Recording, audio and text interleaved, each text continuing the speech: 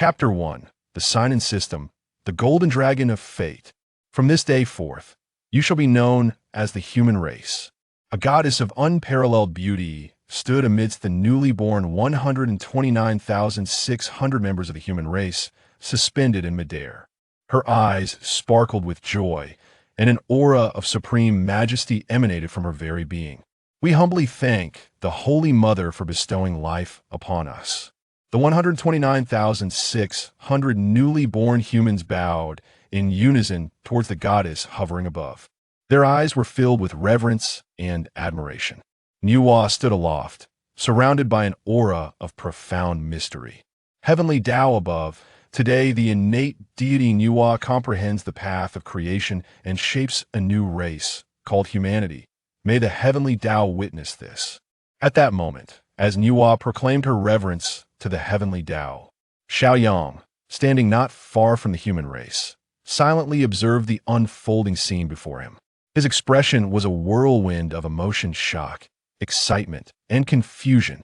He never anticipated that after his demise, he would become what was referred to in his past life as a ghost. Even more surprising was his arrival in this primordial world, witnessing the birth of the human race firsthand. At this moment, Nuwa was manifesting humanity, ascending to the primal realm, achieving the revered status of saint. Yet, Xiaoyang remained an isolated spirit, still just a wandering ghost. He contemplated entering the formless clay of the newly born, yet each time the thought arose, a wave of dread washed over him, as if such an action would surely lead to his demise. Xiaoyang felt an overwhelming sense of reluctance, unwilling to remain a mere ghost. He resented the idea of waiting for reincarnation, to have his memories washed away, and to become oblivious to the cycle of life. He despised the prospect of meeting calamities, encountering malevolent cultivators, and dying defenseless in conflicts. In this realm where immortals and gods coexisted, he yearned to become a celestial being, to ascend as an ancestor, to wander the northern sea at dawn and the Kangwu at dusk. He longed to know what it would be like to be a powerful being, to gaze upon this primordial world with newfound majesty. With newfound determination, Xiaoyang resolved that no matter the cost, he must become a god or immortal. At that moment, a voice, audible only to Xiaoyang, resonated in his ear. The Tao of Heaven's resonance has been detected. The system is absorbing energy, activating now. The human race sign-in system has been successfully activated. Upon activating the system, a novice gift package awaits. As these words echoed, a kaleidoscope of brilliant light erupted before Xiaoyang. The vibrant hues intertwined, forming a system interface visible only to him. The interface was shrouded in haze, with a single point of light flickering, seemingly awaiting Xiaoyang's touch. After a brief moment of contemplation, Xiaoyang extended his finger towards the flickering light. As his fingertip made contact, the haze dissipated, revealing a clear panel before his eyes.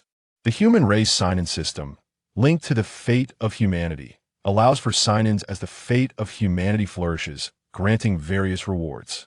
The concise introduction gradually faded away. Then, lines of text appeared on the panel. Current environment detected, automatically matching novice gift package. Congratulations, you have received the novice gift package number 10086.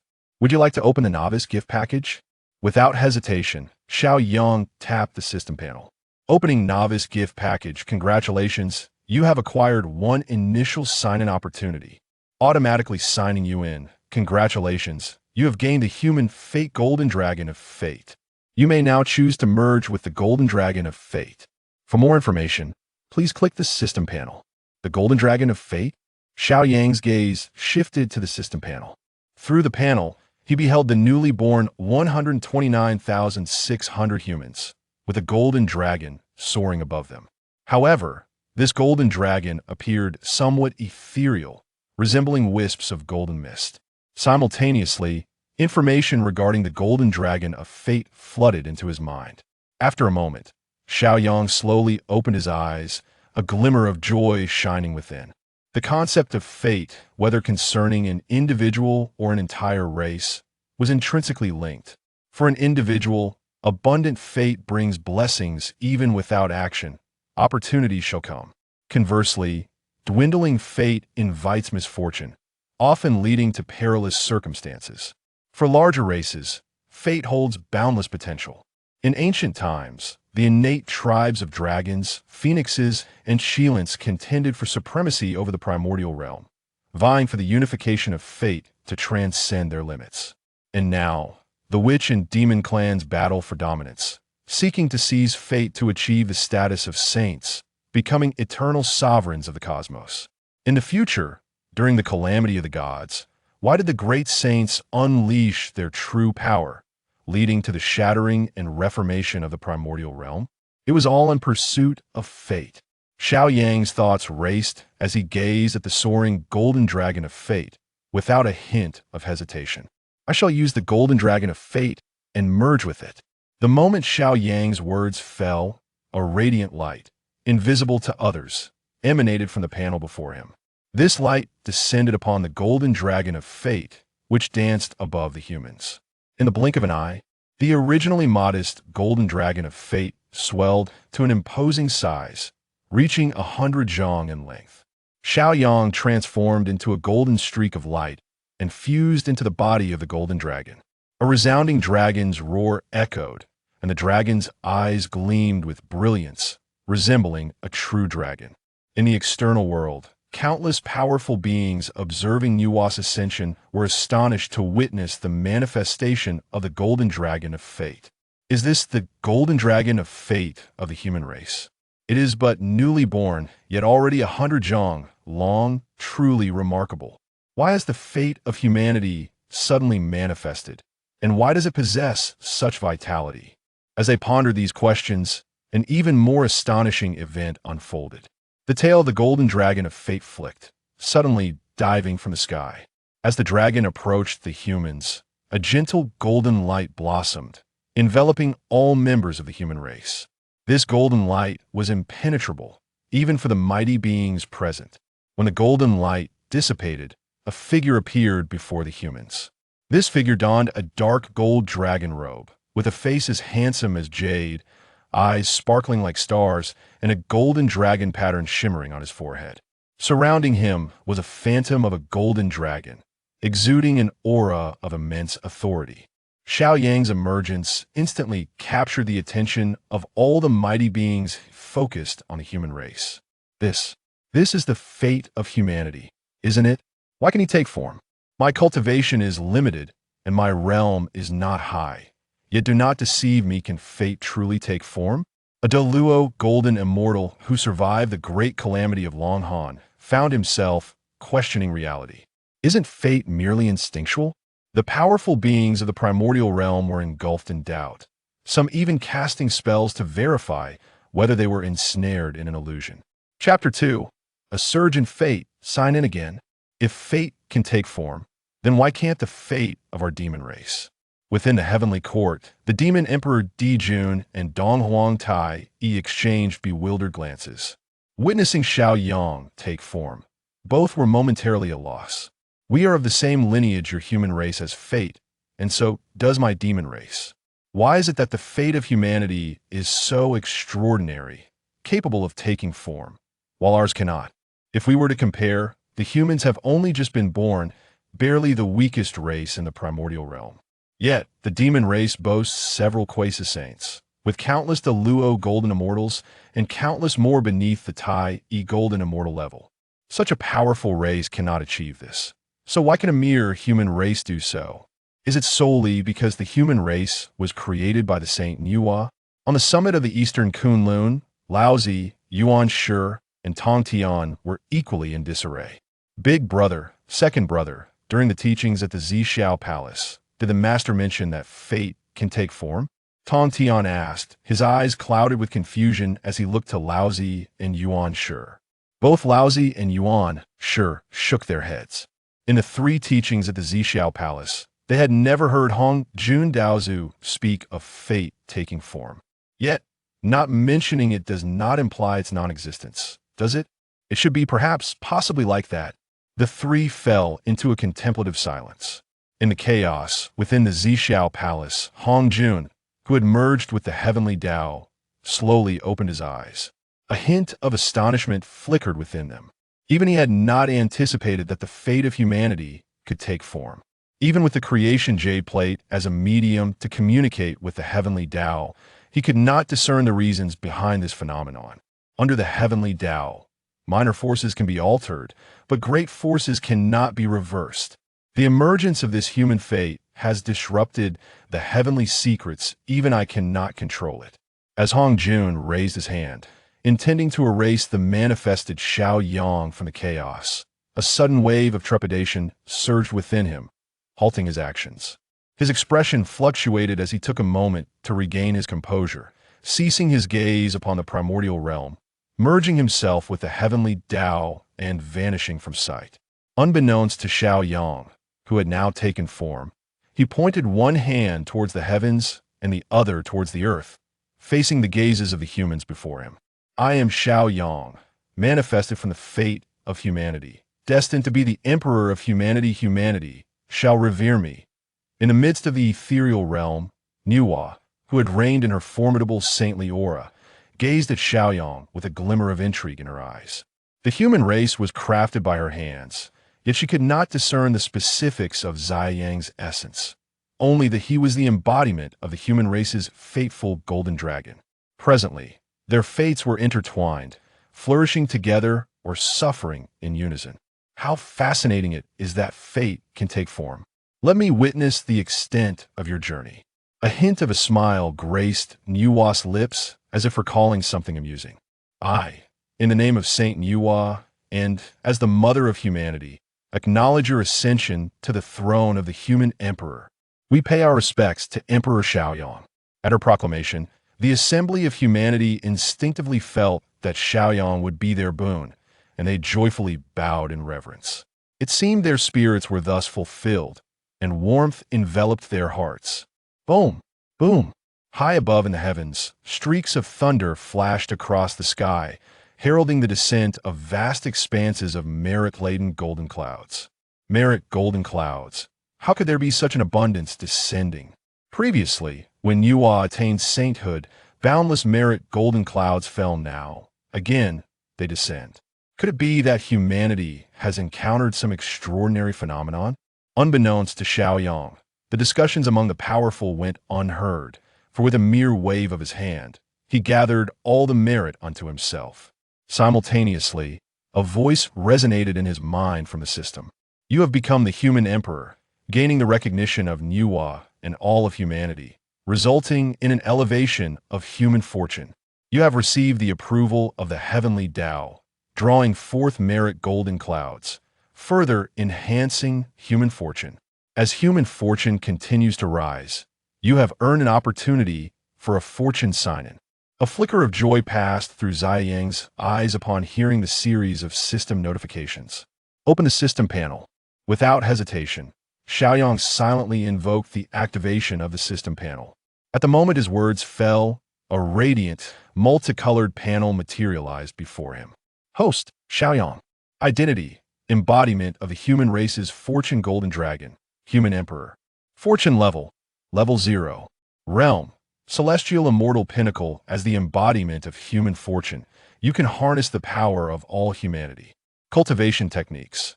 None. As the embodiment of human fortune, you can learn all human techniques and integrate them seamlessly. Items. 900 acres of merit golden clouds. Fortune sign-in attempts. One with the rise of human fortune, sign-in attempts can be gained. System. Proceed with the sign-in. Xiaoyang exhibited no hesitation and immediately initiated the sign-in. At this moment, even with the ability to mobilize the entirety of humanity's strength, he was still merely a celestial immortal. To survive in the primordial world and to lead all humanity to endure, he required greater power. Congratulations on successfully signing in. You have acquired the Divine Essence Body Refinement Scripture, the Upper Prime Royal Court, and the Scripture Transformation Pavilion. Divine Essence Body Refinement Scripture, an ancient body refinement technique created for humanity by the Celestial Court of the Primordial Age. Upper Prime Royal Court, a grand world, a royal court established by the upper celestial court of the past, possessing remarkable wonders. Scripture Transformation Pavilion, a grand world that embodies the mechanisms of heaven and earth, capable of capturing the essence of the Tao and evolving into techniques and divine powers. Would you like to immediately accept the divine essence body refinement scripture and retrieve the upper prime royal court and scripture transformation pavilion?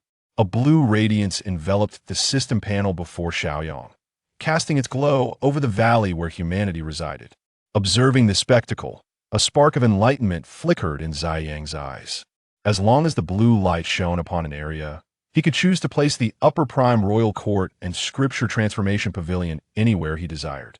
I shall not accept nor retrieve them at this moment. Xiaoyang resolutely declined, for he was not foolish. At present, both Niuwa and the myriad of powerful beings from the primordial realm were keenly observing this place.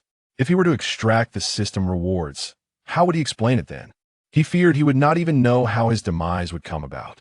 What he needed to do now was to patiently await the unfolding of events.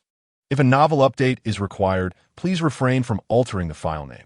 Utilize the open-source star-string downloader version 4 by Xingyu. The open-source repository can be found at https://github.com, Xingyu7mao, novel, downloader, and JT. https://jt.com Xingyu102447mao-novel-downloader. No individual has the authority to restrict your access to this tool, but if someone providing you with download services did not inform you beforehand about how to acquire the tool, please report to the author at xingyvoutlook.com. Title: Rebirth of the Primordial Celestial Lord Author. Yiyikan Meng Tags: Primordial, Immortal Emperor, Xianxia, Time Travel, Fantasy Synopsis, a familiar yet distinct tale of the primordial era. Following a time traveler who traverses the world of the primordial, rescuing Hong Jun from the clutches of the heavenly path, ultimately achieving a supreme existence. There is no need for extensive introduction. Everything awaits your own exploration. You are the protagonist, the exceptional figure navigating the primordial realm, so let your imagination run wild. Word count: 860,000. Book ID: 1654072. Chapter 1. The Time Traveler in the Primordial State of the Universe. Before creation, prologue. Damn it, why? Tell me why. What have I done wrong? Why treat me this way, you bastard? Who do you think you are, Heaven? I refuse to submit to you. Come on, let me see how you continue to toy with my life. On a stormy night, a pitiful man, drenched to the bone, stumbled along a desolate street, clutching a bottle of liquor in his left hand that he mumbled to himself, but his words were too faint to discern. Suddenly he slipped and fell, the muddy water staining his pristine white shirt a murky gray. Sitting there in shock, he suddenly erupted, pointing wildly at the sky and shouting, "My name is Xianyuan Yun, 28 years old. A manager in a foreign enterprise, happily married to a beloved wife, living a warm and fulfilling life. Yet, everything collapsed 3 months ago at the company ball, where I inadvertently discovered the truth that shattered my existence. I found out that my wife, who professed her love for me, was secretly engaging in an affair with my superior. Even after I confronted her, she acted as if nothing was amiss, displaying affection in front of me. My superior brazenly pointed at me during the ball, demanding that I divorce my wife so he could be with her, giving me 1 month to comply, lest I face dire consequences that I could hardly believe it.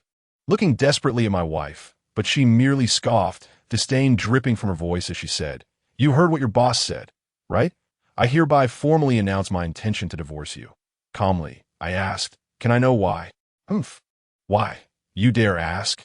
You earn a pittance, not nearly enough to support my lifestyle. To be frank, I am drawn to wealth that I married you for your potential earnings. But after meeting your superior, she nonchalantly kissed my boss and continued, "I realized he is far superior to you.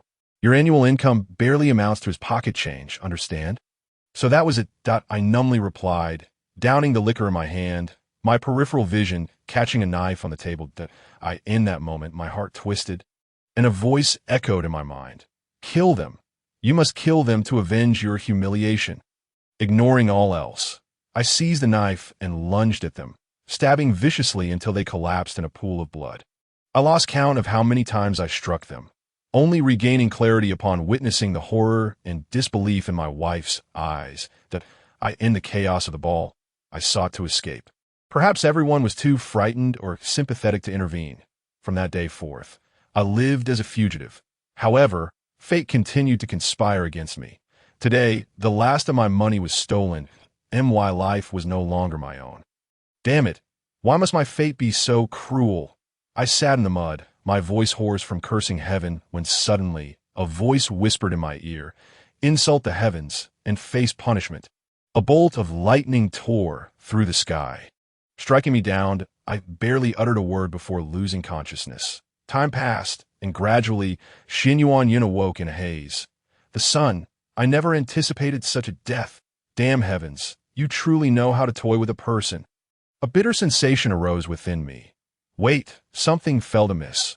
Xin Yuan Yin surveyed his surroundings. It was a gray, misty world filled with swirling gray gas. There was no sky or ground, as if he floated aimlessly in the ether. Nothing existed here. The entire space was suffused with this gray gas. And where's my body? How have I become a mere wisp of gray gas?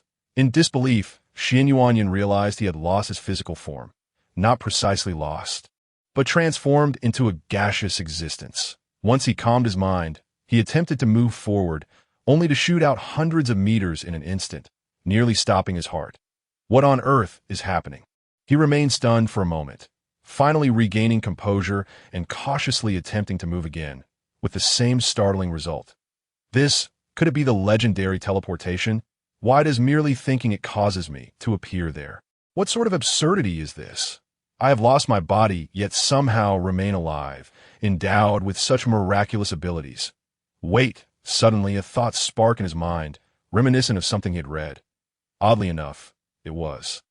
Right, immortality. If I can exist without a physical form and possess these abilities, and this space is unlike the depictions of the underworld, could this be? No way. I can't be that fortunate. Xin Yuanyin was startled by his own deductions. Surely not. I cannot be that lucky. Yet, there seemed no other explanation. His mind spun in denial, unwilling to accept the possibility. How could I be so foolish? After some time, he finally grasped the realization. If I were to test my hypothesis, I would know the answer. The text indicated that one could freely absorb the gray gas. Deciding to act, Xin Yuanyin relaxed his mind, allowing himself to sink into a state of tranquility. Once completely at peace, he envisioned the surrounding gas being drawn towards him, fixing his gaze intently on it. Yet, nothing happened. Had he truly been wrong? Despite preparing for disappointment, he felt a pang of letdown. Never mind, since I am here, I might as well accept it. With a wry smile, he relinquished his whimsical thoughts and gradually drifted into memories, unknowingly falling asleep. Unbeknownst to him, while he slumbered, the previously inert gas began to converge toward him, integrating into his being, forming a thick layer around him like an egg, continuously thickening.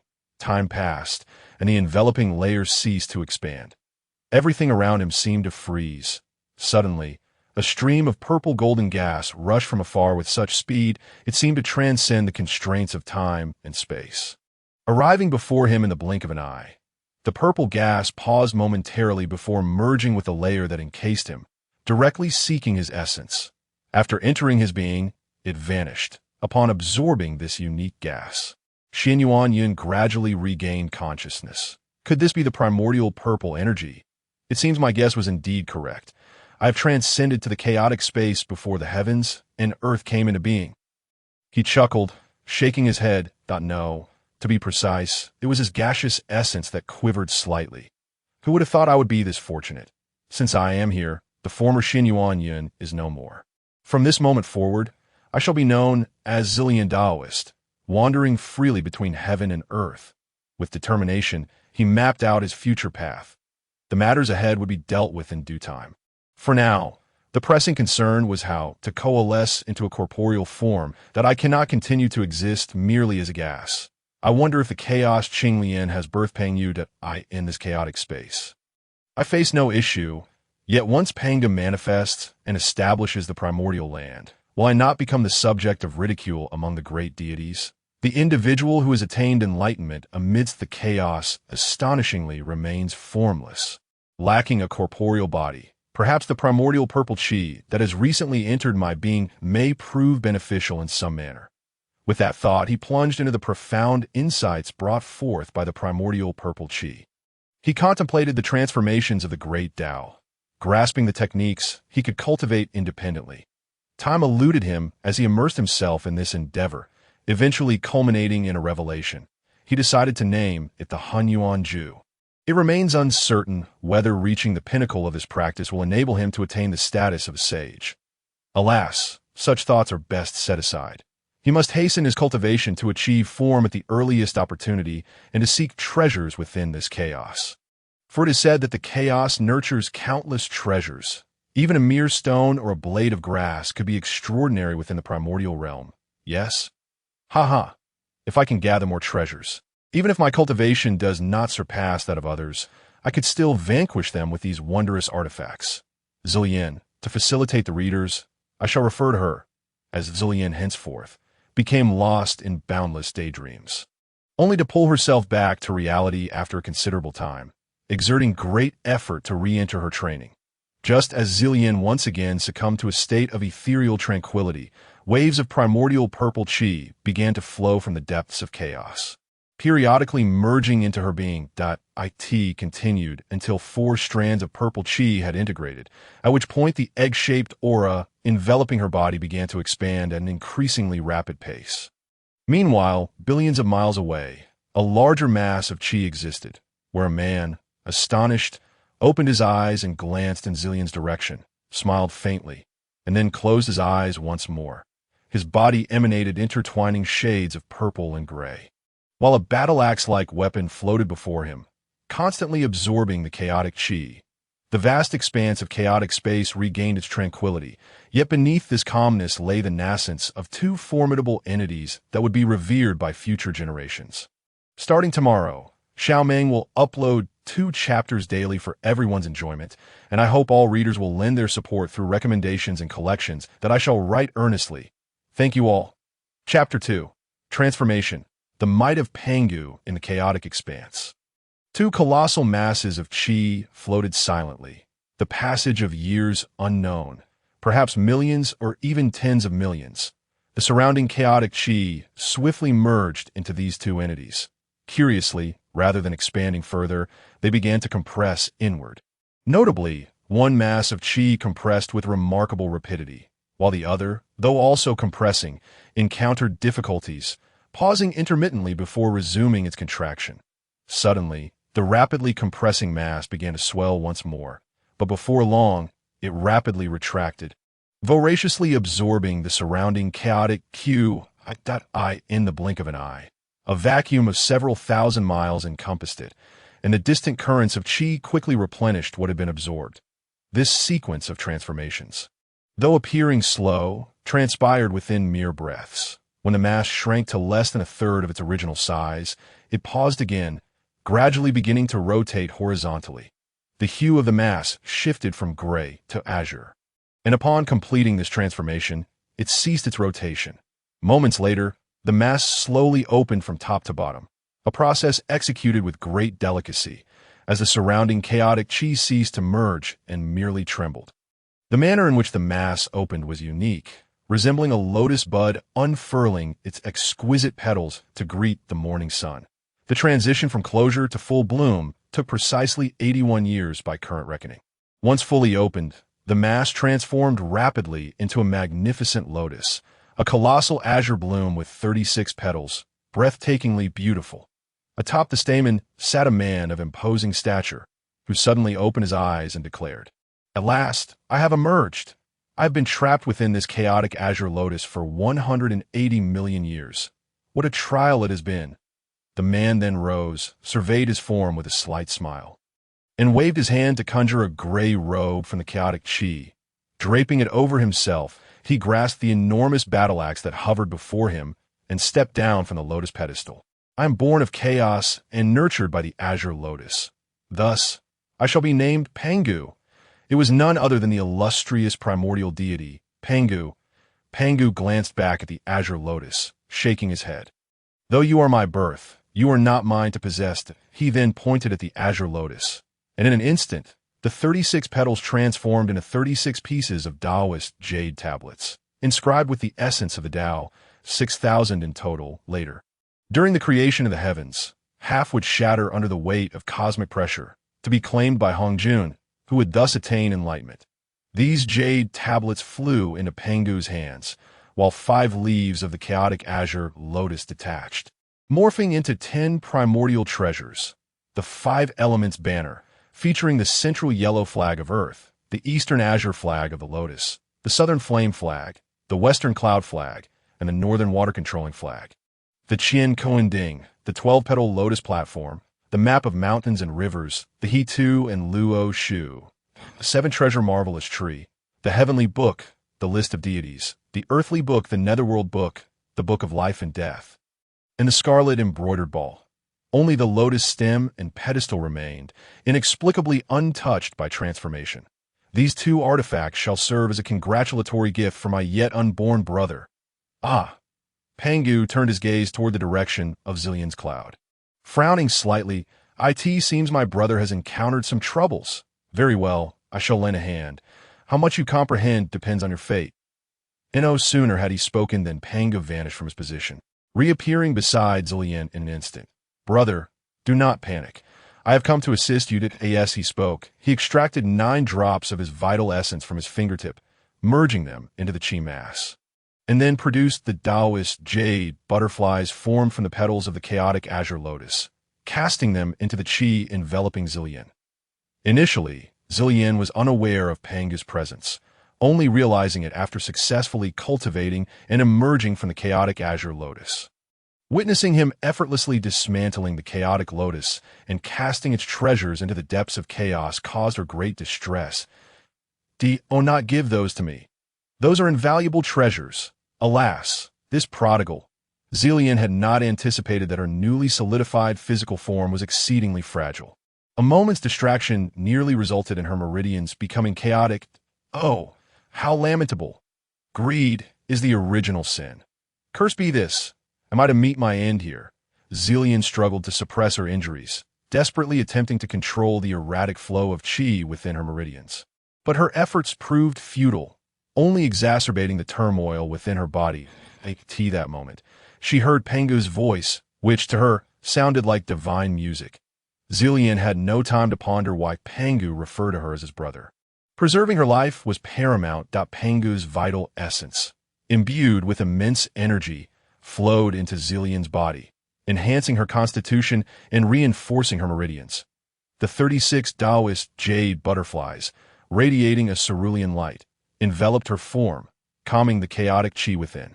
Gradually, Zillion's spirit was liberated, merging with the jade butterflies hovering above her head, striving to comprehend the profound principles of the Tao. However, once her primordial spirit fully integrated with the Taoist jade butterflies, an explosive sensation engulfed her, and Zillion felt as though she had entered a realm woven with silken threads, reminiscent of a silkworm in its cocoon. Each thread represented a profound truth of the Tao. She grasped one thread, endeavoring to unravel its mysteries, but despite her efforts, she found no resolution. The thread appeared to have no beginning, while simultaneously suggesting countless beginnings. Zillion realized that her own cultivation was insufficient. Forcibly attempting to grasp the Tao might lead to the annihilation of her primordial spirit. With no other recourse, she chose to relax and allow events to unfold naturally. It seemed she was safe now. As for whether she would attain enlightenment or to what extent, that was contingent upon her own capabilities. Pengu observed Zillion's expression shift from initial agony to later frustration due to her inability to comprehend, ultimately settling into a state of tranquility as she surrendered to the flow. He nodded and remarked, "It appears this retreat will take quite some time." "Perfect. I shall use this opportunity to forge a few items as a meeting gift for him, ensuring he possesses something to safeguard his life in the future." Pengu glanced at the massive axe in his hand. "I shall refrain from revealing everything to him for now. No need to evoke unnecessary sorrow. Even if I were to tell him, what difference would it make? That which is destined will inevitably come." Pengu shook his head and, sitting in mid-air, took out the remaining lotus platform from the evolutionary Qinglian. After pondering for a moment, he began to forge magical artifacts for the Purple Lotus. Chapter 3. Breaking Through and Recognizing Brother's Celestial Rank. Earth Immortal. Those who have just ascended to the celestial realm are classified as Earth Immortals, excluding land gods and mountain deities. This level was established after Zhongzia's deification, specifically after when Zhong, the Grandmaster, ascended to become the god of thunder. Heavenly Immortal. Generally, beings in the primordial realm who have comprehended the Tao are considered heavenly immortals before advancing further. Golden Immortal. This represents a watershed. Only those who reach this level are qualified to pursue even higher positions. If one fails to achieve Golden Immortal status, they might as well await their demise. 9 Heavens Mysterious Immortal. Those who attain this level need not fear death through transformation, barring self-inflicted or externally caused demise. Celestial Immortal of the Heavenly Realm. Reaching this level is no small feat. Such individuals are regarded as upper-middle-tier figures among the various factions of the primordial world, with notable representatives like Yuan, the Immortal of One Qi, Great Luo, Golden Immortal.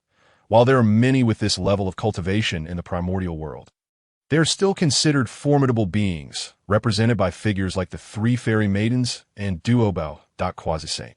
Those of this level are among the elite in the world, teeming with experts, as long as they do not provoke saints or the heavenly Tao. They can traverse the world with impunity. Notable representatives include Kong Xian, Ran Deng, Ming He, and Zhen Yuanzi, who is hailed as the ancestor of Earth Immortals, saint, an utterly formidable existence, reputed to be impervious to all evil, untouched by myriad laws, and immortal. The Primordial Saint or Great Luo Golden Immortal is invincible as long as they do not provoke Hong Jun into taking lethal action. Notable figures include Taiji Shangren, Lao Jun, Yuqing Shangren, and Tongtian Shangren. Hong Jun is an anomaly. Although his cultivation surpasses that of several saints, he is forever limited by his fusion with the heavenly Tao and the need to complete the heavenly number. Above the saints lies another tier, the primordial Wuji Taishang Saint, who transcends the heavenly Tao and comprehends the great Tao.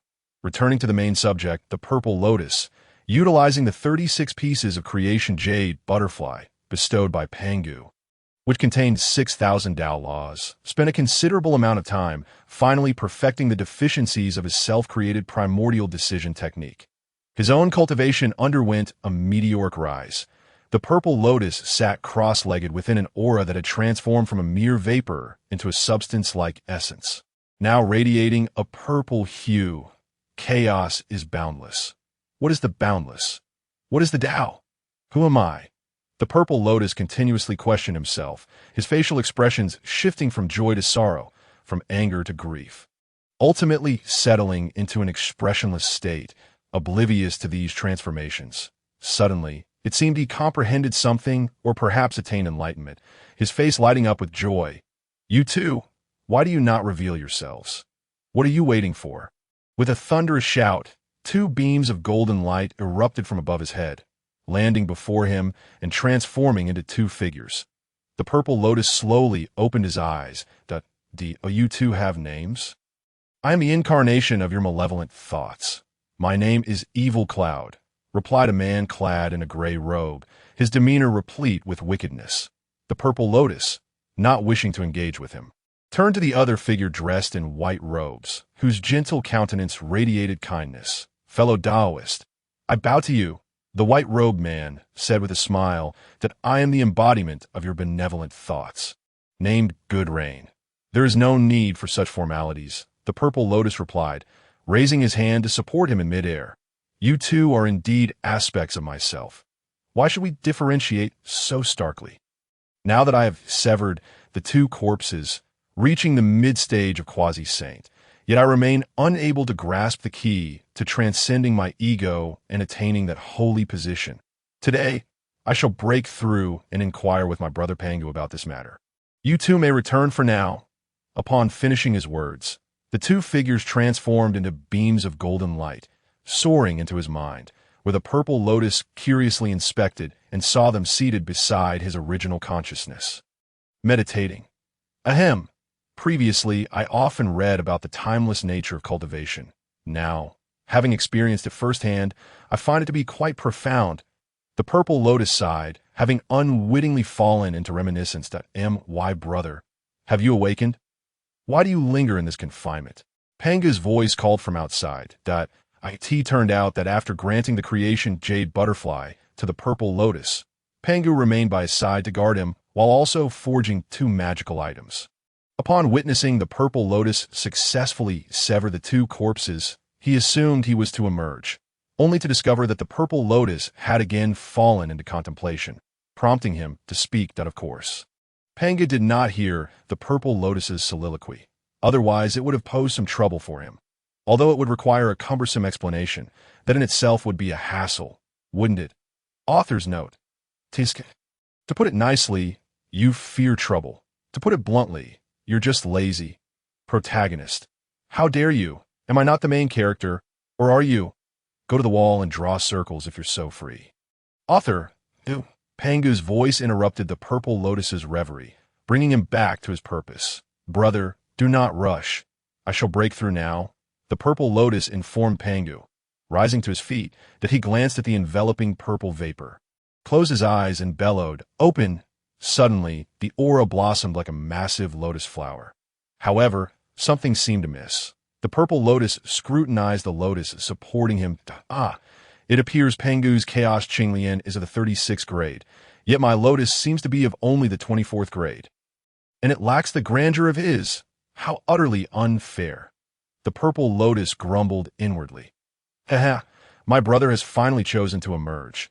These years have left me quite lonely, Pangu joyfully remarked upon witnessing the purple lotus's breakthrough. The purple lotus looked up at Pangu, whose thick brows and large eyes exuded a robust masculinity. Yet he felt an inexplicable sense of familiarity with Pangu, akin to a blood bond. Pangu, perhaps sensing the purple lotus's confusion, explained the Chaos Qinglian that birthed me and the Hongming purple lotus that birthed you are both spiritual entities born from the foundation of chaos, originally one since I emerged before you. I'm the elder brother, and you are the younger brother. Upon hearing Panga's words, the purple lotus's mind buzzed. How had he become Panga's younger brother? It seemed, as far as he recalled, that Pangu had no siblings in the tales. Had his arrival altered something? Never mind. He thought that my lotus is called Hongming Purple Lotus. Such a name surely signifies a remarkable treasure. Though it may not rival the Chaos Qinglian, it is certainly not far behind. So it is. But brother, for your willingness to guard me, please allow me to pay my respects. The purple lotus began to bow. Enough. There is no need for such formalities between brothers. Besides, I bear responsibility too. Pangu hurriedly interjected. Had I not made such a commotion upon my emergence, you would not have nearly fallen into a trance, Pangu explained, a hint of embarrassment evident as he adjusted his hair. Do not blame my brother. It was my own lack of skill that led to such a blunder. All right. Let's not be so formal, brother. By the way, during your cultivation, I forged 2 items for you. Consider them a gift to celebrate your emergence. Pangu waved his hand, revealing the 2 items that captured the purple lotus's attention. The purple lotus examined the 2 artifacts hovering above him. He was immediately taken aback. Top continued. Please continue to support, and thank you all for your collections and recommendations.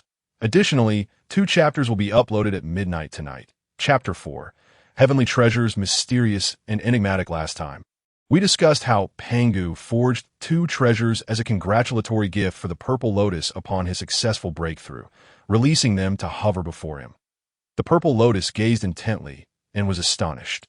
He extended his hand, and the first item to land his grasp was a pagoda radiating a verdant glow, featuring 9 layers and 6 corners, with a gray wind chime hanging from each corner. The pagoda is named Qiankuan, a 9-layered 6-cornered structure, transformed from the lotus platform of the Chaos Qinglian. It took me 81 years of refining with my Chaos Primordial fire to complete it. Upon its completion, it was further purified by the Hongming purple lightning for 81 days, absorbing countless chaotic energies. The 54 wind chimes are manifestations of chaotic energy, capable of both offense and defense. The Qiankuan pagoda can reverse the cosmos. Even my axe would struggle to breach its defenses. Pangu elaborated beside the purple lotus, As the purple lotus listened to Panga's explanation, he held the pagoda with great affection. This is truly remarkable. In this primordial world, there are many formidable beings. Those great deities are not to be trifled with. I have just severed 2 corpses, and while I appear powerful as a quasi-saint, I'm still uncertain when I can transcend my ego and attain the holy position. Sigh. When I read that beneath the saint, all are but ants, I thought it was an exaggeration, believing the difference to be trivial. I thought that with a heavenly treasure, I could still defeat a saint. Yet now, having achieved quasi-saint status, I realize how naive and ignorant that perspective was. The purple lotus contemplated the pagoda, and Pangu's voice echoed in his ears once more. Enough. Let's not dwell on this any longer. There will be ample time in the future. Instead, behold the other treasure I have prepared for you. Pangu chuckled. Please forgive me for making you laugh. Zillion shyly smiled at Pangu. Not at all. Here, this is the second gift I have prepared for you. With a wave of his hand, another object descended from the heavens, transforming into a streak of light that landed in Zillion's palm. It was a gray sword, subtly radiating an aura of dominance. The sheer power emanating from it left Zillion astounded.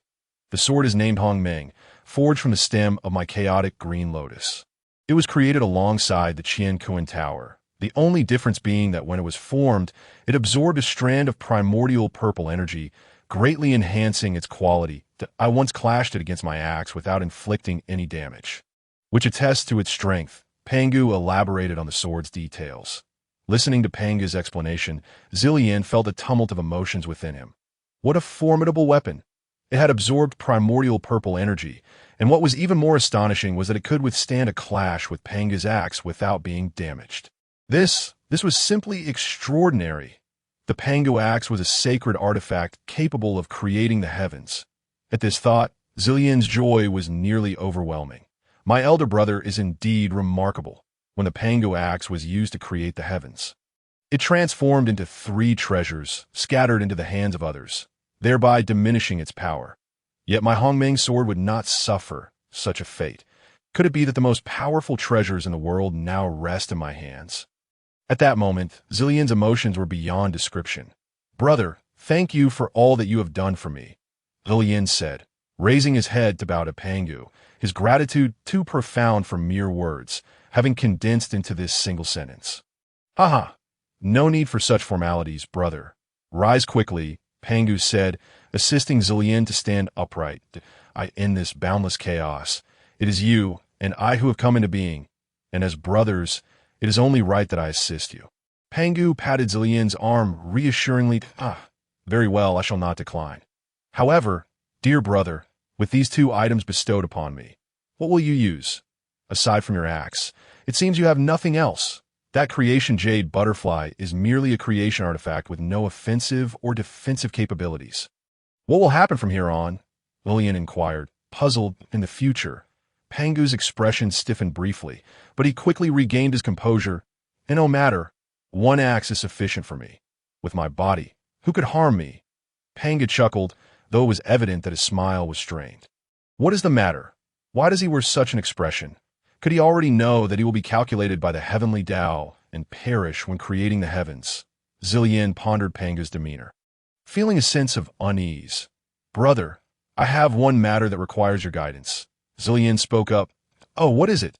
Speak freely, Pangu said, looking at him with curiosity. What is the self? When I sever my 2 corpses and became a quasi-saint, why, despite having remaining strength, could I not comprehend the self? Zillion contemplated before asking. The self is the Tao, Pangu replied, tapping Zillion's forehead with his finger. Take your time to understand. Do not rush. The path of the Tao cannot be hastened. Zillion listened to Pangu's words, still not fully comprehending, but he did not press further. Pangu was right. Understanding the Tao is a matter of spontaneity. If one rushes, it only leads to a decline and a greater distance from a truth. I understand now. Thank you for your teachings, brother. May I ask, what realm are you currently in? Why can I not see through your power? Have you attained the fruit of sainthood? Zillion gazed at Pangu, inquiring. Do you think attaining sainthood is so simple? I have merely come into existence slightly earlier than you. how could I have achieved sainthood? As for your inability to perceive my power, it is because I walk the path of proving the Tao through strength, which is inherently superior to and why cultivation is indeed exceptional. Yet I am merely in the late quasi-saint stage, not significantly stronger than you in the mid-quasi-saint stage. Pengu explained with a laugh. Ah, I see. That is why I could not perceive your cultivation, Zillian replied, feeling a bit vexed. Enough, brother, do not lose heart. One day you will become a saint. However, I have one request that you must adhere to.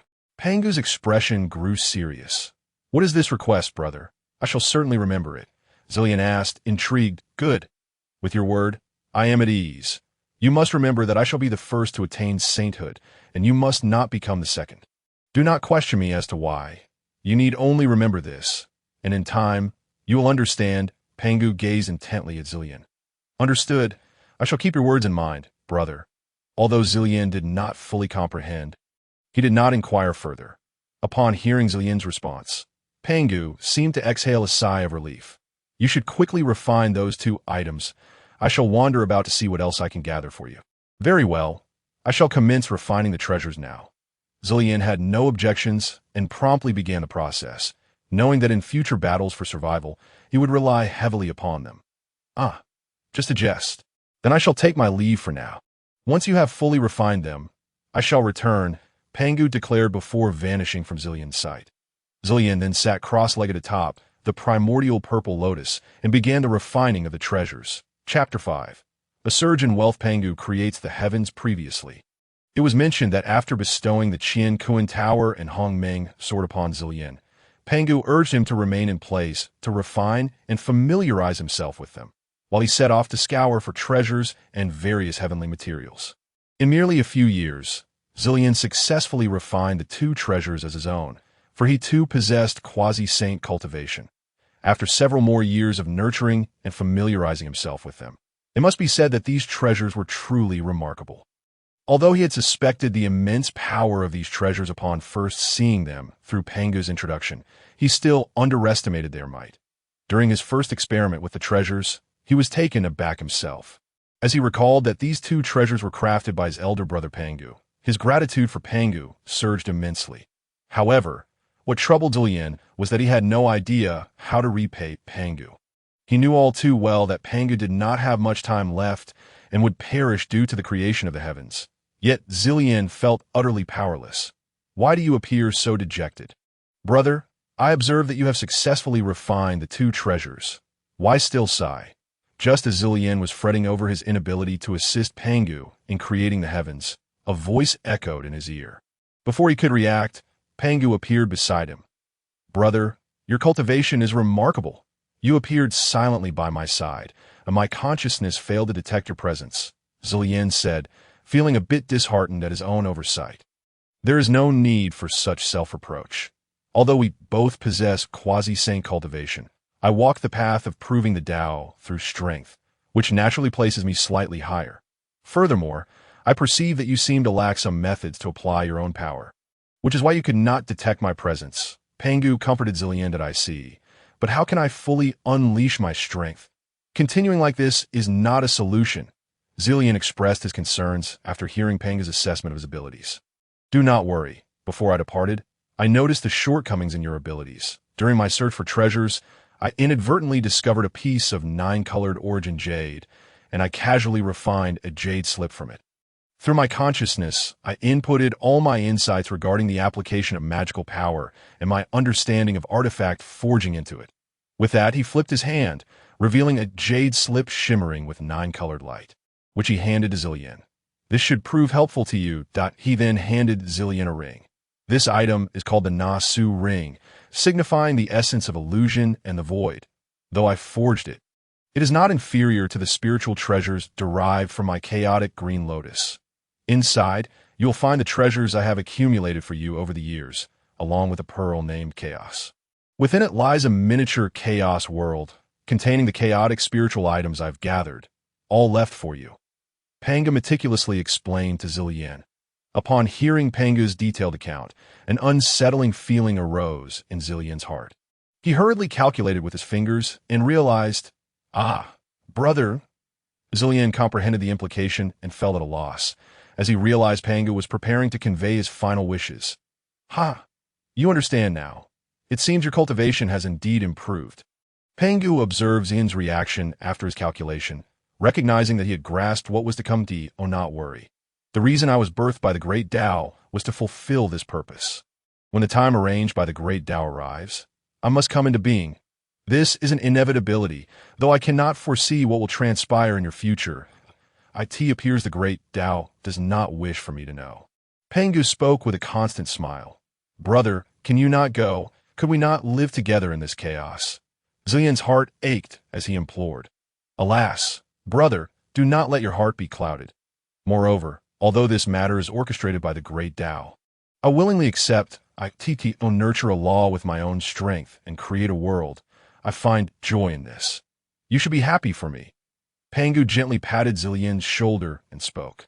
Your path diverges from mine. You undoubtedly bear your own responsibilities, though the time has yet to reveal them. However, remember this. I have declared myself the first to attain sanctity. You must not aspire to be the second. Moreover, you have a master. Pangu consoled Zillian. Yes, do not inquire who I am.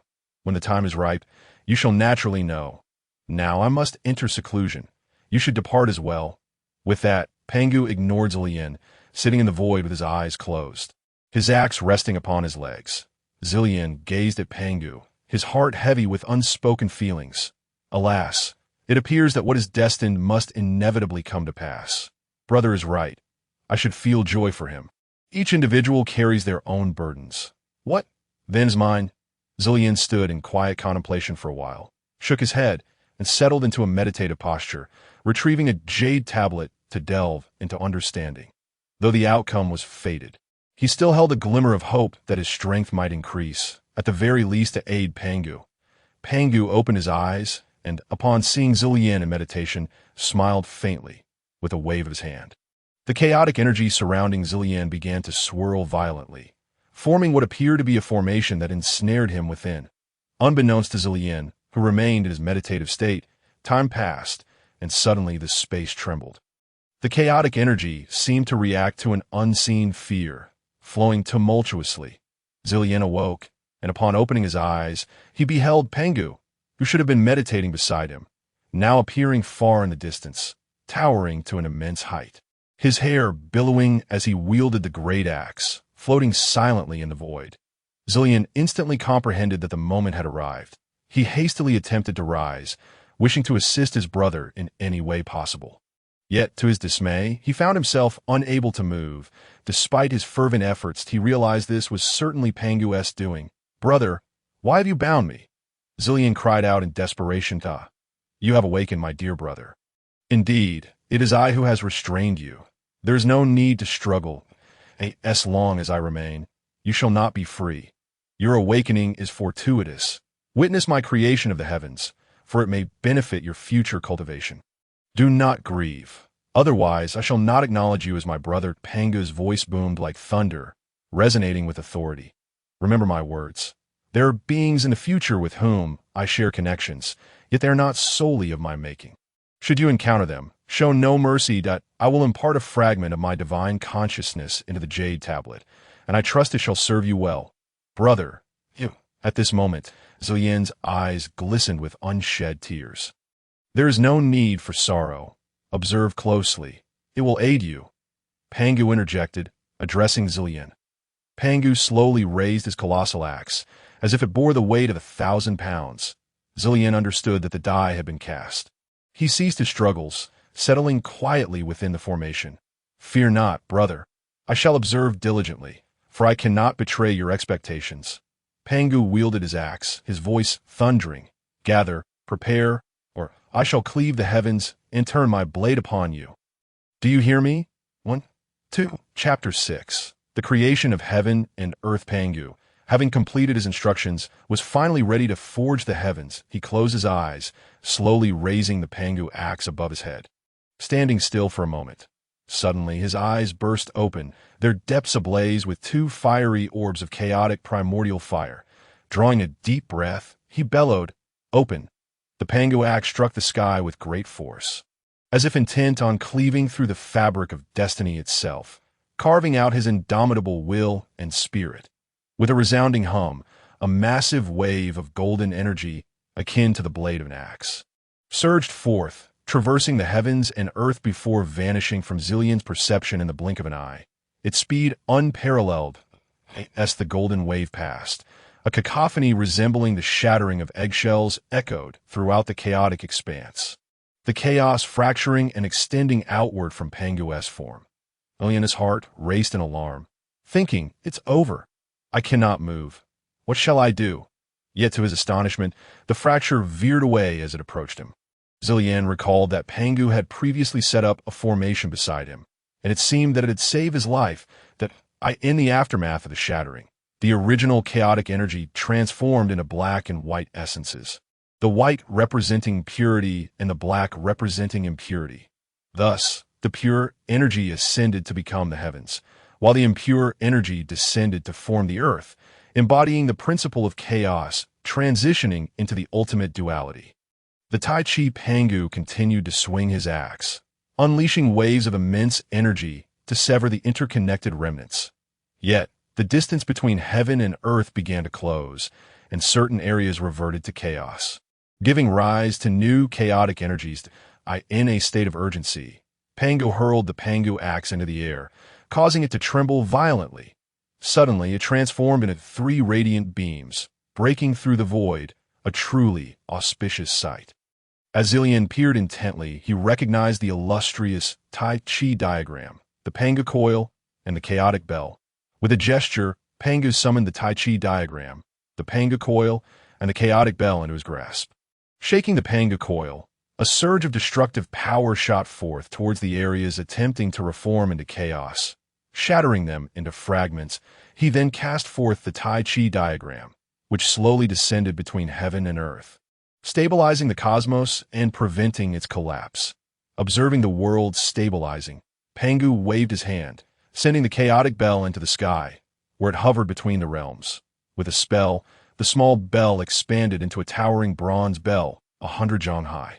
Pangu struck the bell thrice, and with each resounding clang, waves of pale yellow light radiated outward, further solidifying the form of heaven and earth.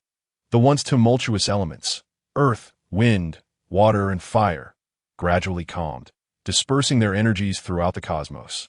The space began to reveal a faint Tai Chi pattern, with the interplay of yin and yang manifesting, the 4 symbols and 8 trigrams evolving, and the principles of the 5 elements emerging. The outlines of heaven and earth grew increasingly distinct, and the illusory images of yin and yang gradually dissolved into the void. Zillion felt a twinge of sorrow, for he understood that the path of heaven had finally taken shape. The laws of heaven establishing themselves through Pangu's hands, the profound truths that had lain dormant since the chaos began to unfold in the primordial world and beyond, the cycles of cause and effect, the entanglements of right and wrong, would henceforth ensnare all beings, save for the saints, under the governance of the heavenly laws that would oversee the world painstakingly carved out by Pangu. Zillion bore witness to the unfolding of creation.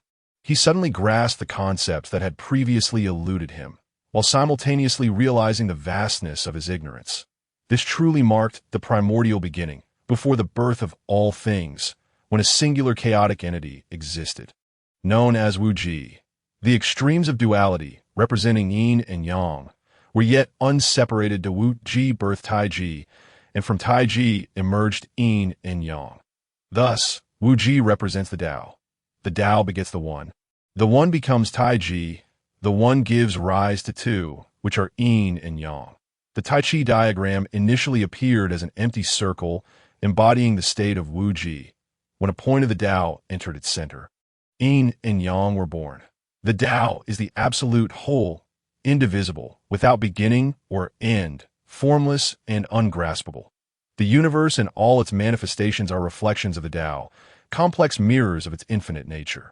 Though the heavens and earth crafted by Pangu had taken form, they remained unstable.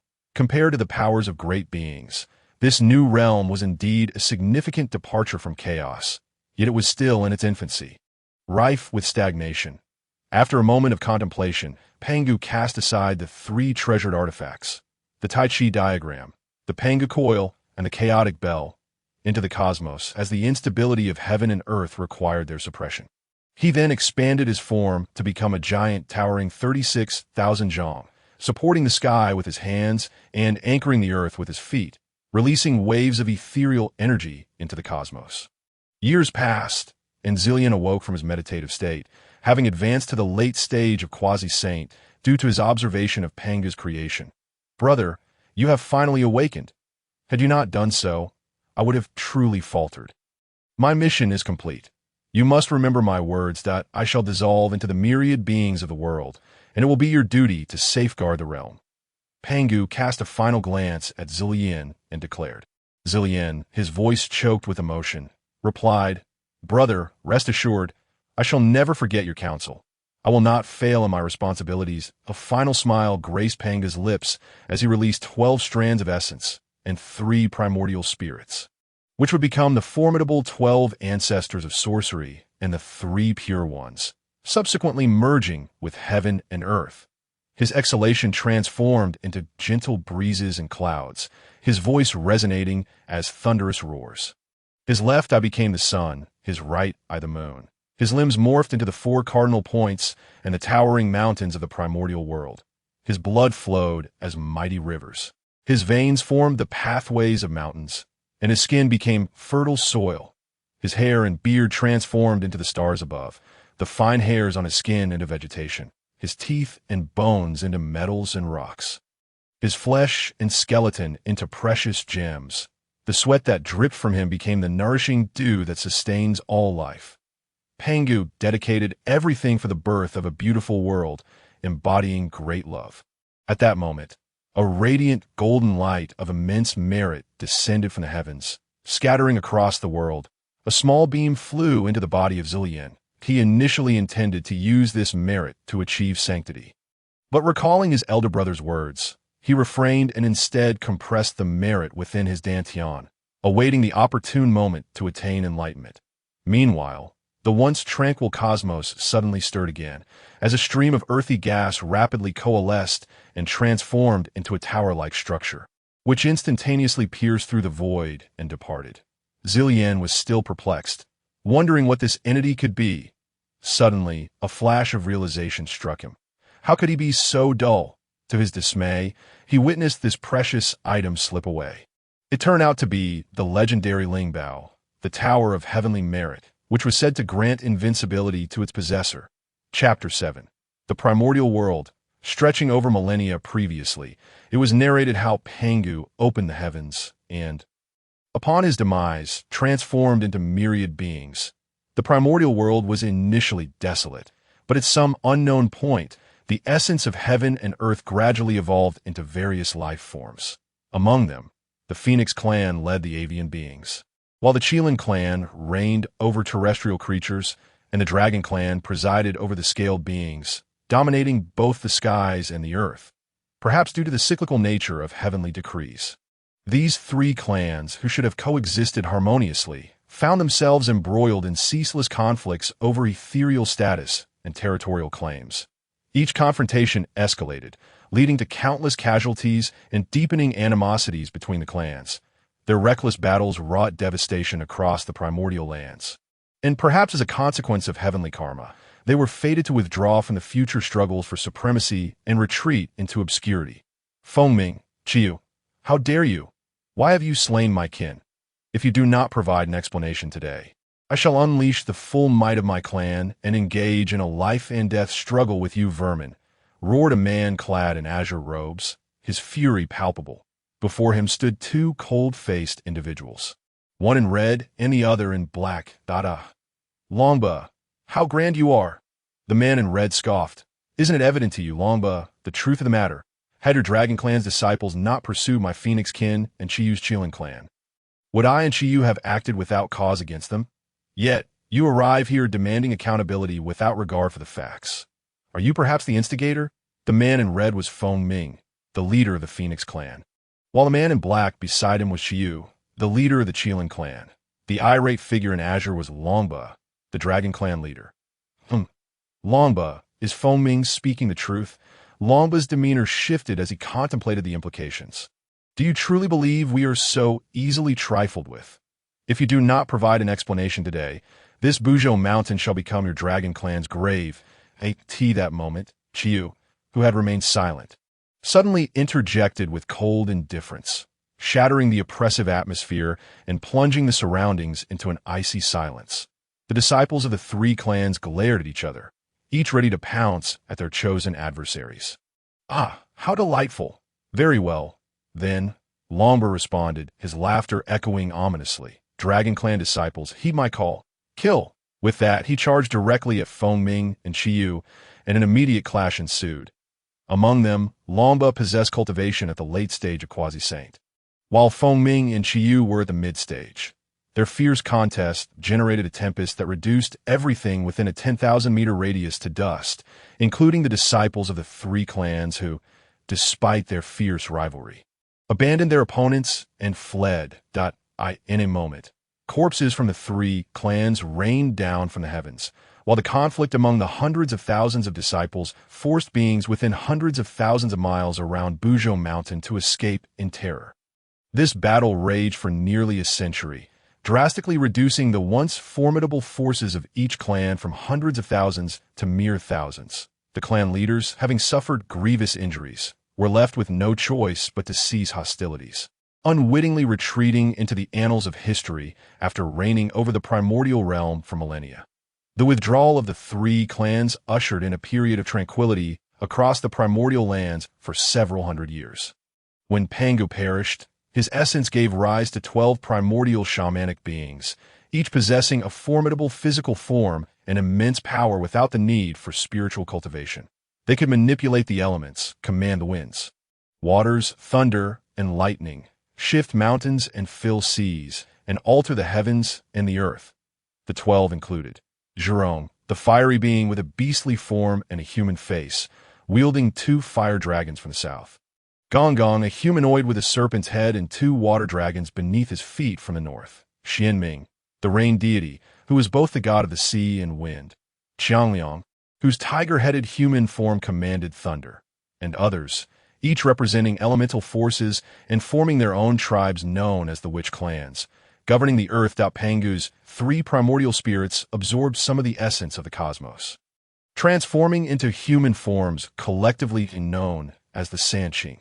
They resided atop Kunlun Mountain, engaging in secluded cultivation, indifferent to worldly affairs. From Pangu's eyes, 2 beings emerged on the sun, both born of true solar fire.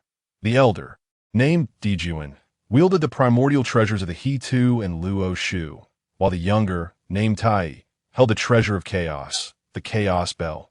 Unaware of its name, it was dubbed the Eastern Emperor Bell, leading to the moniker Dongwang Tai. Together, they forged a banner to summon demons, establishing the heavenly demon palace and gradually asserting dominion over the skies. That in the North Sea dwelled a colossal fish named Kun, whose size was unfathomable. It transformed into a bird called Peng, whose wings stretched across the heavens. With a powerful flight, it traversed to the southern sea, known as the Heavenly Pool, earning the title of the Demon Master Kuanpeng and retreating to the cold palace in the North Sea for cultivation. On the spine of Pangu, the renowned siblings Fushi and Yuhua were born, both possessing human forms with serpent tails and reaching the mid-stage of quasi-saintly cultivation, although belonging to the demon race. They disregarded the authority of the 2 emperors of the Heavenly Demon Palace, choosing instead to live and cultivate on Buzhou Mountain. Others of great power included Xinyuanzi from Wuzhuang Temple, the benevolent Hongyun, and the 2 figures Jin and Juni, who emerged from the 12-petal golden lotus and the Bodhi tree in the west, each engaging in their own profound cultivation. In the realm between heaven and earth existed an essence known as the primordial qi. Observing Pangu's creation, one attained human form through spiritual enlightenment and subsequently sought the shattered Taoist jade butterfly in the West Kunlun, culminating in the realization of the Tao and becoming the true immortal Hongjun. His poetry attests to this. High upon the clouds, I recline on a lotus. Comprehending the true nature of heaven and earth, I shall impart the teachings of Pangu, giving rise to the Tai Chi. the two forms and the four symbols, following the Tao to convey the three friends and two teachings, leading the myriad gates of the Xianmen, all unified as one, transforming into Hongjun. In an instant, the various deities emerged, heralding the onset of chaos in the primordial realm. Chapter 8. The emergence of Zillian and the ascension of Hongjun. Previously, it was mentioned how the three clans withdrew and the deities began to manifest. In the far eastern reaches of the primordial realm lay a vast ocean known as the Eastern Sea, boundless and tumultuous, perpetually lashed by fierce winds. A million miles from the mainland, there existed a zone of prohibition, shrouded in gray clouds year-round. Strangely, despite their ethereal lightness, these clouds remained unmoving against winds of tremendous power, forming a vast expanse where any being that ventured inside either returned inexplicably or, if unfortunate, became trapped like a spirit-locking array, perishing as they depleted their essence. Over time, this place became universally acknowledged as a forbidden zone, and no one dared approach the Lig. I heard Linger say, "You were in seclusion?" "It's only been a few days. How have you emerged?" queried a water spirit with a shrimp head and human body, addressing another figure clad in a turtle shell. "Old blind, you know my character well. If you ask me to meditate, I'll just doze off, unable to cultivate it all. So I decided to come out," replied the man named Li Ji, scratching his bald head, "that I knew you lacked patience." To be honest, the shrimp-headed man spoke these words, then suddenly fell silent, his expression one of terror as he gazed toward the area deemed a forbidden zone by various beings. Lig, puzzled by his abrupt silence, turned around only to be stunned by the changes occurring in the forbidden zone. Before his eyes, the once motionless gray clouds began to churn violently, as if inadvertently provoked by some unseen force. Gradually, these gray clouds coalesced into a form reminiscent of a tornado, relentlessly sucking in the surrounding spiritual energy at an ever-increasing pace, expanding to a radius of 100 miles, then 1,000. And finally, after reaching a span of 10,000 miles, it began to slow. Yet the tornado-like clouds remained unaltered, persisting in their tumultuous state. Day passed into night. One day turned into two, then three. A month slipped by. And in the blink of an eye, 3 months had elapsed. The phenomena over the Eastern Sea had drawn the attention of several powerful entities from the primordial realm. The first to arrive on the scene were two figures. One was the ancestral shaman of space and speed, one of the 12 ancestor shamans. The other was the renowned demon master Kunpeng, famed for soaring 90,000 miles with a single flap of his wings. Following them were the three pure ones: Tai, Emperor Jun, the siblings Fushi and Yuhua, and others, who gathered at the periphery of the energy vortex. After exchanging pleasantries, they sat upon the clouds, quietly awaiting developments. As 6 months passed, the crowd showed no signs of dispersing. Rather, their enthusiasm grew ever more fervent. Suddenly, the previously inert tornado-like clouds began to compress inward with alarming rapidity.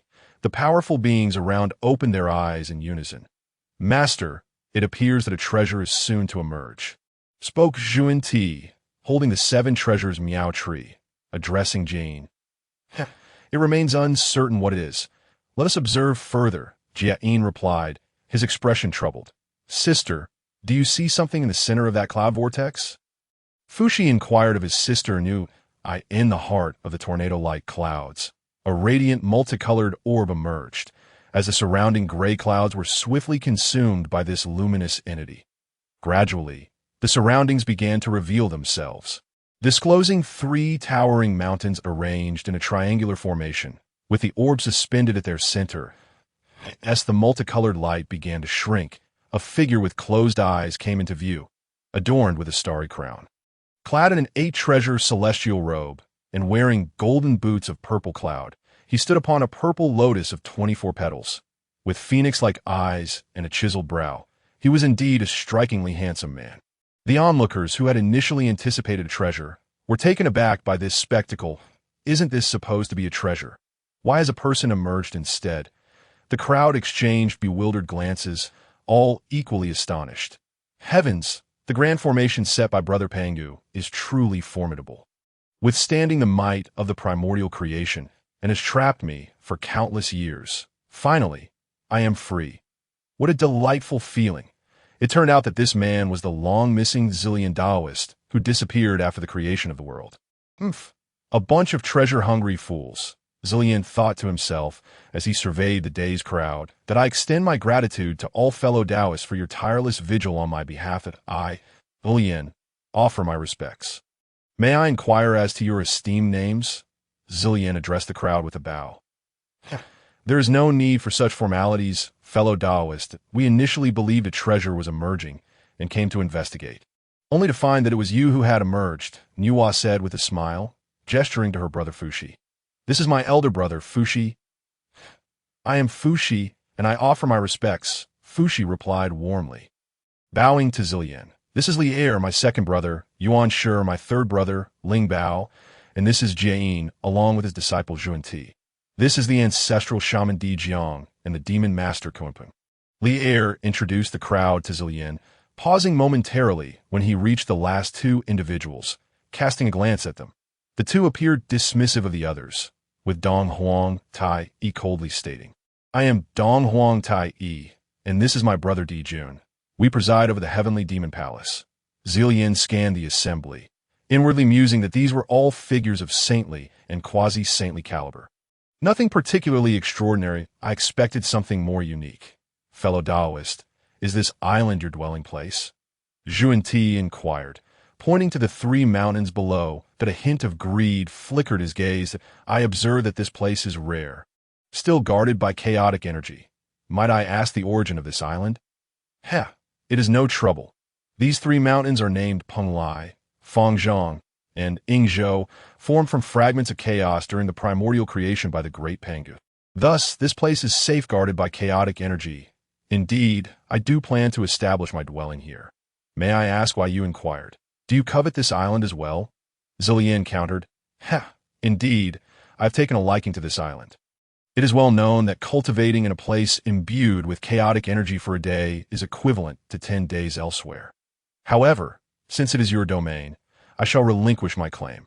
I apologize for my earlier indiscretion and hope for your understanding, Zhuan Ti said with a slight bow. Zillion was taken aback by Zhuan Ti's courteous demeanor. Was he not known for his unscrupulousness? Yet, Dong Huang Tai did not seem to be a good-natured individual, Zillion thought to himself. Just then, a voice startled everyone, filling them with in that moment. Zillion suddenly comprehended what Pangu had meant when he spoke of his master. Chapter 9. The struggle for position in the Purple Cloud Palace. As the previous tale recounted Zillion's emergence, the awakening of a voice sent shockwaves through the realm.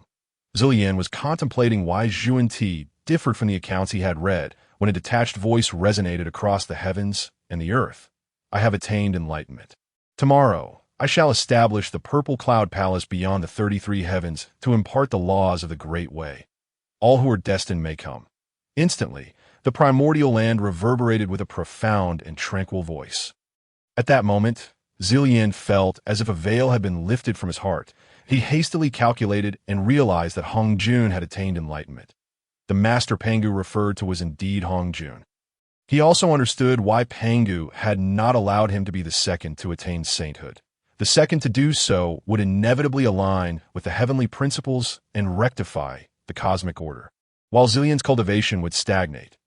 Pangu was planning for Zillion's future. Unbeknownst to him, Zillion's eyes grew moist.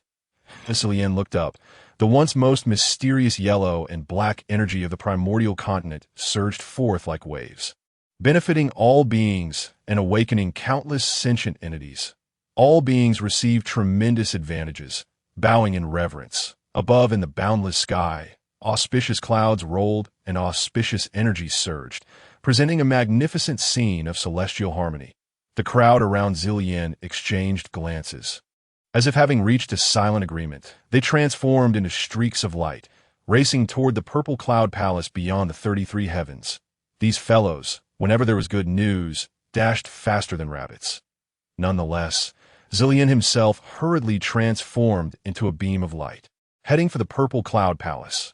Yet, the Purple Cloud Palace, a place where saints imparted teachings, was not something ordinary individuals could access. Only the worthy could enter. Despite Zillian possessing late-stage quasi-saint cultivation, it took only a few moments to reach the 33 heavens. He found himself in a vast expanse, reminiscent of the pre-creation chaos, yet lacking the stabilizing chaotic energy, instead filled with rampant chaotic currents. The atmosphere was ethereal and desolate. This was Zillian's foremost impression of the area beyond the 33 heavens. Although he had arrived, he was uncertain of the exact location of the Purple Cloud Palace amidst the boundless expanse, for while Hongjun had mentioned it was here, he had not specified where. With no other choice, Zillian resolved to search gradually. Just as Zillian was pondering his direction, a glimmer caught his eye, revealing an ancient structure with gray brick walls in the distance as he approached. It resembled a Taoist temple. The temple was not particularly large, lacking a door. Instead, there was merely a rectangular frame where a door should be, with a plaque hanging above inscribed with 3 large characters, Purple Cloud Palace. Before the Purple Cloud Palace, a series of stone steps spiraled downward, embodying the essence of simplicity. Zillian stood at the entrance, reflecting on the profoundness of the place, ascending the steps while contemplating the forthcoming events. Hoping not to let others seize the opportunity too quickly, at the very least, he wanted to secure a spot as an inner disciple. After all, he had traversed from the future. His knowledge of certain matters exceeded theirs. That was his advantage. Upon entering the Purple Cloud Palace, Zillian observed a modestly arranged courtyard, where several figures stood sparsely at the forefront. A small raised platform held an empty mat, flanked by 2 white-clad youths. Presumably designated for Hongjun, in front of the platform were 7 vacant positions, unoccupied by anyone. Upon noticing this, Zillian immediately understood that these 7 mats represented the seats of the saints. Originally, there should have been 6. But due to the emergence of his variable status, an additional seat had been added. Zillian couldn't help but marvel at Hongjun's foresight, recognizing that while the distinction between quasi-saint and saint was merely a step apart, it was as vast as heaven and earth. As the individuals in the courtyard noticed another arrival, they approached in unison to pay their respects.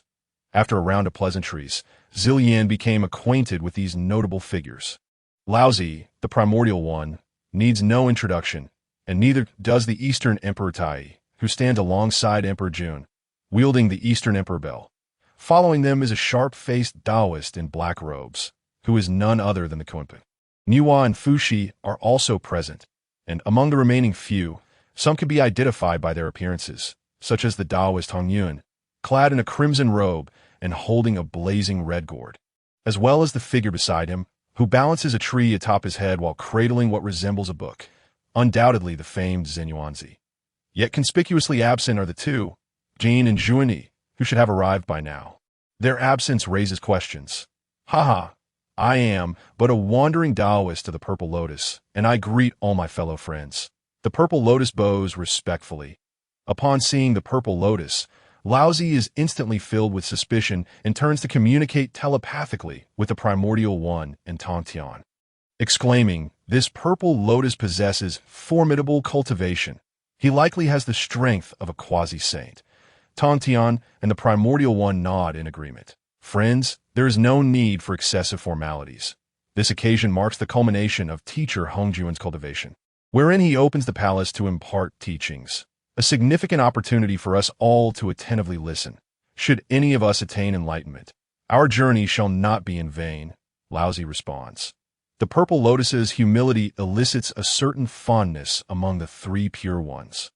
However, the Eastern Emperor Tai and Emperor Jun merely remark, "Greetings, fellow Taoist." Their arrogance far exceeds their abilities. The Purple Lotus muses, Hongyun and Zenyuanzi, ever the amiable ones, step forward in unison, saying, "Friend, you have arrived just in time. There will be a good position for you." The group is about to engage in further conversation when suddenly a young attendant on the platform announces the teacher is about to begin his lecture. All friends should take their seats and refrain from making noise. Upon hearing this, everyone turns their gaze to the 7 seats that it is clear to all that the closer one sits to the front.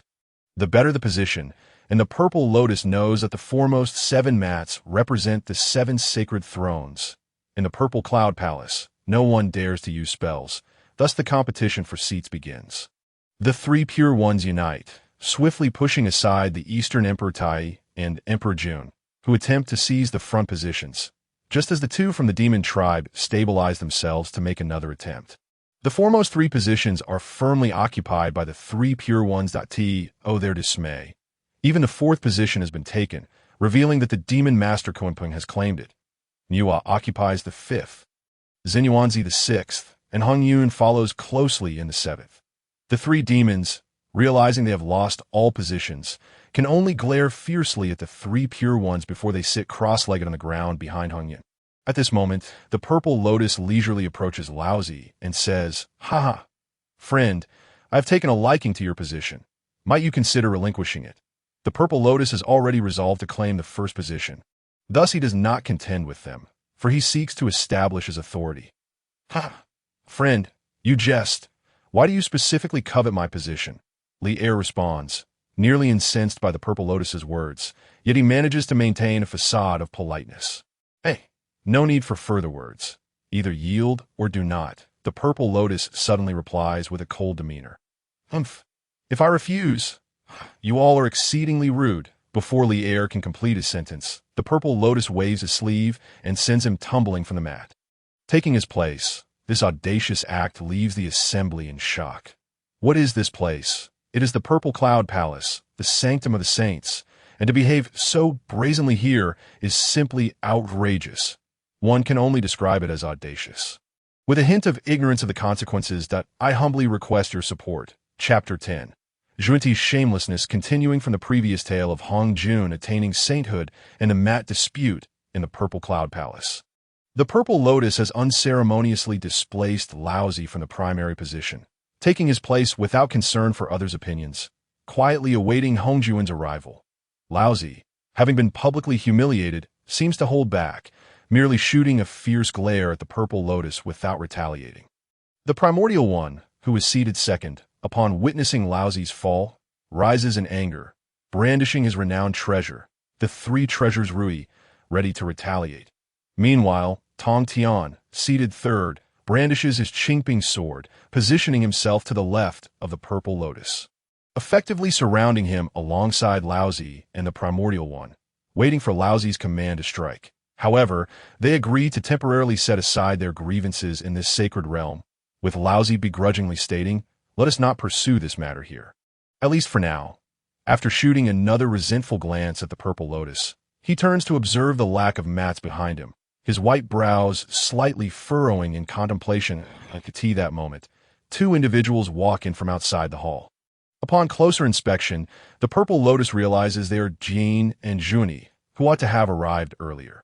Their late arrival is puzzling. Upon entering the hall, Jean and Juni notice that Laozi of the three Pure Ones has no seat, and upon seeing the Purple Lotus occupying the first position, they are momentarily taken aback. Yet, they do not dwell on it. Upon noticing the absence of available mats, Jean's expression grows troubled as he sighs softly. Alas! At this, Junti, filled with indignation, exclaims, "Brother, what shall we do now? We have traveled such a long way from the Western world, yet we cannot even secure a decent position. It is utterly humiliating. I might as well die." With that, he feigns an attempt to dash himself against a pillar. Onlookers panic, but the two demon tribe members, Kunpeng and the Purple Lotus, remain unfazed, reveling in the spectacle. The demon duo watches with amusement, while the Purple Lotus, fully aware of Junti's motivations, remains composed and unperturbed, saying calmly, "Friend, do not act rashly. Temper your emotions." The demon members continue to watch in silence, uninterested in interjecting. Previously, Juni had left a favorable impression on the Purple Lotus. Yet now he appears utterly shameless. It is no wonder that later, the great sage equal to heaven, Sun Wukong, also turns out to be a rogue, such is the way of a misguided master producing misguided disciples. Though this is merely the Purple Lotus's personal perspective, Xinyuanzi and Hong Yun, being the congenial figures of the primordial world, cannot help but rise in concern, saying, "Friends, do not be angry. You may take our positions without issue." Upon hearing this, Junti immediately abandons his pretense, pulling Jean to sit down, swaying side to side before turning back to express, We thank you for your kindness, friends. Nuwa and Fushi exchanged disdainful glances at Junti's display, while the demon duo openly laments, wishing they had acted shamelessly as well, for perhaps they would have had their opportunity. Xinyuanzi and Hong Yun share a resigned glance before sitting beside the two demons. Closing their eyes in meditation, ceasing further conversation, the Primordial One observes the unfolding farce, scoffing slightly. Noticing that his brother Laozi remains without a seat, he surveys the crowd behind him, catching the gaze of the demon master Kunpeng, and remarks, "You, wretched beast, dare to occupy this place." Before he can finish his sentence, he mimics the purple lotus and waves his sleeve, sending Kunpeng tumbling down. Kunpeng, bewildered by the sudden attack, finds himself unprepared and tumbles beside Tai. Though he contemplated retaliation, he wisely refrains from speaking further, instead glaring at Hong Yun and Xinyuanzi as he settles down. The Primordial One then shifts his gaze to Tong Tian, who boldly moves to occupy Kunpeng's former mat. The Primordial One offers his mat to Laozi, taking Tong Tian's previous spot, closing his eyes to await the arrival of the Saint Hongjun. Everyone settles, a resounding bell tolls, and a figure materializes upon the small platform. All present recognize this as Hongjun and bow deeply, chanting, "Long live our teacher." Those of you gathered here are indeed fortunate to be present. I shall commence the discourse on the pre-heavenly Tao, hoping you all gain insights and achieve enlightenment. Hongjun gazes across the assembly and, upon spotting the purple lotus, pauses momentarily before rising to return a gesture of respect, exclaiming, "Ah, my friend is here as well." This unexpected act leaves the attendees in shock. How could the teacher bow to a student? There is no need for such formality. I understand your thoughts. However, in the pursuit of the Tao, there is no distinction between seniority. The accomplished are the true masters, the purple lotus replies, hastily returning the gesture. Then I shall not hold back, Hongjun states. The actions of Hongjun and the purple lotus bewilder the attendees, prompting them to ponder. Who exactly is this purple lotus Taoist? Why have we never heard of him before? As Hongjun settles the ancillary matters, he prepares to begin his lecture. Before the universe was formed, there existed a primordial entity. The source of all creation. It is silent and boundless, existing independently, yet unchanging, circulating endlessly without fatigue. This is the mother of heaven and earth. That I do not know its name, so I shall refer to it as the Tao, and I shall call it great. The great leads to transience, transience leads to distance, and distance leads to return. Thus Tao is great, heaven is great, earth is great, and humanity is also great. Within the cosmos, there are 4 great entities, and all spirits reside in one of them. The spirit follows the earth follows heaven, heaven follows the Tao, and the Tao follows nature. The great Tao is omnipresent, and all existence is part of the Tao. Therefore, the great Tao is everywhere, and the Tao is also everywhere. As Hongjun begins his lecture, the performances beneath the platform commence as well. As Hongjun imparted his teachings, it became evident that the great Tao is formless and transcendent. The enlightened ones are foremost. There were no celestial phenomena, nor chaotic spiritual energies. Rather, it was a subtle unveiling of profound mysteries within the mundane. The 3 pure ones, being the transformation of Pangu's primordial spirit, inherited the legacy of his insights into the creation of the world, augmented by Pangu's own limited comprehension of the Tao. Thus, they listened with a sense of calm and assurance. A.S. for Zillian. Her innate understanding of the Tao was deep, yet she lacked knowledge of its intricate nuances. Upon hearing a particular segment from Hongjun, she experienced a sudden clarity, akin to a long-awaited downpour after a drought, invigorating her entire being and stirring the dormant merits within her, compelling her to suppress this burgeoning energy. Jean and Junti exchanged nods and shakes of their heads.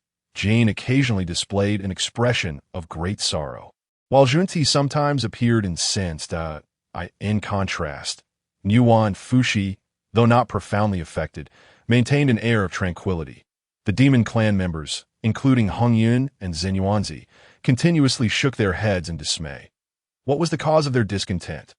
It became apparent that Hongjuan's discourse was too esoteric, Or perhaps their karmic fortunes were insufficient, as they found it exceedingly difficult to comprehend, let alone record, his teachings. The remaining audience fared no better, with only Hutu lingering in the background, deep in contemplation. Master, may I inquire where the Tao resides? What is the Tao? Laozi, despite grasping many concepts from Hongjuan's lecture, found himself confronted with even more uncertainties. Seizing the opportunity to pose a question, the Tao resides within the true heart and exists within the cosmos. All things are manifestations of the Tao, and the Tao is inherent in all things. Hongjun replied after a moment's reflection, Master, may I ask how one traverses the path to enlightenment? Yuan Shi could not contain his curiosity. The great Tao encompasses myriad paths. Each one can lead to enlightenment. Hongjun responded that Hongjuan's teachings spanned a millennium. Very well. We shall conclude this session here. You may depart. I shall reconvene in a century to impart further teachings, he declared, casting a deep glance at Zillian before vanishing. Chapter 11 recounts the 1,000 years of Hongjuan's teachings at the Purple Cloud Palace. Once Hongjun disappeared from the high platform, the attendees felt emboldened to rise, gradually exiting the Purple Cloud Palace, exhaling in relief. Although it was merely a lecture, the presence of sage such as Hongjun exuded an intangible authority, a natural gravitas bestowed by the heavenly order, one that even Hongjun could not diminish. This highlighted the disparity in realms. Had they been fellow sages, there would have been no particular sensation. Yet, none among them were sages, save for Zillian, who, having experienced the overwhelming might of Pangu during the chaos's fragmentation and the grandeur of the nascent heavenly order, found Hongjuan's presence comparatively unremarkable. Familiar faces naturally congregated, engaging in discussions about their recent insights into the Tao. After all, understanding varies among individuals, and such discourse allows for the exchange of experiences, thereby deepening one's comprehension of their own realm. Zillian, my friend, take care. Miss Zillian prepared to depart. She recalled that she had just emerged from seclusion and had not yet established a mountain gate. Hastily attending Hongjuan's teachings, the Isle of Penglai remained unclaimed territory, shielded by chaotic energies that rendered it undetectable to ordinary beings. Yet she was still concerned, for she had envisioned it as her future home and sanctuary. At that moment, she heard someone calling her name and turned to find Yuhua and Fushi, who had lagged behind.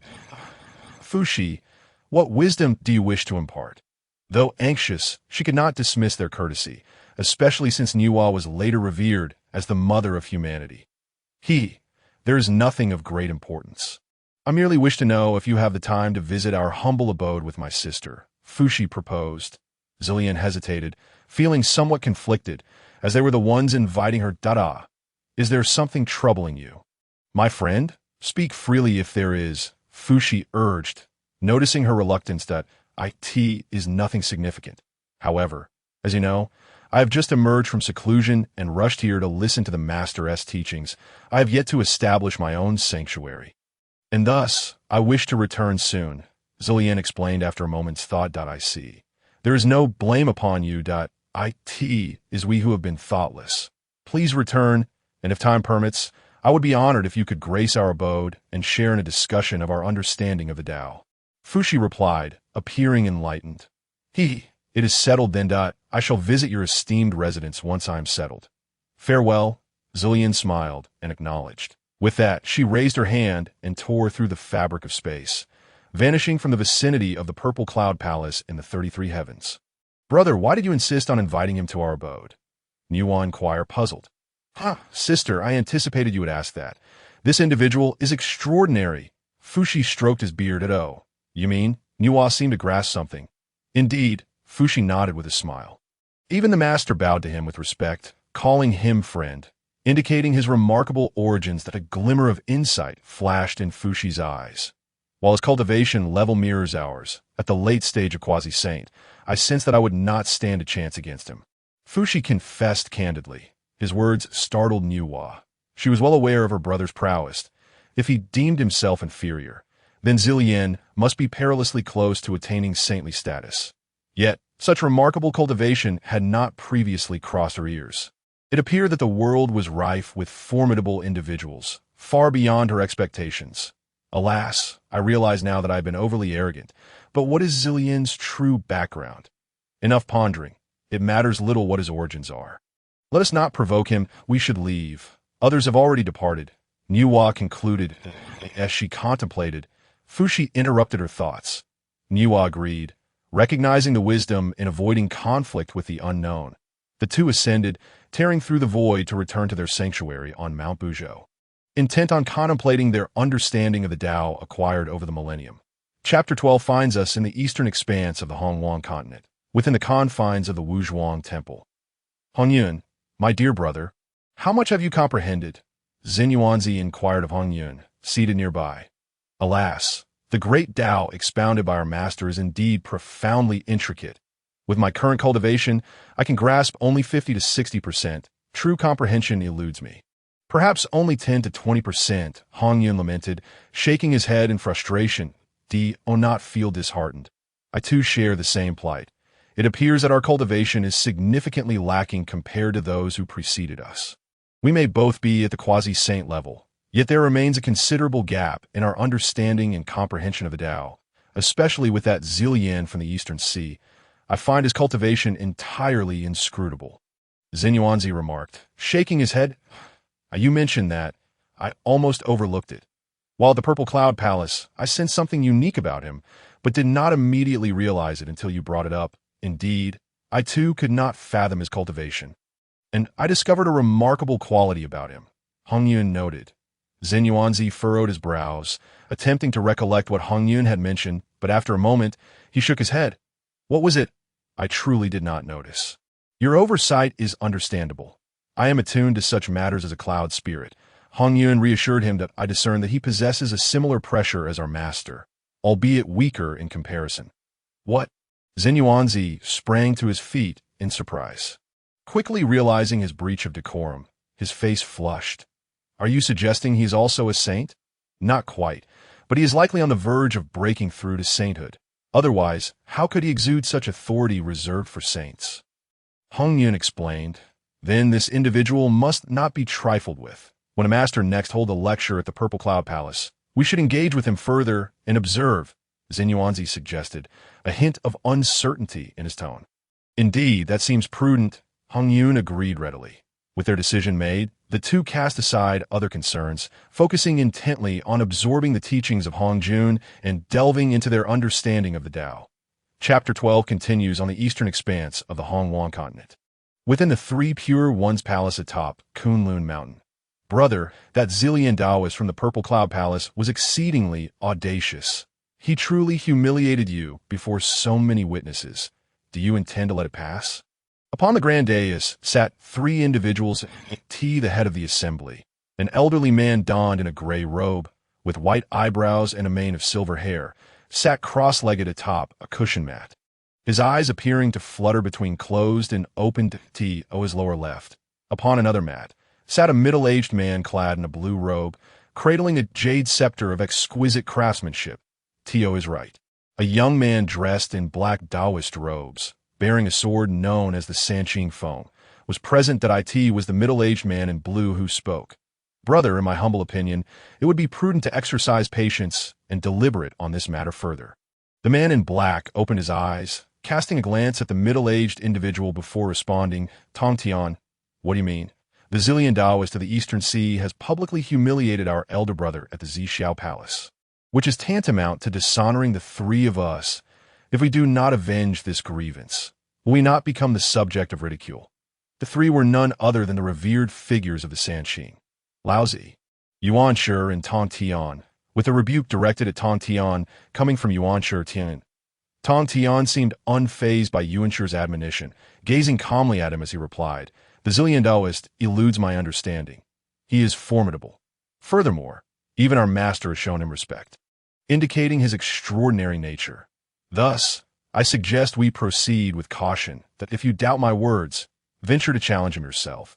But should you be defeated, it would be a humiliation of your own making, with a disdainful snort. Tong Tian fell silent. Yuanshi, visibly incensed, pointed at Tong Tian, ready to retort, but was interrupted by Laozi's voice. Enough of this quarrel. Yuanshi, Tong Tian's perspective bears merit. The Zillion's cultivation is beyond my comprehension as well, and we have yet to ascertain his relationship with our master. Indeed, we must deliberate further." After uttering these words, Laozi closed his eyes once more and ceased his discourse.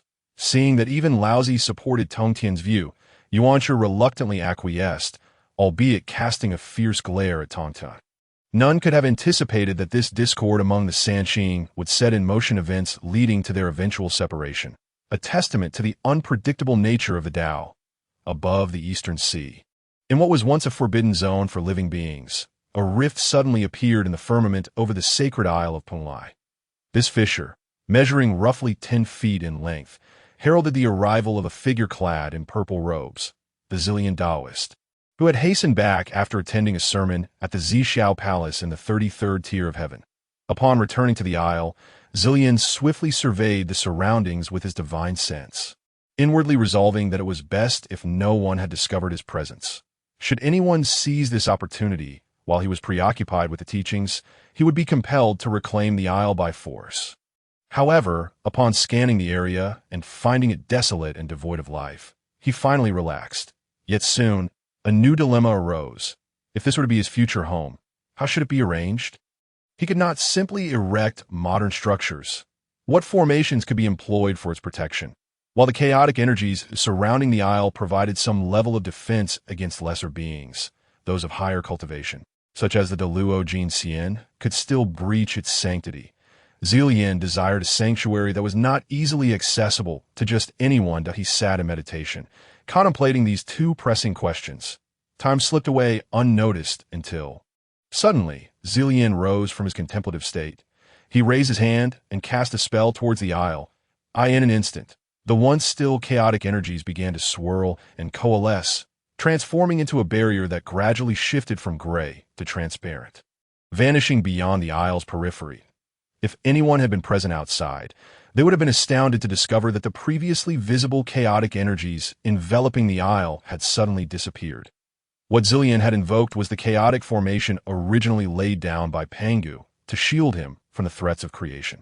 Although Zillion lacked Pangu's formidable power, the array he established would ensnare even the most formidable of beings, including sages, rendering their escape far from effortless. While he was pleased with the protective formation, Zillion sought further enhancements. After some contemplation, he produced 5 flags, crafted after the 5 elements flags of heaven and earth. Although these were also innate spiritual treasures, they were but pale imitations of the originals, which had emerged from the chaotic green lotus. Shaking his head at the 5 flags in his hands, Zillion positioned them according to the cardinal points and buried them deep within the isle. With his hands forming intricate seals, he chanted, "9 heavens and stars, gather." As his voice faded, a torrent of celestial energy descended from the heavens, exponentially amplifying the spiritual essence of the isle. The air itself transformed, condensing into a misty vapor, and Zillion could not help but nod in satisfaction at the results of his formation. The grand array Zillion had devised was known as the 9 Heaven Star Gathering Array. Inspired by his observations of the celestial bodies, it harnessed the power of the stars above for its own use, excelling in the art of spirit gathering, far surpassing the Zhou Tian star formation of the Demon Clan, which primarily focused on defense and offense. Although the isle now brimmed with spiritual energy, Zillion felt it still lacked vitality. He pondered for a moment before performing another spell, reciting "Chaos without limit, the universe in flux. Greenwood gathers spirits. Arise." A sphere of verdant energy materialized at his fingertips, expanding rapidly until it reached the size of a human face. Zillion hurled it towards the isle, and in the blink of an eye, it burrowed into the ground. Gradually, the once barren isle blossomed with lush greenery, bamboo groves, pine forests, and a myriad of plants, transforming its desolate landscape. With a flick of his finger, he conjured a row of bamboo cottages atop the 3 peaks. This was the only solution Zillion found satisfactory after much deliberation. A winding path of white jade led from the cottages, snaking through the misty clouds formed by spiritual energy down to the foot of the mountains. Watching his vision for the isle materialize piece by piece, even Zillion, a being of extraordinary cultivation, felt a surge of excitement. Zillion intended to utilize the bamboo cottages on Penglai as his residence, as well as accommodations for his disciples and a place for imparting teachings. The cottage atop the main peak would serve as an alchemical chamber, while Ingzhou would become his forge. He then ventured to a cliff at the back of Penglai, establishing a sanctuary and inscribing the character for Tao upon the cliff face, infusing it with a fraction of his insights into the Tao, though it amounted to only a minuscule reflection of his understanding. It could still elevate a fortunate individual to the level of the Luo Jin Xian. In the 13th chapter, we recount Zillion's tireless efforts to construct his future sanctuary. The Isle of the Three Immortals was now nearly complete. Yet he remained the sole inhabitant. He had intended to venture into the primordial lands to capture some beings, but upon calculating, he realized that less than a year remained until Hongjuan's second sermon at the Zixiao Palace. Thus, he decided to postpone the relocation of beings to the Isle for the time being. Standing in the void, he gazed down upon the nearly finished Three Immortals, all before tearing through the fabric of space, heading directly for the Zixiao Palace. Having visited previously, he traversed the spatial realm with accuracy, materializing at the entrance of the palace. Inside the grand hall, several figures were already seated in meditation. Zillion greeted a few familiar faces warmly before finding a spot to sit upon a mat. Closing his eyes to await Hongjuan's arrival, in the stillness, he heard the two guardians of the hall announce, "The master has arrived. All brothers, please pay your respects." Upon opening his eyes, Zillion beheld the space above the high platform shimmering with distortion as Hongjun materialized upon the mat. The assembly promptly bowed in unison, exclaiming, "We humbly welcome our esteemed master." "There is no need for such formalities," Hongjun replied, surveying the gathered disciples. "Since you are all present, settle in and prepare to receive the teachings." Obedient to the master's decree, the disciples responded, returning to their seats, eager to absorb Hongjuan's wisdom. "Last time, during the 1,000-year sermon, I spoke of the path of evolution. Whether you grasped it or not depends on your own fortuity. This time, I shall expound upon the path of the sages. Pangu opened the heavens and the earth, chaos transformed into Taiji, and all beings gained the spark of consciousness. They must comprehend the yin and yang, the cycle of life and death, and align themselves with the heavenly Tao to attain the undying, invulnerable state of the primordial sage, also known as the Luo Jin Xian. Hongjuan's discourse remained profound and enigmatic, leaving the assembly enveloped in a cloud of confusion. However, the mention of the path of the sages struck them as the key to attaining sanctity, even if they did not fully comprehend the teachings. They made every effort to commit the words to memory. Yet despite having reflected upon the previous teachings, they found themselves grappling with an abundance of concepts that remained elusive, feeling as though the path to enlightenment was long and winding, with no clear end in sight. The notion of attaining sanctity seemed but a distant mirage. Nevertheless, despite their lack of understanding, they could distinctly sense their own progress in cultivation, marveling at the extraordinary nature of Hongjuan's teachings. Zillion understood that following this sermon, Hongjun would likely begin accepting disciples, leading them all toward the attainment of sanctity, and thus he felt an inexplicable joy, dedicating himself to the teachings with utmost seriousness. However, the profound nature of the saintly path eludes comprehension, and despite repeated contemplation, no insights are gleaned. It seems that the only recourse is to diligently commit it to memory. Zillion is aware that achieving sainthood, while not insurmountable, merely requires unshackling the resplendent golden light of virtue that he has long suppressed within his Dantian. In an instant, he could attain the esteemed rank of a saint. Yet, this would not be a reflection of his own toil, but rather a boon bestowed upon him from the cosmic creation by his brother Pangu. The adage "only through enduring hardship can one rise above" holds true, for diligence and effort are the precursors to enlightenment. Even if one must feign humility, acquiring true mastery remains imperative. Moreover, being a disciple of Hongjun is undeniably advantageous. After expounding on a profound teaching, Hongjun paused and surveyed the assembly.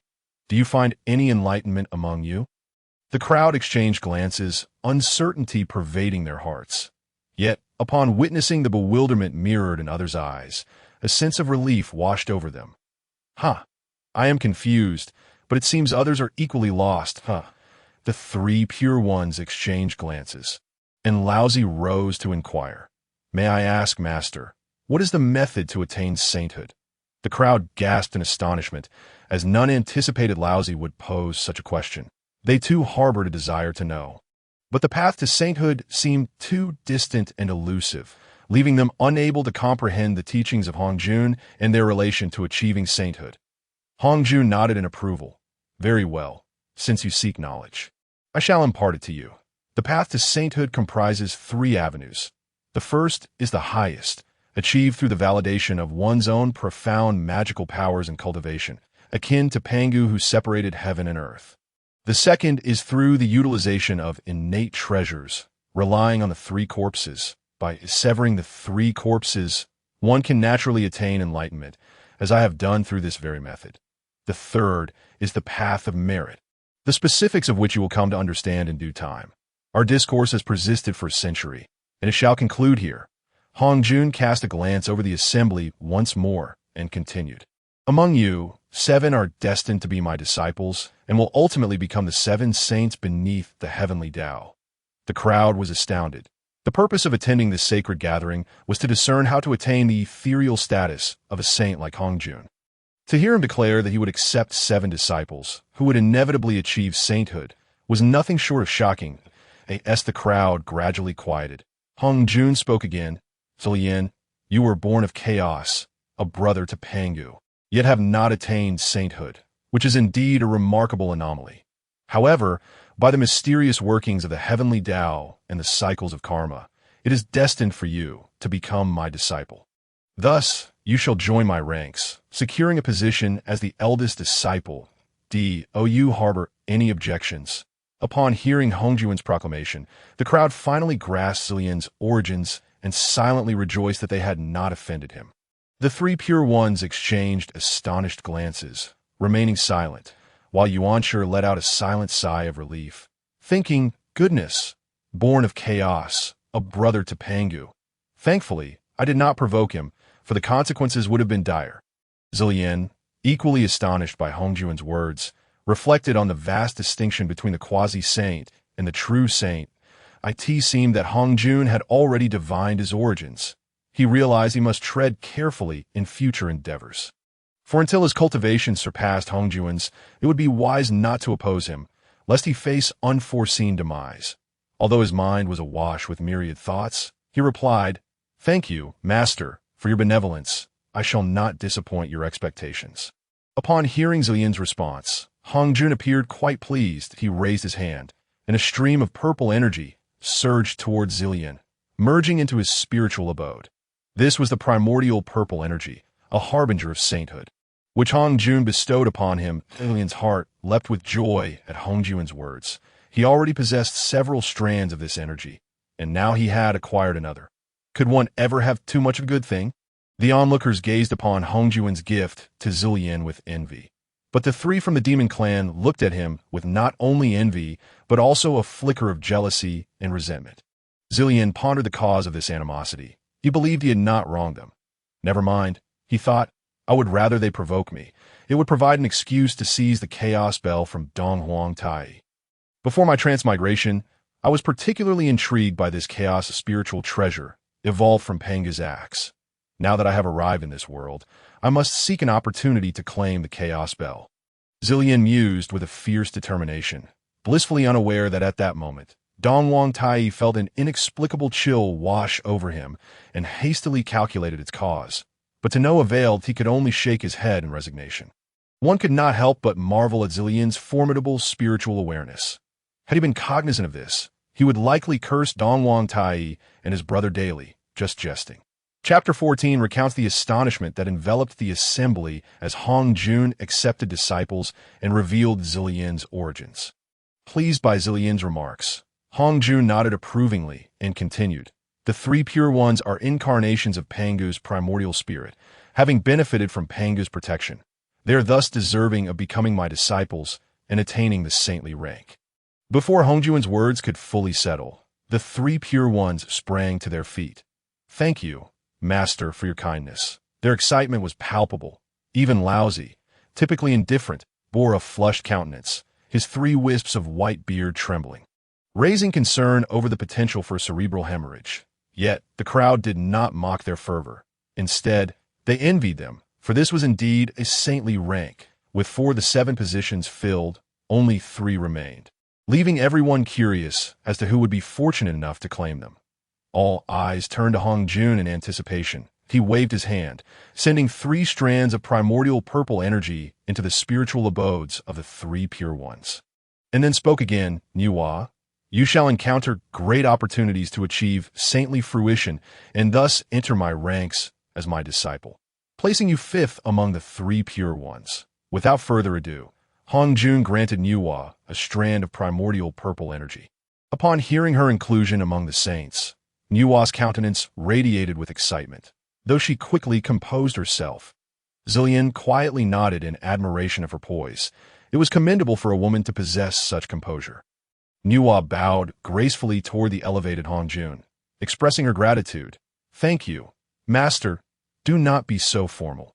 This saintly position is rightfully yours. You may take your leave for now, Hong Jun replied with a detached demeanor, as though the matter bore no significance to him. As you wish, Master, Niwa responded, bowing once more before returning to her place. After announcing Niwa's ascension, Hong Jun seemed disinclined to continue, slowly closing his eyes. The assembly was left in a state of bewilderment, questioning the implications of his actions. Did this mean the remaining 2 saintly positions would remain unannounced? The 6th and 7th seats, occupied by Jean and Junti, began to grow anxious. Originally, the 7 saintly ranks were to be filled by those present. Yet after Niwa, no further announcements were made. Jean and Junti exchanged glances, silently coordinating their next move. Junti gradually rose from his seat, approaching the elevated platform, bowing deeply as he addressed Hong Jun. Esteemed Master, we currently have 5 of the 7 saintly positions filled. Might you enlighten us as to whom the final 2 shall belong? Hong Jun suddenly opened his eyes, fixing his gaze on Junti, causing him to flinch in trepidation. Thinking, oh no, I must have upset the Master with my question. Why did I speak up? I should have kept silent. The penetrating gaze of Hong Jun bore into Junti, who felt exposed under the scrutiny. In an unexpected turn, Hong Jun, seemingly intrigued, spoke. You and Jane shall encounter significant opportunities in the future, achieving your own ranks as saints. For now, I shall accept you both as my nominal disciples, without reservation. Hong Jun bestowed upon Jean and Junti 2 strands of primordial purple energy. Junti was taken aback, thinking, what is this? Are we being looked down upon? Everyone else is referred to as disciples, yet we are merely nominal disciples. Despite his inner turmoil, Junti dared not voice his grievances. After all, the assembly was filled with individuals eager to attain sainthood, harboring their own frustrations. Yet, Junti maintained a forced smile, which only served to highlight his discomfort, and inquired, Master, may I ask why? Hong Jun interrupted, I am aware of your thoughts, and I understand your inquiry. My designation of you as nominal disciples is in your best interest, for in the future, you shall separate from me and pursue your own teachings. You may take your leave. Hong Jun's words left Junti perplexed, uncertain of their meaning. Nevertheless, since Hong Jun had commanded him to depart, he dared not linger, returning to Jane's side with a sense of resignation. Nevertheless, the acquisition of 2 saintly positions brought a measure of comfort. As the assembly witnessed Hong Jun distribute the 7 saintly ranks without their inclusion, a wave of disappointment swept over them. They exchanged glances, sighing in unison, this moment.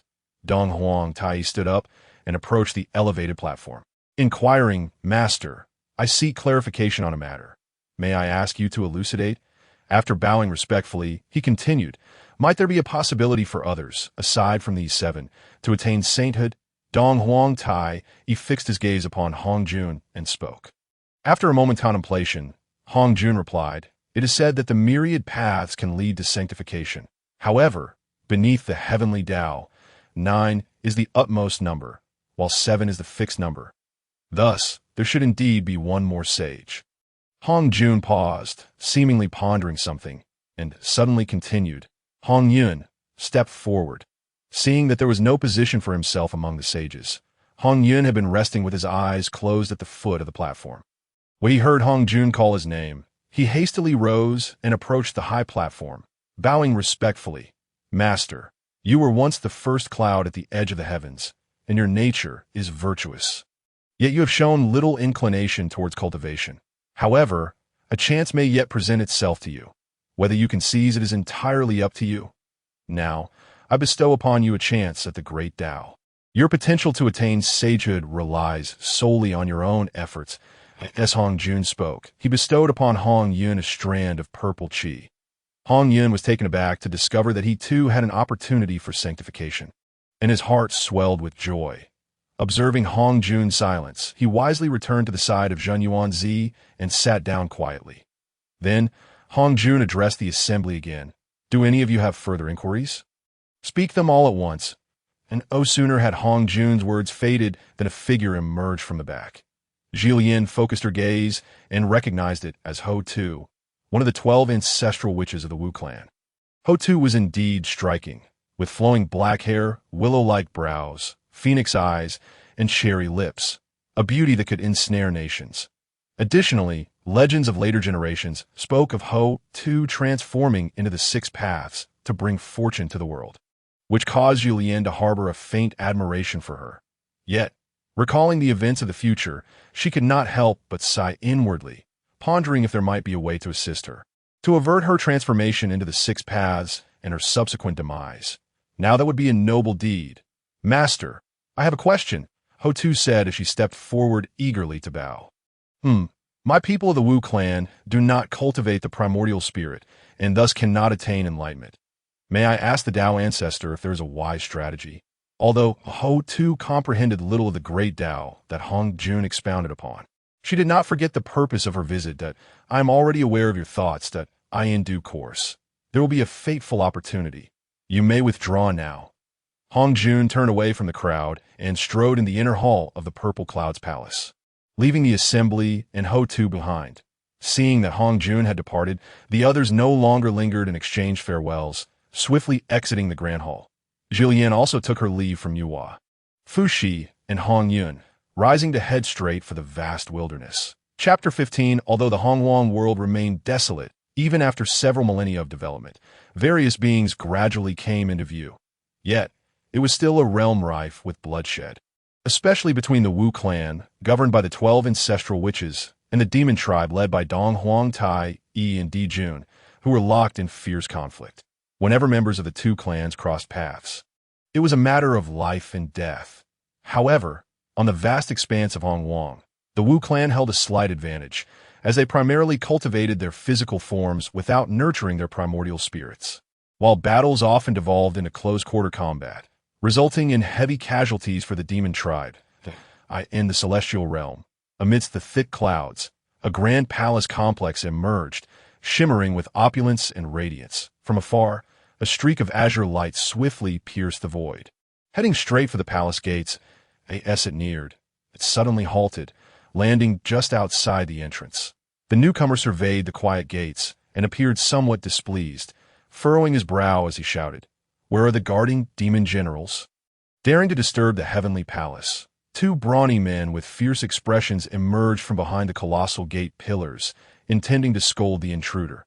However, upon recognizing his countenance, they wisely swallowed their words. We greet you, my lord. We were unaware of your arrival and beg for your forgiveness for any offense. The two men hurriedly offered their apologies, realizing that disrespect could cost them their lives. Enough, go and inform the two emperors that Bai Fong has urgent matters to discuss with them. The man who identified himself as Bai Fong waved his hand impatiently, interrupting their apologies. Why, yes. The two men quickly rose and flew off on their clouds toward the palace. That it is said that the demon tribe, under the leadership of Dong Huang Tai, Yi, and Di Jun, possessed considerable prowess. They had gathered numerous formidable beings within the Hongwang world, particularly their 10 great demon gods, each possessing exceptional capabilities. Even the weakest among them, the non-combative demon god Hui, held the strength of a nascent golden immortal. Leading them was none other than the Kunping demon master, who had attained quasi-saint status. Initially, Kunping held little regard for Dong Huang and Di Jun. However, After being forced to sit in the Purple Cloud's palace by the three purities and realizing his own isolation and weakness against their numbers, he chose to align himself with the Heavenly Demon Palace under Dong Huang and Di Jun's command. This alliance brought immense joy to Dong Huang and Di Jun, as they gained another quasi-saint powerhouse, solidifying their positions. Thus, Kunpeng was officially appointed as the Demon Master and granted a frigid palace within the Heavenly Demon Palace, which would later become the residence of the Emperor of Guochen.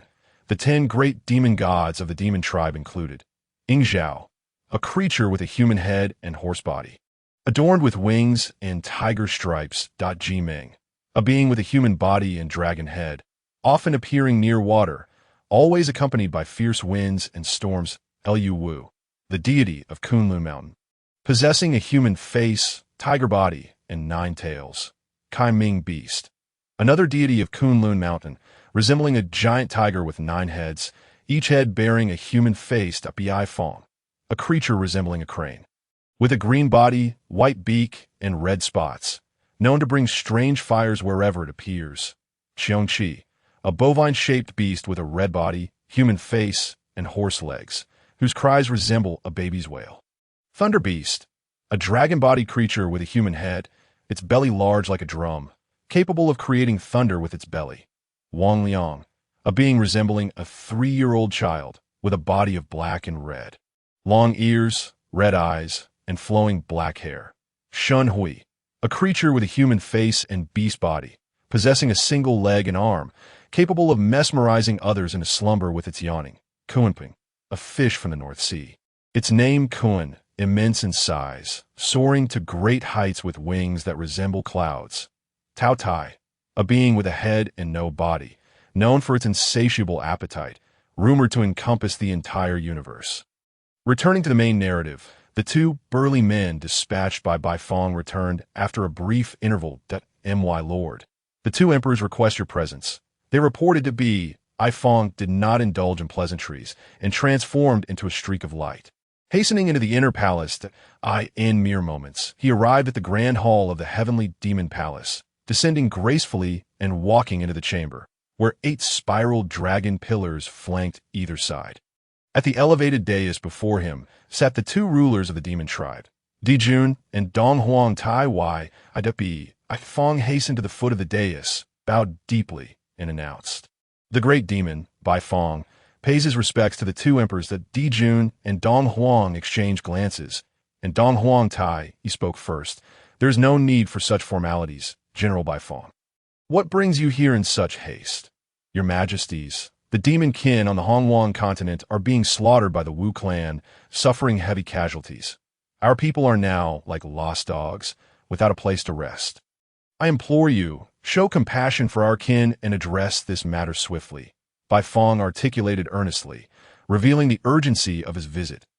Humph! With a loud crash, Di Jun erupted in fury upon hearing Bai Fong's report, smashing the dragon table before him to smithereens. Although Dong Huang Tai remained silent, his complexion reddened, and his eyes seemed to smolder with barely contained anger. How outrageous! Very well, since your Wu clan has shown no mercy. Do not expect our demon tribe to act with righteousness. You have pursued our kin and slain our brethren. Di Jun shall not let this matter rest. Di Jun nearly roared his words. Bai Fong, swiftly relay this message to the 10 great demon gods. Gather them here to devise a strategy. Dong Huang Tai, coldly instructed Bai Fong. Rest assured, your Majesties, I shall take my leave at once. As the words of the great demon Bai Fong hung unfinished in the air, he vanished from the grand hall. In the previous chapter, it was mentioned that the casualties among the demon clan's youth had greatly enraged Dong Huang Tai and Di Jun, prompting them to instruct the formidable demon Bai Fong to summon the other great demons to convene at the Heavenly Demon Palace to devise a strategy against the Wu clan, to which Bai Fong dutifully complied. 2,000 miles east of the vast wilderness lies a mountain known as Qingxiu. The classic text Shan Hai Jing once described. On the mountain of Qingxiu, the sun yields much jade, while the shade harbors abundant verdant growth. There exists a beast resembling a fox, but with 9 tails, its cry akin to that of an infant, capable of devouring humans. Those who fall prey do not succumb to curses. There's a bird, resembling a dove, whose call is like a gentle sigh, known as Guan Guan, whose presence brings clarity. The Ying River springs forth here, flowing south to merge with the marshes of Ji. Teeming with red-scaled creatures that bear human faces, their calls reminiscent of mandarin ducks, and consuming them brings no affliction. Since the dawn of creation, the clan of nine-tailed foxes has engaged in tranquil cultivation and existence upon this Qingxiu mountain, refraining from participation in the conflicts between the Wu and Demon clans, and paying no heed to the summons of the heavenly Demon Palace. The nearby Wu and Demon clans dared not disturb this sanctuary. For beyond the nine-tailed foxes, there dwelled a fierce creature, the Guan bird. The two clans coexisted closely upon this mountain, both clan leaders possessing the cultivation level of great Luo golden immortals. Thus they preferred to avoid needless enmity with one another. However, today, the once serene Qingxiu mountain was abuzz with activity. At the summit, which touches the sky, stood the cave dwelling of the clan leaders of the nine-tailed foxes and the Guan birds. The youth of both clans were forbidden from entering without the leader's consent. As inscribed upon the stone tablet at the foot of the mountain were the words "Intruders. Death, now." 30,000 youths from both clans stood silently at the entrance of the cave, their gazes fixed intently upon the firmly shut door. Not a sound escaping their lips. This scene persisted from morning until noon, when the previously closed cave door burst open with a resounding crash. The waiting crowd's eyes brightened as three figures emerged from within. At the forefront was a young man clad in a purple robe, his right hand resting behind him while he gently waved a folding fan with his left. A faint smile adorned his face, exuding a comforting aura akin to a spring breeze. Following him respectfully were two individuals. To his right stood an elderly man in a yellow robe, leaning on a gnarled wooden cane. His face etched with a benevolent smile, yet the glint in his eyes hinted at a shrewd cunning. Behind the young man was a woman, or rather, a matron, whose enchanting eyes captivated the heart. Adorned in a resplendent garment of myriad colors, resembling a rainbow, yet such brilliance only accentuated her graceful elegance. Imbued with an air of mystery, the trio approached the bright platform before the cave, where the young man seated himself upon the sole chair, while the elder and the matron stood respectfully behind him. Observing this tableau, the crowd exchanged hushed whispers, their faces betraying their excitement. Noticing their reaction, the young man gently gestured to his companions to commence. The elder and the matron exchanged glances, and the elder stepped forward, softly commanding silence. Though his voice was low, it resonated clearly in the ears of all present, prompting an immediate hush as they awaited his next words. Seeing the crowd's response, the elder nodded in satisfaction and inquired, "Is everyone prepared? If anyone is unwilling to depart, now is the time to voice your concerns. Neither I nor Mayor will compel you, and I trust that Venerable Zillian will not do so either." After a brief pause, noticing no objections, he turned to the young man seated on the dais and said, "Zillian Daozun, it appears that everyone is willing to go. Shall we proceed?" The young man, smiling, rose and proclaimed, "My Sancian Island welcomes you all. Now, please do not resist. I shall lead you forth." With that, he stepped into the cloud, and with a gentle wave of his hand, the 30,000 individuals below vanished. Turning to the elder and the matron, he said, "Let us depart." The trio transformed into streaks of light, racing towards the east. This purple-robed youth was none other than Zillian Daorun, while the matron and the elder following him were Humayur, the clan leader of the foxes, and Guanji, the clan leader of the Guan birds. As for the 30,000 souls collected by Zillian, they were the kin of the nine-tailed foxes and the Guan birds. The reason Zillian found himself in this situation, having subdued these two clans, traces back to his departure from the Zhixiao Palace after absorbing the Great Tao, leading him to wander the wilderness on that day, after bidding farewell to a few familiar Taoists outside the Zhixiao Palace. Zillian gracefully shifted his form and appeared upon the vast expanse of the wilderness. Although Sancian Island was no longer the desolate place it once was, now resembling a perfect celestial abode. The absence of life within such an idyllic setting brought him some embarrassment. In retrospect, he had been so focused on the island's future reputation and his feelings for it that he had overlooked this crucial detail. Nevertheless, This did not imply regret for designating Sanxian Island as his Taoist sanctuary. At worst, he could capture some beings from the wilderness to populate it. Floating in midair, Zillion sat cross-legged upon cloud, which drifted lazily with the wind. Although traveling by cloud was not as swift as flying with light, Zillion was in no hurry. He needed to contemplate the types of beings he wished to gather. Perhaps influenced by his past life, Zillion was not as haphazard as the beings of the wilderness. He felt an innate desire for a home, and Sanxian Island was precisely the sanctuary he sought. However, he was not one to act carelessly. He wished to avoid attracting chaotic beings that would eventually turn his haven into a disarray, leaving him with no solace. Time passed, and after a month of drifting through the skies, he arrived at a mountain. Upon surveying the area with his divine sense, he detected something intriguing within it, causing his eyes to gleam with excitement. It seems fortune smiles upon me today, he thought. Elated at the discovery, it appears this being is on the verge of awakening. Since finding a being is not a task to be accomplished in a day, I shall wait. It seems it will awaken within half a month. After its awakening, I will gladly accept it as my disciple. A splendid turn of events, especially considering its significant ties to future happenings. Resolved, Zillion descended from the clouds and found a suitable spot on the mountain to close his eyes and cultivate, all the while maintaining a vigilant watch over the being with his divine sense. Though he could have simply marked the location and continued his journey, perhaps it was human nature to desire to witness good things for oneself. Chapter 17 recounts Zillion's journey, where he inadvertently discovered a slumbering being on the cusp of awakening, stirring within him a desire to take on a disciple. Zillion quietly observed it with his divine sense.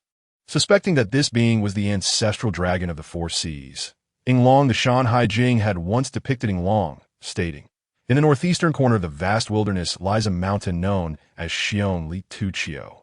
Yinglong resides in the southern pole, slaying Qi Yu and Qua Fu, never to ascend again, hence descending to the drought. The drought manifests as Yinglong's form, and thus he brings forth great rains." He beheld the creature coiled at the heart of the mountain, its massive wings enveloping its form. 9 claws, fearsome fangs, and gigantic eyes tightly shut. 2-3-meter-long dragon whiskers twitched restlessly beside its mouth, exuding an aura of terrifying ferocity.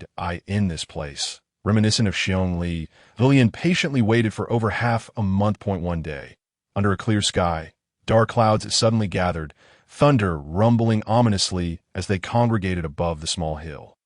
Zillion, originally seated in meditation, immediately grasped the situation.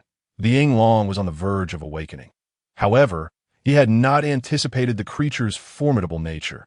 Its awakening would coincide with a heavenly tribulation. Facing the wrath of thunder, in that moment, he gazed at the looming storm clouds, bemused. This Yinglong truly has unfortunate timing. It seems my opportunity has arrived. Observing this calamity, it must be a transformation tribulation. The power is manageable, yet given its state of awakening, it is unlikely to evade this catastrophe unscathed. At best, it may suffer severe injury, and at worst, be obliterated entirely. If I intervene at this juncture, I should find it easier to subdue. With determination, Zillion settled himself beyond the reach of the thunderstorm, awaiting the moment Yinglong would be struck by lightning. Perhaps this notion is somewhat malevolent, but infinite celestial venerable, rest assured, I shall save you. As the thunderstorm brewed in the sky, the originally dark clouds turned pitch black, the thunder growing louder, the sky darkening, and the air becoming increasingly oppressive. Even the winds carried faint hints of thunder. Suddenly, the mountain where Zillion sat began to tremble violently. A thunderous roar, reverberating through the heavens and the earth, shattered his contemplation. In an instant, the mountains crumbled and the ground trembled, as a colossal being emerged from the soil. Zillion understood that Yinglong had awakened, though its mind was still clouded from slumber. Slowly, it shook its heavy head to clear its senses, surveying its surroundings. Upon witnessing the tumultuous tribulation clouds swirling in the sky, it paused momentarily, but quickly reacted as if incensed, raising its massive dragon head to unleash a resounding roar that echoed throughout the cosmos. It seemed to express its dissatisfaction and fury, cognizant that in its current state, Survival amidst such a transformation calamity would be exceedingly challenging. With a crack, a brilliant flash illuminated the sky, as the wrathful tribulation clouds, seemingly provoked by the creature below, descended upon it with the first bolt of lightning. Heralding the commencement of Inglong's tribulation to T.O. Inglong's astonishment, the tribulation clouds displayed an almost sentient nature. A mere roar of discontent led to a direct strike of heavenly thunder, catching it off guard. The bolt struck solidly against Inglong's back, yet its formidable physique bore the impact with only a slight shudder, unharmed. However, the tribulation clouds appeared displeased, unleashing a barrage of lightning upon the audacious creature that dared to challenge it. The transformation tribulation manifested in two forms, tailored to different types of supernatural beings. For those of profound power, a series of 4 rounds, each comprising 9 bolts of heavenly thunder, would be unleashed in the formidable 4-9 tribulation. In contrast, the less formidable 3-9 tribulation would be employed for others. Naturally, the more severe the tribulation, the more potent the transformed being would become, albeit with greater risks involved. Inglong found itself facing the former. The 4-9 tribulation, leaving one to ponder whether it was fortunate or unfortunate. Remarkably, Inglong withstood the first 3 rounds of tribulation lightning without sustaining any injuries until the 5th bolt of the 4th round struck. This bolt, as thick as a thigh and of a striking azure hue, was treated with a degree of disdain by Inglong, which had previously navigated the earlier rounds with ease and gained significant strength through the tempering of its body by the heavenly lightning. Yet, reality swiftly imparted a lesson on the folly of underestimating such power. The sound of thunder heralded the 5th bolt as it struck Inglong's back, followed by the disheartening thud of its body crashing down to the ground, leaving a massive crater with a diameter of 1,000 meters. Our unfortunate Inglong lay at the bottom, its back torn and bleeding, with charred patches emitting a grotesque aroma. Inglong appeared as a pitiful creature, much like a wronged maiden, with tear-filled eyes gazing at the tribulation clouds that had wrought such havoc. With a mighty leap, it emerged from the pit that marked its moment of folly, swiftly utilizing its spiritual power to mend its wounds. Raising its head, it let out a furious roar at the tribulation clouds, its countenance filled with a fierce determination, as though it bore an irreconcilable enmity towards the celestial forces. Yet, Zillian discerned a flicker of trepidation within Inglong's fierce gaze, suggesting that even this mighty being harbored a measure of fear towards the unyielding tribulation. For a time, the wrathful clouds seemed to pause, as if satisfied with the retribution meted out against Inglong. However, both Inglong and Zillian recognized that this was not an act of mercy. Rather, the clouds were merely gathering energy for a more devastating strike. Indeed, though the ominous rumbling of thunder had quieted, the once expansive clouds began to contract, accumulating their power tenfold.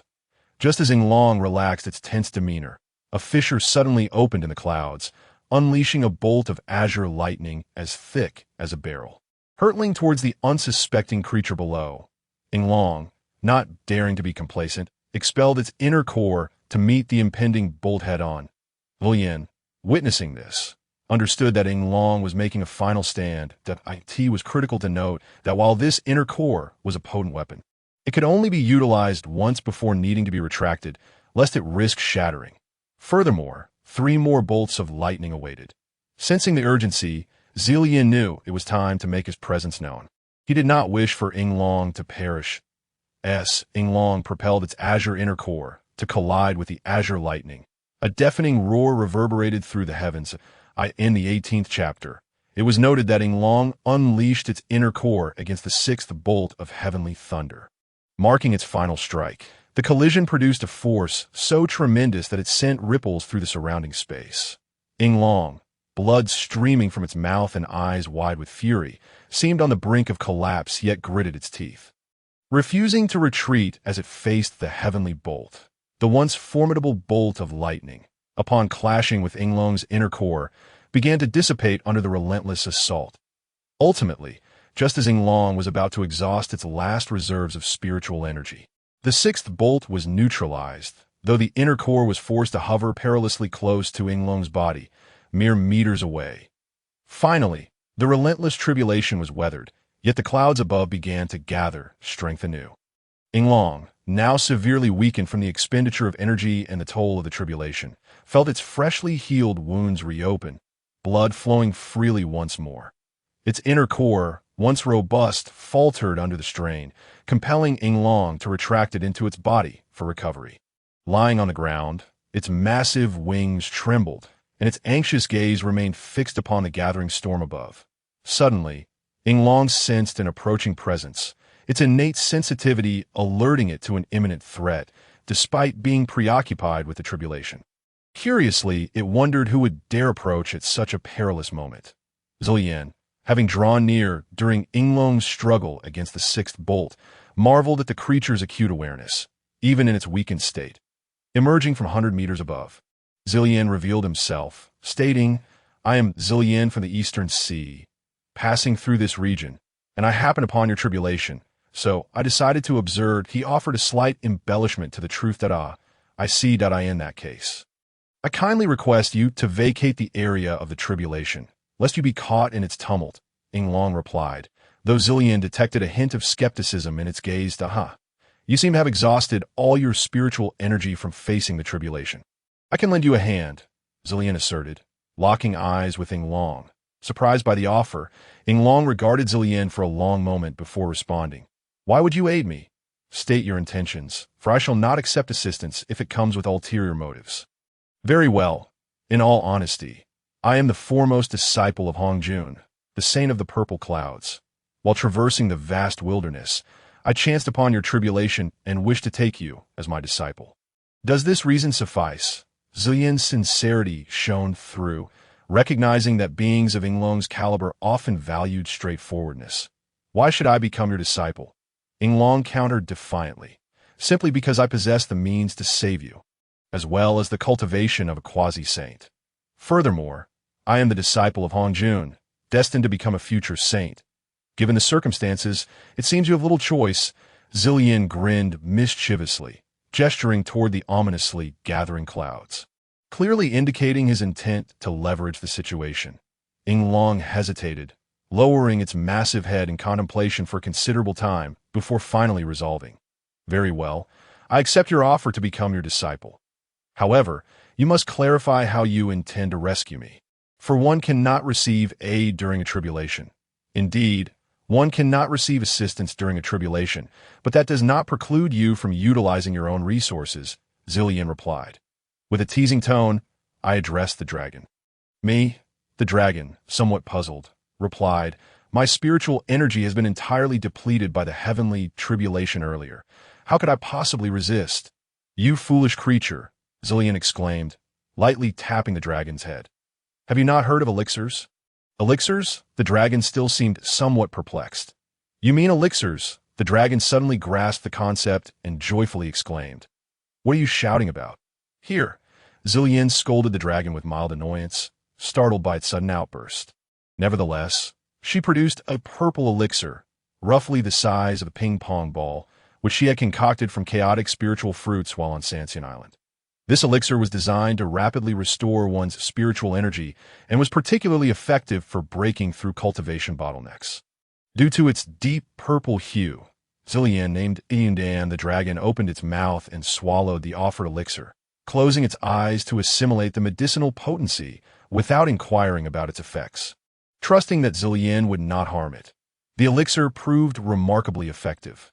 In the blink of an eye, the dragon's wounds healed at a visibly rapid pace, and its previously exhausted spiritual energy surged back, swiftly exceeding its original cultivation level, ultimately stabilizing at the early stage of the Deluo Golden Immortal. As the dragon slowly opened its eyes, they gleamed a striking golden hue, exuding an extraordinary pressure that could intimidate anyone of lesser cultivation simply with its gaze. Letting out a powerful roar, the dragon gracefully lifted off the ground. With a flick of its body, it expanded from a mere 10 zhong to 100 zhong in size. Turning back, it respectfully addressed Zilian. "Thank you, Master.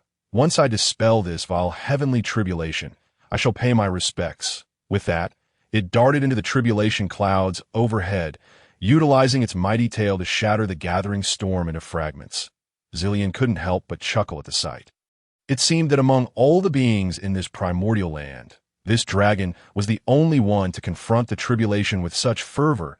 It appeared to harbor a deep-seated hatred for the 4-9 tribulation, not sparing even the shattered remnants of the storm, which it scattered with its massive claws.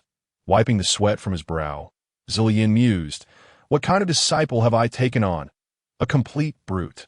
It appeared that solitude would no longer be a concern. In the previous chapter, it was mentioned that the dragon, with the aid of the elixir, had violently overcome the 4-9 tribulation that targeted its transformation. Roar! As the tribulation clouds dissipated, the dragon let out a long howl, venting its pent-up frustrations. It took some time before it finally ceased, prompting Zillion to marvel at the dragon's impressive lung capacity, wondering if there were golden stars flickering in its eyes. After the dragon's roar, it noticed Zillion smiling at its performance from a distance. In an instant, a golden light flashed, transforming into a young man with flowing hair. Clad in a robe adorned with 9 dragons, he stepped forward and knelt before Zillion, proclaiming, "Disciple Yinglong pays his respects to the master. Thank you for the elixir earlier." With that, he bowed 3 times in reverence. Zillion smiled gently and allowed the ritual to unfold, recognizing it as a necessary formality. Once the dragon completed its bows, Zillion extended his hand, lifting him from the ground. "All right, no need for excessive courtesy. Now that you are my disciple, remember to never betray your master or act against the interests of our sect. Should you do so, do not blame me for being merciless. Cherish your fellow disciples. Do not oppress the weak, nor bully your brethren. You understand?" Zillion spoke with a hint of seriousness. Zillion did not wish to impose an overwhelming burden on his disciple, allowing him to act according to his own heart while still offering a symbolic warning. The dragon replied softly, "Disciple will abide by the master's teachings and shall not defy them in any way." Excellent, truly excellent. With Zillion's cultivation level, he could easily discern that the dragon's response was genuine, devoid of any pretense. "Yinglong, my abode lies in the East Sea, atop the Penglai, Sanxian Island. You have just passed your transformation tribulation, although you have reached the early stage of the Deluo Golden Immortal. It was achieved through my elixir and is not yet stable. You should return to my abode, where you can meditate and fortify your cultivation. This will serve 2 purposes. 1, to guard my sanctuary, and 2, to solidify your own strength. You understand?" Zillion instructed the dragon. "Guarding the sanctuary? Master, do your other disciples not reside there?" The dragon inquired, somewhat puzzled. "Yinglong, at present you are my sole disciple, which means you are my senior disciple. In the future, should I take on more disciples, you will hold the title of elder brother," Zillion explained. The dragon was momentarily taken aback by Zillion's words. Looking at his master, he hesitantly asked, "Master, do you mean to say that our sect consists solely of you and me?" "Indeed. Are you dissatisfied?" Zillion's expression turned serious as he released his full presence in response to the dragon. "Oh, how could that be? I am honored to be the master's first disciple, and when others join, I shall be the elder brother. I am elated, truly overjoyed." The dragon, perceiving Zillion's demeanor, quickly expressed his delight, though internally he wiped the cold sweat from his brow, thinking, "Thank goodness I reacted quickly. Otherwise, I would have surely faced some discomfort. This is for the best." Zillion maintained his serious expression, struggling to suppress a laugh. "But tell me, do you know what kinds of beings inhabit this area?" Zillion inquired, recognizing that the dragon had lived in this locale and must possess considerable knowledge about it, thus saving them the trouble of searching aimlessly. Upon hearing Zillion's question, the dragon pondered briefly before responding. Aside from the shamanic tribe and the celestial demon clan, the surrounding area is home to relatively weak creatures. As for other beings, to the east, approximately 700 or 800 miles away, there's a mountain known for its year-round verdant scenery and spring-like climate, called Qingqiu. 2 groups of beings reside there: the 9-tailed celestial foxes and the fierce Guanyin bird clan. These 2 groups are not to be underestimated. From your description, it seems this mountain is indeed a blessed land. Why have the shaman and demon clans not seized it?" Zillion asked, intrigued by the dragon's words. "Master may not know, but the shaman and demon clans have indeed contemplated seizing this mountain. However, the two clans residing on Qingqiu have their own formidable experts, and their leaders possess the cultivation level of the Luo Golden Immortal. Should the shaman and demon clans attempt a forceful takeover, they would incur significant losses, thus deeming it unworthy. Therefore, they have maintained a peaceful coexistence. The dragon explained that, I see.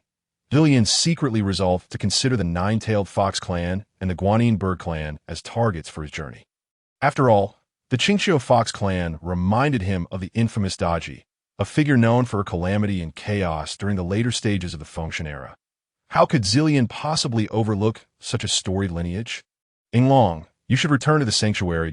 I must pay a visit to Qingqiu Mountain, as there are certain opportunities one seek. Here is a token for entering the sanctuary.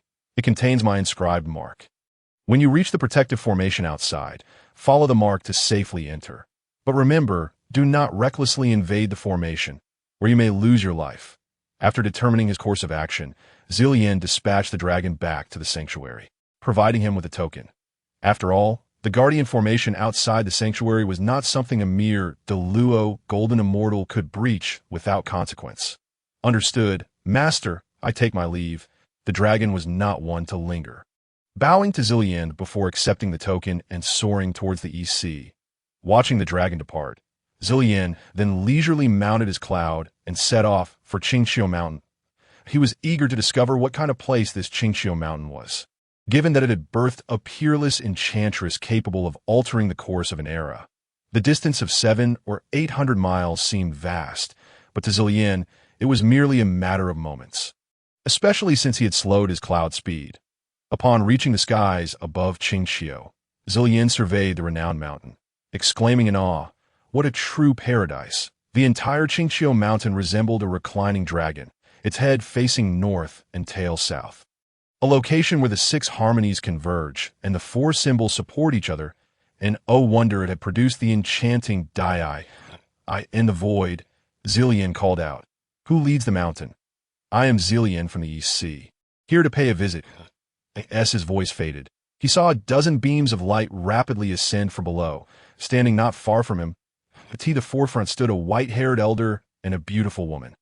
The elder scanned Zillian briefly before speaking. "I am Guanjing, the leader of the Guanyin Bird clan. I greet you, friend.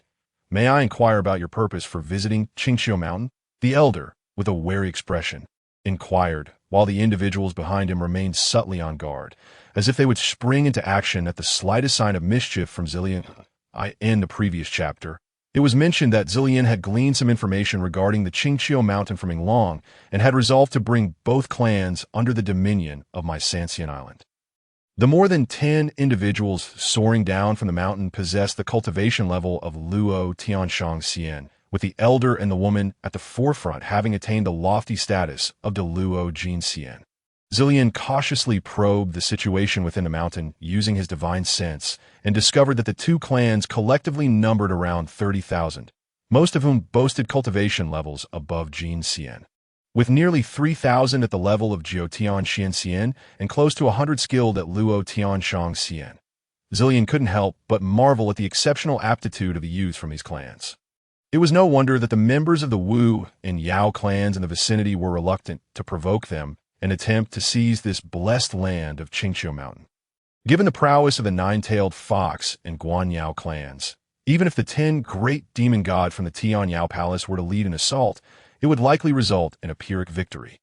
Although the 10 demon gods each possessed the cultivation of the Luo Jin Xian, only 2 from the Qingqiu clans held that rank. However, Zillian unexpectedly discovered that Qingqiu Mountain harbored an extraordinary treasure, an innate spiritual artifact comparable to the Chaos Bell, if his divine sense did not deceive him. This artifact was known as the God-slaying spear, which explained the elder's heightened vigilance upon encountering him. There is no need for you to be so tense. I have come here because I am interested in a certain item on your Qingqiu Mountain. Zillian found the unease of the gathered individuals amusing and suddenly decided to tease them. Who do you think you are, daring to act recklessly on our Qingqiu Mountain? You are simply courting death.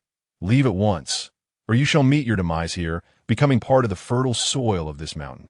A young man, who had originally been standing behind the leader of the Guanjing clan, leaped forward upon hearing Zillian's words, glaring at him with ire as soon as the young man finished speaking. The elder and the woman exchanged glances, sensing that trouble was brewing. They inwardly cursed the fool for his imprudence. The figure before them was clearly formidable, to the extent that even they could not discern his true cultivation level. Now, with this young man's ill-timed outburst, it seemed that the day's events would not end well. "What a brazen young mouth you have! This is not a place for you to speak." With a flick of his sleeve, Zillian sent the young man plummeting from the cloud, though he had no intention of killing him. At most, he aimed to injure him severely. He did not wish to escalate matters beyond control. The elder and the woman had intended to rescue the young man, but their power was no match for Zillian's, and before they could intervene, the young man crashed to the ground, spitting blood and falling unconscious. "Friend, please do not be angry." The woman, noticing Zillian's rising ire, quickly interjected, "The youth is thoughtless and has offended you. I offer my apologies on his behalf." She performed a courtesy towards Zillian. "And who might you be?" Zillian feigned dissatisfaction and inquired, "I am Humayr, the matriarch of the nine-tailed fox clan of Qingqiu Mountain." She replied with a smile.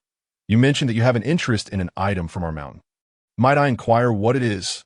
Zillian's expression remained cold as he surveyed the individuals present. "I initially came here to offer you a chance at survival, yet you remain oblivious to the impending calamity that approaches, wasting the years you have devoted to your cultivation." The elder and the woman exchanged astonished glances, clearly taken aback by Zillian's words. They both spoke in unison. "Friend, what do you mean? Please do enlighten us." Zillian scoffed lightly, surveying the surroundings without responding. The elder and the woman suddenly realized the gravity of the situation. "We have been disrespectful. Please allow us to invite you to our dwelling for a discussion." The elder gestured for Zillian to proceed, stepping aside to allow him passage. "Very well," Zillian replied curtly, nodding as he took the lead. The group descended from the clouds and arrived at the entrance of the two clan leaders' cave. The elder addressed the youths behind him. "You may return. Meyer and I will discuss matters with friend Zillian." Clan leader, this? The youths hesitated, casting worried glances at Zillian, clearly fearful that this outsider might take advantage of the situation to harm their leaders. Given his unfriendly demeanor upon arrival, "Fear not. Return in peace." The elder interrupted their concerns, leading Humayr as they ushered Zillian into the cave. Zillian took a moment to survey the interior of the cave. Noting its simplicity, the main hall was rather austere, furnished only with a few mats and tables, with two side chambers likely designated for the respective cultivation of the clan leaders. "Friend Zillian, please take a seat." "I apologize for the humble nature of our abode," Humayr said, her cheeks slightly flushed. "It is of no consequence. The greatest truths are often the simplest. This is quite satisfactory," Zillian replied nonchalantly. Once the three settled in, a few disciples brought forth some spiritual fruits and tea. After a moment of silence, the elder, visibly anxious, asked, "Friend, what did you mean earlier when you said that a great calamity is approaching Qingqiu Mountain?" "There is no rush. I have a question to pose first. Is it permissible to inquire?" Zillian waved his hand dismissively, savoring the tea. "Please, feel free to ask. Meyer and I will answer without reservation," the elder assured him, with Humayr nodding in agreement. "When I arrived, it seemed you were quite vigilant towards me. Yet after I taught one of your clan members a lesson, why did you not seem overly cautious? Are you not afraid that I might take the opportunity to harm you?" Zillian questioned, intrigued. "You are unaware. My Guanyao clan possesses a unique innate ability that allows us to foresee impending dangers. We can sense murderous intent directed at us. If you had not achieved the attainment of a saint, you would not have escaped my awareness. When you acted against our kin, I sensed no intent to kill, which is why we have been so relaxed," the elder explained, stroking his beard. "Moreover, you likely possess the cultivation of a quasi-saint. Even if we were to be on guard, should you wish to bring about our demise, we would stand little chance of resistance." The elder's words astonished Zillian. He had not anticipated such a unique racial ability. However, his analysis was astute. If Zillian had intended to kill them, he would have required minimal effort. "I see, my doubts have been alleviated." Zillian regarded the two of them. What are your thoughts on the demon and shaman clans? He asked calmly while holding his teacup. Well, the elder hesitated briefly, glancing at Meyer. After receiving her nod of encouragement, he continued, since you have asked, I shall share my humble opinion. The shaman clan is relatively manageable. Although they are hot-tempered and prone to conflict, they will not engage unless provoked excessively. In contrast, the denizens of the Tian Yao Palace are quite the opposite. If I were to describe them in a single word, they are akin to thieves. They pursue what they desire relentlessly. Even without justification. To be candid, Qingxiu Mountain is indeed a blessed location, and initially, the individuals from the Tian Yao Palace sought to seize it by force. However, they were just minor characters, easily dealt with. The major demons are preoccupied with their territories and conflicts with the shaman clan, which is why we have managed to remain relatively safe, the elder replied slowly. Huh. Zillian slammed his teacup down heavily, not caring as the tea spilled, and burst into laughter. Safe? I dare say you are blissfully unaware of the impending doom that awaits you. You are nothing short of fools. What do you mean by that? Do you look down upon our clans? Meyer, the Fox clan leader, was incensed by Zillian's words and his blatant disrespect, her expression icy as she questioned him. Meyer, do not be so rude. Friend Zillian's words must carry their own wisdom. Please sit and listen attentively as he elucidates. The elder admonished her gently before turning back to Zillian. Please, continue. Observing their reactions, Zillian nodded inwardly. Their tenacity and cultivation were indeed commendable, allowing them to thrive amidst the strife of the shaman and demon clans while maintaining their claim to a blessed land. You are partially correct. The Tian Yao Palace, under the leadership of Dong Huang and Di Jun, is indeed akin to bandits. Yet their sinister ambitions are far from ordinary. Zillian sighed softly. What do you imply? The elder asked hesitantly. Zillian cast a calm glance at him. They seek to dominate the realm and annihilate the shaman clan. Hiss. Both the elder and Meyer inhaled sharply. Astonished, on what basis do you make such a claim? The elder inquired. In the primordial times when heaven and earth were just beginning to take shape, the forces of yin and yang had already set the stage for a great calamity. The cycle of celestial laws is an immutable truth, a principle that has persisted through the ages. When the cosmos first opened, the ancient clans of dragons, phoenixes, and Shilans were extraordinarily powerful. However, following the catastrophic battle at Mount Buzhou, they suffered grievous losses and retreated from the struggle for supremacy in the wilderness, choosing instead to fade into the horizon. Nowadays, the two clans of witches and demons bear a striking resemblance to those ancient clans. A monumental clash is inevitable. Under such circumstances, how can you presume that your two clans possess the strength to contend against them? Zillian questioned. His incisive words plunged the elder and Meyer into deep contemplation. After a prolonged silence, the elder rose from the mat and bowed respectfully before Zillian, saying, What you have articulated is indeed true. I beseech you, esteemed friend, to illuminate a path that may safeguard the progeny of our two clans. The elder's tone was tinged with earnest supplication. Seeing this, Zillian felt a surge of elation within it appeared that a breakthrough was at hand. But you recall, Zillian replied, that I mentioned earlier outside, that my visit to Qingxiu Mountain was motivated by my interest in a particular item you possess? Instead of addressing the elder's question directly, Zillian posed another inquiry. The elder and Meyer exchanged anxious glances, then spoke. Given your cultivation level, you have likely already discerned the truth. Indeed, there exists a treasure upon Qingxiu Mountain. Though its name eludes us, its power is surely comparable to that of the innate spiritual treasures. Should you guide us towards a viable path, we would willingly present this treasure as a token of gratitude. As he spoke, the elder produced a long spear, approximately a foot in length, its body a deep crimson hue radiating an imposing aura. He offered the spear to Zillian with both hands. Yet, in Zillian's gaze, he could detect a profound reluctance and sorrow. Indeed, parting with such a treasure was a heart-wrenching endeavor. Zillian regarded him and gently pushed the spear back, shaking his head in silence. This gesture left the elder and Meyer in a state of bewilderment. This spear possesses power rivaling that of innate spiritual treasures. What does this imply? Is it insufficient for you? The elder perplexedly queried. Zillian, fully aware of the elder's thoughts, smiled faintly and interrupted. I can inform you that this spiritual treasure is known as the God-slaying spear. However, you have erred in one aspect. This spear is indeed an innate spiritual treasure. If we solely consider its offensive capabilities, it could even contend with chaotic spiritual treasures, its singular function of attack.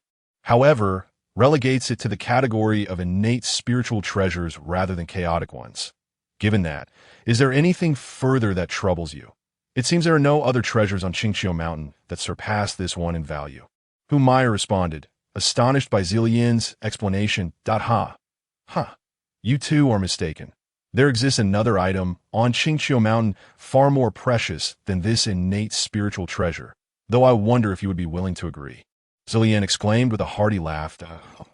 Something even more valuable than this spiritual treasure, Maya pondered, furrowing her brow, while the elder glanced at Zillian, raising an eyebrow and smiling slightly before nodding in acknowledgement. Zillian, perceiving the elder's expression, inquired, Guanjing, are you willing? Guanjing replied, you have traveled across vast distances to reach our Qingqiu Mountain. Your intentions are clear. What do we have to refuse? You two are speaking in riddles, leaving me utterly confounded. Speak plainly. Maya interjected, stamping her foot in frustration at their ambiguous dialogue. Zillian and the elder erupted in laughter at Maya's youthful demeanor. You two have driven me to the brink of madness. Maya retorted, her cheeks flushing with embarrassment, rendering her irresistibly charming. Elder, what Zillian implies is that we should accompany him. The elder clarified for Maya. Maya gasped in astonishment, her lips parting as her enchanting eyes sparkled. No wonder they call her a fox spirit. It is no surprise that King Zhou of Shang was utterly captivated by her charms, oblivious to the world around him. Today, I too find myself ensnared. Had it been an ordinary person or one of lesser cultivation, they would undoubtedly be bewitched by her allure. Zillian hastily suppressed the flames of desire that Maya's enchanting demeanor had ignited within him. Zillian, are you suggesting that we follow you? Maya finally grasped the implication after a moment of contemplation. Indeed, my Sanxian Island is situated above the Eastern Sea, formed from 3 fragments of chaos that fell to the primordial Eastern Sea at the time of creation. Presently, only my disciple Yinglong guards the island, with no other beings present. Thus, I believe it would be an ideal environment for your 2 clans, Zillian elucidated. Yinglong, the elder remarked. Could it be that little fellow residing atop the Xionli Earth Mound? Approximately 600 or 700 miles from Qingqiu Mountain? Precisely. However, he is no longer a mere little fellow. He has transcended the transformation tribulation and attained the same cultivation level as the 2 of you. Reaching the realm of De Luo Jinxian, Zillian affirmed. How is that possible? Maya exclaimed in disbelief. Even if he successfully transformed, he would at most be at the late stage of Luo Tianshangxian. How could he possess the cultivation of De Luo Jinxian? You are correct, but you have overlooked one crucial detail. He has me as his master. Truth be told, I learned of your Qingqiu Mountain through him, Zillian said, a hint of pride creeping into his voice as he recalled the potency of the elixirs he had concocted. Now it makes sense. We had not considered that. Very well. Please wait a moment. And Maya and I will make arrangements. We shall accompany you to Sanxian Island within a day, or at most 3 days, the elder assured Zillian, taking Maya's hand and bowing respectfully. Oh, not concern yourselves. Take your time. Zillian nodded in agreement. Chapter 22. In the vast wilderness, demons roamed freely, and flames of war raged incessantly. Powerful entities claimed dominion over mountains, perpetually embroiled in conflict. Weaker factions were consumed by the mightier, while the powerful fell to even greater forces, resulting in a ceaseless cycle of bloodshed and slaughter. In this realm, life held no value. The weak served merely as sustenance for the strong and fodder for war. The principle of survival of the fittest played out in its most dramatic form across the vast expanse of the wilderness. In this harsh reality, the true embodiment of strength belonged to the witches and their shamans. Not only were they physically formidable, but they also exhibited remarkable unity, living in tribal societies that instilled fear in lesser factions, rendering them incapable of challenge. Conversely, the larger powers hesitated to provoke them. While they might overpower a single witch tribe, they could not withstand the inevitable retaliation from the witch clans. Thus, the witches maintained a position of unrivaled dominance. Those audacious enough to infringe upon the witches' territory were met with swift and brutal retribution. Yet, unbeknownst to many, a shift had occurred. These demons seemingly gained some form of support, enabling them to mount a counterattack.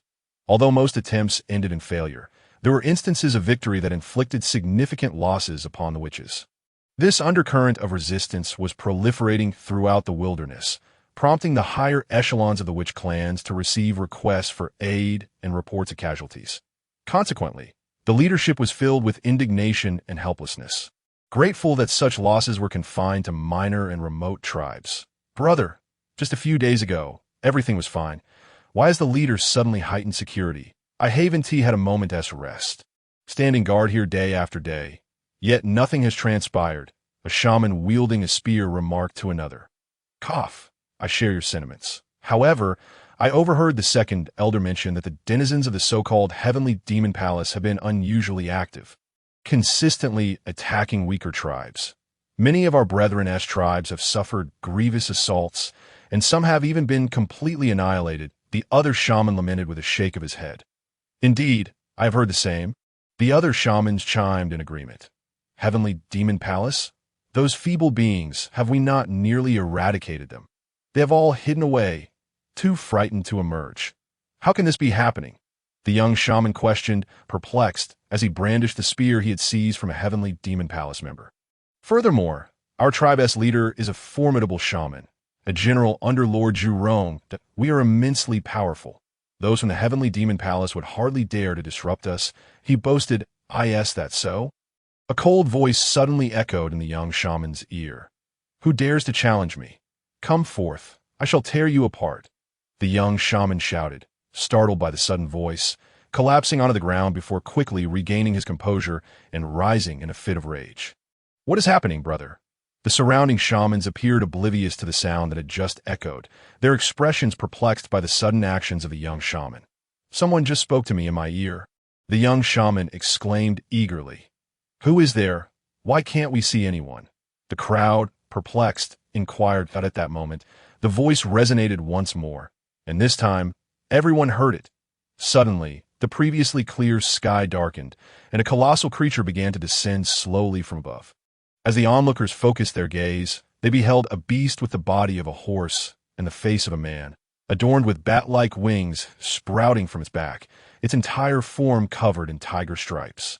The creature cast a glance at the assembled shamans, revealing its gaping maw lined with sharp teeth. Perhaps it was grinning.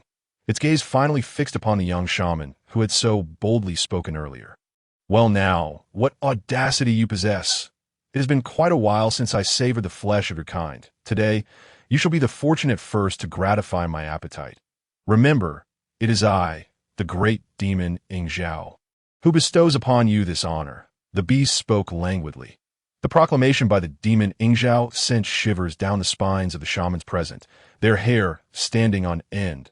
The previously boisterous young shaman, unable to withstand the terror, fled towards the tribe in a frantic scramble, desperately shouting, Someone!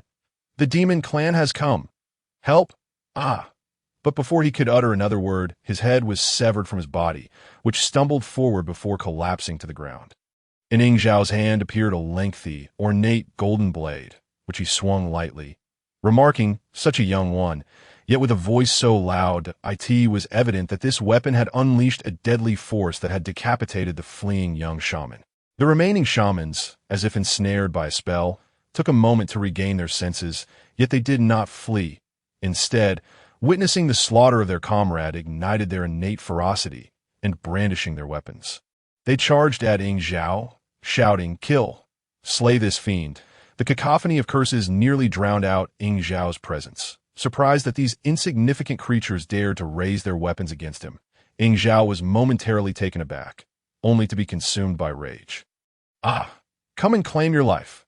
He bellowed, swinging his great blade in a sweeping arc. A massive wave of energy erupted from the weapon, cleaving through everything in its path, whether structures or advancing shamans, reducing them to mere halves. The air was filled with the sounds of destruction. The crash of collapsing buildings, the shattering of bones, and the anguished cries of the shamans, harmonizing into a grotesque symphony. My demon kin, arise. Annihilate these filthy shamans, Ing Zhao declared after his sweeping strike, not even glancing at the aftermath. In an instant, dark specks appeared in the sky, and within moments, grotesque demons descended to stand behind Ing Zhao, their eyes glowing with a sanguine hue, exuding an aura of fervent bloodlust that could terrify any soul. Pleased with the demeanor of his minions, Ing Zhao nodded, waving his blade in the air with a commanding presence that evoked images of a military officer directing his troops. Go forth, my warriors. Upon receiving Ing Zhao's command, thousands of demons surged towards the shaman's tribe, knowing that their foes lay within, along with the promise of exhilarating bloodshed. Yet they overlooked the fact that the shamans were not feeble beings. Could they truly fulfill their desires? As previously recounted, Ing Zhao had slain the patrolling shamans and commanded his legion of demons to embark on a bloody assault against the shaman tribe.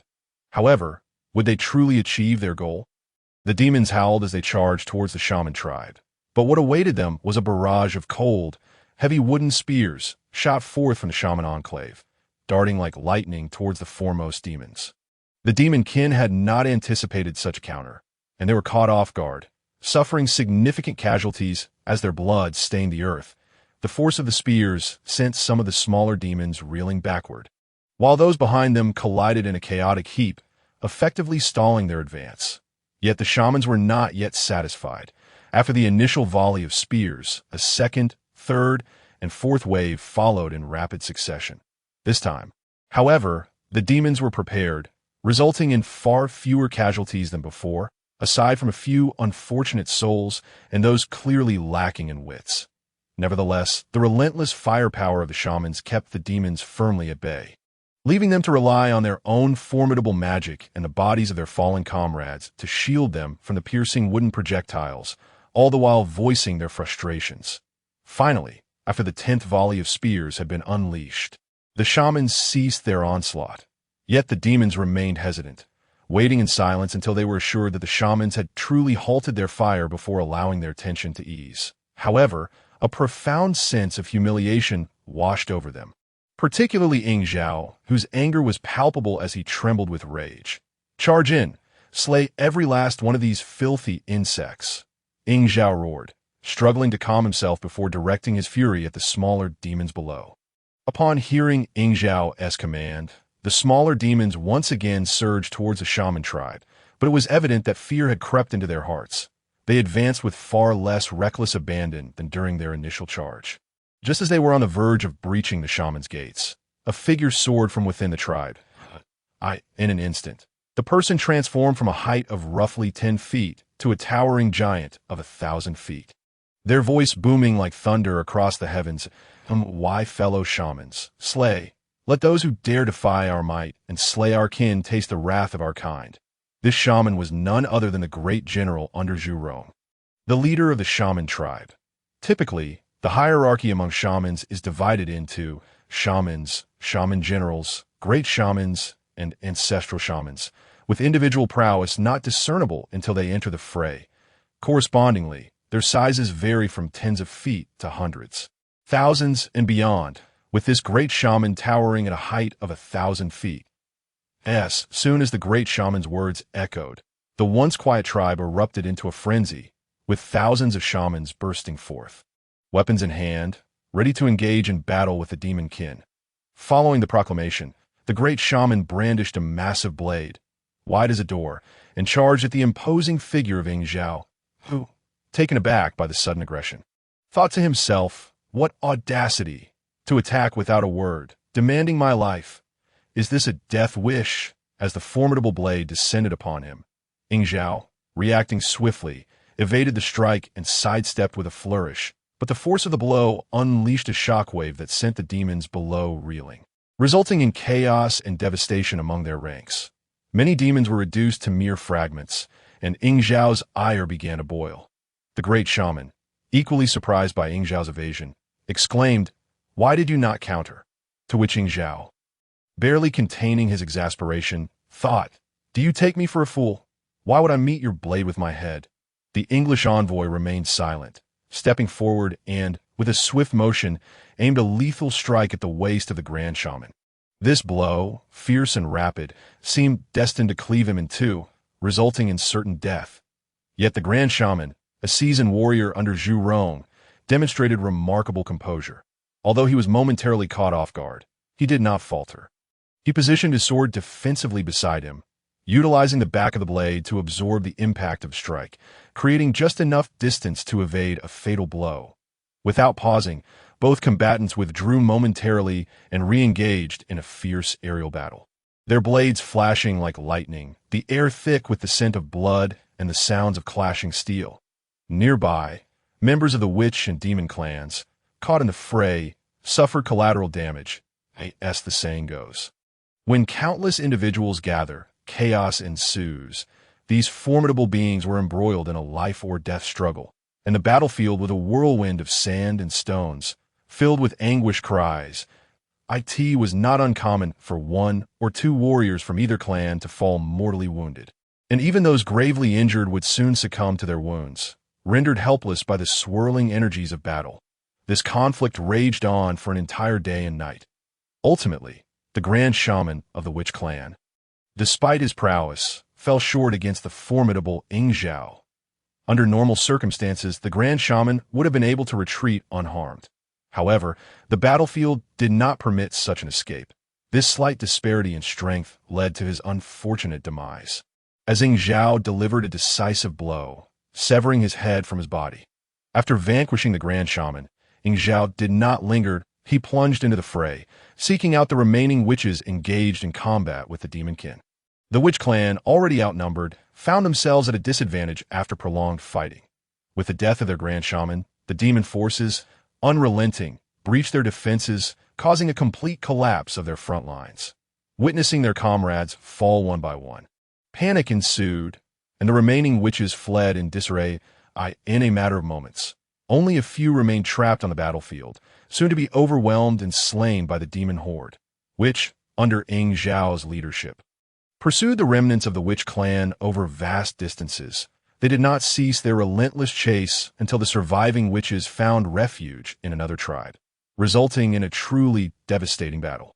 Originally numbering in the tens of thousands, the demon forces were reduced to fewer than 3,000, while the Witch Clan managed to escape with only a few hundred, the rest falling either on the battlefield or during their frantic flight. In the previous chapter, we recounted how Ing Zhao, one of the 10 great demon gods, led a surprise assault against a tribe of the Witch Clan, targeting one of their Grand Shamans. Despite their victory, Ing Zhao's forces were reduced to just a few thousand. The Witch Clan existed in a tribal structure, with their tribes radiating outward from the 12 Ancestors' Hall, the outermost being the weakest. The deeper one ventured, the stronger the tribes became. Within the 12 Ancestors' Hall, a gathering of figures sat in deliberation. Among them, a robust man clad in fiery red erupted with fury, exclaiming, "Brother, those wretched demon offspring have dared to humiliate us. My subordinate S-tribe has been completely slaughtered. Now that the demon kin have come to our doorstep, why do you still restrain me?" He pointed accusingly at the figure seated at the center. "Zhu Rong, do not be reckless. That it is not just your tribe that has suffered losses. We all bear some burden. Retribution is necessary, but it must be approached with careful strategy. Otherwise, we risk failing in our vengeance and losing even more." A young woman in a blue royal gown interjected. "Xian Ming, you are overly cautious. Since all our tribe have been harassed by these demon scoundrels, what is there to endure? Let us assault their stronghold, the Heavenly Demon Palace, and eliminate Dong Huang, Tai, Yi, and Dijun. Let us see if they dare continue their arrogance." Zhu Rong scoffed disdainfully. Xian Ming was momentarily silenced by Zhu Rong's words. He slammed his palm against the armrest of his chair, rising to his feet, finger pointing at Zhu Rong, ready to retort. Truth be told, in terms of martial prowess among the 12 ancestors, Xian Ming ranked at the bottom, with Zhu Rong far surpassing him. Yet whether due to personality differences or elemental restraints, Zhu Rong held a deep-seated fear of Xian Ming. "Enough!" A thunderous voice interrupted Xian Ming, emanating from the leader, Dijun. "Before we devise a plan, our own factions are already at odds. How can we hope to confront the demon kin under such circumstances? I have witnessed the prowess of Dong Huang and Di Jun. They are formidable opponents. Should I face them alone, I would stand no chance. Di Zhang's expression darkened. Brother, do you truly believe that? I observe that Dong Huang and Di Jun's cultivation is at most comparable to that of a quasi-saint. Similar to yours. How can you not withstand them? Zhu Jiuyin, seated beside Di Jiang, queried, perplexed. Alas, in unarmed combat, even if both Dong Huang and Di Jun were to face me together, they would not be my match. However, they wield two exceptionally powerful artifacts. The Dong Huang Bell and the He-Tu Luo Shud. I have witnessed their might, and they rival even the innate spiritual treasures. How can I possibly contend against them? A mere glance would be enough to reduce me to ashes, Di Jiang lamented, shaking his large head with a hint of despair. The atmosphere in the grand hall grew heavy with silence, as no one dared to speak. Even the sound of breathing seemed intentionally hushed. After a considerable pause, the matriarch of the earth, clad in yellow, lifted her head and spoke. In my view, the days of those two demon kin are likely not so easy either. Her gaze swept across the assembly. What do you mean by that, Sister Hudu? Gong Gong, who had remained silent, finally inquired, clearly intrigued by her words, prompting the others to lean in closer. You all remember what I told you upon my return from the Hong Jun Daoist Hall in the Zixiao Palace? Huda refrained from explaining her reasoning, instead referencing the Zixiao Palace. Sister, spare us the roundabout talk. Just say what you mean. Why bring up the Zixiao Palace? Zhu Rong, growing impatient, urged her to be direct. Silence, Gong Gong scolded Zhu Rong. You, Gong Gong, I respect you as my elder, but do not overstep your bounds.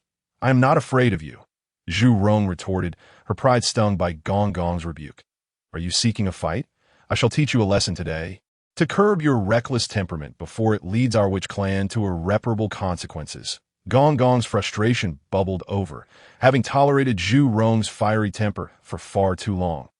Enough, as brothers, with the demon kin encroaching upon us.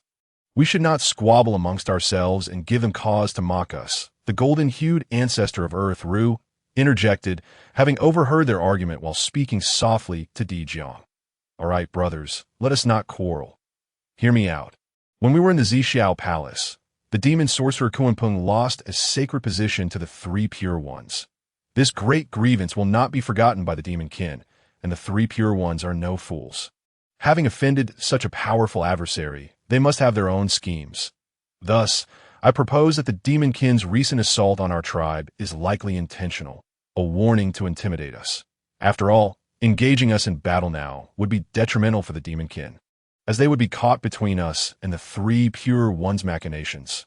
Hence, I maintain that the demon kin may also be facing difficulties, Hutu concluded, falling silent and observing the contemplative faces of her companions. After a moment of quiet reflection, Di Jiang raised his head, asserting, in my view, Huda speaks wisely that we need not concern ourselves with the demon's stance. Since they have so brazenly insulted us, we should not hesitate to respond in kind. A glint of cold light flickered in his eyes. Brother, what are you suggesting? Lei, the ancestor of thunder, inquired. Humph, since the demon kin have slain so many of our warriors, we shall retaliate by exterminating their kind. Let us wipe out all the demons residing in the mountains belonging to the heavenly demon palace. Making it known that our witch clan is not to be trifled with, Di Jiang proclaimed with fervor. Upon hearing Di Jiang's words, the assembly exchanged glances. Zhu Rong stepped forward, declaring, I concurred. If the demon kin can sending Zhao, one of the 10 demon gods, to attack our tribe, they must be prepared to face our wrath. I shall lead the charge and quell their arrogance. Well then, Zhu Rong, you and Gong Gong shall lead a team of warriors together, while Chong Liang will command another squad on his own. However, Zhu Rong, I trust that you and Gong Gong will collaborate effectively. Do you understand? Di Jiang fixed his gaze on Zhu Rong as he spoke. Zhu Rong glanced at Gong Gong before reassuring Di Jiang. Elder brother, rest assured, I will cooperate wholeheartedly with Gong Gong. In that case, let us disperse. Di Jiang waved his hand, signaling the crowd to depart. The grander conflict was on the verge of unfolding across this primordial land. As the Wu clan and the Yao clan, mortal enemies, were ultimately driven towards annihilation by this very catalyst. In the previous chapter, It was mentioned that the 12 ancestral shamans of the Wu clan were enraged by the Yao clan sneak attack and convened a meeting within the ancestral shaman temple. This gathering ignited a millennium-long war between the Wu and Yao clans, leading these titans of the primordial world down the path of destruction. This was also a reflection of the celestial order's transformation. Entangled by the intricate karma associated with these two races, let us set this matter aside for now. Meanwhile, the Zillion Taoist, atop the Qingxiu mountain, utilized a mystical technique to envelop nearly 30,000 members of the Guanyao and Zhuwei Fox clans within his sleeve, subsequently leading the clan leaders back to the three immortal islands in the Eastern Sea. After Yinglong was taken as Zillian's foremost disciple, following his tribulation, he was dispatched back to the three immortal islands to safeguard the sanctum. With a shield of light, Yinglong hastily sped towards the islands, fully aware of his master's words. Having just transcended his tribulation with the aid of his master's elixir, he had reached the initial stage of the great Luo Golden Immortal. Initially, he felt nothing amiss, but after traveling for several hours, he sensed instability in his internal energy, causing his vital essence to churn. Had he not been of formidable cultivation, he might have succumbed to chaos. Above the Eastern Sea, a streak of azure light swiftly traversed the sky, vanishing into the distance, nearly imperceptible to the mortal eye. This figure of radiant shield light was none other than Yinglong.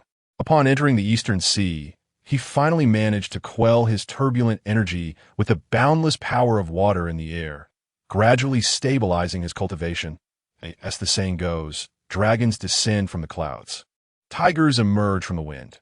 Dragons are inherently sovereign in water, and even a fire dragon among them would find it challenging to contend with an equally powerful being in the water. Simply due to the dragon's innate affinity for controlling water in the vast Eastern Sea, the three immortal islands appeared diminutive, shrouded by the chaotic array set by Zillian, rendering it nearly undetectable to outsiders. Even those of the great Luo Golden Immortal rank would find it exceedingly difficult to discover without knowledge of its location or a guide. Fortunately, before his departure, Zillian had bestowed upon Yinglong a token clearly indicating the island's position. After a few days' journey, the three immortal islands finally materialized in his sight. Indeed, the sanctum is remarkable. Despite my constant scanning of 100,000 li, I failed to detect its presence until now. It appears this is the formidable protective array my master spoke of. Suddenly, Yinglong felt a surge of curiosity and, after casting an invisibility spell upon himself, accelerated, halting mid-air above the islands to observe below. Goodness, who are these little creatures, recklessly attacking the outer array? How amusing that it turned out that a group of individuals was desperately assaulting the protective array surrounding the three immortal islands. Yinglong did not rush to intervene, but rather sat back, intrigued, watching the spectacle unfold. Elder brother, what is this array? We have attacked for 3 consecutive days without even shaking the outer energy barrier. Third brother and a few subordinates have been inside for over a month without any news. They may very well be in grave danger, the young man wielding a spear inquired of the leader, who stood behind him in a gray Taoist robe that I did not anticipate this array's might. Logically, even the most formidable formation should have crumbled after such relentless bombardment. Yet it shows no sign of yielding. Alas, third brother may indeed be in peril. The leader shook his head in resignation. What shall we do? I believe we should withdraw. If this array is as powerful as it appears, then one can only imagine how formidable its creator must be. Should we provoke them, we may not be enough to even serve as a warm-up for their might. The young man expressed his concerns. What do you know? Clearly, there is no one within this array. The elder brother glared at the young man. Moreover, if we retreat now, how shall we report back to the king? I worked hard to earn this assignment, and I cannot return empty-handed that I would lose face before the king, and those old bears would relish the opportunity to undermine me. The mention of the name Old Bear revealed a hint of resentment, suggesting he had suffered at their hands. Yet, this cannot continue. With no news from the scouts, even if they are unharmed, they're surely trapped within the array. Shall we merely exhaust ourselves in vain? The young man, intimidated by the elder's glare, timidly posed the question. Alas, we must endure. I wish to see just how long an array without any overseer can withstand my assaults, the elder replied. Elder brother, How can you be so certain there is no one within this array? The young man queried, puzzled. While it is commendable to ask questions, one must discern the context. With that, the elder brother playfully rapped the young man's head. Ouch! Why did you hit me? The young man exclaimed, retreating a distance while rubbing the spot where he was struck, tears welling in his eyes. Fool! You should think this array has withstood our attacks for so long without breaking. It is clearly not a simple defensive formation, that if there were someone inside, would they not have emerged to confront us? It could be argued that our numbers deter them from revealing themselves. Yet at the very least, they would have countered our assaults. But 3 days have passed with no response, indicating there is indeed no one inside. Otherwise, do you think we would stand here unscathed? The leader shouted at the young man. Oh, I understand now. Elder brother, please do not be angry. I will go ahead and check how our assault is faring. The young man, seemingly fearful of inciting the elder's wrath, quickly darted forward to join the others in their attack on the array. The leader was indeed correct. The array, learned from Pangu by Zillian, possessed not only defensive and trapping capabilities, but also formidable offensive power. Otherwise, it would not be worthy of the title most powerful formation in the world, nor would it be fittingly called the chaotic array. The most formidable aspect of this array was its attack capability. When Zillian left, he casually disabled its offensive function. Had it been activated, those attackers would have been reduced to primordial particles upon their first strike, rather than standing unharmed as they were, which could only be deemed fortunate. In the previous chapter, it was recounted that Long hastily returned to Zillian's sanctum on the 3 immortal islands in the Eastern Sea. However, upon arrival, he inadvertently witnessed a rather amusing scene. A group of unknown assailants was relentlessly assaulting the protective array surrounding the island. They seemed to have suffered losses in their attempts to probe the array. Long, unperturbed, sat calmly atop a cloud, quietly observing the unfolding farce. The leader of this group, along with his companions, tirelessly attacked for a day and a night. Yet the protective array showed no sign of yielding. Damn it, what on earth is this array? How can it withstand such prolonged assault without a single crack? The leader, frustrated by the lack of results, muttered a string of curses. Little did he know that, despite his murmurings, an exalted being of the great Luo golden immortal rank, Long, was seated above, overhearing his complaints to make matters worse. Long was effectively a semi-master of the island, making the leader's remarks akin to insulting his host. Oh dear, how pitiful for you. Long understood that this array was beyond their capacity to breach. Since Zillian's return was uncertain, he saw little point in remaining alone. Having spent years honing his skills atop the soil hill with little interaction with others, he was now eager for some entertainment. With a free spectacle unfolding before him, why not enjoy it? As I was savoring the moment, suddenly my ears perked up, and I heard the leader's curses and my brows furrowed involuntarily. You wretched son of a turtle! How dare you insult my master? Bah! If I don't make your face blossom like peach flowers today, you'll never understand why flowers bloom so red. Instantly, my fury surged, for this Long is a legendary creature of the primordial age, a fearsome beast of notorious repute. To provoke it to such a degree signifies one is merely preparing for their own demise, selecting a coffin and a burial site for their inevitable fate. The leader remained blissfully unaware of the impending doom, continuing to bellow orders for his subordinates to intensify their assault. Faster! Hurry up! Damn it, don't let me down.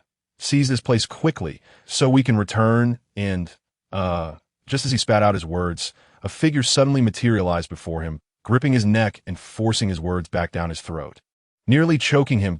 You realize your breath stinks? The Long materialized above the clouds, seizing the leader by the throat and coldly uttering a single sentence.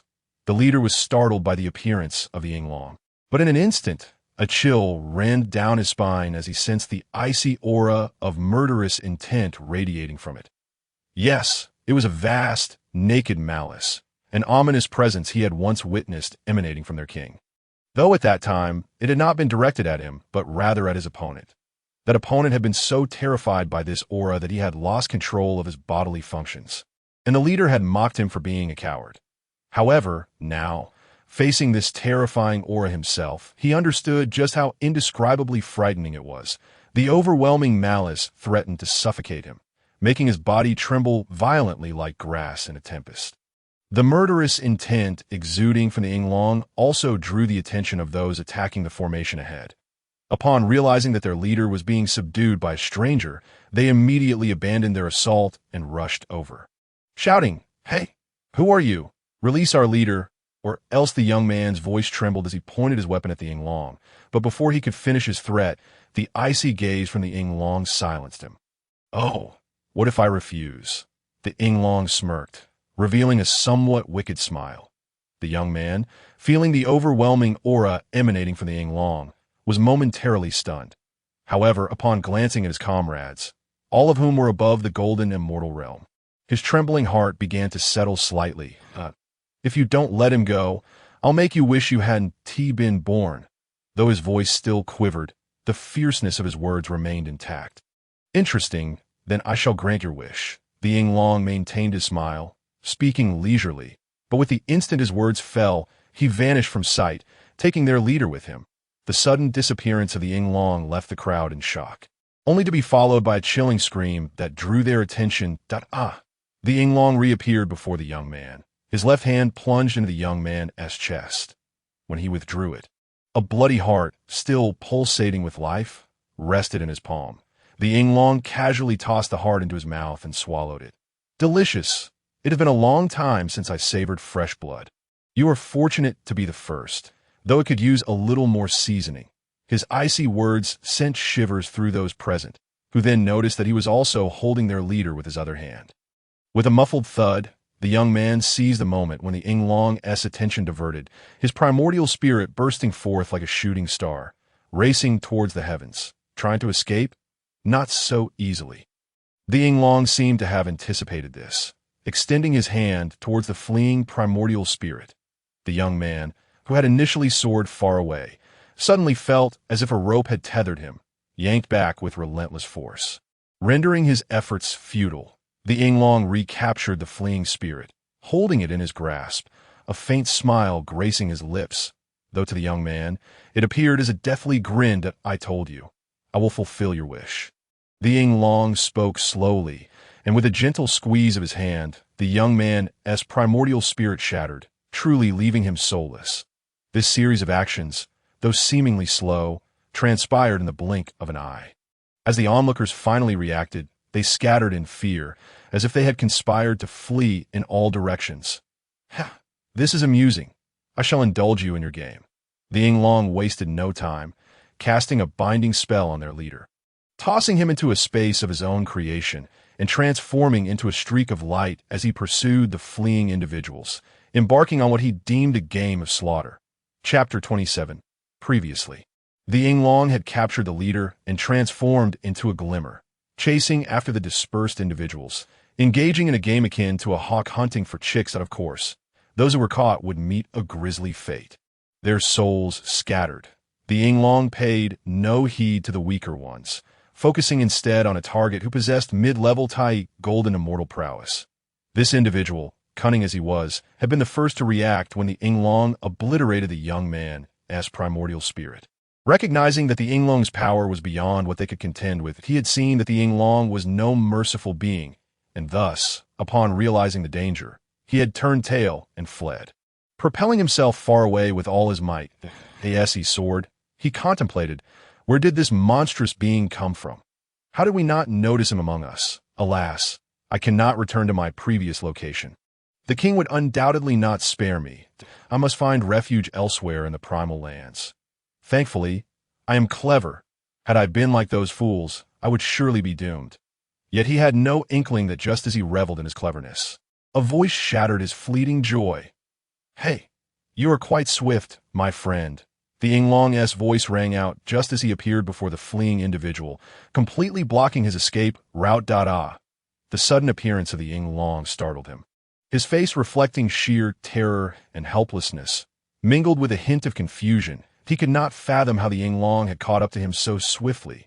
Surprised, are we, wondering why I chose you and why I was able to pursue you so quickly.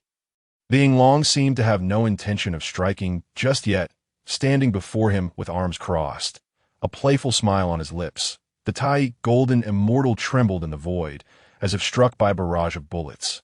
Yet he nodded vigorously, clearly acknowledging the Yinglong's words. However, he found himself at a loss for words. Indeed, who could possibly be stronger than the Yinglong? He could neither fight nor flee. A saying rings true. Death is not frightening. What is truly terrifying is waiting for death, especially when one witnesses a horrific demise inching closer. This tight, golden immortal now felt that dread. Noticing the expression of the man before him, the Yinglong furrowed his brow slightly, as if dissatisfied, yet remained silent, simply observing. The Yinglong's demeanor only deepened the fear of the tight, golden immortal, as though a savage demon contemplated the most agonizing way to end his life before consuming him. Sighing, the Yinglong shook his head. "You may go." His words stunned the golden immortal. Resonating like a thunderclap in his mind, it felt as though he had fallen under a malevolent spell, with the phrase, "How is this possible?" echoing endlessly in his thoughts. His eyes widened, devoid of any light, resembling a soulless shell. Without further ado, the Yinglong turned and soared away. In truth, he had never intended to spare him. However, upon witnessing the man's sheer terror, he felt an inexplicable revulsion. Killing such a coward would only soil his own hands. Yinglong soared gracefully back to the Isle of the Three Immortals in Penglai. Without pausing, he directly entered the protective formation. As he stepped into the array, he felt as if he had entered a realm of grayness. The pressure suddenly intensified, rendering his movements arduous and nearly insurmountable. There was not a trace of spiritual energy to be found. Initially soaring in the air, Yinglong was unexpectedly forced down to the ground by this overwhelming force, which felt akin to the might of the heavens. The ground beneath him was no sanctuary either. It was as unyielding as adamantine, and he landed with a solid thud. Gritting his teeth, Yinglong rose to his feet, casting a glance around and muttering, "What a bizarre formation." The mere presence of this protective array was enough to evoke awe. One could only imagine the consequences should the killing formation be activated. This thought, a shiver ran down his spine. Hastily, he retrieved the token bestowed upon him by his master, channeling his own essence into it. Upon the infusion of power, the originally wooden token soared forth, rapidly expanding to the size of a door panel and suspending itself above Yinglong's head. In an instant, a brilliant golden light erupted, enveloping his entire being in a resplendent golden beam. And then, in the blink of an eye, both the token and Yinglong vanished. When Yinglong next opened his eyes, he was utterly astonished by the sight before him. What an extraordinary panorama it was! The island stretched vast and boundless, with three towering peaks standing majestically at its edges, forming a perfect triangle. In the midst of these peaks lay a lush plain, adorned with verdant trees, some of which bore fruit that glimmered with vibrant hues, emitting an intoxicating fragrance that tantalized the senses. It was evident that these fruits possessed extraordinary qualities, being spirit fruits of remarkable nature. The peaks seemed to be shrouded in thick cloud layers, obscuring their summits from view, while each mountain was adorned with a winding path of white jade that gracefully descended into the plain below. The mountains were rich with bamboo and pine, their verdant splendor casting a serene and ancient aura upon the jade pathway, reminiscent of the tranquil retreats of Zen, where flowers and trees flourished in harmony. It took Yinglong a considerable time to regain his composure, reflecting, "My master is indeed a formidable being," without needing to mention the ferocity of this protective array that could induce one to spit blood. The density of spiritual energy within this domain was staggering. Observing the air, which had transformed into a mist of spiritual essence, he could not resist greedily inhaling a deep breath. Such a concentration of spiritual energy was clearly not a product of nature. The only explanation could be a gathering array, albeit one of immense proportions, capable of enveloping the entire island. Yinglong shook his head in resignation, recalling the years spent cultivating on that desolate mound in the Primordial land. And he could not help but sigh at the stark contrast. Yinglong indulged in numerous spirit fruits on the island, taking a considerable amount of time to calm his heart. He settled into a grove, entering a meditative state to consolidate his cultivation and realm, fully aware that in this world, strength was paramount. Without sufficient power, he would inevitably face humiliation akin to that of the golden immortal who had been terrified by him. Death would be a more merciful fate, In the 28th chapter, it was mentioned that Long had instilled terror in an individual of Tai golden immortal status, leading him to harbor feelings of aversion and ultimately refraining from killing him. Now back at the Isle of the Three Immortals, he could devote himself to cultivating and solidifying his Deluo golden immortal realm.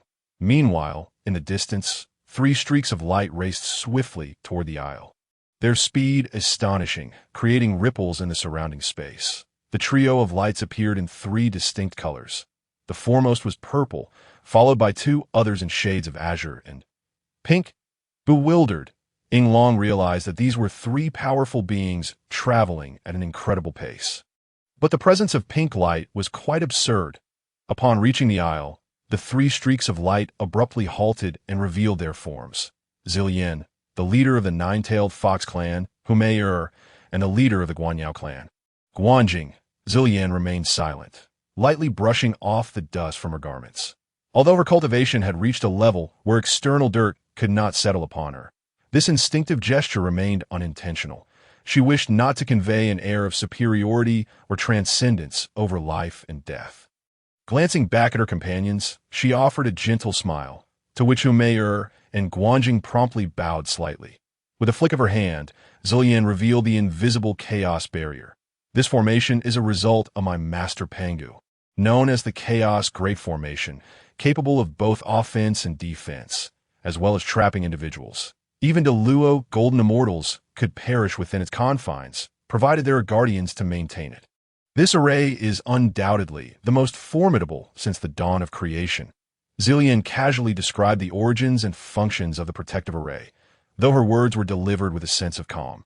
They struck Humei and Guanjing with the force of a tidal wave, leaving them in a state of awe. The fact that the Chaos Great Formation derived from Pangu indicated its extraordinary power. Having been conceived in the primordial chaos before the differentiation of the cosmos, it was clear how formidable it was. After all, anything born of chaos must be exceptional. Exchanging glances, they both recognized the weight of their decision to pledge allegiance to the Isle and submit to Zillian. Despite not turning to face them, Zillian was keenly aware of their every movement through her divine sense and felt a deep satisfaction. A wave of her hand enveloped herself and her companions in a thin veil of light. And she turned to them, saying, "Let us proceed. My disciple Long seems to have brought me an intriguing gift." With that, Zillian led the two of them into the very array that had momentarily bested Long. The pressure produced by the formation posed no threat or discomfort to the trio. Zillian guided them along a winding path until they effortlessly entered the protective array. She had no concern about them memorizing their route. The pathways of this array were in constant flux. Should they attempt to navigate it again in the same manner, they would surely incur the devastating wrath of the formation itself. Upon entering the isle, Zillian discovered Long meditating in a grove. She refrained from awakening him, aware that his cultivation would not be disturbed by such an interruption, yet she deemed it unnecessary.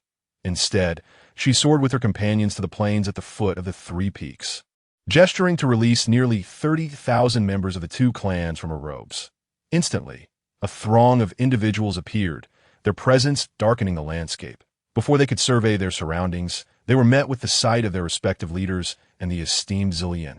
Promptly bowing in respect, Humei and Guanjing acknowledged their clansmen with a nod before turning their attention back to Zillian.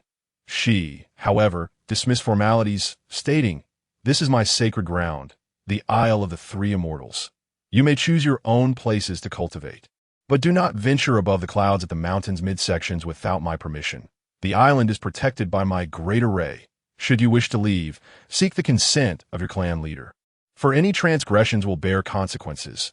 The spirit fruit grove on this plain may be harvested at your leisure." With this, Zillian instructed her companions, "Once you have settled your clansmen, come to my Penglai peak to meet me." With that, she vanished from sight. Guanjing and Humei began organizing their clansmen. They remained silent about their thoughts.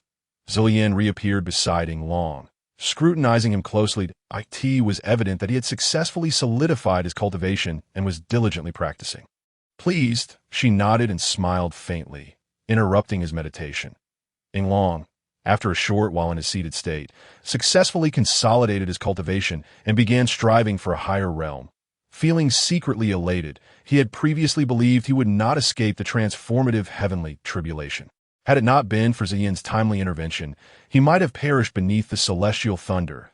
He felt profound gratitude towards his master.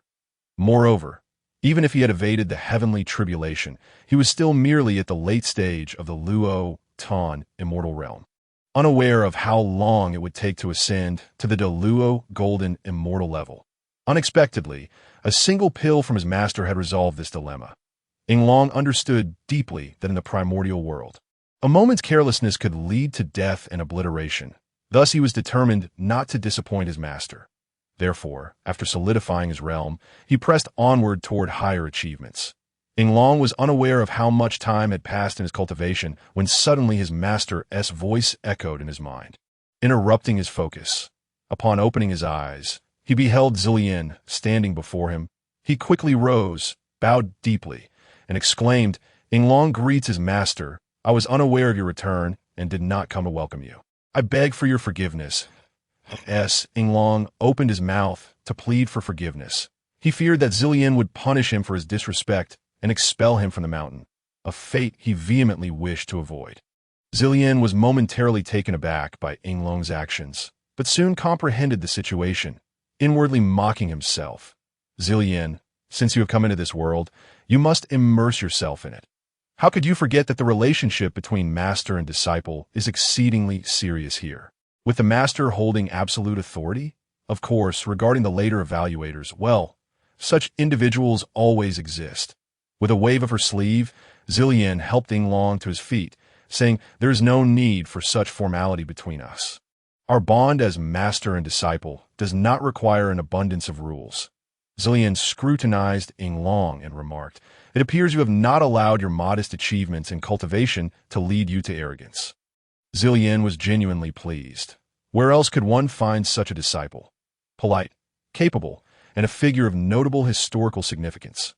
"Come with me, Yinglong," Zillian declared, leading the way toward the bamboo cottage atop the peak. Hearing his master's praise filled Yinglong with joy, knowing he had not incurred her wrath, and he hurriedly followed her ascent to the summit. Before long, the master and disciple arrived at a spacious bamboo cottage at the peak. Zillian sat cross-legged on a high pedestal, gazing down at Yinglong, and said, "Please take a seat." Yinglong wasted no time. After bowing respectfully to Zillian, he settled onto the first cushion on her left, attentively observing her. "Yinglong, what cultivation method were you practicing on the fierce plow earthen mound?" Zillian inquired after a moment of contemplation. Yinglong momentarily faltered, but soon realized with a jolt that this was likely his master's way of imparting a cultivation method to him.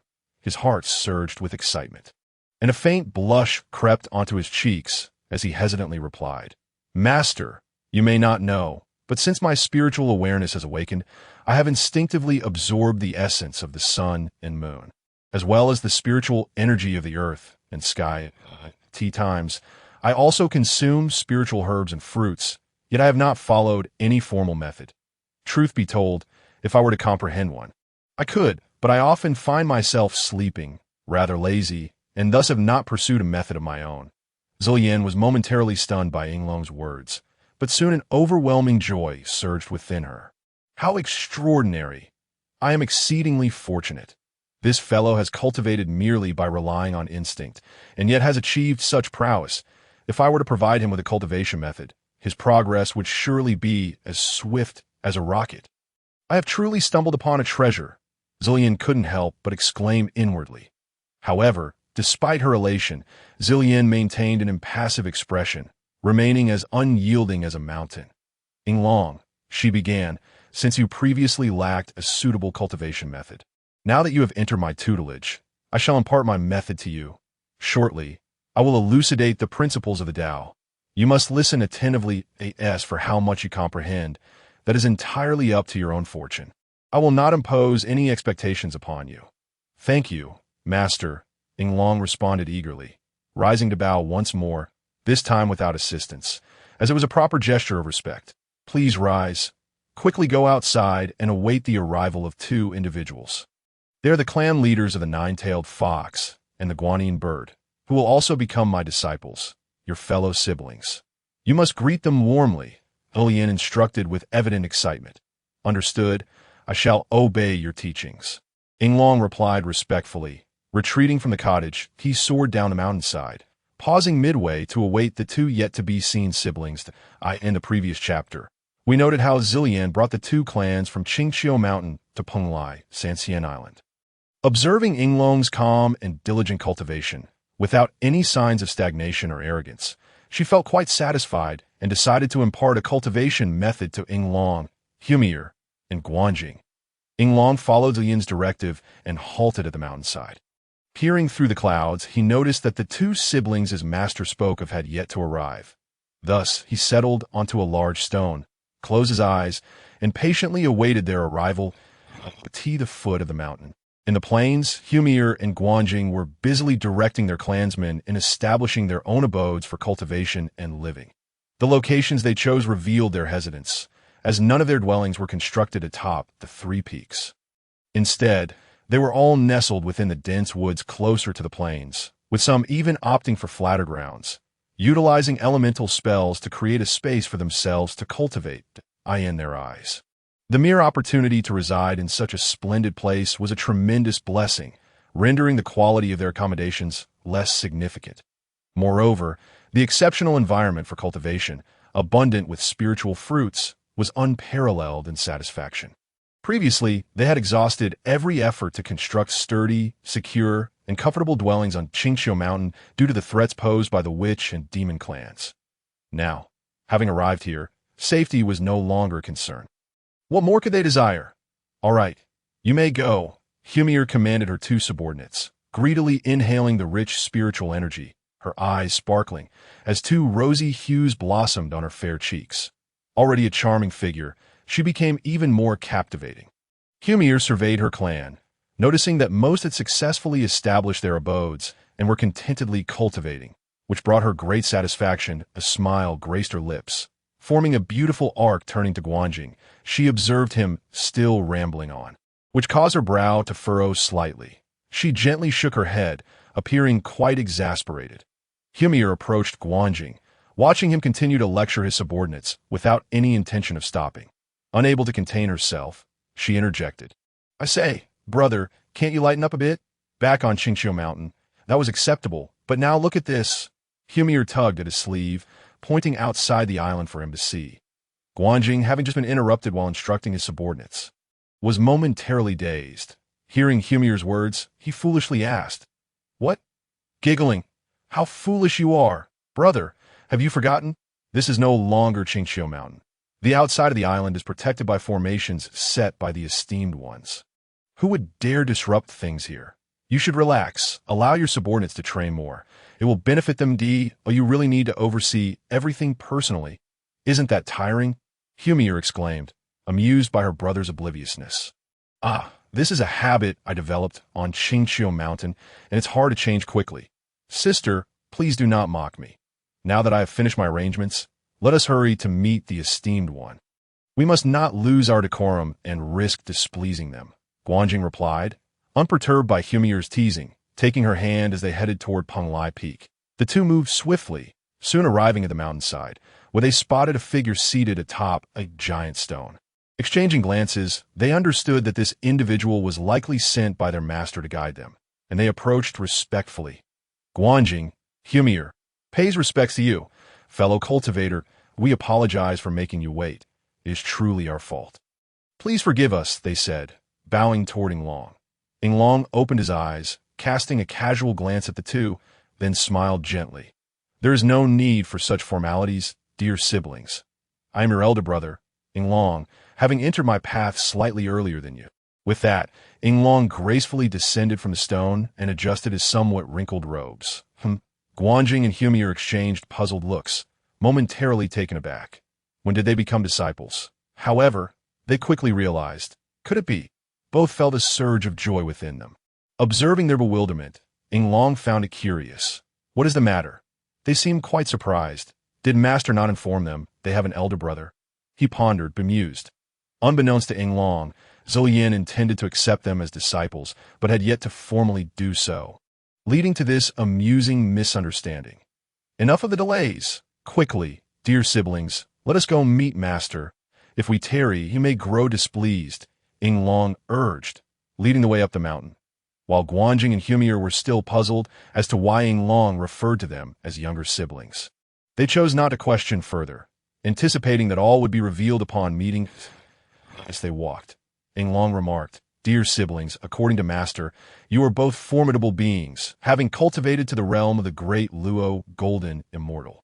Today, the Master is occupied, but if time permits, we shall engage in a friendly sparring match." Ing Long's words left Guanjing and Humier momentarily astonished, before they exchanged amused glances, thinking, this person is quite interesting and seems to be quite friendly. Likely a lover of competition.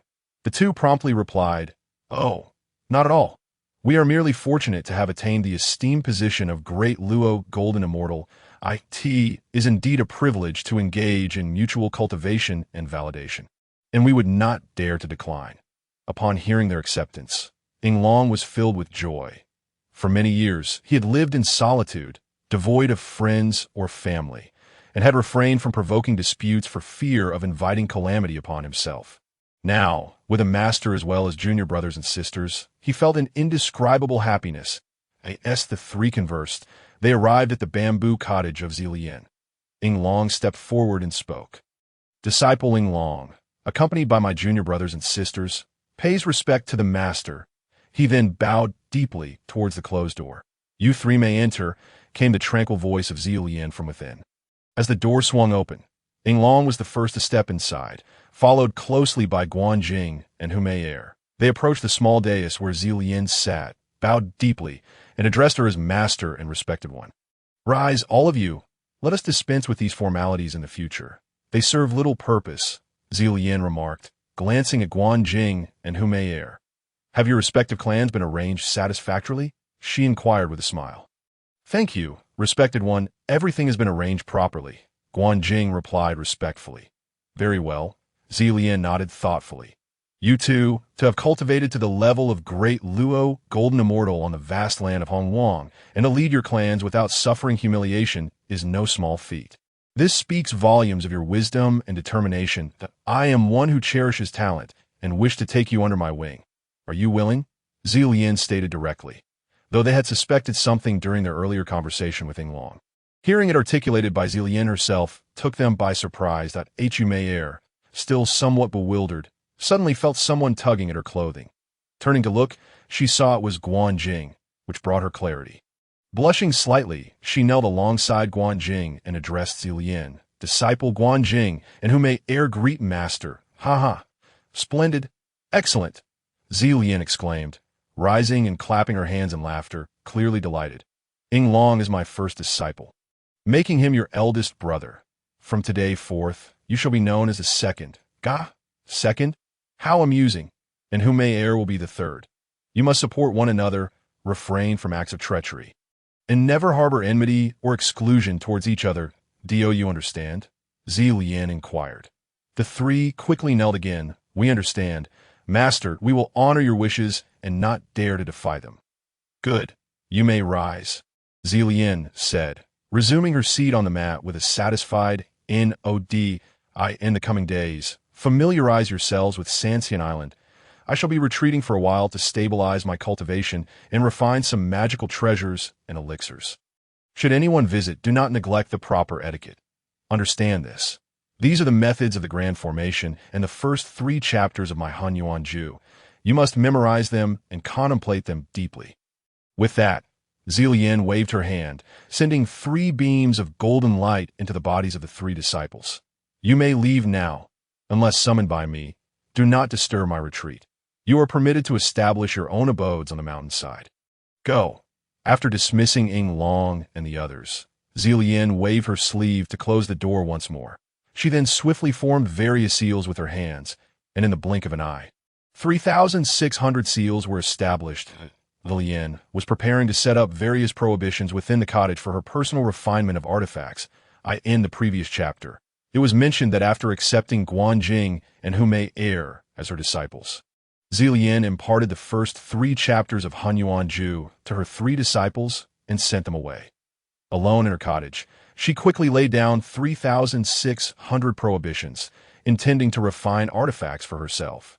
Zillian had initially thought to release the suppressed merit golden light acquired during the creation of the universe and ascend directly to sainthood. However, upon reflection, she realized that every saint possesses their own artifact.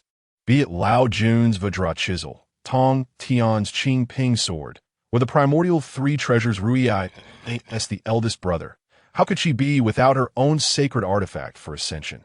Zillian's greatest passion before her transcendence had been collecting treasured swords.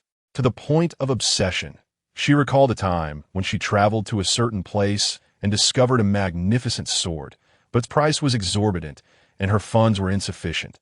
Consequently, she had to divert some money meant for purchasing a house, ultimately acquiring the sword after a year-long wait for the house. Reflecting on this now brought a smile to her face. Pulling her thoughts back to the present, Zillian contemplated the kind of sword she wished to forge. Although she possessed the Hongmeng sword gifted by her elder brother Pangu, she longed to personally create a sword that belonged solely to her. This dream had eluded her in her previous life. But now that she had the ability, she could not let this desire become an eternal regret. Suddenly, an idea sparked in her mind as she recalled a description from a book in the future about a sword known as Chunjun, said to be a unique creation forged by both celestial beings and mortals. To forge this sword, the mystical Qi Jin mountain yielded 10 over a millennium, and the waters of the Ruoyi River dried up over 10,000 years to produce copper. During its crafting, thunder gods forged the iron, rain goddesses quenched it, dragon serpents carried the furnace, and the heavenly emperor provided charcoal. The master smith Oyezi, following the will of heaven, toiled for a decade alongside the gods to complete the sword. After its completion, the gods returned to the heavens. Qi Jin Mountain sealed itself once more, and the Ruoyi River's waves surged again, leaving Oyezi drained of strength and spirit, leading to his demise. Thus, the sword became a legendary relic. Although this sword was a renowned artifact of the future, it was not considered theft since the master smith Oyezi had yet to be born. Resolute in her decision, Zillian set out to forge the Chunjun sword, a sword that would belong entirely to her. With a wave of her hand, she retrieved the cauldron used by her elder brother Pangu for crafting artifacts from her ring. Although she could forge with her bare hands using the flames within her, it would be a waste not to utilize such a fine furnace. This cauldron was crafted in the midst of chaos and was forged by Pangu himself. With chaos primal fire burning within it, the source of all earthly flames, making it incredibly powerful. Any artifact refined within it would possess the potential to transcend the innate. Gathering her focus, Zillian pulled out a pile of materials for artifact refinement, all collected by Pangu in the chaos. The sight of this mound of materials made her heart tremble, evoking memories of Pangu. It is said that the higher one's cultivation, the more one becomes detached. Yet Zillian found herself unable to conform to this notion. Perhaps if she were to be more indifferent and less sentimental, her heart would feel lighter, and she would not be reminded of Pangu so often. Shaking her head vigorously, as if to cast away those sorrowful memories, Zillian steadied herself and invoked a fire incantation upon the cauldron. Instantly, the cauldron was engulfed in blazing chaos primal fire. This flame bore no warmth, appearing gray and seemingly frigid.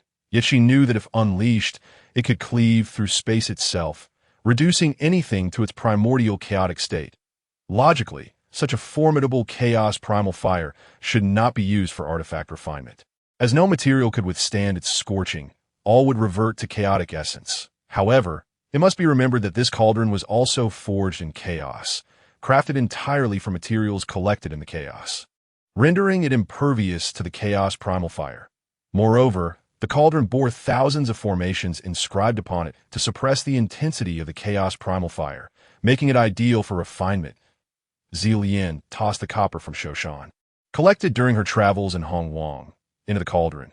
This copper was a unique and resilient material, harder than the most durable chaos diamond, making it one of the rarest treasures within the three realms.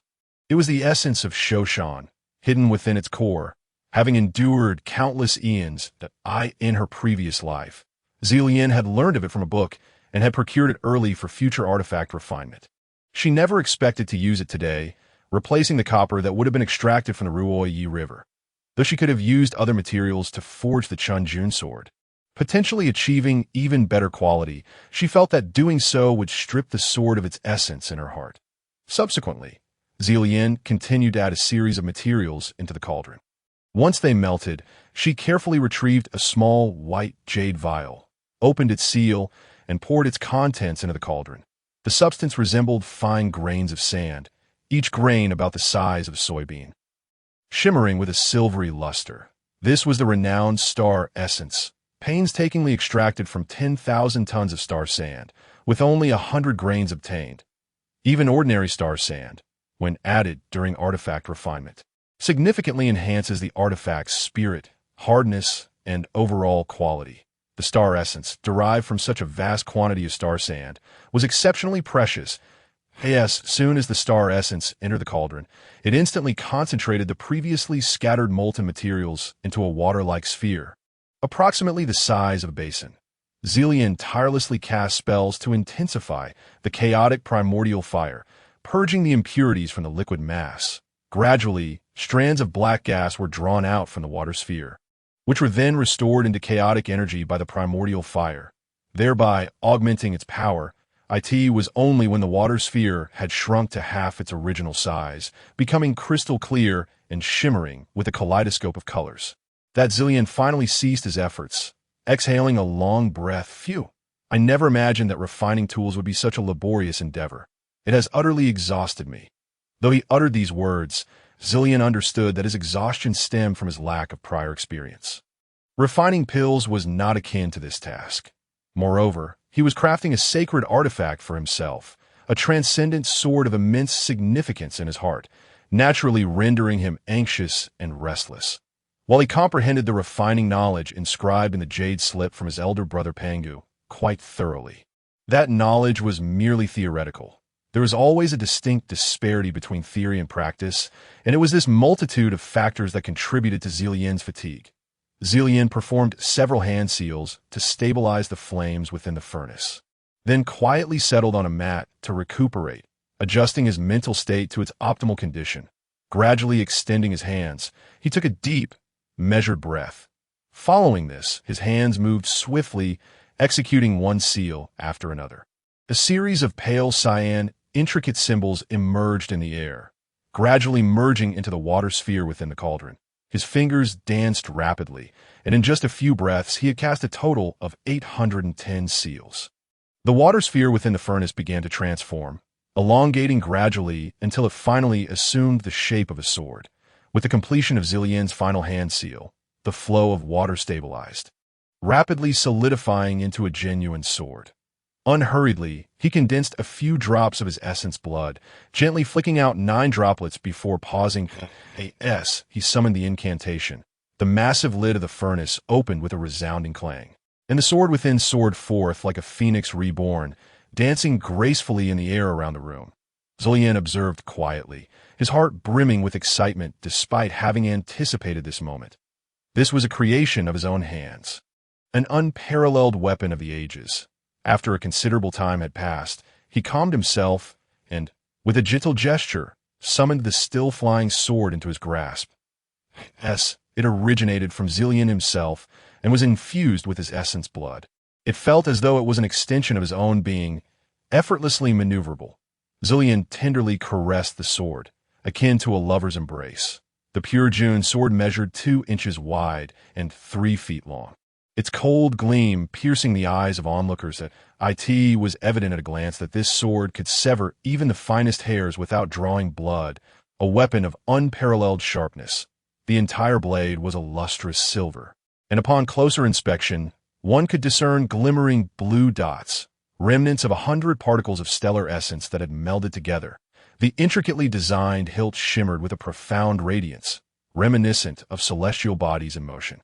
Gazing down the blade, it was as if one were peering into an abyss from a great height, ethereal and profound, as if a great dragon lay coiled within and a potent aura of sharpness surged forth, intimidating to those of lesser cultivation, who would find themselves deterred by its mere presence. Zillian regarded the sword with satisfaction, nodding approvingly. Now imbued with the essence of a primordial spiritual treasure, should he attain sanctity, He could harness the might of heaven and earth along with the baptism of merit and golden light, elevating it further still. At that point, its quality would likely rival that of the renowned god-slaying spear, which was said to be comparable to primordial spiritual treasures. With a wave of his hand, he retracted it into his body for nurturing. Observing the still operating furnace before him, he pondered briefly before resolving. Since he had already opened the furnace, he might as well refine a few more trinkets, thereby gifting them to his disciples.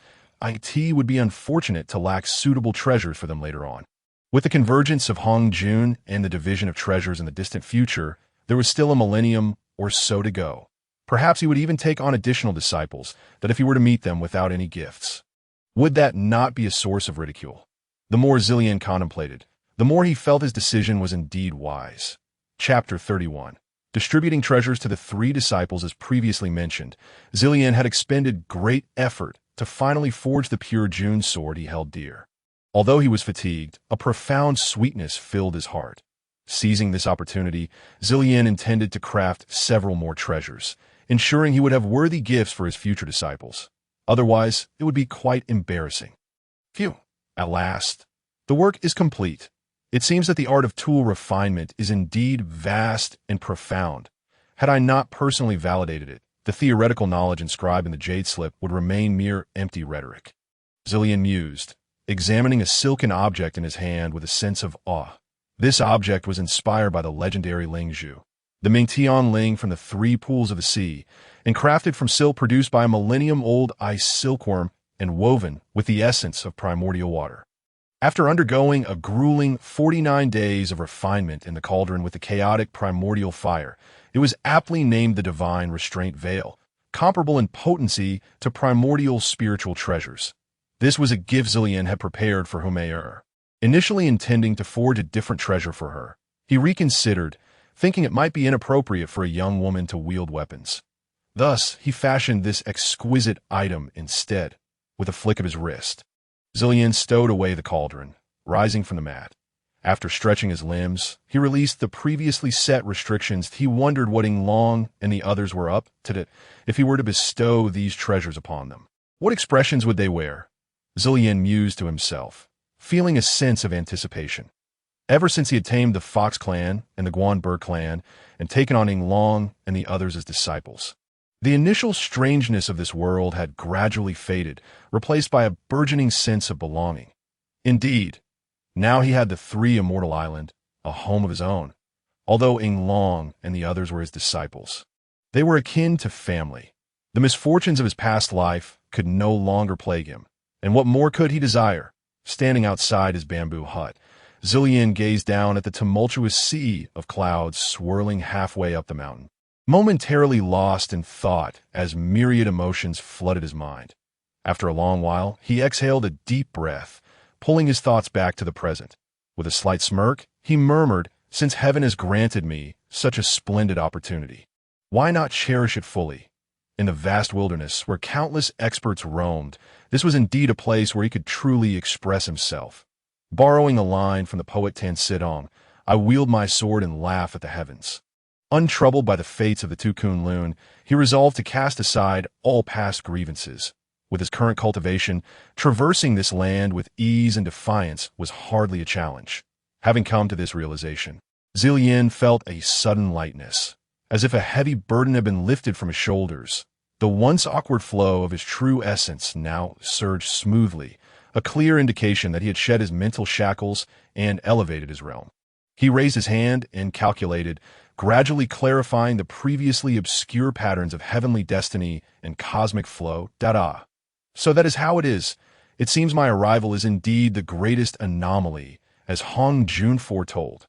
Very well. It appears that until I attain sanctity, I shall remain unsanctified.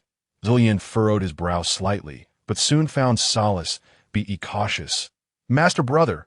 Atop the mountainside of Penglai Peak, a man and a woman floated in mid-air, facing each other, while a white-haired elder stroked his beard, watching them with a smile. After a moment, the woman could no longer contain herself, raising her palms towards the man before her. However, this woman was rather cunning. Seizing the opportunity, While her master brother was distracted, she thrust her palm forward, unleashing a blast of white energy directed at the man, while she herself darted towards him. Huh. Sister Mayor, your petty tricks cannot escape my celestial senses. Well done, the man, Yinglong, responded nonchalantly, while the woman opposing him was Humayur. The elder observing them was undoubtedly Guanjing. Yinglong appeared unfazed by the incoming energy, as if it were merely a gentle breeze. However, any cultivator of lesser prowess would likely be gravely injured by such an attack, for Humayur was not only a great Luo golden immortal, but had also trained in Zilian's primordial method. Albeit for a short time, with a high starting point. With a flick of his sleeve, Yinglong effortlessly countered Humayur's attack, shifting his body to easily deflect her strike with a simple raise of his palm. With a resounding clash, the two quickly disengaged. Humayur's energy was insufficient against Yinglong's, and being in midair, she was sent reeling back to her original position by the force of his palm. Yinglong remained motionless, but upon seeing Humayur retreat, he recognized an opening and struck with his palm, sending forth a torrent of energy that surged towards her like thunder. Humayur was taken aback by Yinglong's swift response, and fearing a direct confrontation, she leaped away into the air. However, she had not anticipated that Yinglong had already predicted her move. The tide of their duel shifted, forcing Humayur into a defensive position. In the air, they exchanged blows, fists and palms flying in a dazzling display, resembling colorful butterflies in a garden. Their movements grew increasingly rapid, until it became impossible to distinguish one from the other. Only flashes of yellow and pink swirling as they changed positions in a flurry. The sounds of fierce combat echoed incessantly in the air, the gusts of wind stirred up by the two combatants causing even the onlooker, Guanjing, to retreat repeatedly. Junior sister, you have lost. After a while, the two figures in the air parted, and Yinglong, smiling, addressed the panting Humayur. Despite their prolonged duel, Humayur found herself slightly inferior in both cultivation and innate talent. A moment's negligence resulted in Yinglong's palm striking her left arm. Though she felt a twinge of regret, Humayur understood that this was merely a contest, had it been a life-and-death struggle. That blow could have left her gravely injured or worse. Senior brother, I concede I'm still no match for you. Although Humayur realized that Yinglong had held back, she couldn't entirely suppress her disappointment. This was only human nature. Do not be disheartened. Junior sister, it is no shame to lose to your senior brother. Recognizing your own shortcomings is the true victory in a life-or-death scenario, should you falter in such a manner. It could cost you your life. Guanjing, noticing Humayur's despondence, understood her feelings. She had thought that, being of equal status as a great Luo golden immortal, even a slight gap in strength would allow her to hold out longer in combat. Yet, she had not anticipated being defeated so swiftly. After hearing Guanjing's words, she began to reconcile with her emotions. Elder brother's words ring true. I was too narrow-minded, Humayur acknowledged, bowing respectfully to both Yinglong and Guanjing. You three, come to me swiftly.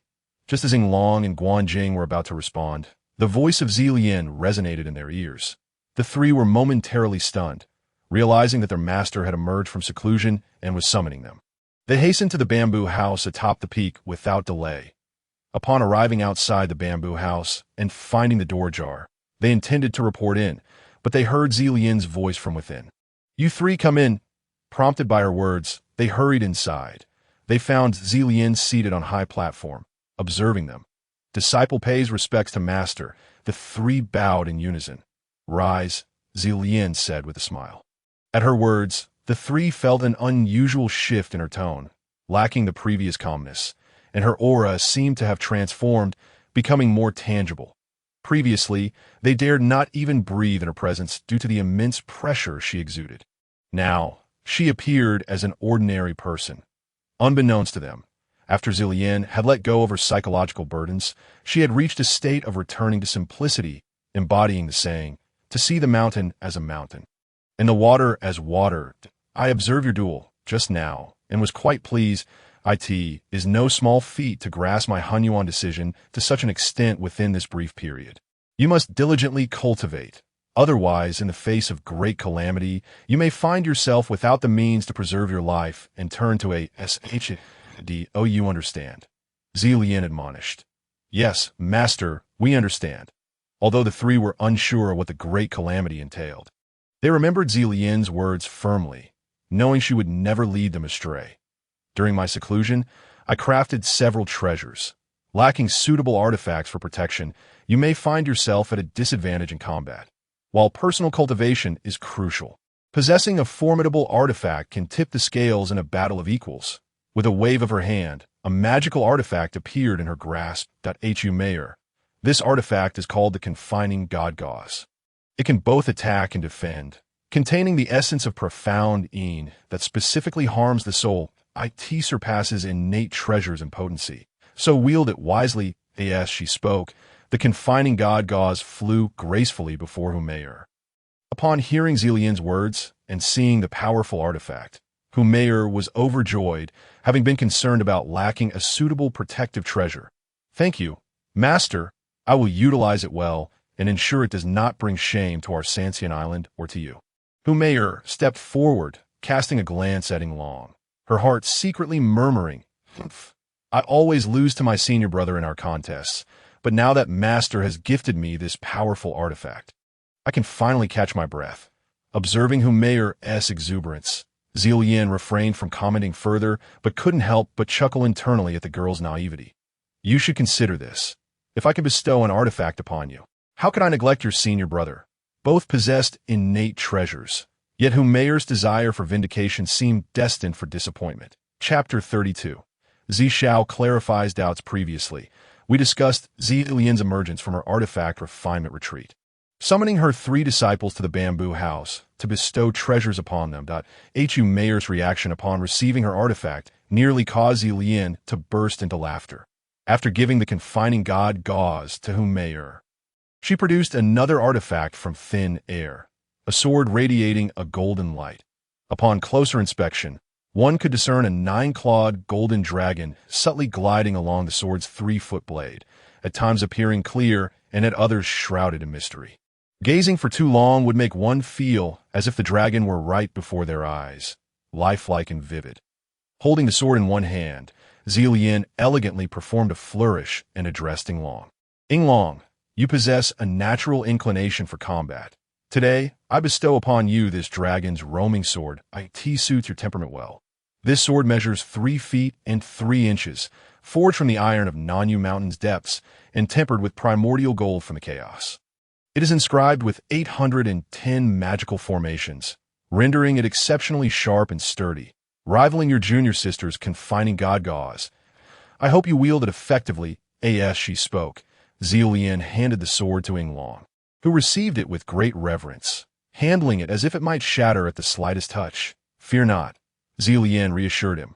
The sword is meant for self-defense in combat, not mere decoration. It is far sturdier than you think. Zilian was momentarily taken aback by her own words, realizing that her newfound state required some adjustment. Inglong, oblivious to his master's subtle change, felt a rush of embarrassment at her words. Zilian then turned her gaze to the somewhat anxious Guanjing, suppressing a smile as an idea struck her.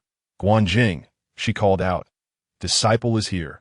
Guanjing hurried forward and bowed to Zilian. Your innate treasure, the god-slaying spear, is already remarkable. I shall not add to your fortune. Zilian fixed her gaze upon him. Guanjing, realizing the weight of her words, felt a bitter pang of disappointment. What? Are you dissatisfied? Zilian feigned seriousness, struggling to contain her amusement. Understand that treasures are external forces. Your cultivation is paramount. If I were to grant you too many artifacts, I fear you might neglect your own training. Disciple would never dare. Master, I understand your intentions. Guanjing hastily replied, though the hint of regret lingered in his voice. Ah, my foolish child. Very well. I possess another artifact intended for protection. Although it is not an innate treasure, it is still a valuable primordial item.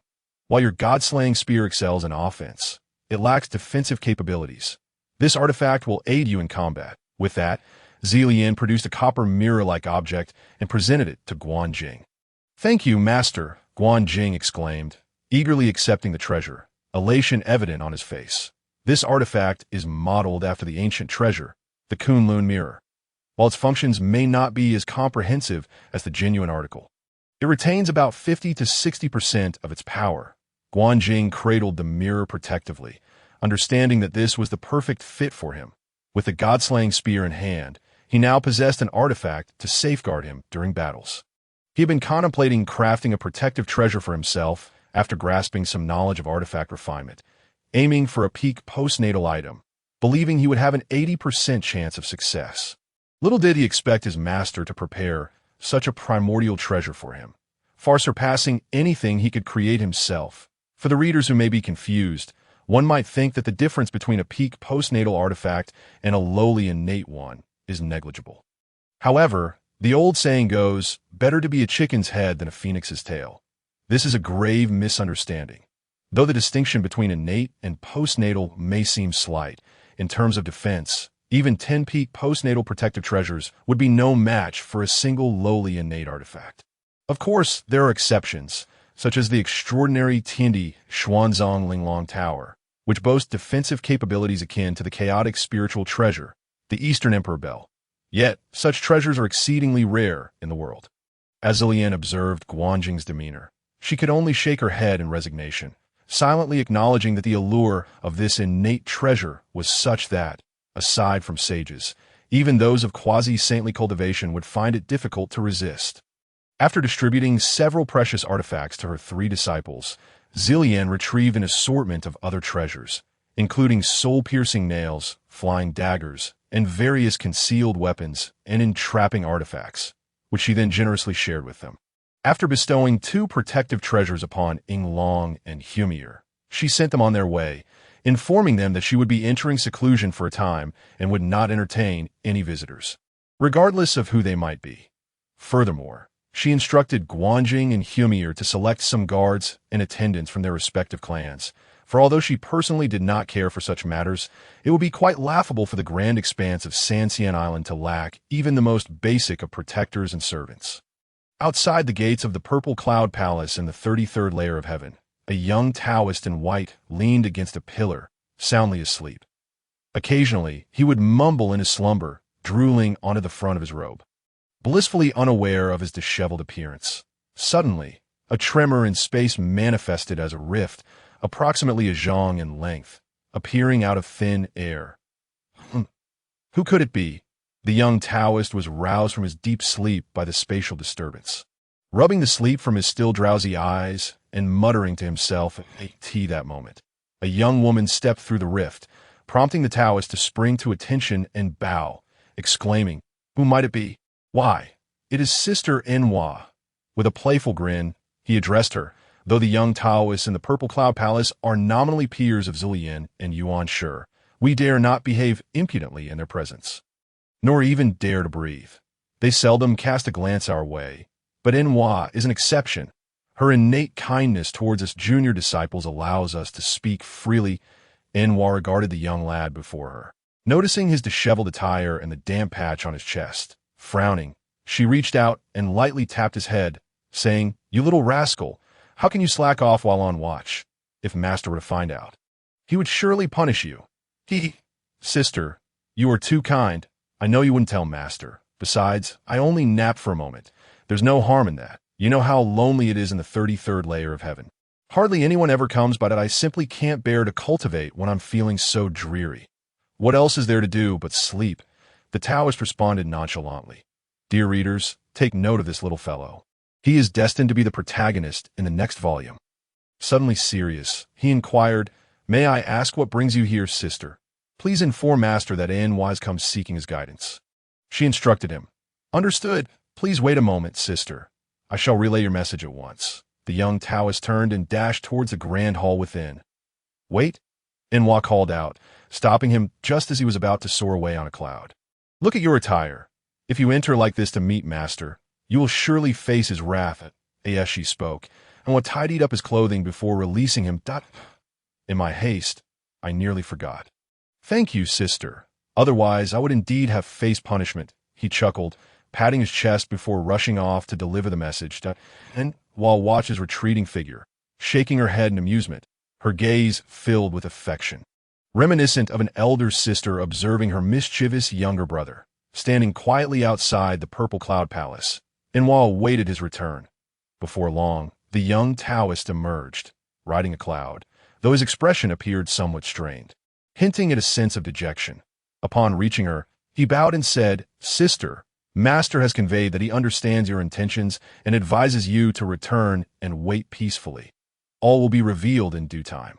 Enwa's heart stirred with curiosity at his words, pondering what Master could possibly mean by that. Wait peacefully. For how long? Despite the myriad of questions swirling in her mind, she kept her thoughts to herself. Trusting Master's wisdom, she decided not to exert herself further. As she prepared to bid farewell to the young Taoist, she noticed his glum expression and inquired, "What troubles you, little one? Have I inadvertently upset you?" "Sister Enwa, please do not speak like that. It is not your fault. Even if you had done something to displease me, I would never hold it against you. Among all my elder brothers and sisters, you alone have treated us younger ones with such kindness. How could I blame you over trivial matters?" The Taoist hurriedly waved his hands in dismissal. What could possibly cause such a demeanor? Enwa asked, intrigued by his response. The young Taoist hesitated, his words caught in his throat. "Oh, dear child, do tell me what is bothering you." Enwa pressed, her curiosity piqued. "It seems that whether one is a sage or an ordinary mortal, the nature of curiosity remains unchanged. I was caught slacking off, and Master has sentenced me to 100 years of facing the wall to reflect on my cultivation," he finally confessed. Unable to withstand Enwa's probing, Enwa burst into laughter upon hearing this. "Oh dear, how could you laugh at my predicament?" he protested. "I kept it from you for fear you would mock me." Enwa's laughter rang out as she doubled over, her mirth unabated by his embarrassment. "You little rascal," she said, "try to regain composure. If you keep pulling at my sleeves like that, you might tear my robe." "Then you must promise not to laugh anymore," he insisted, his cheeks flushed. "All right, I promise not to laugh," Enwa replied with a smile. "But I did warn you that Master would punish you, and it seems my prediction has come to pass. Yet, perhaps this will help you focus on your cultivation and deter your tendency to slack off." With a playful pinch to his nose, she added, "You must understand that the path of cultivation requires unwavering diligence. Otherwise, you may come to regret it later. Now, be obedient. I have matters to attend to. 100 years is not overly long, and often a single moment of insight can lead to significant progress. Once your time of reflection is over, you may come and play at my Buzhou mountain." "Very well. I shan't delay you any longer, sister. 100 years from now, I will surely visit Buzhou mountain." The young Taoist replied earnestly. Enwa nodded. Then, with a wave of her hand, she tore through the fabric of space and descended from the 33rd layer of heaven, returning to Buzhou mountain. Chapter 33. The catastrophe of the reversed heavenly calamity at Buzhou previously. Zillian had entered seclusion once more, while Enwa had sought guidance from Hongjun at the Purple Cloud Palace, only to be met with a closed door and a vague response to wait. Bewildered yet resigned, she made her way back to Buzhou mountain. Upon breaking through the void and descending from the 33rd layer of heaven, Enwa found herself standing before the towering Buzhou mountain. As she gazed up at its majestic peak, a myriad of thoughts flooded her mind. This mountain was said to be formed from the spine of the primordial deity Pangu, fearing that the world might shatter back into chaos upon his demise. Pangu transformed his spine into this colossal mountain to uphold the heavens and the earth. Whenever Enwa reflected on this legend, she felt a profound reverence for the greatness and boundless love of the primordial deity. If she were to attain the Tao fruit of the primordial chaos, she would undoubtedly aspire to emulate Pangu's immense compassion. As Enwa pondered these thoughts, she was suddenly interrupted by a voice calling out to her. "Sister, why do you linger at the doorstep without entering?"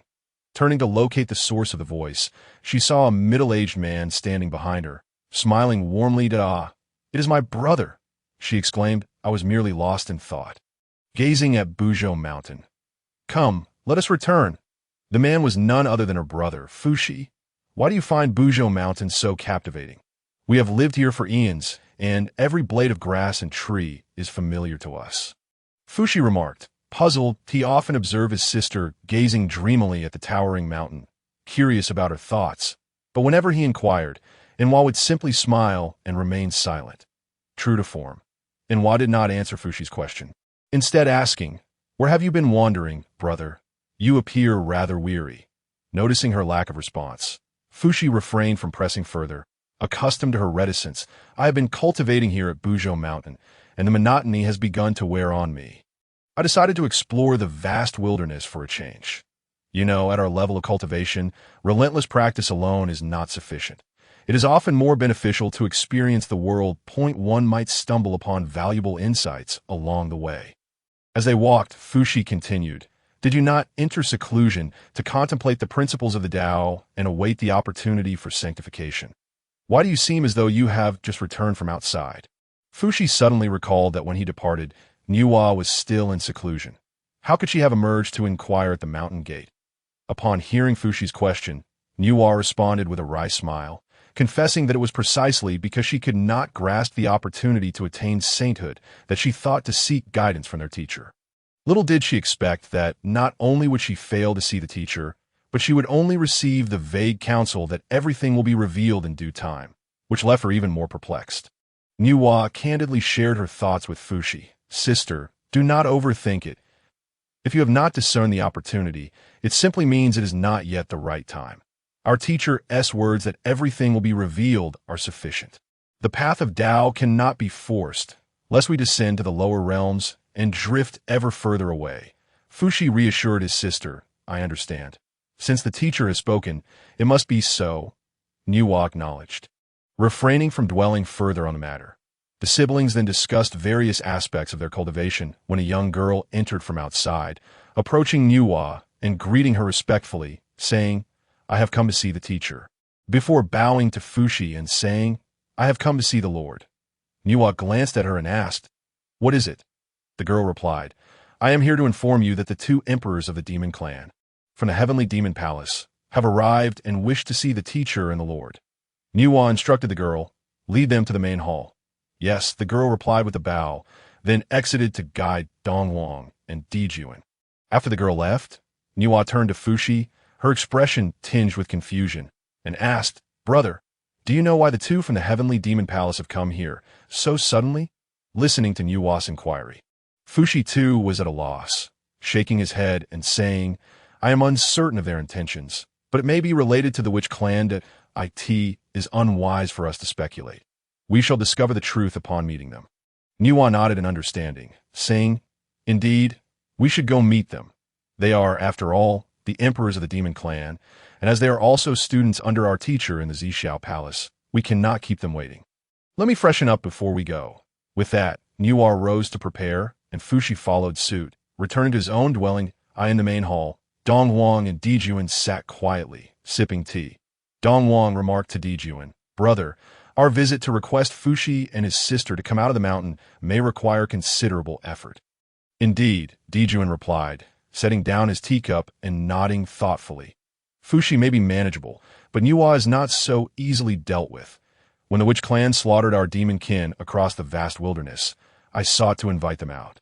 But Nhwa thwarted my efforts. I could not force the issue and had to retreat, which led us to devise a plan to ambush the witch clan's tribe. This time, we may very well be met with the same obstruction from Nhwa. What should we do? If we are repeatedly rebuffed by this brother and sister, we will surely lose face. Nhwa and Fushi are both of the demon clan, and as we oversee the heavenly demon palace, such a respectful invitation should be expected. That if word spreads that we were turned away, how will we face the witch clan and their 12 warriors?" Dongwang lamented, a mix of embarrassment and anger in his tone. "What can we do? We cannot act against them. Not only is Nhwa a formal disciple of Hongjun, but she also possesses the opportunity to attain sainthood.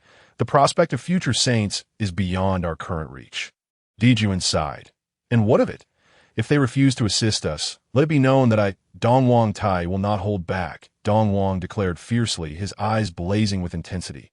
"Brother, cease such reckless talk," Dijuan interjected, pulling him back. "Do not provoke further. If you do not blame me for disregarding our brotherly bond." Dijuan's stern demeanor reflected the weight of his words, for Dongwang Tai was known for his heavy-handedness. "Brother!" Dongwang Tai was taken aback by Dijuan's admonishment. Glaring at him in disbelief, "Do not be angry. Let me explain, Dijuan urged, calming him. If it were solely Fushi and his sister, I would not be overly concerned, even if their cultivation surpasses ours slightly. Under your Dongwang Bell and my Hichu and Luoshu, they could not gain any advantage. However, do not forget that Nuwa has the backing of that old man Hongjun, even if Hongjun were to remain uninvolved. Do you think the likes of Zilian and the Three Purities would stay idle? If they were to join forces, we would likely be annihilated in mere moments. Thus, I say we must not provoke Nuwa and Fushi. Though Dong Huang was headstrong, he was not devoid of reason. Listening to his brother's logical assessment, he began to reconsider, though he still muttered, "So we simply let them go. It seems the East Emperor is still unwilling to concede. Who said we would do nothing? Huh. Offending the heavenly demon palace and expecting to escape unscathed? How naive!" Dijuan's eyes gleamed with a cold light. Dong Wang, confused, questioned, "Brother, did you not just say?" "My point is, we shall not act against them now. But that does not mean we will not in the future. We are currently in a tense situation with the Witch Clan, and a conflict could erupt at any moment at this critical juncture. We cannot afford to create too many enemies." Dijuan clarified that in the future. Dong Huang's spirits sank at this thought, muttering, "What if they become saints? They could easily dispose of us with a mere flick of their hands." "Haha, dear brother, you are so naive." Dijuan chuckled heartily to you truly believe they can attain sainthood while we cannot? Brother, we lack even the foundations of the Tao. How could we ever become saints? Dong Wang pondered, uncertain if he was the foolish one or if his brother had lost his senses in pursuit of sainthood. We may lack it, but some do not. Dijuan winked at Dong Wang. Dong Wang's eyes widened in realization. Breathlessly whispering, "Brother, do you mean?" Dijuan merely smiled and nodded. "We may not dare to touch the foundations of others' Tao, but do not forget, there's one we might not hesitate to act against." Dong Wang quickly grasped the implication, recalling that they had witnessed the distribution of sainthood seats by Hongjun in Zhixiao Palace. Taking a deep breath, he uttered a name, Onyun. Dijuan offered no affirmation or denial, merely continuing to sip his tea, as though the astonishing words had not escaped his lips at all. Dong Wang, observing his brother's demeanor, though lacking a clear confirmation, felt his heart reignite with hope.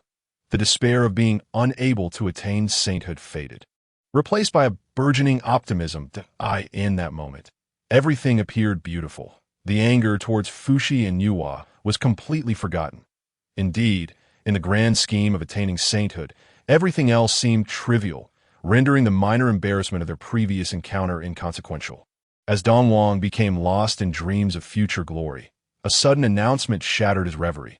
"The two esteemed teachers have arrived," called out a young attendant from outside the hall. The previously closed doors of the main hall slowly swung open, revealing Fushi in a blue Tai Chi robe and Nuwa in a pink palace gown, stepping gracefully into the chamber. Chapter 34. Fushi descends the mountain. Previously, it was noted that Dong Wang Tai and Dijuan visited Mount Buzhou, where they established the foundations for what would become one of history's most audacious heists, earning them the notorious title of the most brazen robbers in history. As Fushi and Nuwa entered, Dijuan and Dong Wang promptly rose to greet them, saying, "We have come to see our esteemed senior brother and sister. Please rise, my junior brothers. We are all of the Demon Clan, sharing the same origin and teacher." "There is no need for such formalities," Fushi replied. Noticing that Nuwa had no intention of speaking, he helped Dijuan and Dong Huang to their feet, understanding that while he and Nuwa may not regard them highly, they should not be treated with disdain. Nuwa and Fushi took their seats at the head of the hall, and it was only then that Nuwa coldly addressed them. "Pray tell, what brings you both to Mount Buzhou?" Nuwa harbored a deep-seated disdain for Dong Wang and Dijuan, stemming from her inherently benevolent nature. When they first established the Heavenly Demon Palace, they were far from the formidable force they had become. Their ranks of demon soldiers were scant. That is a well-known principle in the wilderness, that the strong dominate the weak, and seeing the seemingly fragile Heavenly Demon Palace, Dong Wang and Dijuan sought to bolster their strength through any means necessary. Whenever they encountered a demon lord claiming a mountain, they offered but a simple ultimatum: submission or death. The subdued monsters are manageable, yet the obstinate ones were ruthlessly slaughtered by the two wielders of the divine treasures in their hands. leaving a trail of devastation in their wake. During that tumultuous period, it can be said that the independent demon clans lived in constant fear. At that time, Nuwa, invited by a monster, sought to persuade these two. But alas, they paid her no heed. In the centuries following the establishment of the Heavenly Demon Palace, the demon race suffered immense casualties, with the vast majority falling by the hands of these two. Could Nuwa possibly harbor any goodwill towards them? Upon hearing Nuwa's cold inquiry, Emperor Jun and Dong Huang Tai realized her displeasure regarding their visit. A flicker of anger ignited within Dong Huang, which had previously begun to wane, and it blazed even more fiercely than before. However, he knew he could not afford to lose his temper at this moment, as he hoped to persuade them to descend the mountain. Thus, if he and his brother were to confront the 12 members of the Witch Clan, they would not be at a disadvantage. Taking a deep breath, Dong Huang thought to himself, "You little vixen. Just wait. Once my brother and I weather this storm and achieve sanctification, we shall settle accounts with you." Fushi, not one to ignore the larger picture, sensed the impending trouble from Nuwa's tone and could only smile wryly to himself. He understood his sister all too well.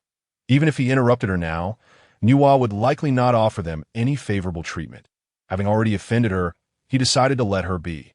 Emperor Jun, feeling displeased by Nuwa's question, was nonetheless a master of strategy and concealed his dissatisfaction behind a composed smile. He spoke gently, "My esteemed brothers, Dong Huang and I have indeed come to discuss a pressing matter with you. If you are willing to lend us your assistance, it would be greatly appreciated, though. I wonder what matter my junior brother refers to. Please enlighten us, and if it lies within our capabilities, we shall certainly do our utmost." Fushi interjected hastily, fearing Nuwa might unleash further comments. Upon hearing Fushi's response, Emperor Jun and Dong Huang exchanged glances, silently calculating that there might be a chance for collaboration. Clearing his throat, Emperor Jun continued, "You both must have heard of the minor frictions between my Heavenly Demon Palace and the Witch Clan. It was nothing of great concern until those from the Witch Clan, in their ignorance, relentlessly drove our demon kin away from the vast wilderness, meting out severe punishment. Countless lives were lost among our kind. Had it not been for the brave demon who risked his life to report this to me, Dong Huang and I would still be oblivious to the situation. Initially, I had no intention of opposing the Witch Clan, so I sent a demon general to negotiate. But to my dismay, the witch people, obstinate as they are, executed all my envoys and declared that even if Dong Huang and I were to visit, they would not relent against our kin. I cannot stand idly by while our brethren suffer. Therefore, I dispatched several powerful demons and their troops to annihilate a few of their tribes in vengeance for our fallen kin. Recently, things had settled somewhat, but I have received news that the 12 ancestors of the Witch Clan intend to unite against my Heavenly Demon Palace, threatening to exterminate our race. Dong Huang and I fear we may not withstand their assault, which is why we seek your assistance, Fushi and Nuwa. Would you be willing to help?" Emperor Jun's eloquence smoothly shifted the blame away from himself. After speaking, he fixed his gaze on Fushi and Nuwa. Without blinking, Fushi, taken aback by Emperor Jun's words, glanced at Nuwa, only to find her expression still icy and devoid of emotion. This left Fushi scratching his head in confusion, pondering what course of action to take to assist them would not pose much of a problem for him. However, given his sister's demeanor, it seemed unlikely she would lend her aid. Conversely, to refuse would be somewhat unbecoming, considering they were all part of the demon race. Furthermore, from what he gathered from Emperor Jun's words, the Witch Clan's actions were indeed reprehensible. This dilemma weighed heavily on Fushi. Noticing Fushi's expression, Emperor Jun felt a surge of hope. It appeared Fushi might be swayed that if I press him further with words, he may very well agree to help. He thought that, as for Nuwa, he smirked inwardly. If Fushi encounters any danger upon descending the mountain, she would surely not remain passive, but would have to intervene. With his resolve firm, Emperor Jun spoke again. "Fushi, as members of the demon race, this is a critical moment for our survival. How could you possibly refrain from offering your assistance?" Seeing the pleading look on Emperor Jun's face, and glancing at Dong Huang, who sat quietly lost in thought, Fushi sighed deeply. Since you both have brought this matter to such a head, if I were to refuse, it would invite ridicule upon myself and tarnish my name. Very well. You two return for now. I shall confer with my sister Nuwa, and will descend to the heavenly demon palace to join you shortly. Emperor Jun's spirit soared at Fushi's words, and he quickly bowed, expressing his gratitude. Thank you, brother, for your understanding. With your and sister Nuwa's assistance, we shall not fear the 12 ancestors of the Witch Clan. Dong Huang and I will prepare a banquet at the heavenly demon palace to warmly welcome you both. After bowing to Fushi and Nuwa, Emperor Jun took Dong Huang by the hand and exited the grand hall, returning to the heavenly demon palace. Once they had departed, Fushi turned to his silent sister, Nuwa, and remarked, Sister, your earlier demeanor was quite uncalled for. You clearly offended them. Was it necessary to match their temperament? It was they who brought this calamity upon themselves. Why should they come seeking our aid while shifting the blame entirely onto us? Nuwa retorted, displeased. Alas, am I not aware of their intentions, but now that Emperor Jun has spoken so pointedly, can I remain indifferent? Moreover, I believe the Witch Clan may not necessarily wage war against the heavenly demon palace and our kin. Should they choose to do so, it would lead to mutual destruction. My descent will not pose any danger. I shall stay at the heavenly demon palace for a while before returning, but if I lend my support, it would simply invite ridicule upon us as siblings. Fushi explained his reasoning for agreeing to assist Emperor Jun and Dong Huang. Nuwa considered this perspective and, though reluctant, acknowledged her own identity as a member of the demon race. Very well, you may descend to aid them, but I shall remain here to continue my meditative retreat. Should anything arise, I will come to your assistance. Fear not, dear sister. I have divined the heavenly secrets and found the path ahead remains clear and unobstructed. Thus, I assert that the conflict between the demons and the witches shall not come to pass, Fushi said, laughing heartily as he saw his sister acquiesce. Nuwa, finding comfort in Fushi's words, believed in his divinatory abilities. Very well, then. I shall retreat to my meditations, she declared before vanishing from sight, evidently embarking on her contemplative journey. Fushi, standing up, adjusted his attire and exited the grand hall, after summoning a young attendant to make the necessary arrangements. He descended from Mount Buzhou, heading directly to the heavenly demon palace. The Fushi's divinatory skills were indeed remarkable. However, he could never have anticipated that this descent would sow the seeds of his own calamity, ultimately leading to his demise and reincarnation during the ensuing war between the demons and the witches.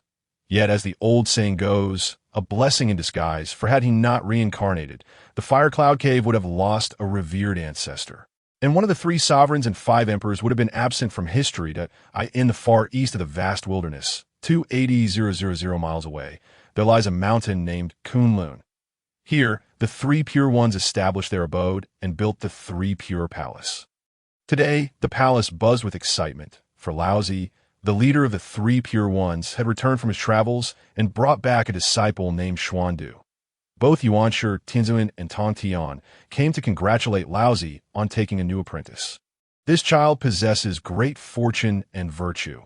Observing his potential, I believe he is well suited to learn your Taiji celestial method, brother, Yuanshi remarked after examining Xuandu. Indeed, your words ring true, second brother, Tong Tian chimed in, praising Xuandu as well. Though Laozi espoused a philosophy of non-action, hearing others laud his disciple brought him joy. Whether he can cultivate to true enlightenment depends entirely on his own fortune, Laozi said, stroking his white beard with a smile. Xuandu, do not delay. Hurry and greet your 2 uncles. Upon hearing his master's words, Xuandu stepped forward and bowed deeply before Yuanshi and Tong Tian. Xuandu pays his respects to my 2 uncles. Ha. Rise, rise. There's no need for such formalities. Yuanshi laughed heartily, gently assisting Xuandu to his feet. Chapter 35. Seeds of Discord. Previously, it was mentioned that Emperor Jun and Dong Huang sought the assistance of Nuwa and Fushi to confront the Witch Clan. Although Nuwa was deeply disdainful of Emperor Jun and Dong Huang's characters, they wielded the weighty banner of the demon's survival, leaving Fushi with no choice but to descend to assist them, after helping Xuandu to his feet. Yuanshi scrutinized him from head to toe, clearly pleased. Since you have called me uncle, it would be remiss of me not to present you with a token of welcome, upon concluding his words. The primordial figure retrieved a small object from his sleeve. It resembled a diminutive flag, interspersed with shades of gray and white. If one gazed at it for too long, it felt as though their very spirit might be drawn into the depths of this peculiar artifact. This trinket was known as the Yin-Yang flag, embodying the dual energies of Yin and Yang in battle. It could not only unleash these energies to harm adversaries, but also seize their treasures and ensnare their primordial spirits. When the time came to invoke its power, the two energies would interact, leading to utter annihilation. Among the postnatal spiritual treasures, it was indeed a remarkable item. The primordial figure presented this flag-shaped artifact to Xuandu, who graciously accepted it, saying, "Thank you, Master Uncle, for your kindness." Upon witnessing the exchange, Tongtian laughed heartily and remarked to Xuandu, "Haha, Xuandu, since your Master Uncle has bestowed upon you a gift, I cannot be remiss in offering you one as well." After observing the primordial figure grant Xuandu the artifact, Tongtian produced a gleaming sword and presented it to him, saying, "This sword is called the Vast Sword, forged from the quintessence of the five elements by Master Uncle. While it may not reach the level of innate spiritual treasures, it is nonetheless a treasure of the innate realm. It is perfectly suited for your use in combat." Xuandu was taken aback. Not anticipating such a splendid gift from Tongtian, he hesitated, unsure whether to accept it, glancing back at his master. "Lousy, Xuandu, since Tongtian Master Uncle has offered it to you, you should accept it." Lousy smiled gently at Xuandu. "Yes, Master. Thank you for your generosity, Tongtian Master Uncle." Upon hearing Lousy's encouragement, Xuandu could hardly contain his joy, quickly bowing gratitude to Tongtian. Holding the sword, his eyes sparkled with delight, and he inwardly exclaimed, "I too possess an innate treasure now. Haha, I never imagined I would come into possession of such a wondrous item." How pitiful it was that the child had once toiled alone in his cultivation, a veritable pauper. Lousy, observing Xuandu's elation upon receiving the two artifacts, shook his head in amusement and instructed, "You may take your leave now. Find a Taoist attendant to familiarize yourself with Kunlun Mountain and the Three Pure Ones Palace. Your two Master Uncles and I have matters to discuss." "Yes, Master." Xuandu, eager to explore and study the treasures, seized the opportunity to exit as his master had spoken. After Xuandu departed, Lousy waved his hand to close the grand hall's doors and turned to his fellow disciples, saying, "Brothers, my recent journey through the primordial chaos has granted me profound insights. It seems that solely dedicating oneself to intense training is not the answer. In my view, it would benefit you both to venture out more frequently. Perhaps you will experience further elevation in your realms." Upon hearing Lousy's words, both the primordial figure and Tongtian's eyes brightened. They were acutely aware of their own cultivation states, ever since returning from the teachings at Xisha Palace. Their progress had seemingly stagnated, an unmistakably abnormal phenomenon. They had pondered this matter in vain, but Lousy's words illuminated the situation. After a moment of contemplation, the primordial figure raised his gaze and addressed Lousy, who was in a meditative state. "I noticed a distinct change in you upon your return, brother. However, I did not give it much thought. It seems your understanding has indeed deepened. It is evident that both I and the third brother should venture out and gain further insights. Wouldn't you agree, third brother?" Tongtian, lost in thought, had not been paying attention to the primordial figure's words. Startled by the inquiry, he finally responded, "Yes, it is indeed time to go out and explore. Staying cooped up in the Three Pure Ones Palace has become rather tedious." The primordial figure found Tongtian's reaction curious, wondering what had captivated his attention so deeply. He could not help but ask, "Third brother, what occupies your thoughts so thoroughly?" Tongtian glanced at the primordial figure and then at Lousy, who regarded him with similar curiosity, before smiling slightly and replying, "I was contemplating the foundation of the great Tao. Upon seeing that brother has taken on a disciple, a thought stirred within me, prompting my meditation." Tongtian's words were delivered with an air of simplicity, yet they struck the primordial figure with great force, leaving him momentarily speechless. The foundation of the great Tao is an essential prerequisite for achieving sagehood. Tongtian's insight into this matter suggested he had taken a significant step closer to attaining the fruit of primordial unity, which could not help but astonished the primordial figure. He regarded Tong Tian with a newfound awe, as though he were a stranger, and after a long pause, he sensed a twinge of jealousy in his gaze. When he turned to Laozi, he noticed no surprise in his master's demeanor, only a trace of approval. The primordial figure felt as if Laozi had anticipated this moment or had already grasped it, perhaps waiting to see the comprehension of the two brothers. Regrettably, he had not pondered deeply enough. While Tong Tian had discerned some hidden truths, Laozi had not anticipated that his casual remark would prompt Tong Tian to attain such profound understanding so swiftly. He could not help but admire Tong Tian's remarkable insight and diligence in his cultivation journey. Glancing back at the somewhat bewildered primordial figure, he sighed softly.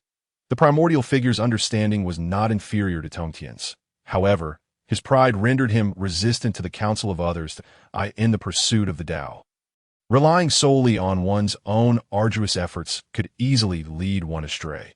Though their cultivation had reached a level where deviations would not have severe repercussions, it was essential to avoid any missteps during this critical period. Although the three pure ones had attained their holy ranks through the legacy of Pangu's creation, being surpassed by others in achieving sagehood would ultimately reflect poorly on them. The primordial figure had not intended to inquire further, but sensing that this might be a pivotal opportunity for achieving sagehood, he decided to overcome his pride and seek Tong Tian's insights. Third brother, it seems you have had some realizations regarding sagehood. Might you share them with us? I, along with brother, would like to listen. He included Laozi in his request, feeling that it would not be too embarrassing. Tong Tian smiled subtly, not rushing to answer the primordial figure's question. Instead, he turned to Laozi, who gently shook his head. Understanding Laozi's intentions, Tong Tian then replied, Second brother, my recent enlightenment is a matter of fortuitous inspiration, and thus cannot be articulated. The path to primordial unity is unique for each individual. Relying solely on personal insights, Tong Tian intended to convey that each person has their own journey, and the paths to attainment are distinct. Revealing his insights might inadvertently hinder the primordial figure.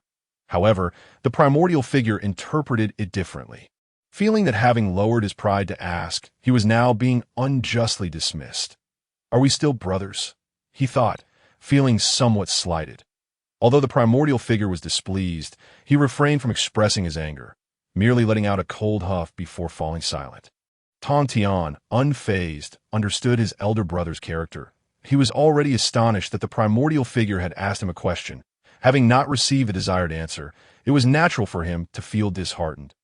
Laozi, being a perceptive person, recognized the tension in the hall. He sensed that the primordial figure might have misunderstood Tong Tian, but he did not intend to clarify, knowing that such matters could only be resolved through personal reflection. Primordial figure, Tong Tian, you both should venture into the primordial world and seek further understanding, Laozi suggested, attempting to diffuse the awkward atmosphere. Indeed, it is time to explore, Tong Tian replied, while the primordial figure remained silent, merely nodding in a perfunctory manner. The primordial figure's lack of appreciation left Laozi frowning slightly, clearly displeased by his demeanor. I shall retreat to consolidate my recent insights. A SU2 journey. Ensure the Three Pure Ones Palace is well arranged before you depart.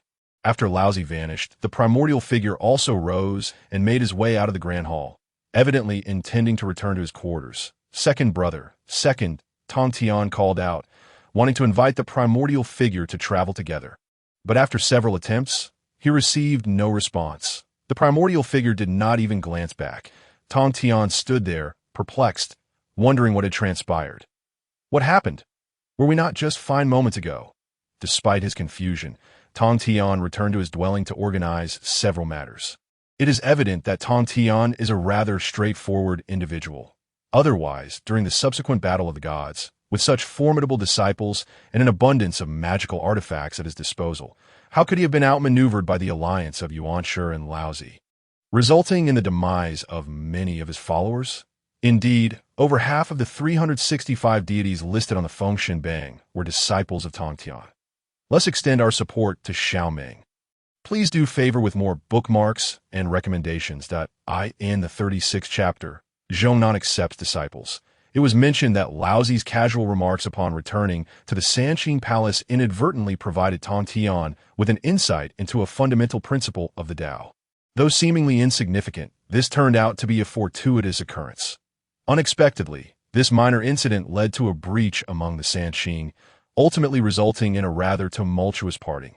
Transformed into a plain-clad figure with a sword sheathed at his back and a whisk in hand, Yuanshi Tianxian traversed the clouds with an air of ease, embodying the demeanor of a true immortal. Yet his countenance bore a frown, suggesting that the atmosphere within the Sanqing Palace had yet to dissipate. The art of immortality is capricious, with myriad spells employed merely for travel. The cloud summoning technique, while considered rudimentary, allows for leisurely journeys without expending much spiritual energy. Its speed may be likened to that of an ox pulling a cart, especially in comparison to other spells. Nonetheless, it possesses its advantages as its very existence is justified. When one is not in haste, this technique serves its purpose splendidly, allowing one to conserve energy while appreciating the scenery. After some time, Yuanshi Tianzuan exhaled deeply, muttering to himself, "Alas, my senior brother is indeed enduring considerable frustration. Tong Tian is exceedingly arrogant." His expression suddenly twisted into a grimace. "Tong Tian, you have humiliated me at the Sanqing Palace. I shall not let this matter rest." After several days of traveling, Yuanshi Tianzuan paused amidst a mountain range. Suddenly halting, he appeared to have made a discovery, raising an eyebrow as he hurriedly calculated with his fingers. His previously somber demeanor finally lifted, revealing a faint smile as he stroked his 3-inch-long white beard, murmuring, "Good, good, splendid." Repeatedly, he exclaimed his approval, peering down through the clouds. Beneath him, the mountain stretched for over 100 miles, with bizarre peaks jutting out and jagged stones looming. The pines and bamboos flourished, while creatures scurried through the woods and celestial cranes soared overhead, creating a picturesque scene reminiscent of a celestial abode. At the foot of the mountain stood a massive stone, inscribed with 3 bold characters: Zhonan Mountain, a verse attests to its magnificence. The southern mountain encloses heaven and earth, where sun and moon are born upon the stone. High peaks retain the night's brilliance, while deep valleys remain shrouded in day's gloom.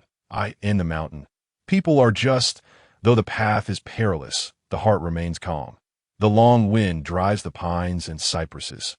Its sound stirs the clarity of myriad ravines. Yuanshi descended slowly from the clouds to the foot of the mountain, where a winding path of blue stones led directly to the peak.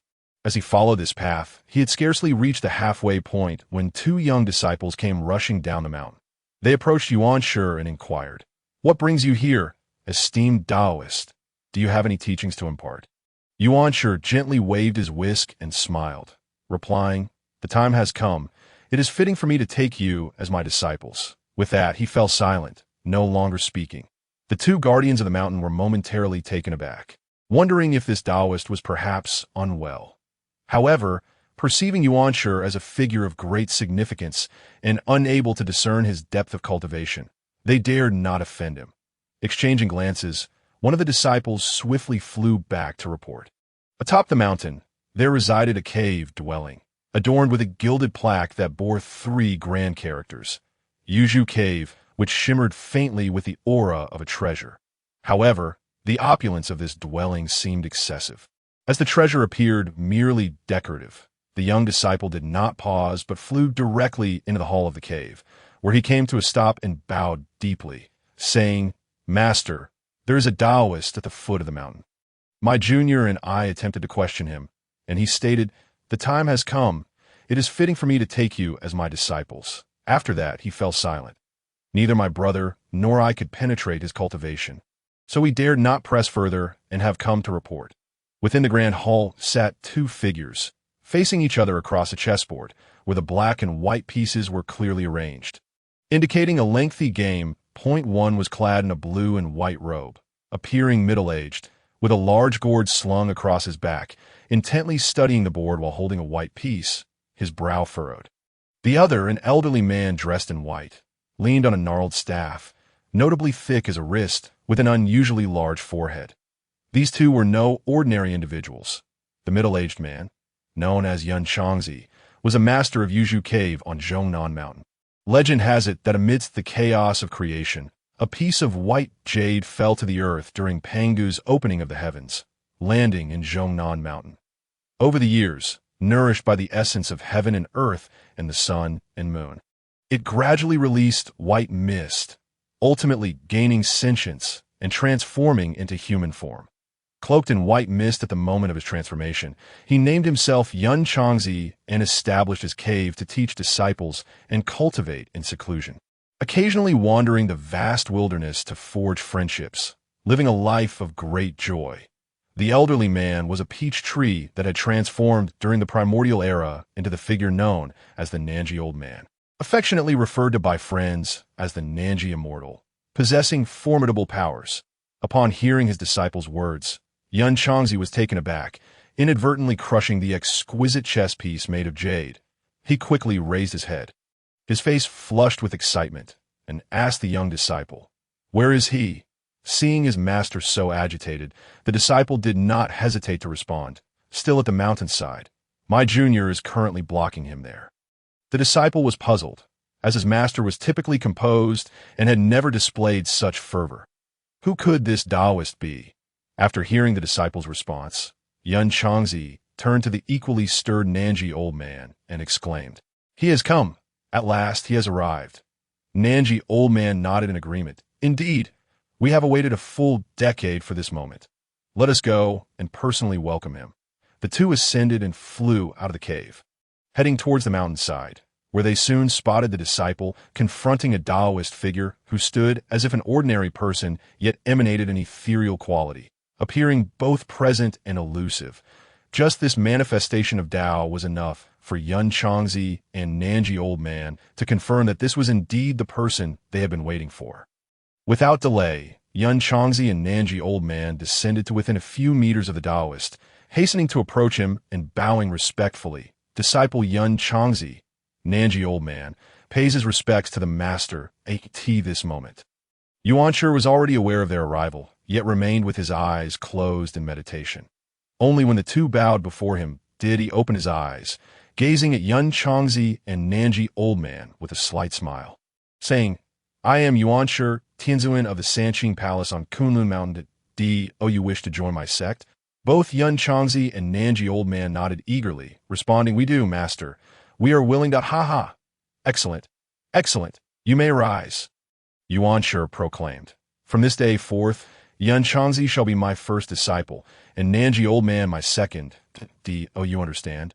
The two exchanged glances, excitement radiating from their eyes, affirming, "Yes, we understand the master's decree." Rising to their feet, Yun Changzi added, "We humbly request the master to ascend to the cave dwelling."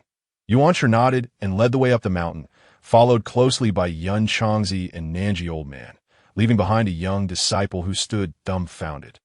In the 37th chapter, Yun Changzi, the good-natured man, it was recounted that Yuanshi Tianzuan, having left Sanqing Palace in a huff, discovered Yun Changzi, the future fortune deity, as well as the Nanji Old Man, who was one of the 3 stars of prosperity, and successfully accepted them as his disciples.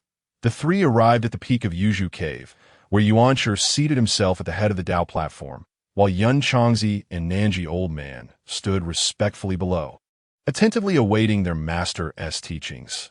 Yuanshi surveyed his disciples with a sense of comfort. The animosity he felt towards Tongtian had dissipated with the acquisition of such promising students. Indeed, these two were no less remarkable than Laozi's disciple.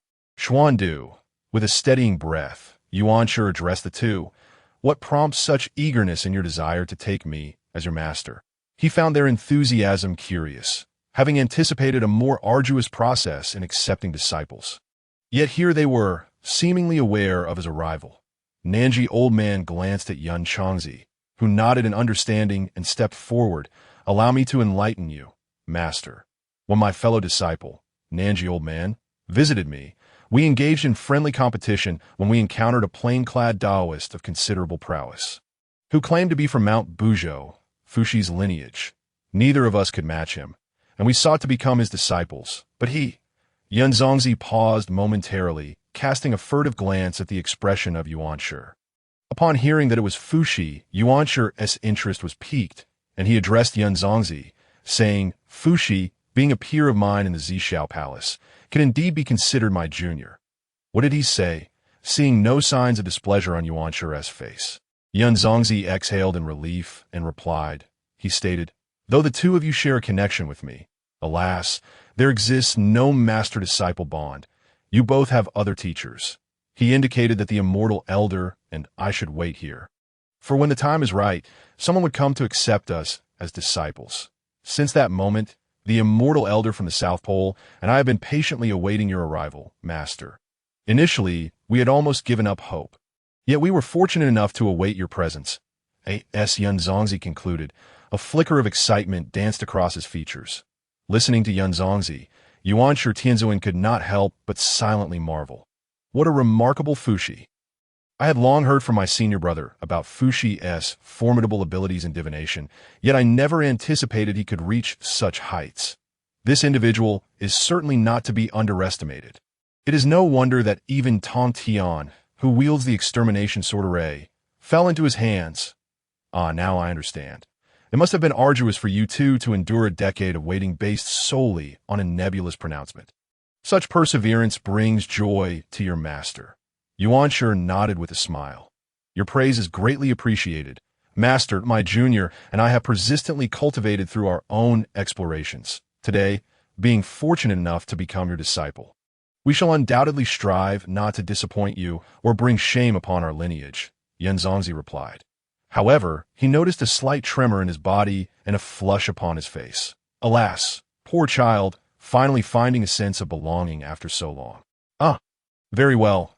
I trust you, Yuanshir Tianzuan responded, evidently pleased with Yun Zongzi's words, and then inquired, I heard you mention that the immortal elder from the South Pole visited you. Pray tell, where is your residence? Immortal elder, the first part of Yuanshir's statement was directed at Yun Zongzi, while the latter addressed the previously silent immortal elder. Upon hearing the question, the immortal elder hurriedly stepped forward, gesturing respectfully, Master, my dwelling lies deep within the South Sea. Named Juaiwei Island. I transformed from a peach tree that once thrived on that island, establishing my abode there. I see. No wonder your cultivation is so enriched with water element power. Now it all makes sense.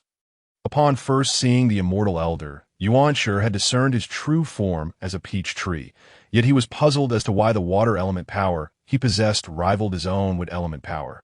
Hence his inquiry. Casting a casual glance at the two before him, Yuanshir noticed that Yun Zongzi appeared to have something to say, but hesitated. A flicker of curiosity stirred within him, prompting him to ask, Yun Zongzi, do you harbor any unspeakable concerns? Speak freely. Yun Zongzi was momentarily taken aback, realizing that his master had perceived his unease. Gritting his teeth, he finally said, Master, I have an inconvenient request, and I hope you will grant it. Yuanshir raised an eyebrow. What is it? Pray tell. After bowing respectfully, Yun Zongzi continued, Since my transformation, I have been cultivating in these mountains. During my leisure, I have wandered the vast wilderness and made the acquaintance of several individuals, with whom I have formed close bonds. Most importantly, these individuals are upright and have not pledged themselves to any great powers. Thus, Yun Zongzi paused, inhaling deeply before continuing, I wish to invite them to become your disciples as well. He then gazed earnestly at Yuanshir Tianzuan. Upon hearing this, Yuanshir felt a twinge of discontent. Yet upon reflection, he recognized that Yun Zongzi was a kind-hearted individual, and those he deemed worthy would likely not be lacking in merit. Very well, let them come forth. I shall assess their suitability myself. This will save me the trouble of wandering about. Yuanshir resolved. Addressing the anxious Yun Zongzi, you may send word for them to come here. If they are fated to be my disciples, I shall gladly accept them. If not, then it is simply not meant to be. Yun Zongzi had not anticipated that his master would acquiesce to what seemed an audacious request. After all, it was the master who traditionally accepted disciples, not the other way around. Upon seeing Yuanshir's slight frown, he feared he might face a reprimand. Yet unexpectedly, Yuanshir graciously acquiesced to this seemingly presumptuous request. Relieving a great weight from Yun Zongzi's heart, he quickly responded, Understood. Master, I shall go at once." After bowing to Yuan Shi, he took the immortal elder from the South Pole by the hand and made his way out. The immortal elder was still in a daze, reflecting, "Yun Zongzi, what were you thinking? How could you make such an impudent request?" He pondered how he would defend Yun Zongzi should their master choose to reprimand him. To his surprise, Yuan Shi had indeed granted permission, leaving the old man's mind in a state of confusion. Had Yun Zongzi not pulled him along, he might have embarrassed himself right there. Once he regained his composure, the immortal elder addressed Yuan Shi, "Master, I shall also assist Yun Zongzi in compiling the list of those he wishes to invite." "Very well, go ahead," Yuan Shi replied, closing his eyes to meditate in the void as the immortal elder exited the grand hall. He hurried to catch up with Yun Zongzi. "You displayed remarkable courage. Senior brother, I was genuinely anxious for you in the hall. Fortunately, Master is magnanimous and did not take offense. Otherwise, you would have surely faced a reprimand." Yun Zongzi smiled faintly. "I too felt as though my heart was pounding like a drum. However, these individuals are of good character and have previously lent me their aid. I could not remain silent. Let us discuss who to invite. We must ensure that no foolish individuals are called forth, lest we incur Master's displeasure. We would undoubtedly bear the consequences," the immortal elder cautioned. He understood Yun Zongzi's kind nature, and despite his best efforts to advise him, he could only hope to remind him in the list to avoid inviting unsavory characters, as such would surely anger their master. Just as they were deep in thought about the list, Yun Zongzi remarked, "I find myself perplexed regarding whom to include." The immortal elder silently lamented, "Isn't this merely asking for trouble? What was Master's intention in this matter? You've taken on an additional burden." Upon contemplating this matter, Nanji Xinwen could not help but shake his head in distress. Chapter 38. A fortuitous encounter with Duo Bao. That it was previously mentioned that Yuan Shi had successfully recruited both Yun Changzi and Nanji Xinwen, from whom he learned that Fushi had long predicted their destined connection with him and had guided them accordingly. However, he was taken aback when the amiable Yun Changzi unexpectedly proposed introducing some acquaintances from his past to become disciples of his own. After returning to his palace and tidying up, Tong Tian originally intended to visit Yuan Shi's residence to descend the mountain together in search of promising disciples. Yet upon hearing from the gatekeeper that Yuan Shi had already departed, he had no choice but to set off alone as he navigated the skies above Kunlun Mountain. Having not yet flown a distance of 10,000 miles, Tong Tian suddenly halted, narrowing his eyes as he focused on the empty expanse of sky ahead. Moments later, a streak of light appeared from the distant horizon, though it exhibited peculiar erratic movement, reminiscent of a drunken driver swerving chaotically down a road. The aura surrounding it fluctuated, dimming and brightening unpredictably. When the figure within this luminous streak approached Tong Tian, it seemed to finally notice the presence of a Taoist blocking its path. The figure, startled, hastily steadied itself and came to a stop before Tong Tian. However, it was evident that this individual was severely injured. Their Taoist robe bore multiple tears, some charred as if singed by fire, and their body was smeared with blood, clutching a sword that was now riddled with cracks. It was apparent that the weapon was nearly beyond repair, that a deep wound marred their right shoulder, and despite applying pressure with their left hand, blood continued to seep through their fingers, staining their already tattered garment. While their disheveled hair added to their woeful appearance, standing at a considerable distance from Tong Tian, this Taoist gripped their sword, eyes wary and fixed on the still smiling Tong Tian, as if fearing an unexpected attack. Observing the vigilance in the Taoist's gaze, Tong Tian instantly understood that they regarded him as a potential threat. Amused, he thought it rather entertaining that someone of his stature, one of the three pure ones, possessing the cultivation of a quasi-saint and destined to be a future sage, was mistaken for a brigand. "I see you bear grave injuries," Tong Tian remarked. "Might you enlighten me on how this came to be?" The Taoist, upon hearing Tong Tian's inquiry, did not respond. Instead, their gaze intensified with caution, their stance slightly hunched, resembling a leopard poised to pounce on its prey. Tong Tian was taken aback by this reaction. How could this person be so ungrateful? Yet he realized he had not interacted with the lower echelons of the Honghuang world for quite some time, where the brutal realities of life and death prevailed. given their unfamiliarity and the unfortunate coincidence of appearing on this individual's escape route. His inquiry about their injuries was perhaps ill-timed. If the Taoist had been any less cautious, they would surely have been fooled at a flicker of displeasure crossed Tong Tian's face as he mused. I was merely in a good mood, intending to assist you upon seeing your plight, yet you respond with such ingratitude. Nevertheless, he remained unperturbed, releasing his quasi-saint aura, which bore down on the Taoist until they nearly fainted. Before retracting it and stating, "If I wish to take your life, I could reduce you to ash with a mere flick of my wrist. Oh, you truly believe your cultivation could withstand me?"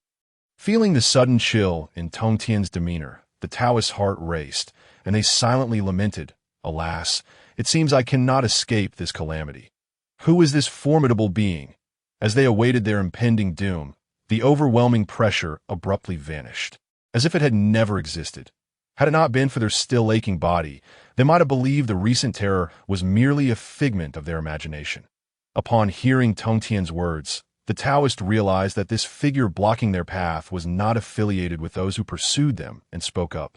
"I am Du Bao, a wandering Taoist who roams the seas that a month ago, while passing by Kangmang Mountain, I witnessed brilliant rays of light, indicating the emergence of a treasure. I descended to seek it, and discovered a primordial sword. However, upon acquiring it, I was beset by dozens of demon creatures intent on stealing it. I fought valiantly for several days, but overwhelmed by their numbers, I was forced to flee. Yet, they relentlessly pursued me for a month. Yesterday, I was discovered, and despite my desperate escape, I sustained severe injuries. When you obstructed my path, I assumed you were in league with them, hence my wariness." Realizing this was indeed Duo Bao, Tong Tian's expression softened upon hearing his tale. Glancing at Duo Bao's injuries, he spoke, "You are gravely wounded if left untreated. Your corporeal form may not survive. Come with me. Should your pursuers arrive, I will handle them." With that, Tong Tian descended to the ground without waiting for a response. After a moment of contemplation, Duo Bao reasoned that continuing to flee would only lead to eventual capture. Observing the Taoist, he sensed great power emanating from him and felt reassured under his protection. Thus, Duo Bao resolved to follow Tong Tian down to the earth. Upon arrival, Duo Bao assessed his surroundings, noting the hilly terrain where they stood atop a small mound. Tong Tian waved his hand, clearing the area of debris and underbrush. Creating a space for rest, he then produced a golden-hued elixir exuding a fragrant aroma, tossing it to Duo Bao while saying, "This is the 9-turn golden pill. While it serves as a sacred remedy for healing, it can also aid you in breaking through your current state. Relax and focus on your recovery." With that, he fell silent. Catching the 9-turn golden pill, Duo Bao swiftly consumed it and sat down, closing his eyes to meditate. He thought to himself, "I bear no grudge against this Taoist, so he is unlikely to harm me." Almost instantly, a surge of immense energy welled up from his dantian, rapidly replenishing his nearly depleted celestial energy. The medicinal power began to realign his disrupted meridians, mending the damaged areas that in just one full circulation. His chaotic and broken pathways were entirely restored, yet the energy rising from his dantian continued unabated. Duo Bao had no choice but to refocus his mind entirely on leveraging this energy to break through his own limitations. Observing Duo Bao's swift absorption of the golden pill and his immediate immersion in cultivation without hesitation, Tong Tian nodded in approval, recognizing his decisiveness and ability to seize opportunities. Indeed, he is a talent, Tong Tian mused. I wonder if he has a master. If not, I might consider taking him as my disciple, which would be quite fortuitous. When he awakens, I shall inquire. For now, I shall stretch and deal with a few troublesome pests. As Tong Tian contemplated, he erected a protective formation around Duo Bao to ensure that any ensuing conflict would not disturb the latter's focused cultivation. After a span of half a day, over a dozen streaks of light swiftly approached Tong Tian and Duo Bao's location. Tong Tian opened his eyes, smiling as the lights landed several meters away, dissipating to reveal a diverse array of demon creatures. Some were serpent-headed with slender bodies, while others had shifty eyes yet stout forms. Leading them was a burly figure, each member possessing formidable cultivation. with a leader boasting the strength of a celestial being, albeit in its early stages, a notable presence within the Honghuang realm. "Brothers, I never expected this fellow found himself an ally," the leader exclaimed, laughter booming as he addressed his comrades. The demon creatures erupted in laughter at their leader's words, yet their gazes remained icy and devoid of mirth as they fixated on Tong Tian and Duo Bao. Hiss, brother, this pretty boy looks tender and delectable. Why not make him our blood feast?" a serpent-headed demon suggested, eyeing Tong Tian hungrily. "My brother speaks wisely. I concur. We shall feast upon him," the leader replied, his eyes gleaming with anticipation as he stared at Tong Tian. Drool nearly escaping his lips. "I'll take him." A hulking demon with black fur, towering at 3 meters, stepped forward, declaring, "Let me have a go. This pretty boy might have some skill that I, Old Bear, could use a bit of practice." "Old Bear, do be cautious. Don't turn him into pulp, or else we'll have nothing to feast on," the serpent-headed demon cautioned. "Rest assured, I shall handle it with care." The Old Bear, without a word of response, strode forward and, with its enormous paw, aimed to strike at the still-seated Tong Tian's head. If that blow landed, it was certain that Tong Tian's skull would be reduced to something akin to a rotten winter melon. The Old Bear seemed to exude an air of confidence, even neglecting to unleash its protective aura. After hearing the words of the Serpent Man, although Tong Tian maintained a smile on his face, an intense fury ignited within him, soaring high. Initially intending to toy with these monsters, Tong Tian's murderous intent now surged forth, especially upon witnessing the Old Bear's blatant contempt towards him. Who was Tong Tian, after all? Even Hong Jun had remarked on the severity of his punitive aura. How dare these unfortunate creatures offend him, labeling him as a pretty boy?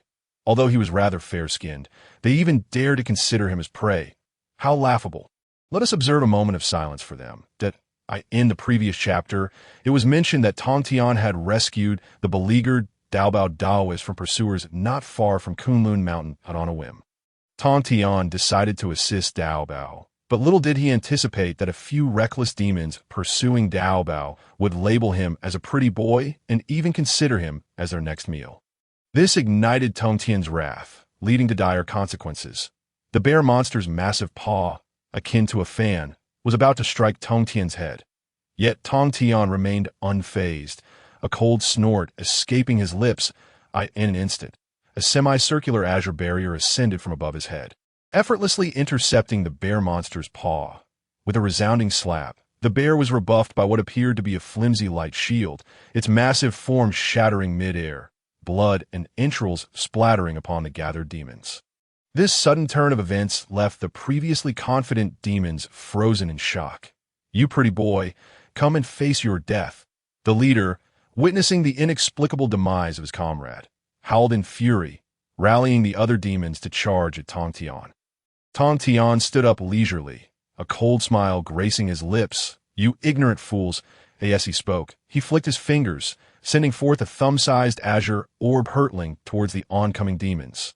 Though it appeared slow, in the blink of an eye, it reached the leader. Despite the leader's rage clouding his judgment, he instinctively sensed the peril emanating from the seemingly insignificant orb. With no time to evade, he hastily summoned his protective demon light. Hoping to withstand the impact, a rather naive expectation, Tong Tian possessed the cultivation of a quasi-saint.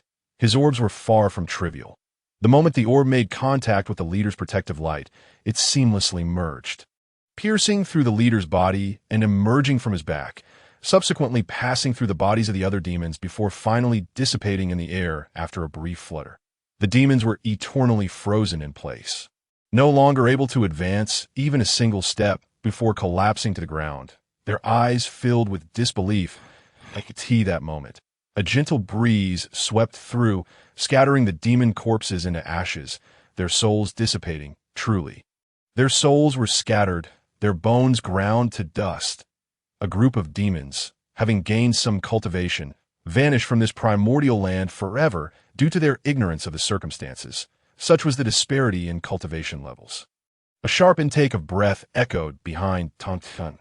Daobao, who had been healing, awoke just as the bear monster met its end. Still grappling with the reality of the bear's demise, he beheld this horrifying scene. His gaze towards Tong Tian filled with reverence. Yet suddenly a thought sparked in his mind, illuminating his eyes. Awake now. Rise. Your pursuers are dead, and you are no longer in danger. You may leave, Tong Tian said with a smile. As if nothing had transpired, Dao Bao's expression dimmed upon hearing Tong Tian's word. Yes, there's something else you wish to say, Tong Tian inquired, his tone calm. Dao Bao gritted his teeth and, with a thud, knelt before Tong Tian. I wish to take you as my master. I implore you to accept me. But he looked up at Tong Tian, his resolve unwavering. Tong Tian seemed unsurprised by Dao Bao's request, casually asking, Why do you wish to take me as your master? His piercing gaze fixated on Dao Bao. At that moment, Dao Bao felt as though Tong Tian's eyes could see through his very soul, rendering him as exposed as a naked individual before him. Despite the tremor in his heart, he mustered the courage to respond. I seek to learn the supreme path from you, to enhance my cultivation. Dao Bao's words were met with Tong Tian's unwavering gaze, though a sense of unease lingered in his heart. The two locked eyes for what felt like an eternity. And just as Dao Bao was about to lower his gaze under Tong Tian's intense scrutiny, Tong Tian suddenly burst into laughter. As he laughed, he turned away and walked into the distance. Dao Bao, watching Tong Tian depart, slumped onto the ground, disheartened at the thought that he had been rejected as a disciple.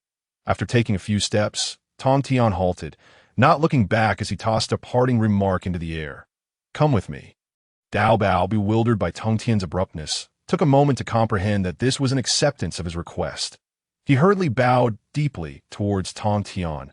Master, please accept my humble respect. After bowing 9 times, he stood and followed Tong Tian into the clouds. Tong Tian regarded the following Dao Bao with a smile, teasingly remarking, It seems you quite enjoy your current appearance. Initially confused, Dao Bao glanced down, realizing that due to the fierce battles and relentless days of fleeing, his attire was tattered and filthy, resembling a beggar. His face flushed with embarrassment as he hurriedly employed a concealment technique, vanishing from sight. When he reappeared, he was once again the clean and presentable Dao Bao Daoist. While Tong Tian leisurely glided through the air, he addressed Dao Bao. My name is Tong Tian, and I cultivate at the Sanqing Palace of Kunlun Mountain, not far from here. You shall henceforth be my primary disciple. Do you understand? Dao Bao exclaimed in surprise upon hearing Tong Tian's words, realizing that his master was one of the revered Sanqing lords of Kunlun Mountain. With astonishment, he asked, Master, you are one of the Sanqing lords? Tong Tian was equally perplexed by Dao Bao's reaction. Pondering when he had gained such a title, he glanced back at Dao Bao, who still reveled in joy. Dao Bao, realizing his previous rudeness, quickly explained, Master, I have a friend named Jinling Shengmu. We have heard from others that the 3 Sanqing lords possess profound understanding of the Tao and are at the quasi-saint stage, seemingly just a step away from the elusive Hanyuan Dao fruit. We intended to visit you at Kunlun Mountain to pay our respects, but Jinling Shengmu suddenly sensed a change in the heavenly way and is on the verge of a breakthrough, which delayed our plans. I never expected to find you here and to take you as my master. Upon hearing Dao Bao's explanation, Tong Tian understood why Dao Bao had been so astonished at his mention of being Tong Tian. It seemed he had long desired to pay his respects at Kunlun Mountain.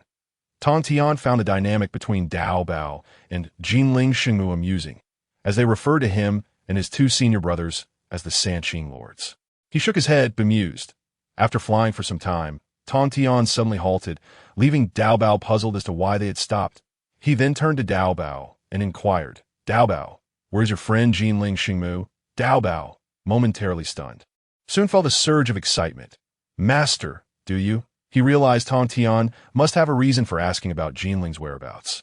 Although he had intended to mention Jinling Shengmu to Tong Tian, fearing that it might displease him, Dao Bao's internal conflict was resolved by Tong Tian's question, and he understood the implication. Seeing Dao Bao grasp the situation, Tong Tian smiled gently. Exactly so. Lead the way. Tong Tian observed the genuine joy radiating from Dao Bao, contemplating that perhaps this disciple would not be a disappointment after all. Very well, Dao Bao eagerly responded several times. Master, I shall take you there at once. If Jinling learns of this, she will be overjoyed. With that, Dao Bao led Tong Tian straight to Jinling Shengmu's cave residence. Unconsciously, he employed the shield light technique to enhance his speed. But Tong Tian remained unperturbed, leisurely following behind. After several days of travel, they finally arrived above a modest mountain range, where Dao Bao declared, "Master, Jinling's cave is just below us." Upon concluding his words, he raised his hand and pointed towards the ethereal formation blocking the mountain range. The surrounding white clouds began to churn violently, swiftly dispersing to both sides. Once the clouds parted, a cave dwelling emerged atop the mountain's peak, revealing the three characters Holy Mother Palace inscribed on the jade stone gate. At that moment, a figure shot forth from the cave below. Duo Bao turned to Tong Tian and said, "Master, the approaching figure is undoubtedly the Golden Spirit Holy Mother. It seems she has exited her seclusion." Tong Tian nodded in acknowledgement of Duo Bao's words. The Golden Spirit Holy Mother descended gracefully before Tong Tian and Duo Bao, glancing at Tong Tian before turning back to Duo Bao with a smile, saying, "Ah, it is you, Duo Bao, Dao brother. I thought it was someone else. What brings you back from your wanderings? May I ask who this is?" Golden Spirit pointed at Tong Tian, inquiring of Duo Bao. "Sister Jinling, do not be rude. This is Tong Tian, one of the three lords of the Sanqing Palace on Kunlun Mountain and my esteemed master." Duo Bao hastily admonished her for pointing at Tong Tian, but he then turned back to Tong Tian and added, "Master, please do not take offense. Sister Jinling is unaware of the proper etiquette and means no disrespect." No matter. It is but a trivial matter. No need for blame." Tong Tian graciously waved his hand towards Duo Bao. "You are the Golden Spirit Holy Mother?" Tong Tian then inquired, addressing the stunned Jinling, who had been taken aback by Duo Bao's mention of three lords. "Ah, yes, I am. I am Golden Spirit. What command does Lord Tong Tian have?" Jinling, startled by Tong Tian's question, stammered in response. Tong Tian remained silent, scrutinizing the Golden Spirit Holy Mother before him. While her cultivation had yet to reach the level of a great Luo Golden Immortal, she was but a step away, which greatly pleased Tong Tian. After exchanging a glance with Duo Bao, he fell silent. In the previous chapter, it was noted that Tong Tian effortlessly cleared away the monsters pursuing Duo Bao and then accepted him as a disciple. Subsequently, Tong Tian instructed Duo Bao to lead him to the cave of the Golden Spirit Holy Mother, intending to take her as his disciple as well. Upon noticing Tong Tian's glance, Duo Bao quickly understood that it was a signal for him to speak to the Golden Spirit Holy Mother.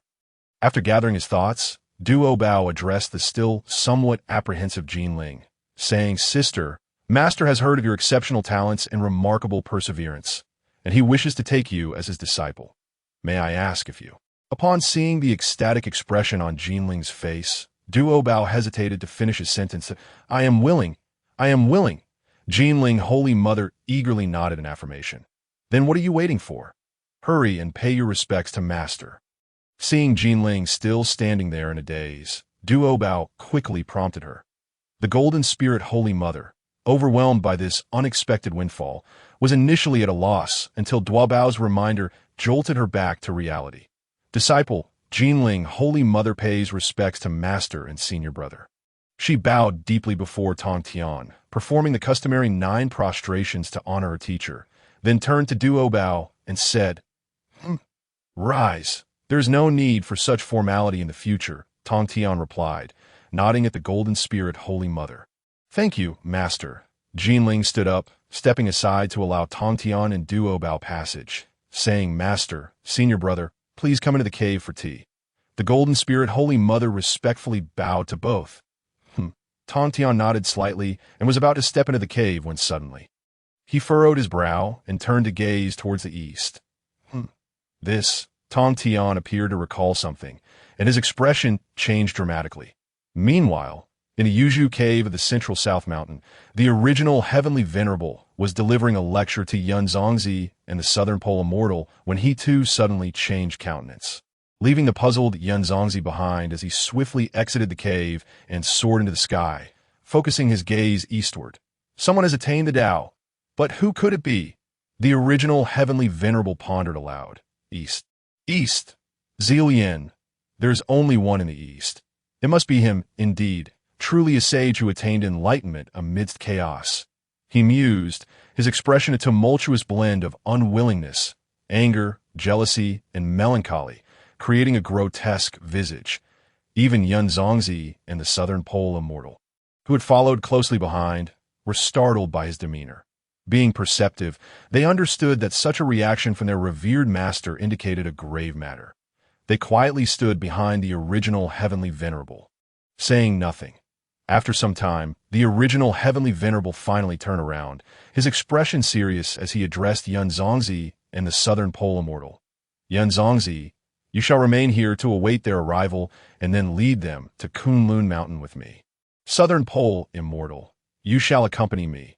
Upon finishing, the original Heavenly Venerable transformed into a stream of light and sped toward Kunlun Mountain. The Southern Pole Immortal nodded at Yun Zongzi and hurriedly pursued the original Heavenly Venerable's luminous form. Leaving Yun Zongzi standing in place, bewildered, what on earth has transpired to cause Master such distress? After pondering for a while without gaining clarity, he decided to cease his speculations. After all, matters concerning his master were beyond his comprehension. It was best to dutifully carry out the task assigned to him. With that, Yun Zongzi turned back toward the Yuzhu cave. Far away, millions of miles distant, Tong Tian was engaged in similar actions, but with even greater resolve. He could not be bothered to explain anything to Duo Bao and the Golden Spirit Holy Mother, directly whisking them away towards Kunlun Mountain on the Three Immortal Island above the EC. Zilian, having dealt with her three disciples and entered seclusion once more, contemplated releasing the golden light of merit within her to attain the holy position. However, she was somewhat perplexed. I recall Hongjun once stating that there are three methods to attain the Tao. The upper tier involves proving the Tao through strength, like Brother Pangu. The middle tier entails utilizing innate spiritual treasures to sever good, evil, and self, thus achieving the Tao. The more powerful the treasure used for this purpose, the more solid the foundation and the greater the mastery after becoming sage, akin to Hongjun. The lower tier relies on merit to achieve the Tao. The three pure ones and the two saints of the West undoubtedly achieved their holy status through the merits of enlightening the world via establishing great teachings. Niwa even created a race to accrue merit for her sanctification, yet the path of merit is also the shallowest. What then do I qualify as? Upon reflecting on her own situation, Zilian couldn't help but let out a bitter laugh. I've already severed the two evil corpses of the three corpses and should have achieved sainthood upon severing the self.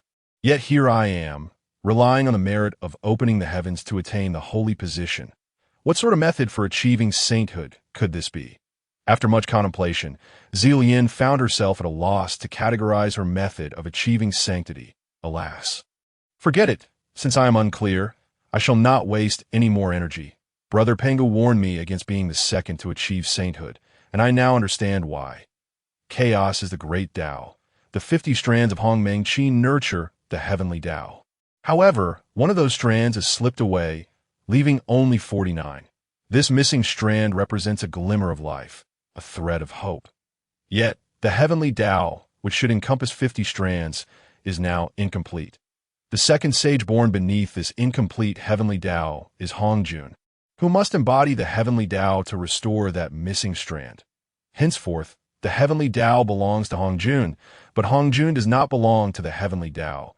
He is merely a representative in simpler terms. He is a spokesperson for the heavenly Tao. Should I become the second sage, I would then be the one to restore the heavenly Tao's operation, and from that point onward my progress would cease. It is clear that while the beginning may be sweet, the end will bring suffering. Nevertheless, Zilian was aware that she had fortuitously evaded a calamity thanks to Brother Pengu's warning, yet the next trial awaiting her would likely be even more formidable. Zilian withdrew her meandering thoughts, striving to calm herself, releasing her consciousness to merge with the cosmos, quietly contemplating the changes in the rules of heaven and earth that be attuning to these cosmic regulations. She sought to enrich her consciousness, rapidly transforming and bringing herself closer to the Tao. After an indeterminate amount of time, Zilian realized that her consciousness had reached a plateau, and she understood that it had peaked. Thus, she released the golden light of merit confined within her, causing her body to float as the golden light was unleashed. The room's restrictions were rendered ineffective, and the door swung open automatically. allowing her to gradually ascend into the air. She made no attempt to stop this, knowing it was merely the golden light of merit at work. In the moment when Zilian's form unfolded in midair, the golden light of merit transformed into a rainbow pillar as thick as a water barrel. Ascending from her head and piercing the heavens, a resonant hum echoed as the spiritual energy around Zilian emitted rhythmic sounds, even causing the reinforced space she had once fortified to ripple with energy. That instant, a cascade of colorful light descended from the heavens, accompanied by rolling, auspicious clouds, while spiritual energy transformed into raindrops that showered down upon the vast wilderness, benefiting countless beings dwelling upon the earth. Auspicious clouds morphed into dragons, phoenixes, and Qilin, auspicious creatures that circled around her, emitting joyous calls. The three immortal island, being closest to her, became saturated with the densest spiritual and auspicious energy. Thus the Fox tribe and the Guanyao clan reaped substantial rewards, with nearly all their cultivations rising by a small level. This moment, she herself entered a wondrous state of understanding, grasping concepts that had previously eluded her. What was once unclear became evident, and while she had previously struggled to comprehend the operation of the heavenly Tao, it now felt as though it lay within her grasp, with merely a slight thought. She could alter the principles beneath the heavenly Tao at will, striving to gain further insights and deeper understanding. Zilian, unable to let such an opportunity slip away, fervently reminded himself to gain further insights. However, to his astonishment, his consciousness was indeed expanding continuously, and the principles he comprehended were multiplying. That moment, the Qian Kuan Tower and the Hongmeng sword within Zilian's body sprang forth, with the Qian Kuan Tower hovering above his head, forcibly retracting his burgeoning consciousness. Simultaneously, the Hongmeng sword emitted a violet light that enveloped Zilian's body, offering him protection. With the commotion caused by these two treasures, Zilian regained his awareness, realizing that his previous control over his consciousness was not as effortless as he had thought. Startled by the recent developments, Zilian quickly understood. It was the heavenly Tao attempting to seduce him, seeking to merge him with its essence during the moment of his sanctification. Upon this realization, Zilian felt a surge of anger, but he also experienced a tinge of fear. What a cunning scheme by the heavenly Tao! Had it not been for the proactive protection of the two treasures bestowed upon him by Brother Pangu, he would have inevitably fallen into the heavenly Tao's trap had he continued his pursuit of understanding. Grateful, Zilian cast a glance at the treasures still suspended nearby, musing that Brother Pangu must have foreseen the tribulation he would face. Yet, it seemed that the heavenly Tao's calculations had backfired, losing both the lady and the soldiers. During the moment the heavenly Tao lured him, Zilian's comprehension of the Tao deepened significantly, although he was still no match for Hongjun. The gap had narrowed considerably. Slowly, Zilian opened his tightly shut eyes and declared, I, Zilian of the three immortal islands, have now attained the mixed Yuan holy fruit and achieved the rank of saint. Henceforth known as Zilian, the mixed Yuan saint. Though his voice was soft, it resonated through the heavens and earth, reaching all beings in the primordial realm, who knelt in unison towards the eastern three immortal islands. As the rain of spiritual energy dissipated with the conclusion of Zilian's words, the myriad beings felt the oppressive force of the heavens lift, and they collectively shouted, Saint Zilian is benevolent. Unbeknownst to Zilian, as he experienced the tumultuous rise and fall of his sanctification process, another individual's emotions were similarly tumultuous in the 33 heavens, within the Zixiao Palace. Hong Jundaozu, observing Zilian's safe passage through this tribulation and attainment of sainthood.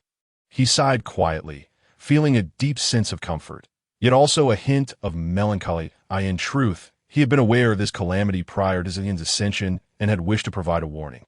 But he refrained, weighed down by his own future considerations.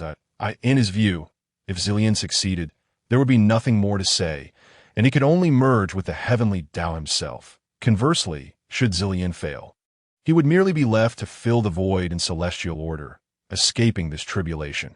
Though he knew he shouldn't, human nature is fraught with self-interest. Even a saint is still human.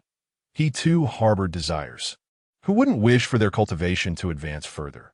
Do you not see the countless beings in the primordial world striving diligently to attain that ethereal position of saint? To relinquish the pursuit of a higher realm and cultivation is indeed a bitter pill to swallow. Thus, upon witnessing Zillian's success, he felt both joy for Zillian and sorrow for himself, as his own progress would be hindered, leaving him unable to make any advancement. Chapter 41. Gathering at the three immortal islands, as previously noted. Zillian had broken the restraints of the meritorious golden light acquired during the Pangu era, ultimately realizing his long-cherished desire for sainthood. However, he narrowly escaped the machinations of the heavenly Tao, thanks to the protective treasures bestowed upon him by Pangu, which allowed him to deepen his understanding of the Tao significantly. After dispersing the auspicious clouds and spiritual aura surrounding him, Zillian descended to the ground. The three companions, Yinglong and company, were elated to see their master attain the Tao. Feeling immense pride in having a saint as their teacher, how magnificent it would be to walk the primordial earth with such a status. They hurriedly approached Zillian and knelt, exclaiming, "Congratulations, master, on attaining the mixed Yuan Tao fruit." Zillian waved his hand, and a gentle breeze lifted the three kneeling figures. "You have endured much during my seclusion. How long have I been in closed-door meditation?" Zillian recognized their unwavering vigil outside his chamber, and though he did not require it, he felt a swell of gratitude towards their dedication. Having endured countless hardships and emotional turmoil in his past life, he had long harbored shadows regarding familial affection. Yet, witnessing the loyalty of his three disciples, he sensed those shadows gradually dissipating. "Master, you have been in closed-door meditation for nearly 37 years, Yinglong responded, with Guanjing and Humir nodding in affirmation. 37 years. Indeed, Zillian mused, time has flown by quite swiftly. His voice carried a hint of melancholy as he stood silently, lost in thought. The gentle breeze tousled his long hair, and the three companions were puzzled by their master's demeanor. Suddenly, they felt a pang of sorrow emanating from him, as if he were enveloped in solitude. Unbeknownst to them, Humir's eyes grew moist as she observed her master standing there in the wind. Atop the Punglai Peak, time seemed to come to a standstill as the four stood in silence for an extended period. Suddenly, Zillian's previously expressionless face furrowed in contemplation before breaking into a smile. This smile shattered the pervasive sorrow, bringing a sense of relief to Yinglong and the others. Zillian turned to them, offering a gentle smile as he instructed, "You three, swiftly arrange for some spiritual fruits and teas, and prepare to activate the island's protective formation. Shortly, your uncles will arrive to meet me. Remember, do not be negligent." With that, Zillian retreated indoors. Yinglong, bowing respectfully to Zillian's retreating figure, affirmed, "As you command, master." Turning, he began to descend the mountain. But after a few steps, he noticed Guanjing and Humir still standing in place, deep in thought. Furrowing his brow, he urged, "Junior brother, junior sister, what are you doing? Master has given us a task. Why are you still dawdling?" Humir, startled by Yinglong's voice, quickly responded and pulled Guanjing along as they followed him down the mountain. "What's wrong, junior sister?" Still lost in the emotions from earlier, Yinglong inquired, realizing their distracted expressions. What do you know to ask?"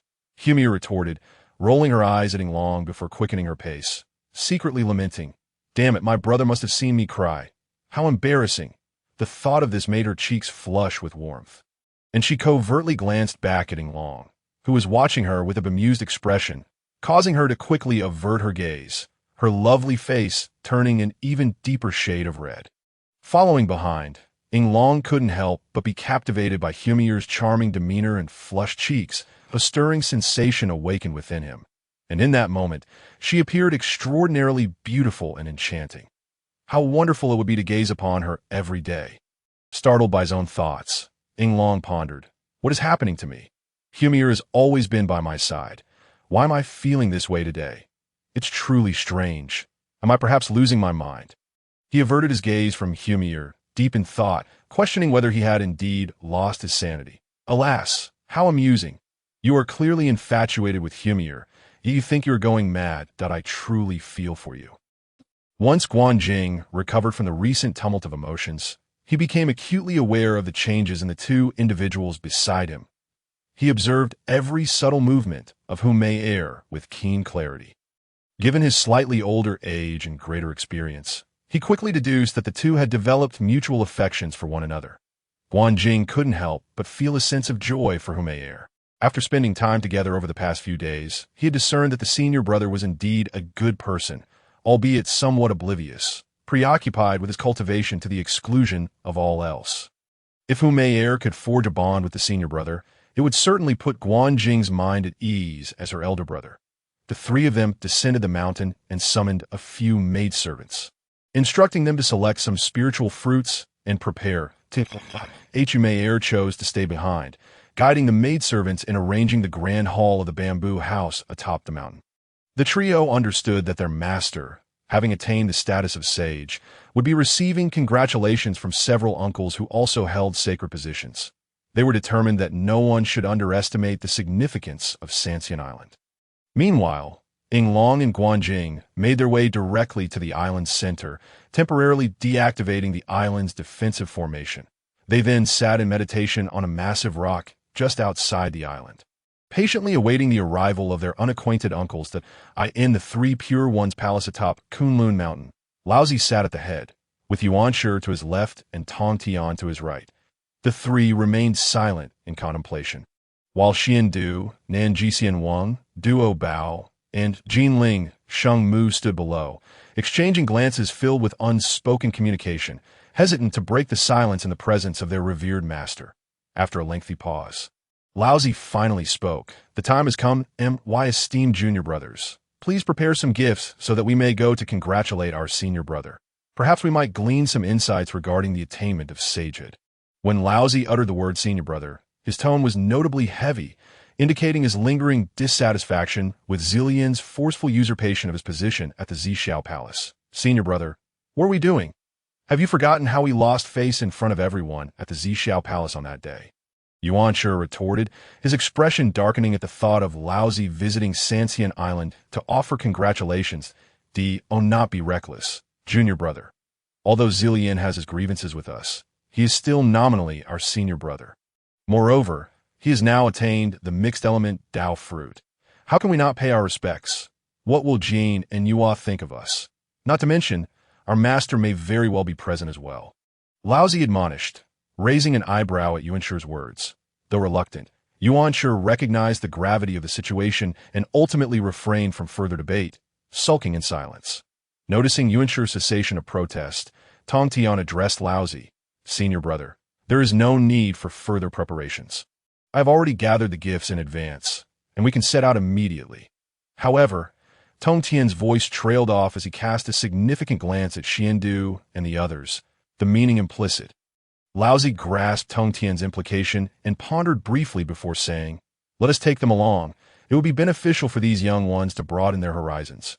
While Laozi's words suggested a generous intent, he harbored ulterior motives. He believed Zilian had likely secluded himself on Sanxian Island to contemplate after hearing the Tao, thus enabling his rapid attainment of the great Tao. However, despite Zin's newfound status as a sage, the island appeared desolate, devoid of disciples, rendering him somewhat of a solitary figure. Though the three of them had not yet attained enlightenment, they were merely a matter of time away, and they possessed several exceptionally gifted disciples, not inferior to Zilian's in any significant way. What Laozi remained unaware of was that Zilian was far from being a solitary figure.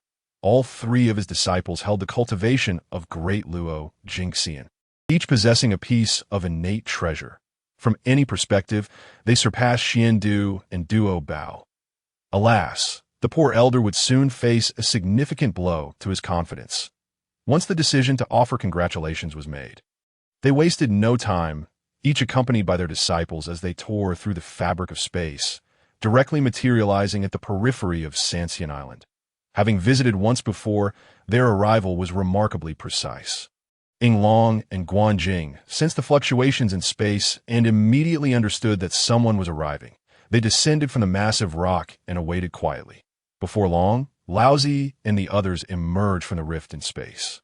To their surprise, they found two individuals waiting for them right upon their arrival. "Esteemed uncles, greetings. I am Yinglong, the eldest disciple of our master. and this is Guanjing, the second disciple, that we await your arrival here at the behest of our master. Please allow us to escort you to the island." Yinglong introduced himself and Guanjing with poise, inviting the three along with their disciples to enter the island.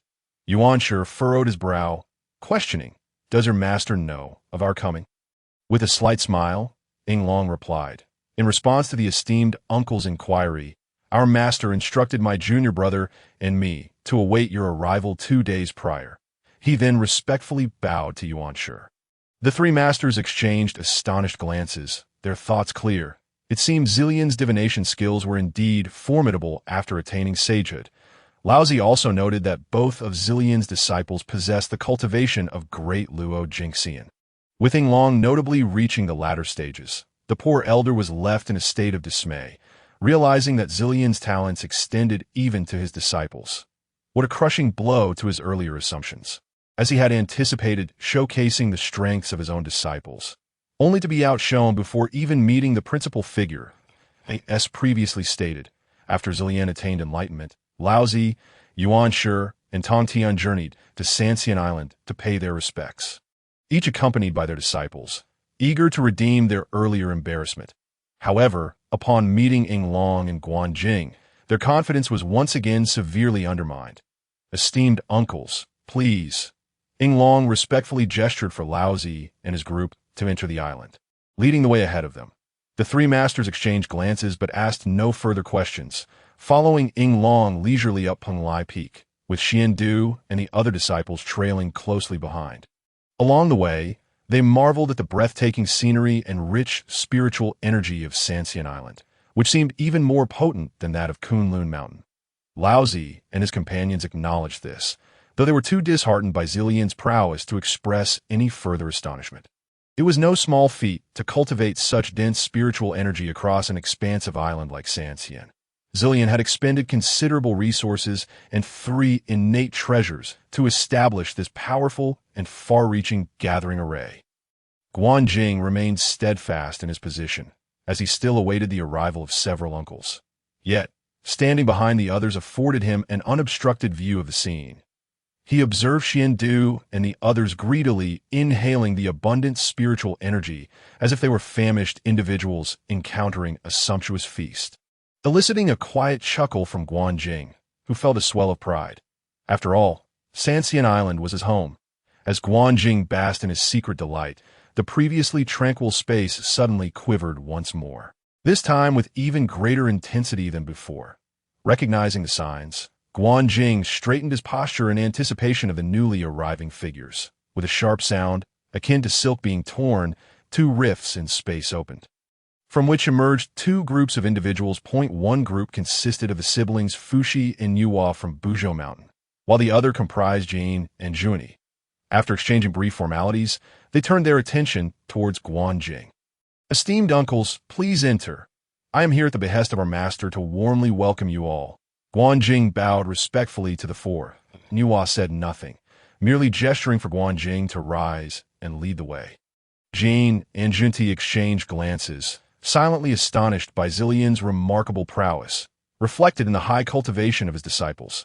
The 2 groups ascended Penglai Peak in succession, entering the grand hall of the bamboo house, where they beheld Zillion seated majestically on the Tao platform, radiating an aura of dignity. A small gray pagoda shimmered subtly around him, exuding overwhelming authority and immense pressure, despite their own impressive cultivations.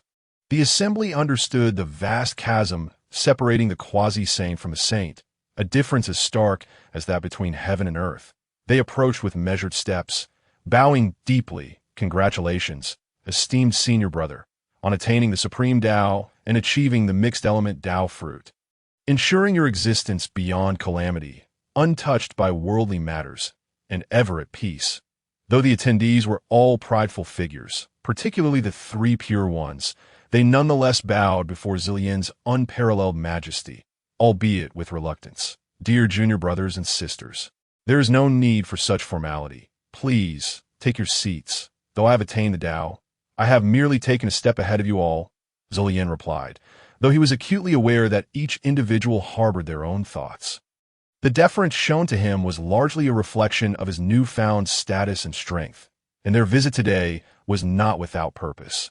Ignoring the sentiments of Niuhua and Fushi, he recognized that Dean and Juanti were opportunists who feared confrontation, and he surmised that the three Pure Ones might be harboring resentment towards him at that very moment. Especially Laozi, who not only forcefully seized a sacred position, but also made him publicly humiliated. If he were to claim he harbored no hatred, it would be nothing short of absurd. A few individuals settled down, while the disciples brought by the three Pure Ones respectfully stood behind their master. As there was no place for them to sit, Zillian exchanged a knowing glance with the enchanting Humur, who understood her master's unspoken intention and directed the waiting maidens to arrange the tea and spiritual fruits across the tables. Afterward, they exited, but it puzzled everyone that one table remained unoccupied, suggesting that Zillian had prepared an extra one. But was there someone yet to arrive? Unperturbed by the crowd's curiosity, Zillian continued to meditate with her eyes closed, awaiting something. After a while, a young attendant outside proclaimed loudly, "The two emperors of Tianyao Palace have arrived." Only then did Zillian open her eyes, smiling as she regarded Dongwang Tai and Dijuan entering through the doorway. After paying their respects to Zillian, Dongwang and Dijuan took their seats at the vacant table. "Dear junior brothers and sisters, I trust your journey to my Sanxian Island was not solely to extend your congratulations. The crux lies in the method of attaining sanctity. Am I not speaking the truth?"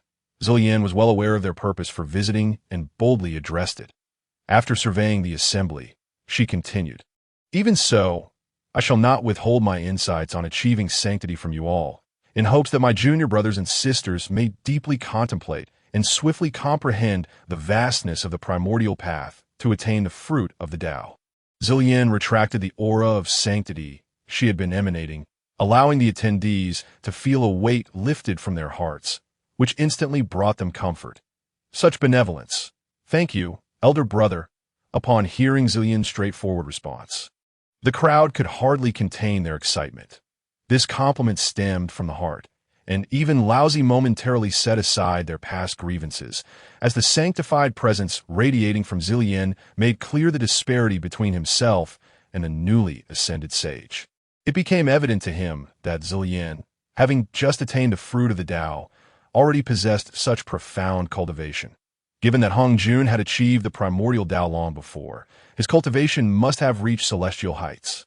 It appeared that the gulf separating them was akin to a chasm, seemingly not far yet vast as the heavens and the earth. Zillian chose to refrain from further discourse, and softly began to articulate her realizations regarding the path to sanctity.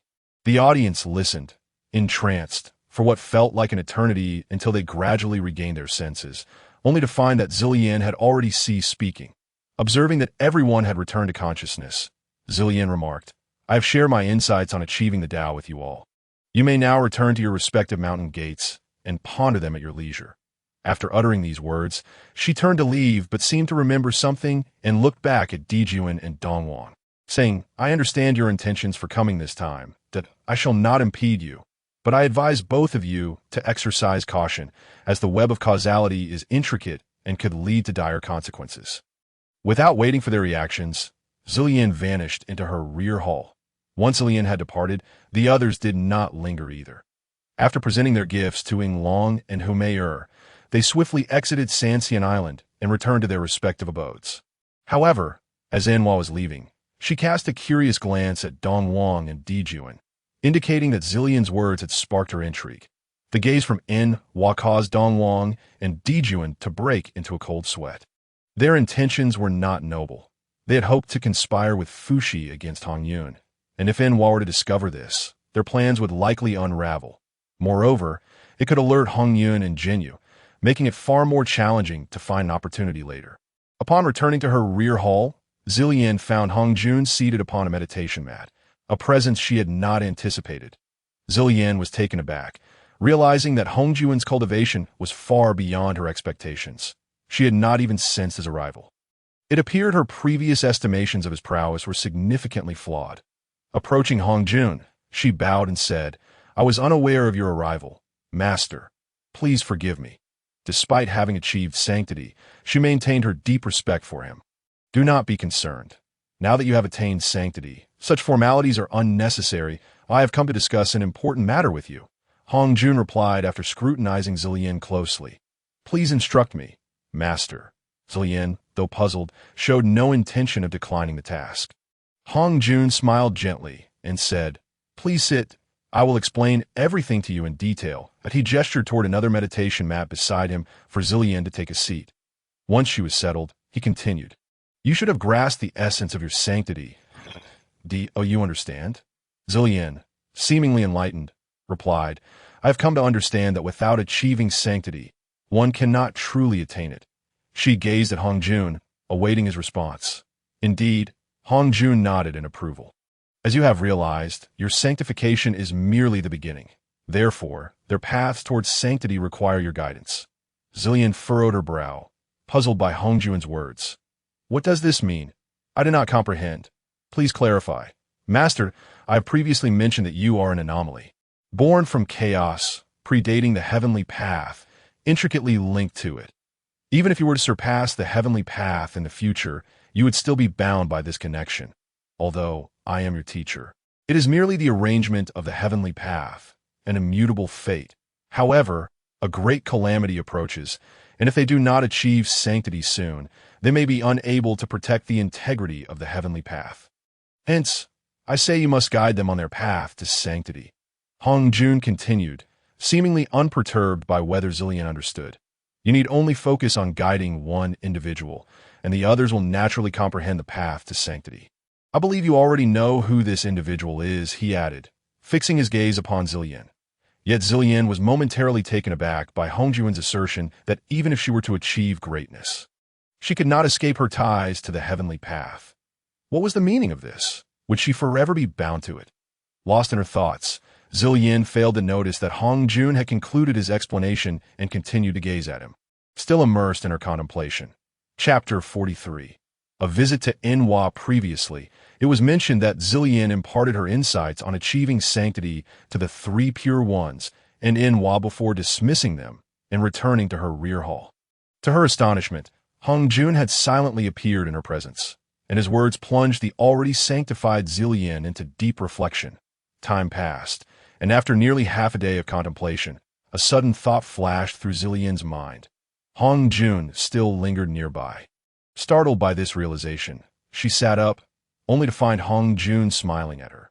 Feeling a bit embarrassed, she stammered, Master, I was just, no matter what I spoke of, you should have comprehended upon attaining sanctity.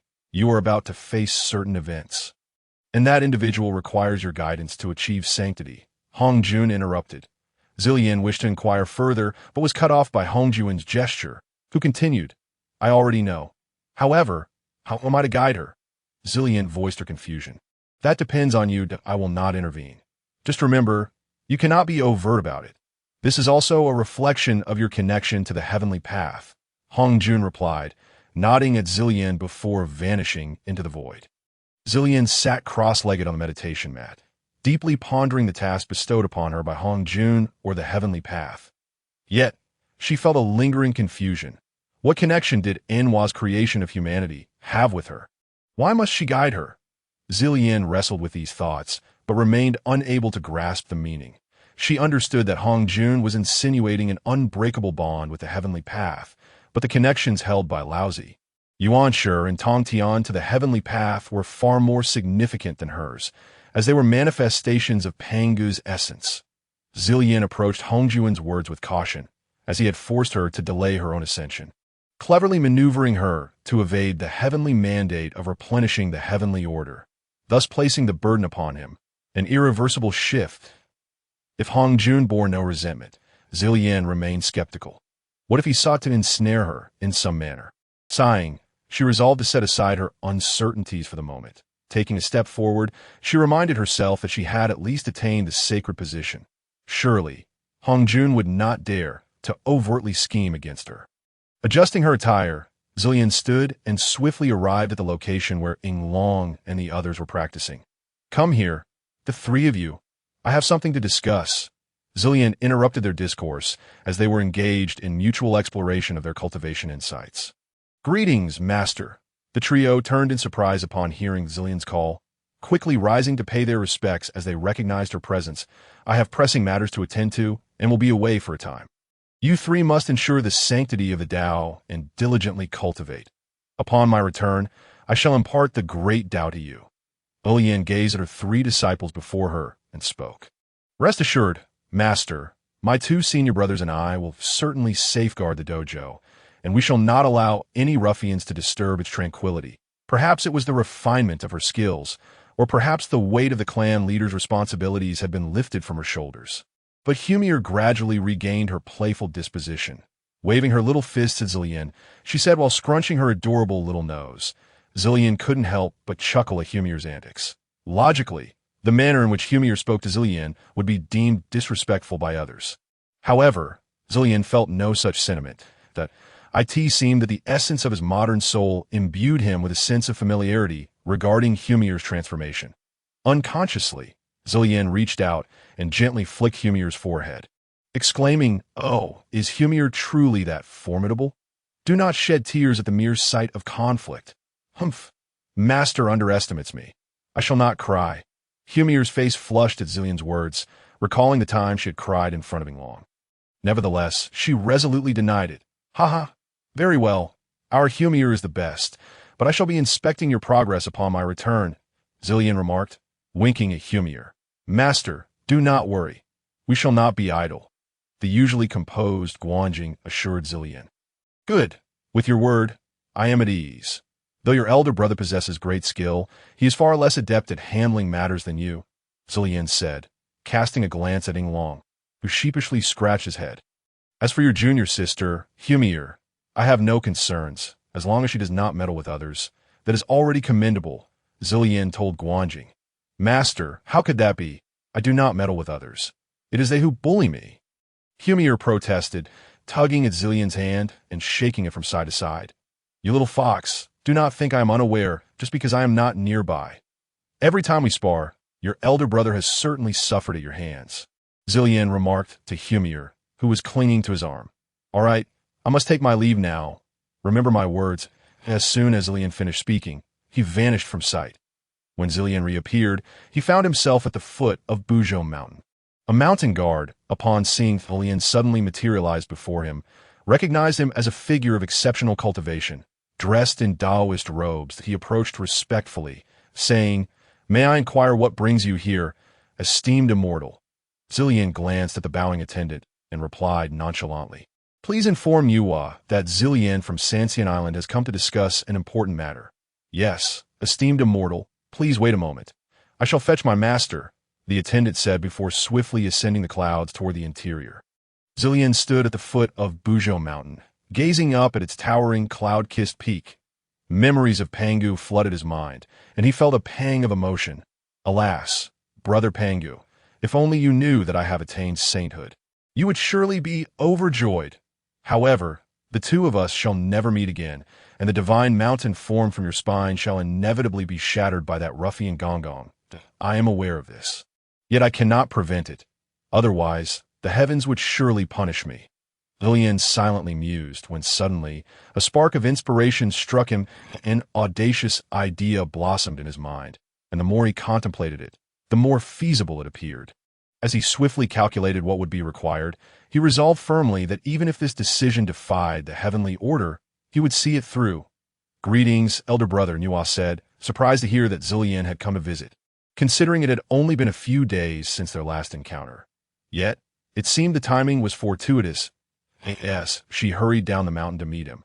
Zillian was already aware that although Bujo Mountain was protected by a formidable barrier preventing external divine perception, to him, the barrier was naught but a mere formality, utterly ineffective. It was only when Yuhua reached his side that he turned to face her.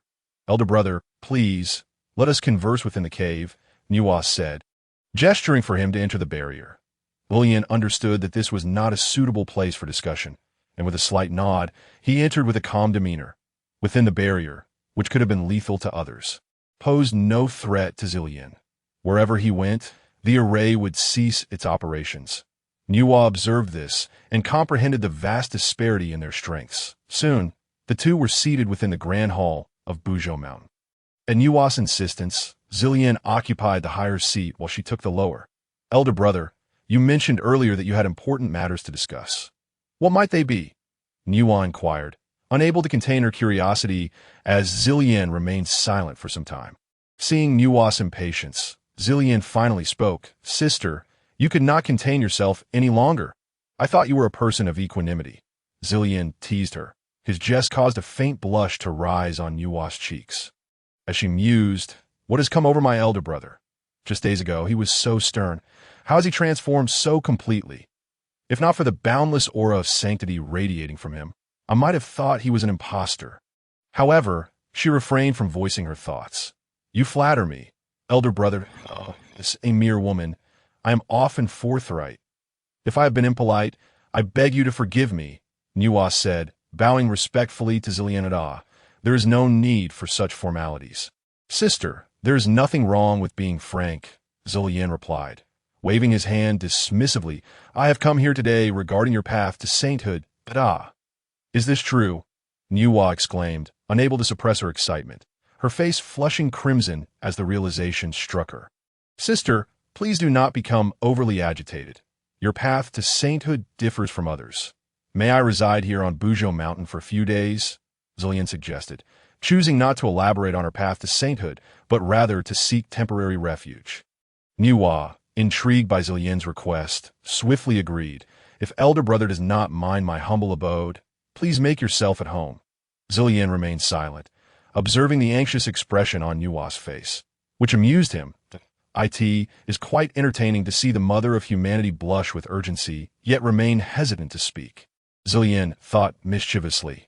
Sister, I shall not reveal the method to attain sainthood just yet. You have not roamed the vast wilderness for a long time, so why not embark on a journey? Upon your return, I shall inform you of the means to achieve your sacred position, Zillian proposed. Elder brother, are you suggesting? Nuwa began, but as her thoughts shifted, she quickly understood that Zillian intended for her to embark on a journey, likely linked to her path to sainthood. Very well. I shall heed your advice and set out on a journey, but I ask that you keep an eye on Bujo Mountain in my absence, Nuwa said, bowing to Zillian before returning to her chamber to prepare for her journey. Chapter 44. Trouble approaches. Previously, it was mentioned that Zillian, at Hongjuan's behest, guided several individuals towards sainthood and had come alone to Bujo Mountain to meet Nuwa. Upon their meeting, he had urged her to embark on a journey before returning. Although was puzzled by his intentions, she proceeded to gather her belongings for her descent. Onion, my dear brother, you have lost again, Zenyuanzi said, seated beneath the ginseng fruit tree in Wuzhuang Temple, engaged in a game of chess with Han Yun, who was clearly outmatched. Indeed, I have lost once more. Brother, your chess skills are truly unparalleled, Han Yun replied, his enthusiasm waning as he forced a smile. Zenyuanzi had long noted Han Yun's unusual demeanor. Typically, while he may not have bested Zenyuanzi, he could at least hold his own. Yet today, it seemed as if Han Yun was preoccupied, with Zenyuanzi advancing effortlessly to my dear brother. What troubles you? You appear quite distracted today, Zenyuanzi inquired, puzzled. I cannot quite place it. While we were playing, I experienced a sudden rush of emotion, as if something significant were about to occur. I attempted to discern the heavenly secrets, but they remain obscured and vague. I thought it would pass. Yet the feeling only intensifies, Han Yun confessed to Zenyuanzi, who was a close companion, being the first cloud to attain enlightenment and hovering above Zenyuanzi. They had forged a brotherly bond. Han Yun never concealed his troubles from Zenyuanzi. Oh, how could such a thing happen? Upon hearing this, Zenyuanzi was taken aback, quickly calculating the situation and finding that it aligned with what Han Yun had said. Indeed, the heavenly secrets were unclear, and it seemed they were undoubtedly disturbed by a formidable force. Zenyuanzi could not help but feel a growing anxiety, for if even Han Yun experienced such alarming sensations, it was surely a portent of imminent disaster. Pondering this, Zenyuanzi felt perplexed. He and his dear brother Han Yun had never offended anyone, and their cultivation was quite commendable. Who could possibly harbor ill intentions towards them?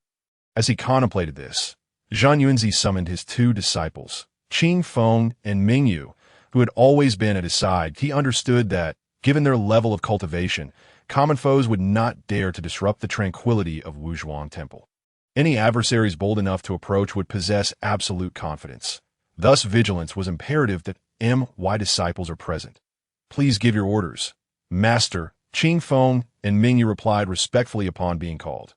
Quickly, activate the protective formation and instruct everyone to remain on high alert for any potential attacks. Go, Xinzi commanded after casting a glance at them. Understood, Master, they replied, noting the unusual gravity in his tone, and promptly took flight to execute his orders, preparing for any eventuality. Hong Yun, do not be alarmed. I have activated the formation. If anyone dares to inconvenience you, I shall not let them go unpunished.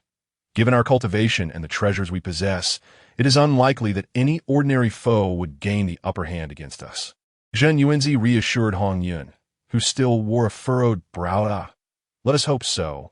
Hong Yun sighed softly in response to Zhen Yuanzi's comforting words. Brother Zhen Yuanzi, I must rest for a while to rejuvenate my spirit.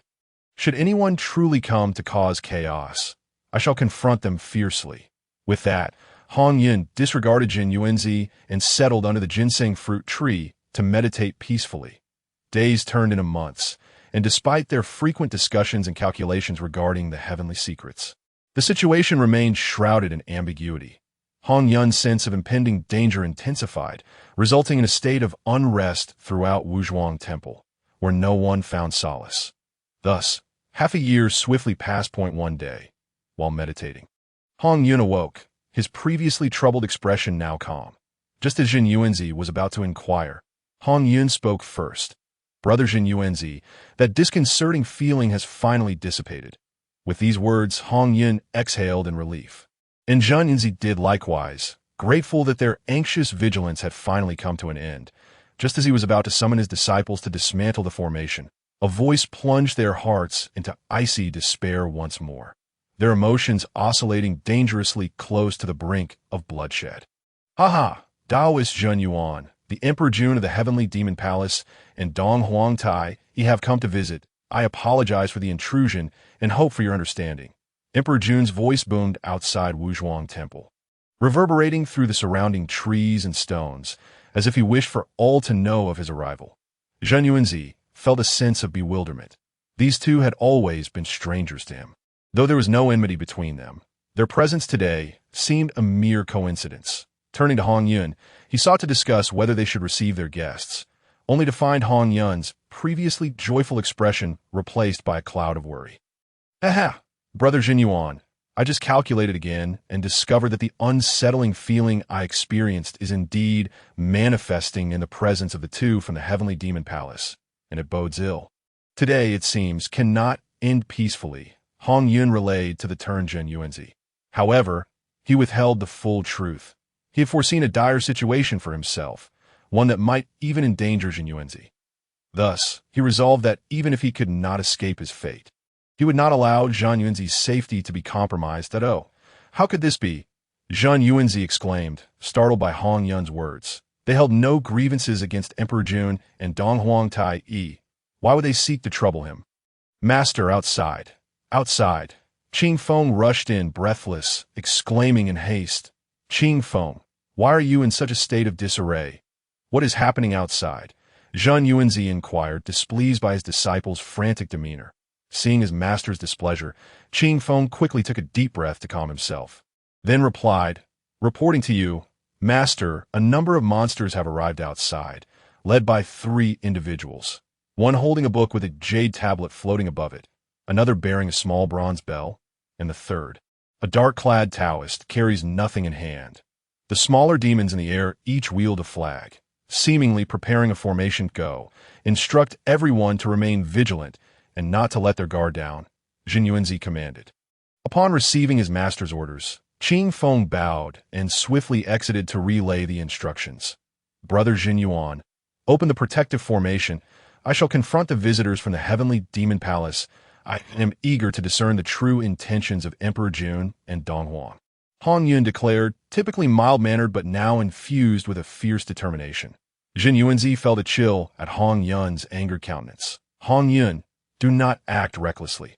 From what Qing Feng described, Those small demons with flags are likely setting up the most mysterious formation, the Great Jotion Star Array. It is not merely you or I who should be cautious. I estimate that even a sage would find themselves ensnared for a time within that formation. Please, wait here for a moment while I ascertain the situation. Then we can devise our plan together, Jin Yuanzi urged, hastily attempting to restrain Hong Yun's impulsiveness as he ascended into the sky to gaze upon the monsters gathered outside Wuzhuang Temple. Emperor Jun and Dong Huang were engaged in a discussion when they noticed Jin Yuanzi rising from the temple. Emperor Jun gestured toward him, saying, "Daoist Jin Yuan, my brother Dong Huang, and I have come to pay our respects. Why do you not come forth to greet us? What is the meaning of this?" Emperor Jun's words were grossly disrespectful, yet Jin Yuanzi did not react with anger. He returned the gesture and replied, "Greetings to both esteemed emperors.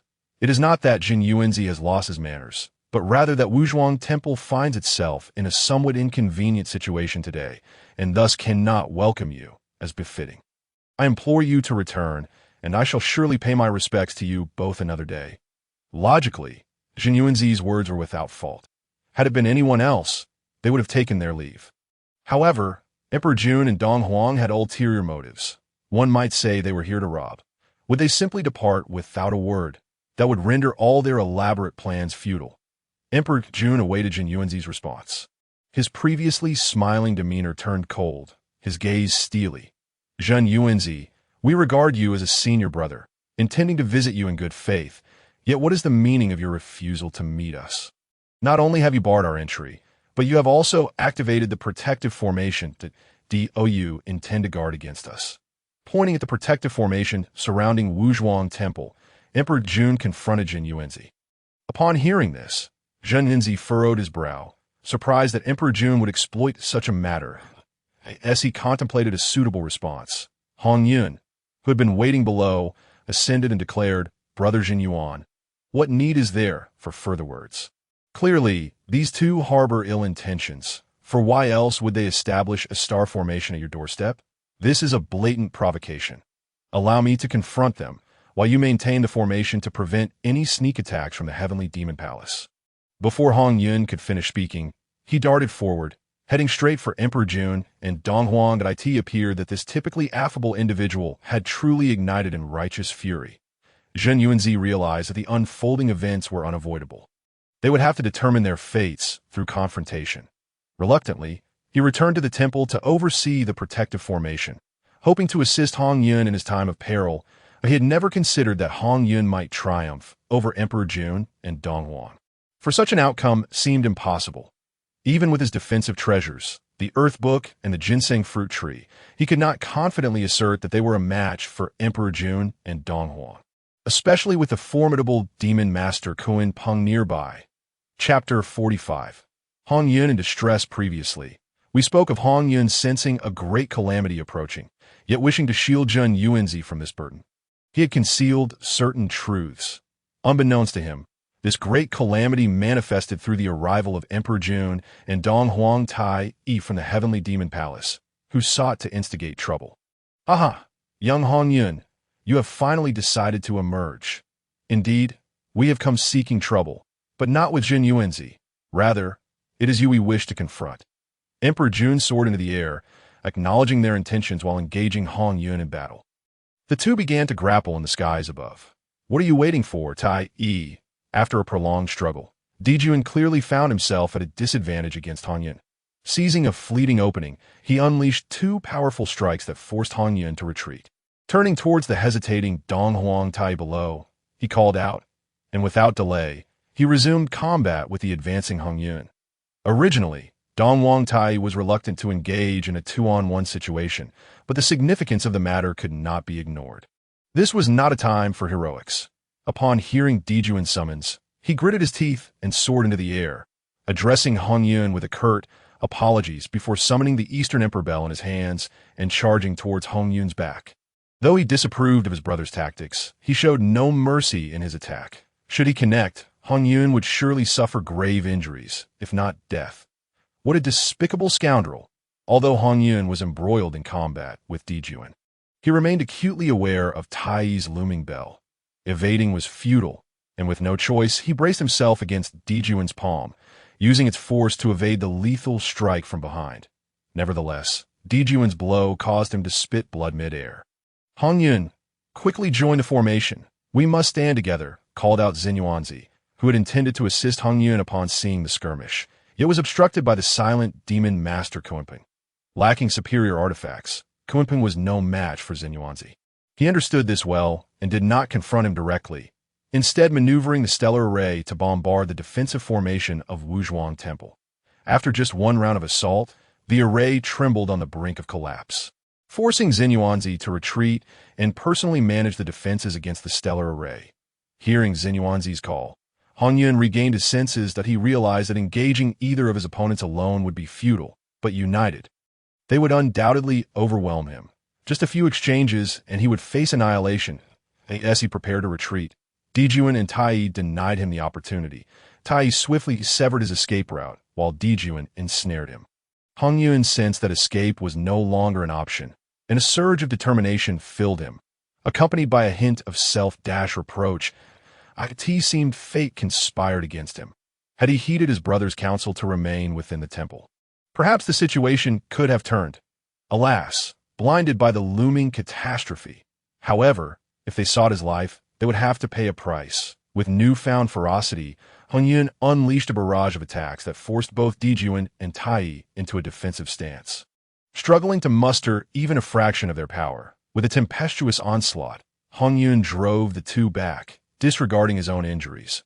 Whispering an incantation, a blazing crimson gourd materialized in his grasp, emanating an aura of terror that signified its formidable nature. Legend has it that during the primordial chaos, a spiritual root, the gourd vine, fell upon the vast wilderness of Buzhou Mountain. This root gradually sprouted, yielding 7 gourds, one of which was taken by Nuwa to forge a golden gourd capable of nurturing weapons. Another was transformed into a purple gold gourd by Taishang Lao Jun for storing elixirs, while another, unknown in origin, became the famed Zhanxian gourd in the hands of Luya. The remaining 3 likely fell into the possession of reclusive practitioners. The gourd in Hong Yun's possession was the last, refined from the cosmic sand of the galaxy into the Juzhou Sanhan gourd, designed specifically to rot flesh and corrupt souls, with a mere incantation. The gourd's divine sand would surge forth to inflict harm, capable of reducing flesh to mere blood and obliterating souls, a truly ruthless artifact. Hong Yun cast the gourd into the air, forming a sword gesture with his right hand. Closing his eyes in concentration as he rapidly recited the incantation, with a sweep of his left hand, the gourd began to spin in the air, growing larger, unleashing a torrent of cosmic sand directed at Dijuan, Tai, and the commanding Kunpeng. Upon witnessing Hong Yun brandishing the gourd, Dijuan and Tai attempted to intervene, but Hong Yun's speed was overwhelming. In an instant, they found themselves ensnared by the divine sand, which, while immobilizing them, posed no real threat due to their innate treasures. Yet Kunpeng, lacking comparable artifacts, recognized the peril of being caught in the deluge, swiftly retreating into the protection of the stellar array. This retreat ensured his safety, but the lesser demons holding the stellar banner faced dire consequences. Hong Yun understood that while his artifact was powerful, it required a target. With one adversary shielded and the other unable to break through, he turned his attention to the unfortunate lesser demons. In an instant, the areas affected by the torrent resembled a rain of blood, leaving not even a hair from the fallen demons. Hong Yun, a distinguished sage, bullying the weak, Dijuan lamented as he watched his minions transform into a gruesome spectacle, his heart writhing in anguish. These lesser demons were his elite. He cursed the fleeing Kunpeng, while Hong Yun ruthlessly directed the torrent towards the hapless lesser demons, ignoring the cries of Dijuan and Tai, treating them as mere background noise. With Hong Yun's relentless interference, the stellar array crumbled. Kunpeng was the first to flee, eager to observe the chaos from a safe distance. Wuzhuang Temple was liberated, and Xinyuanzi, filled with indignation, could hardly bear the humiliation of being rendered a mere observer while his brother fought valiantly. Once freed, he surged into the fray, unleashing his wrath upon the demons. Upon seeing Xinyuanzi join the fray, Dijuan and Tai exchanged glances, realizing their predicament. Their minions were rapidly falling, and with Kunpeng proving unreliable, they knew they had to rely on one another. Sharing a silent understanding, Dijun amplified the protective glow of the Hichu and Luoshu, enveloping Tai, who then activated the Eastern Emperor Bell's defenses. The bell, like a shooting star, hurtled towards the unsuspecting Hongyun. With a resounding clang, the bell struck Hongyun, sending him hurtling away, blood spewing from his mouth. The once mighty gourd, now beyond his control, fell back into his hands, and the torrent of divine sand was retracted. Hongyun, relinquish the foundation of the great Tao, and I shall spare your life, declared Dijun and Tai. Gazing down upon the beleaguered Hongyun, struck hard by the bell, Hongyun teetered on the brink of collapse, bloodied and battered, his once pristine robes now tattered. Struggling to suppress his wounds, he couldn't help but bitterly smile at the irony of Dijun's demand for the foundation of the great Tao. Raising his head, his bloodshot eyes fixed fiercely upon Dijun and Tai, he snarled, "You desire the foundation of the great Tao. Very well." As he spoke, blood continued to trickle from his lips, and with a flourish of his hand, a swirling purple mist appeared. "Hongyun, do not yield to them," Zenyuanzi cried, his heart aching at the sight of Hongyun's dire state, regretting not having protected him earlier. Just as he prepared to rush to Hongyun's aid, Kunpeng intercepted him, asking, "Where do you think you're going, Zenyuanzi? After slaying so many of my minions, you intend to flee?" Having waited in the shadows, Kunpeng saw Hongyun's vulnerability as an opportunity to seize victory. Both Dijun and Tai scowled at Kunpeng's opportunistic behavior, noting his cowardice in the earlier battle. However, now was not the time for grievances. They still needed his assistance. As for Hongyun, they deemed him far too injured to pose a threat. "Zenyuanzi, do not come any closer. Hongyun is finished," he declared, raising his hand to hurl the primordial purple gas towards his enemies and lunging forward. "Ha! The foundation of the great Tao is mine." Dong Huang seized the primordial purple chi, soaring towards him with a firm grip, and let out a hearty laugh. Dijun, however, was not blinded by this sudden joy. He noticed the determination to die in the eyes of the approaching red cloud, and a chill ran through him. "This is bad. Retreat quickly." As he spoke, he pulled the still elated Dong Huang swiftly backward. End of the previous chapter, it was mentioned that Zhen Yuanzi had intended to rescue the injured Hongyun, who had been struck heavily by the Dong Huang bell. However, he was unexpectedly intercepted by Kunpeng, who sought to take advantage of the situation. Meanwhile, Hongyun, having tossed the foundation of the Tao to Dijun and Dong Huang, surged forward towards them with a heart full of despair. Although Dijun was pulling Dong Huang away, he realized too late the gravity of Hongyun's intentions. The distance between them had diminished significantly. Try to escape? Not so easily. Come, let us die together." Hongyun sneered as he saw Dijun and his brother attempting to flee. Before his words could fade, he suddenly accelerated towards the retreating duo, igniting his own life force to enhance his speed. Boom! Hongyun caught up with the fleeing Dijun and Dong Huang, and without hesitation, he detonated his body and soul, seeking to take them down with him. The explosion of a quasi-saint's body and spirit was unfathomable. Likely equivalent to the force of 10 Hiroshima atomic bombs. In an instant, the explosion wreaked havoc, ruthlessly obliterating everything in its vicinity. Zhen Yuanzi, having sensed the danger early on, desperately activated the defenses of the Earth Book and the ginseng fruit tree, narrowly escaping disaster, though he was left severely weakened, spitting blood and falling unconscious. As for Kunpeng, who had been engaged in battle with him, misfortune befell him as well. He had hoped to seize an opportunity, only to be gravely injured by Hongyun's self-detonation. His cultivation level diminished. If not for his presence of mind to revert to his true form amidst the chaos, he would have likely been torn apart by the blast. Yet even in his true form, he fared little better, transforming from a majestic black-feathered divine bird into a pitiful, bloodied creature, resembling a plucked chicken, grotesquely exposed and covered in scars. As for the minor demons, they were long gone, swept away by the shockwave of the explosion. It could be surmised that those who survived were few and far between.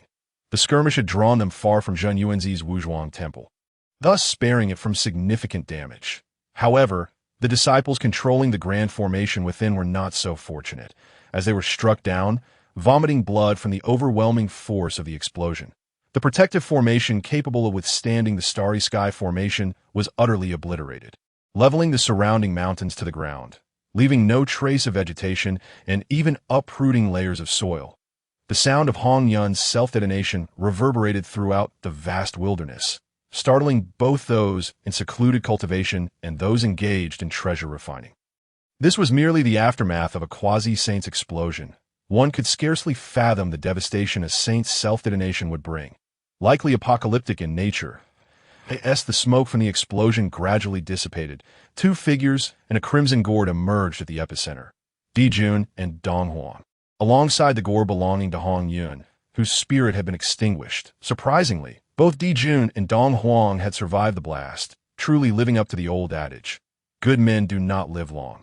Calamity begets 1,000 years. It seemed they had been fortunate indeed.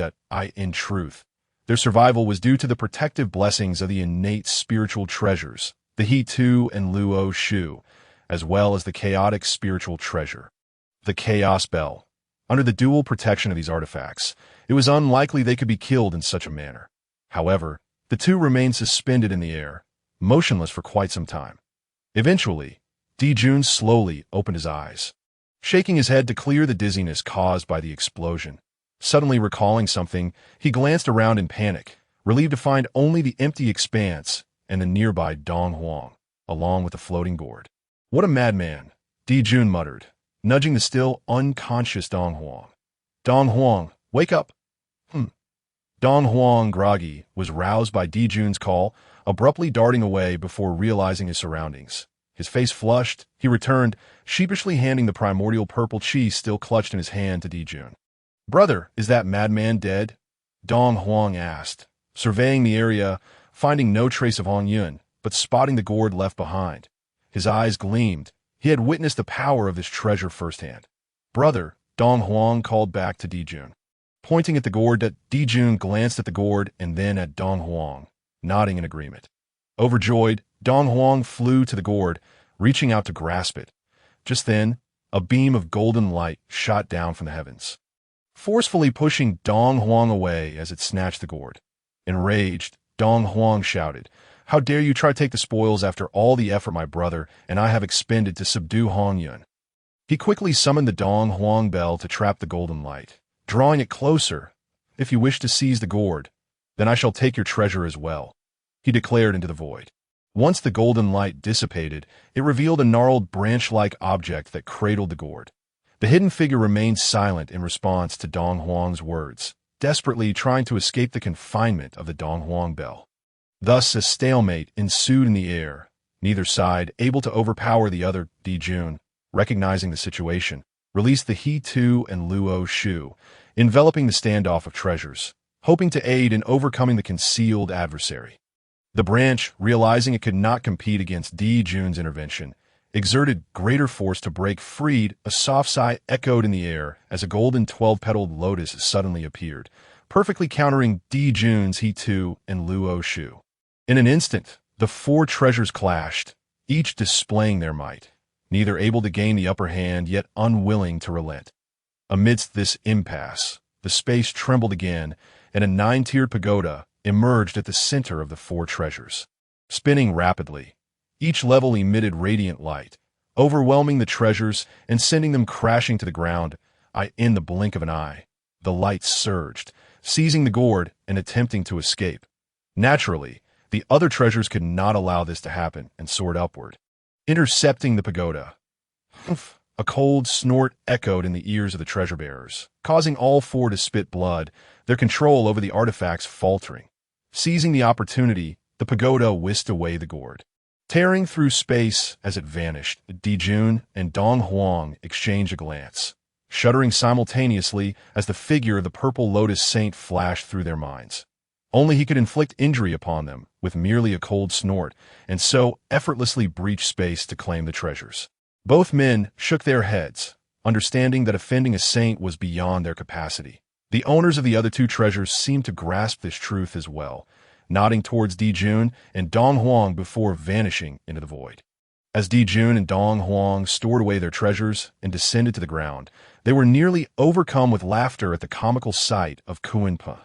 All frustration regarding Kuan Peng's earlier self-preservation subsided. Dong Huang hurriedly approached the incapacitated Kuan Peng, administering a pill and assisting him in swiftly recovering from his injuries. Gradually, Kuan Peng regained his composure, transforming back into human form. Observing the flushed faces of Dong Huang and Dijun, he remarked, "If you wish to laugh, then laugh away." Unable to contain themselves any longer, Dong Huang and Dijun erupted into laughter, while Kuan Peng merely closed his eyes, retreating into his own thoughts. After a lengthy bout of mirth, Dijun and Dong Huang finally recalled that the old coot, Zhen Yuanzi, was still unconscious. The two men hastened to the side of Zhen Yuanzi. Dong Huang brandished a precious sword and aimed to strike it down upon Zhen Yuanzi, hoping to eliminate him while he remained unconscious, thus eradicating a future threat. Both men were acutely aware that they had killed his sworn brother, and it was certain that Zhen Yuanzi would not let this matter rest. Rather than constantly being on guard against him, it seemed more prudent to strike now.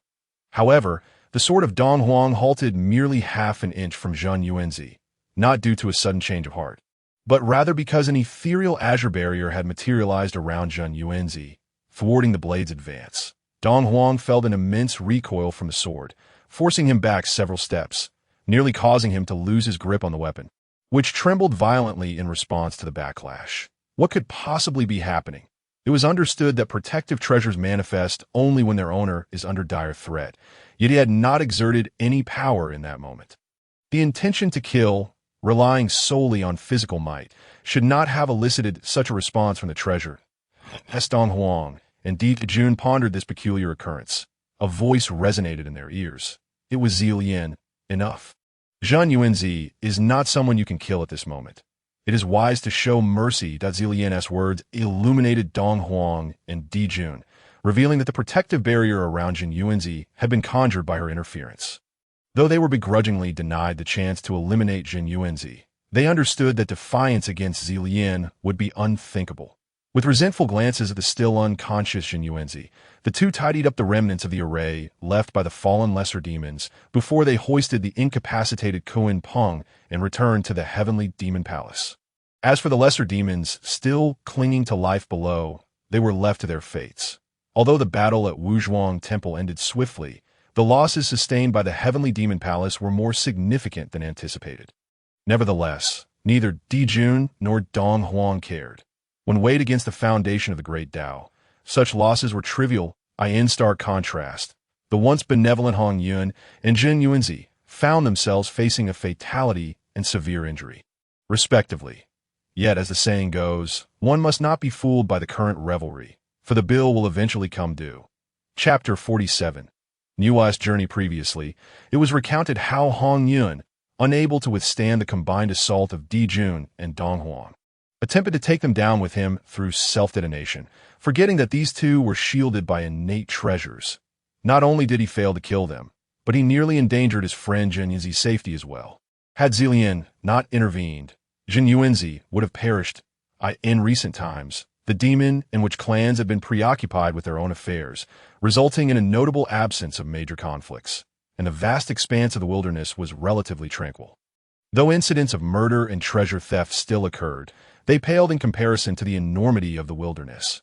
Merely a drop in the ocean, a flicker of flame. Niua descended from Mount Buzhou, eschewing clouds for travel or the use of shield light, for upon her descent, Zilian had advised her to wander the earth, to observe and gain insight. Nevertheless, she employed minor celestial techniques for travel, such as the art of shrinking the earth to inches, a spell even a novice celestial being could wield. However, compared to Niua's quasi-saintly prowess, their abilities were negligible, while a celestial being might cover 100 meters in a single step. Niua traversed miles with ease. Her journey took Niua an entire month to cover several thousand miles, not due to slowness, but because she paused at every scenic vista or perilous terrain to meditate and absorb the essence of nature, encountering various beings in distress along the way. Whenever she encountered those burdened by less karma, she lent her assistance. Amusingly, she also met some fools attempting to rob her, which not only entertained her, but also evoked laughter. The sights, sounds, and lessons gleaned throughout her journey allowed Nuwa to gain profound self-awareness and understand Zi Lian's intention in urging her to wander. Her state of mind had indeed elevated significantly. Had she merely committed herself to arduous cultivation on Mount Buzhou, such rapid progress would have been unattainable. This reflection filled her with gratitude for her elder brother. One day, as Nuwa traversed a continuous mountain range, she observed golden rays descending from the heavens and entering a particular peak. Intrigued, she pondered whether a treasure was about to emerge. However, the scene did not suggest such a revelation.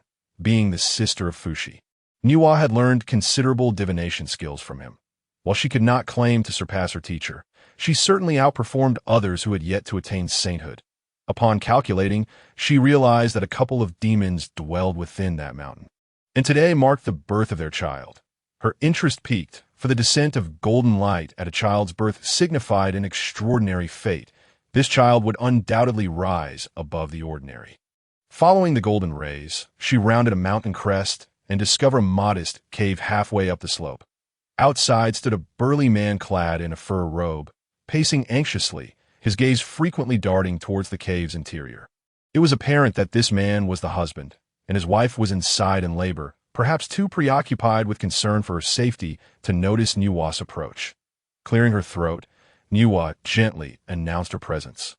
The sound startled the man, who turned abruptly, a steel spear appearing in his hand, pointed directly at her.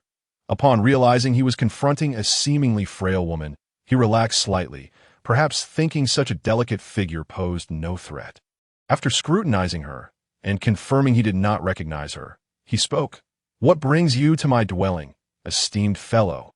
Noticing his vigilance had lessened, yet the spear remained trained on her, Nuwa remained unperturbed in the past. Such a slight might have irked her, but after her extensive journey, she understood the hardships faced by those of lesser cultivation in the wilderness, who must always be wary of ambush. With a gentle smile, she replied, "Good sir, is your esteemed wife within?" Upon hearing this, the man's earlier relaxation vanished, and his focus sharpened. "Indeed, she is my wife. What is it you seek? Do not be alarmed," Nuwa reassured him. "I heard your wife's cries and discerned that her labor is not progressing smoothly. I came in hopes of offering my assistance." Her smile remained unwavering, undeterred by his tone. Upon hearing that Nuwa could help, a flicker of hope crossed the man's eyes, but it was quickly overshadowed by suspicion and caution. He remained silent, continuing to scrutinize her, his grip on the spear tightening instinctively, ready to act at the slightest misstep. Nuwa, aware that the cries from within had grown weaker, recognized that the moment was critical. Should anything go awry, not only would the child be lost, but the mother's life would be at stake. She refrained from further discourse with the man, swiftly creating a gust of wind that immobilized him, and proceeded directly into the cave. Suddenly feeling immobilized, the man was struck by panic as he witnessed Nuwa entering the cave. He desperately summoned his celestial energy to break free from her hold, but her words calmed his racing heart. "I have no time to explain. Your wife and child's safety comes first. The restraint will lift shortly." Inside the cave, Nuwa found the surroundings rather austere. Apart from a few stone tables and benches, there was little else. In the inner recess lay a woman clad in white, resting atop withered grass, a thick layer of animal hide beneath her. Her complexion was pale, drenched in sweat, and the blood staining her garments had turned them crimson. The woman appeared utterly exhausted, only able to emit faint whimpers. Yet the trembling of her body and the veins protruding on her forehead indicated her continued struggle to bring forth the child. Nuwa dared not delay, swiftly channeling a stream of white energy into the woman's body to restore her strength. While soothingly instructing, "Do not panic, remain calm. You will successfully deliver your child." Though inexperienced in such matters, Nuwa found herself at a loss for how to apply her skills, merely continuing to converse with the woman and casting spells to replenish her strength and staunch the bleeding. "Wah!" A resounding cry of an infant echoed throughout the cavern, prompting Nuwa to exhale deeply, only to realize that her garments were drenched in perspiration from the tension, as if she had just emerged from the depths of a river. Casting a glance at the woman who had succumbed to slumber from exhaustion, Nuwa couldn't help but smile wryly and that moment. The man whom Nuwa had previously immobilized with her binding spell rushed into the cave. Upon seeing Nuwa cradling their child, he could scarcely conceal his excitement, yet hesitated to approach, anxiously darting his gaze between Nuwa and the infant. Nuwa found amusement in the man's demeanor, but nonetheless extended the baby, a boy, into his arms. She then glanced at the sleeping woman and remarked, "Your wife is asleep." The man immediately embraced the child, expressing his gratitude fervently. "Thank you. Thank you." Nuwa swiftly raised her hand to halt his profuse thanks, teasingly replying, "No need for that. Just refrain from blaming me for intruding upon your sanctuary." The man's face flushed crimson from embarrassment. "Hey, be gentle. The child is still small and cannot withstand such a vigorous embrace." Observing the man clutching the infant tightly against his chest, Nuwa hastily interjected, "What folly! The child is extraordinary, but that is for the future. For now, he is but a baby if you continue to hold him so tightly. You might endanger him." Upon hearing Nuwa's words, the man relaxed his grip, though he cast a bashful glance her way. When he noticed Nuwa smiling at him, he hastily lowered his head. "Well then, I shall not intrude upon your family any longer. I will step outside for a while. Once your wife awakens, I have matters to discuss with you," Nuwa stated as she rose, ascending to a massive rock not far from the cave's entrance. Nuwa closed her eyes to recuperate from her earlier exertion. The moment of the child's birth, her heart had trembled as if touched by some revelation. How curious that the stirring she felt just moments ago had vanished. Pondering deeply, she found herself at a loss, deciding to set aside her musings, reasoning that if she had not grasped the understanding, it simply was not yet time. Reflecting on her recent wanderings across the desolate expanse of the primordial world, she realized that although many beings inhabited this vast land, they were few compared to the boundless wilderness surrounding them. There were times when she roamed for days without encountering a single creature, leaving her with a profound sense of solitude. However, her encounters with other beings had eased this feeling, yet now it surged back with greater intensity, making her feel as though she were utterly alone in this world. No, I cannot accept this. I must change this situation. I will change it." Nuwa fervently shook her head, attempting to dispel the suffocating sensation of loneliness, murmuring to herself, "But how could she alter this state of affairs?" Nuwa pondered desperately, yet no satisfactory solution emerged. Resigned, she concluded that she must expedite the affairs at hand so she could return to see her elder brother, Zillian. Perhaps he could provide her with insight on how to transform her circumstances. With renewed determination, Nuwa leaped down from the giant rock and set her sights firmly on the cave. As Xiaoming penned this chapter, she exerted considerable effort. For being single and childless herself, she struggled with depicting the nuances of childbirth. Yet, she understood the immense pain mothers endure during such moments. Therefore, Xiaoming implores everyone to cherish their parents. For bringing us into this world and nurturing us is no small feat. To neglect one as parents invites divine retribution. Consider how you would feel if your own children would treat you with the same disregard in your old age. Alas, Chapter 48. The opportunity for sanctification. Previously, it was mentioned that Nuwa descended from Mount Bujo, journeying through the primordial world, witnessing and learning many things previously unknown to her. Her long-stagnant realm of understanding had once again ascended significantly. Unintentionally, she rescued a couple in an unnamed mountain range, assisting the woman in successfully giving birth to a child, which solidified Nuwa's resolve to amend the desolation of the primordial world. Upon entering the cave, she found the woman awake, cradling her child. Nuwa conveyed the purpose of her visit, stating that she would return to take the child as her disciple once he matured, and she imparted the initial volumes of her teachings to the infant. Furthermore, she personally established a protective formation outside the couple's dwelling to ensure their safety. After attending to these matters, she bid farewell to the couple and swiftly soared towards Mount Bujo, feeling her sense of solitude intensifying, a feeling she could not endure for even a moment longer. As if the weight of loneliness threatened to engulf her, Nuwa's return was swift, having harnessed the power of her shield light, which allowed her to cover the distance in a single day.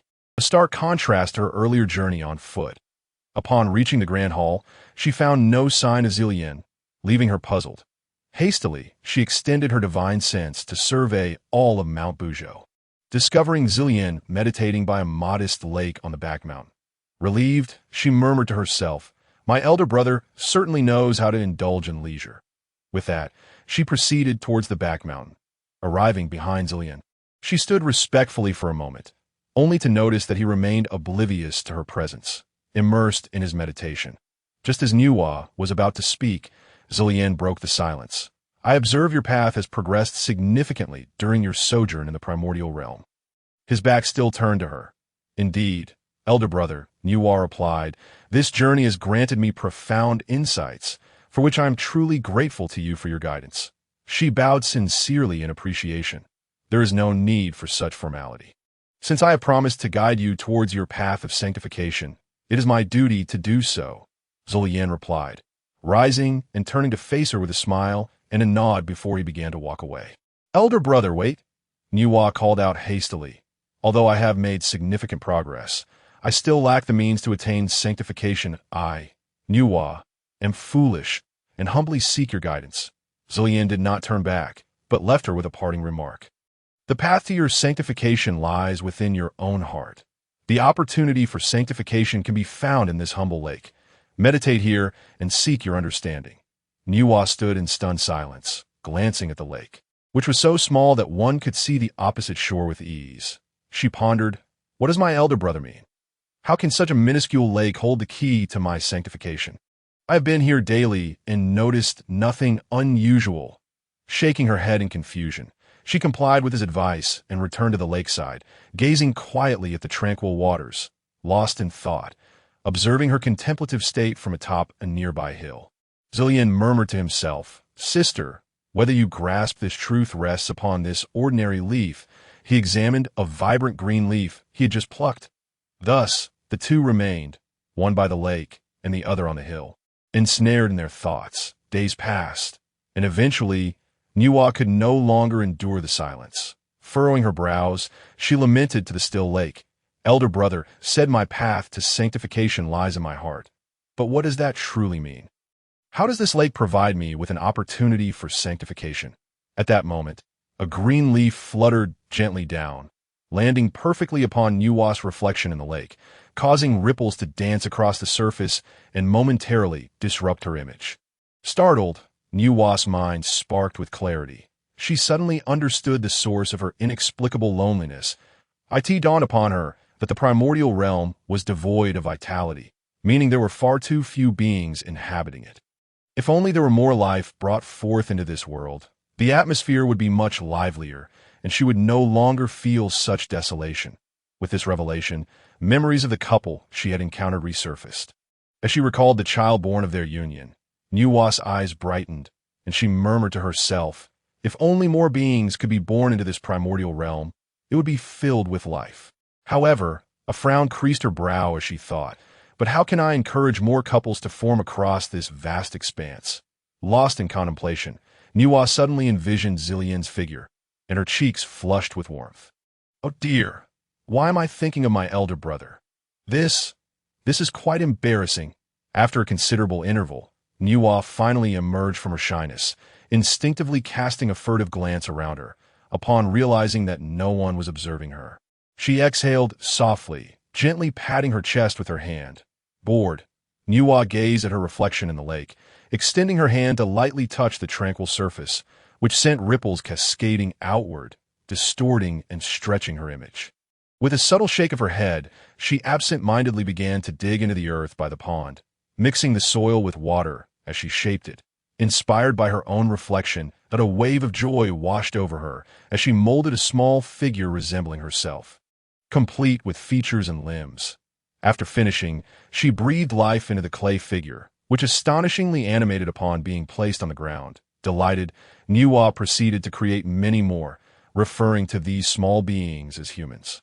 However, as she continued her work, Nuwa soon found herself beset by troubling thoughts. Though the clay figures had come to life, they reverted to mud upon contact with water. Moreover, the slow pace of her creations left her wondering how long it would take to populate the vast primordial world with beings. Abandoning the figure she was shaping, she fell into deep contemplation, pondering what material could render her creations impervious to water. Niwa tirelessly experimented, but faced repeated failures with stones and trees, none of which met her expectations, either too foolish or lacking in spirit. Frustrated, she sat by the lake tossing pebbles into the water, muttering to herself about her irresponsible senior brother who had promised to enlighten her to sainthood, yet left her here to figure out alone. Unbeknownst to her, Zillian had approached silently from behind. Hearing Niwa's self-talk, Zillian was struck by the sight of the girl, wondering if this was truly the same Niwa, the mother of humanity, or merely a neighbor girl. Amused by Niwa's words, Zillian couldn't help but stifle a laugh, deliberately clearing her throat. Niwa, caught up in her grievances, turned in surprise at the sound, only to find Zillian looking at her with an amused expression. Mortified at the thought that Zillian had witnessed her earlier antics, Niwa flushed and lowered her gaze, fidgeting with her clothing like a child caught in wrongdoing. Zillian managed to suppress her laughter, knowing that if she did, Niwa would surely seek refuge in a crevice. Taking a calming breath, she addressed Niwa, Junior's sister, but upon seeing that Niwa had not raised her head, she called again, Junior's sister. What are you thinking about? Only then did Niwa realize Zillian was speaking to her. Nothing, senior brother, you speak, she replied, her eyes cast downward once more. Congratulations on discovering the path to your own sanctification. My task is complete, and I must return, Zillian informed. The mention of Zillian's departure, Niwa quickly raised her head, exclaiming, Senior brother, are you leaving already? But as she stammered, struggling to voice her questions, visit the 33 Heaven Dishao Palace once more to see the master. Perhaps your doubts will be resolved. When you achieve sainthood, I shall return to congratulate you, Zillian said, and without further delay, she tore through the fabric of space and vanished. Niwa wished to say something, but merely opened her mouth, unable to utter a word, watching Zillian disappear into the void. Chapter 49. A wish fulfilled. Previously, Zillian had left Niwa by a small lake behind Mount Bujo, informing her that this lake held the opportunity for her to attain sanctification. Through her reflection in the water, Niwa discerned that the method to achieve this was through molding clay to create life. Alas, she lacked suitable materials. Zillian had urged her to visit Zhixiao Palace to seek guidance from Hongjun. Niwa, disheartened by Zillian's abrupt departure, felt a sense of loss despite their brief acquaintance. To her, Zillian felt as close as family, a connection more profound than even that she felt with Fushi. Confused by this inexplicable bond, she gathered her scattered thoughts, glanced at the failed clay figures by the lake, sighed, and turned away. What Niwa did not anticipate was that some of the clay figures made from stones and plants had come to life and mingled with other humans, giving rise to diverse lineages, even among twins, a testament to the workings of fate. As the saying goes, anything is possible. With a swift cleanup, Niwa tore through space once more, arriving at the entrance of Zhixiao Palace in the 33 Heavens. This time, a different attendant greeted her, bowing respectfully as he recognized her. Sister Niwa, what brings you here? Niwa, troubled by her lack of materials for creating life, did not linger on pleasantries. Please inform the master that Niwa requests an audience. The attendant smiled. The master has decreed that should Sister Niwa arrive, she may enter directly without prior announcement. Please, proceed. Understanding that her purpose was already known to the master, Niwa expressed her gratitude before entering. Thank you, junior brother, I shall not delay. With a nod to the attendant, Niwa hastened toward the main hall. Hongjun sat high upon his dais, eyes closed, showing no acknowledgement of her presence. Only after she bowed in respect did he inquire, why are you not at Mount Bujo, diligently pursuing the path to sanctification? What brings you here? Niwa, with utmost reverence, replied, Master, I am foolish, and under Senior Brother Zillian's guidance, have come to understand the path to my sanctification. Oh, you have grasped the method of sanctification, yet why have you not achieved it? Hongjun feigned ignorance. Though I have learned the method, I lack the material necessary for my sanctification, which is why I seek your guidance. Master, Niwa explained. Last, Hongjun opened his eyes and regarded Niwa, asking, how does one achieve sanctification? I humbly request your kindness to guide me, Master. Under Senior Brother Zillian's instruction, I realized my unique path to sanctification lies in molding clay to create life. spreading compassion and bringing forth beings. However, I've tried many materials to create life, yet none have satisfied my heart. Nuwa conveyed her plight to Hong Jun.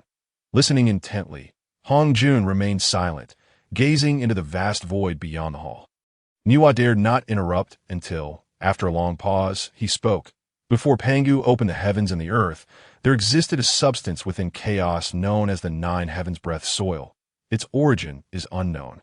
Yet it is the source of all earthly materials, a primordial spiritual treasure. This soil possesses no other function, yet it embodies the essence of the earth and the art of creation. Any being born from it is an exceptional choice for your sanctification. With that, Hong Jun produced a clump of gray substance from his wide sleeves and handed it to Nuwa. As she grasped the soil, Nuwa felt its weight, akin to lifting a great mountain, nearly dropping it. She focused intently, observing that aside from its heaviness, it bore no remarkable features, prompting her to gaze questioningly at Hong Jun. The breath soil is the source of all earthly matter. When light, it feels as insubstantial as a fleeting cloud. When heavy, it can weigh as much as countless mountains, yet possesses the ability to stabilize water and nurture wood. Hong Jun elucidated upon witnessing Nuwa's bewilderment. "Thank you for your kindness, Master." Nuwa expressed her gratitude upon receiving the material essential for her sanctification. "Return now. This substance does not need to be returned once used, for it will undoubtedly serve you in the future." Hong Jun gestured for her to leave. Nuwa bid farewell to Hong Jun and, breaking through the void, returned to the lake by Mount Buzhou, where she sat down to meditate, striving to maintain her optimal state for the creation of life. After a brief moment, Nuwa opened her eyes, taking out the Nine Heavens Breath soil to examine it closely. With both hands, she cradled the soil and began to channel her energy to refine it.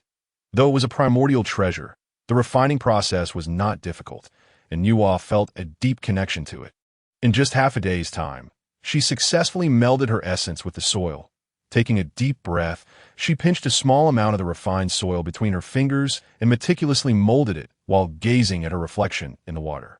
After breathing life into it, she placed the small figure on the ground, which immediately began to grow in size, eventually transforming into a fully formed woman, naked and resembling Nuwa herself. The woman twirled twice, stretching her limbs, then knelt before Nuwa, exclaiming, "I pay my respects to the Holy Mother."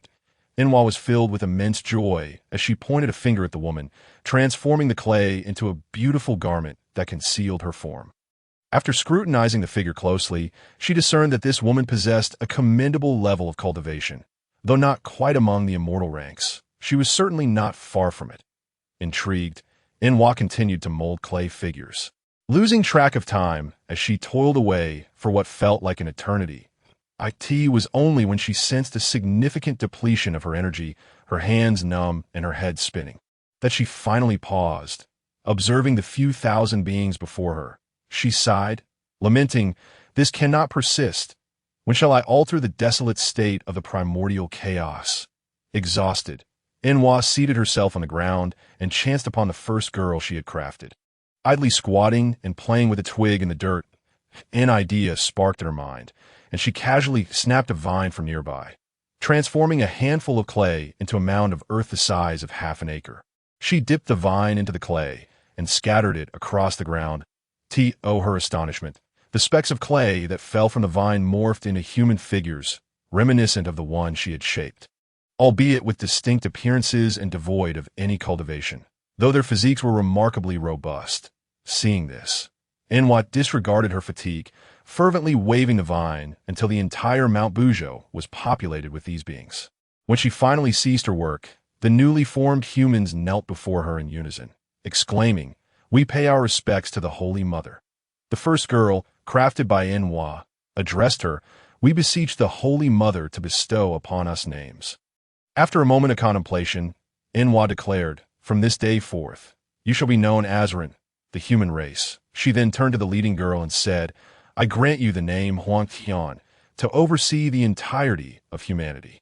In unison, Huang Tian and the gathered humans expressed their gratitude.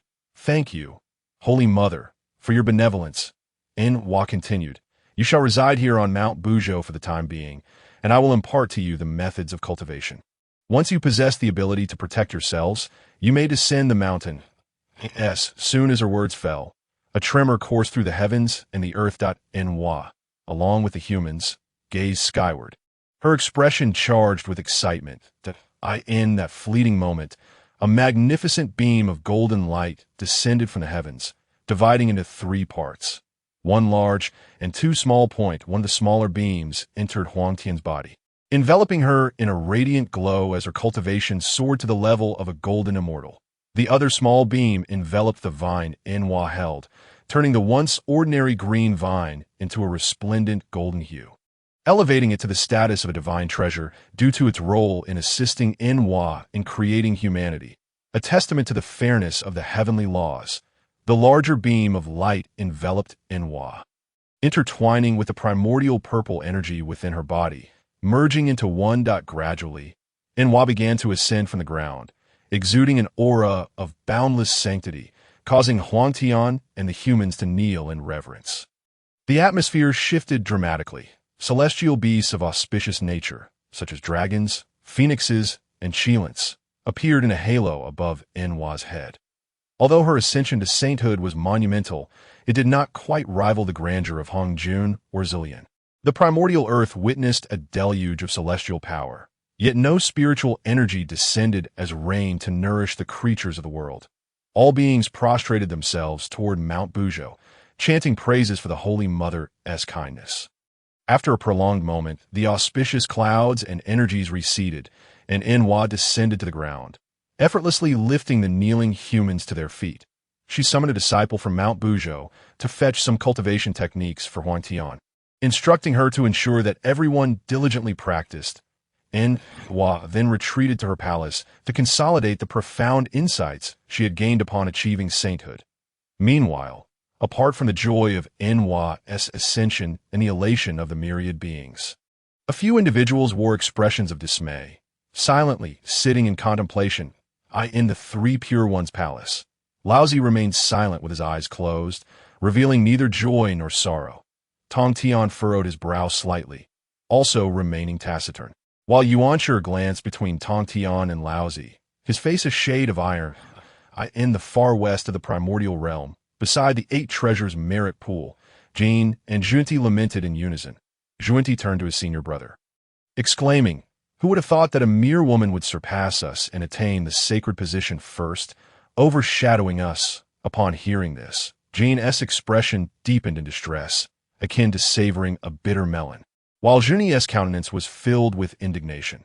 Alas, let us focus on comprehending the foundations of the great Tao, hoping we may soon achieve the sacred status ourselves. After this declaration, Jane fell silent, and upon realizing his brother's sentiments, Junti too begrudgingly ceased speaking and began to cultivate. On the Three Immortal Island, Zillian retracted his consciousness from the Tao platform, smiling faintly as he murmured, "One down. 5 to go. Let us start with the 3 pure ones, while the 2 from the west can wait." He then resumed, imparting his teachings to Yinglong and the other notable figures from the 2 clans behind them. In the 50th chapter, as previously mentioned, Enhua heeded Zillian's counsel and sought the primordial treasure, the 9 heavens Shirong, from Hongjun in the Upper Sky Palace. Upon her return to Mount Buzhou, she successfully crafted clay figures, attaining the fruit of the Tao and achieving sainthood.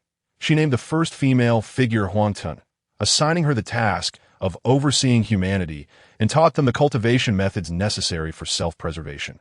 Within the grand hall of Mount Buzhou, Enhua sat upon the Tao platform, with the 3 pure ones, Fuxi, Jin, and Junti, as well as the demon lords Dijuan and Dongwang Tai, observing her in silence. Unperturbed, Enhua gazed out beyond the hall, her eyes flickering with hints of impatience, seemingly awaiting someone. The onlookers understood that the only individual worthy of her anticipation was none other than her elder brother Zillian. However, they found it curious that he had not come to congratulate her on her ascension. After a while, a disciple entered the hall, leading a man behind him. The disciple bowed before Enhua, proclaiming, "We pay our respects to the holy teacher. Yinglong, the eldest disciple of Saint Zillian, seeks an audience." He gestured toward the man behind him. Upon meeting Enhua's gaze, Yinglong hastily performed a junior's bow, saying, I greet you, revered Enwa, and congratulate you on attaining the imperishable sacred status of eternal peace. Rise, Enwa replied with a smile. What has her master summoned you for? Why did he not come himself? She felt a tinge of disappointment at Zilian's absence. Honored teacher, Inglong reported, my master is in seclusion and cannot be here to celebrate with you. However, he has entrusted me with a gift for you, stating that it will prove useful in the future. With that, Inglong presented a palm-sized tripod, its surface a deep yellow adorned with cloud and dragon motifs. He reverently handed the tripod to NWAS. Soon as the tripod emerged, the onlookers recognized its significance, collectively gasping in astonishment at Zilian's generosity. Dijuan and Dongwang Tai exhibited glimmers of greed. Yet they were acutely aware that Inglong was Zilian's disciple and that Enwa was a saint. Thus, they dared not provoke them. Their hearts were filled with lamentation, for although they had seized the foundational principles from Hongyun, they still lacked any true insight into achieving sainthood. Enwa examined the small tripod closely and then furrowed her brow, addressing Inglong, if I am not mistaken. This is the legendary tripod that can refine all things, transforming the post-heaven into the pre-heaven, the Qianquan Ding, is it not? She placed the tripod before her. You are correct, revered teacher. This is indeed the Qianquan Ding, Inglong affirmed with a nod. According to my elder brother Zilian, this object is of significance to me. However, I am uncertain of its exact purpose, Enwa pondered, attempting to decipher her connection to the Qianquan Ding. Honored teacher, my master did not elaborate on its uses when he bestowed it upon me, but he repeatedly cautioned me to ensure that you keep it safe and never lend it to anyone, as it is of great importance. Inglong relayed Zilian's instructions verbatim, Enwa, having not gleaned the information she desired from Inglong. Since that Zilian's strict warnings indicated a profound connection between the tripod and herself. Understanding that she should not lend the Qianquan Ding, she instructed Inglong, I comprehend now. You may take your leave. Feel free to explore Mount Buzhou. The rear mountain houses the human race I have created. You may visit them. Thank you, revered teacher, but Inglong hesitated, casting a glance at the three pure ones and the others, his words trailing off. Noticing his expression, Enwa asked, is there something else on your mind? Speak freely. You are among your elders, and there is nothing to conceal. Respectful elders, Inglong began before I departed the mountain. My master had additional words for me to convey to you. Upon hearing these words, Nuwa fell silent and turned her gaze towards Laozi, after a brief exchange of glances among the group. Laozi addressed Inglong, saying, my dear disciple, do not hesitate to speak your mind clearly. Inglong replied, indeed, master instructed me to convey a message to all of you. The method by which you attain sanctity differs from that of Aunt Nuwa. However, the time for such attainment has not yet arrived. Master Zilian is unable to disclose this information either. Therefore, Master advises you to focus on your cultivation, and when the time comes, you shall be informed of the path to sanctity. As for our two uncles, Dijuan and Dongwang, Master remarked that their journey to sanctity may prove exceedingly arduous and distant. Inglong relayed Zilian's words with remarkable clarity, observing the reactions of those present. Upon hearing Inglong recount Zin's message, the group was initially taken aback, only to look at Nuwa with a mix of confusion.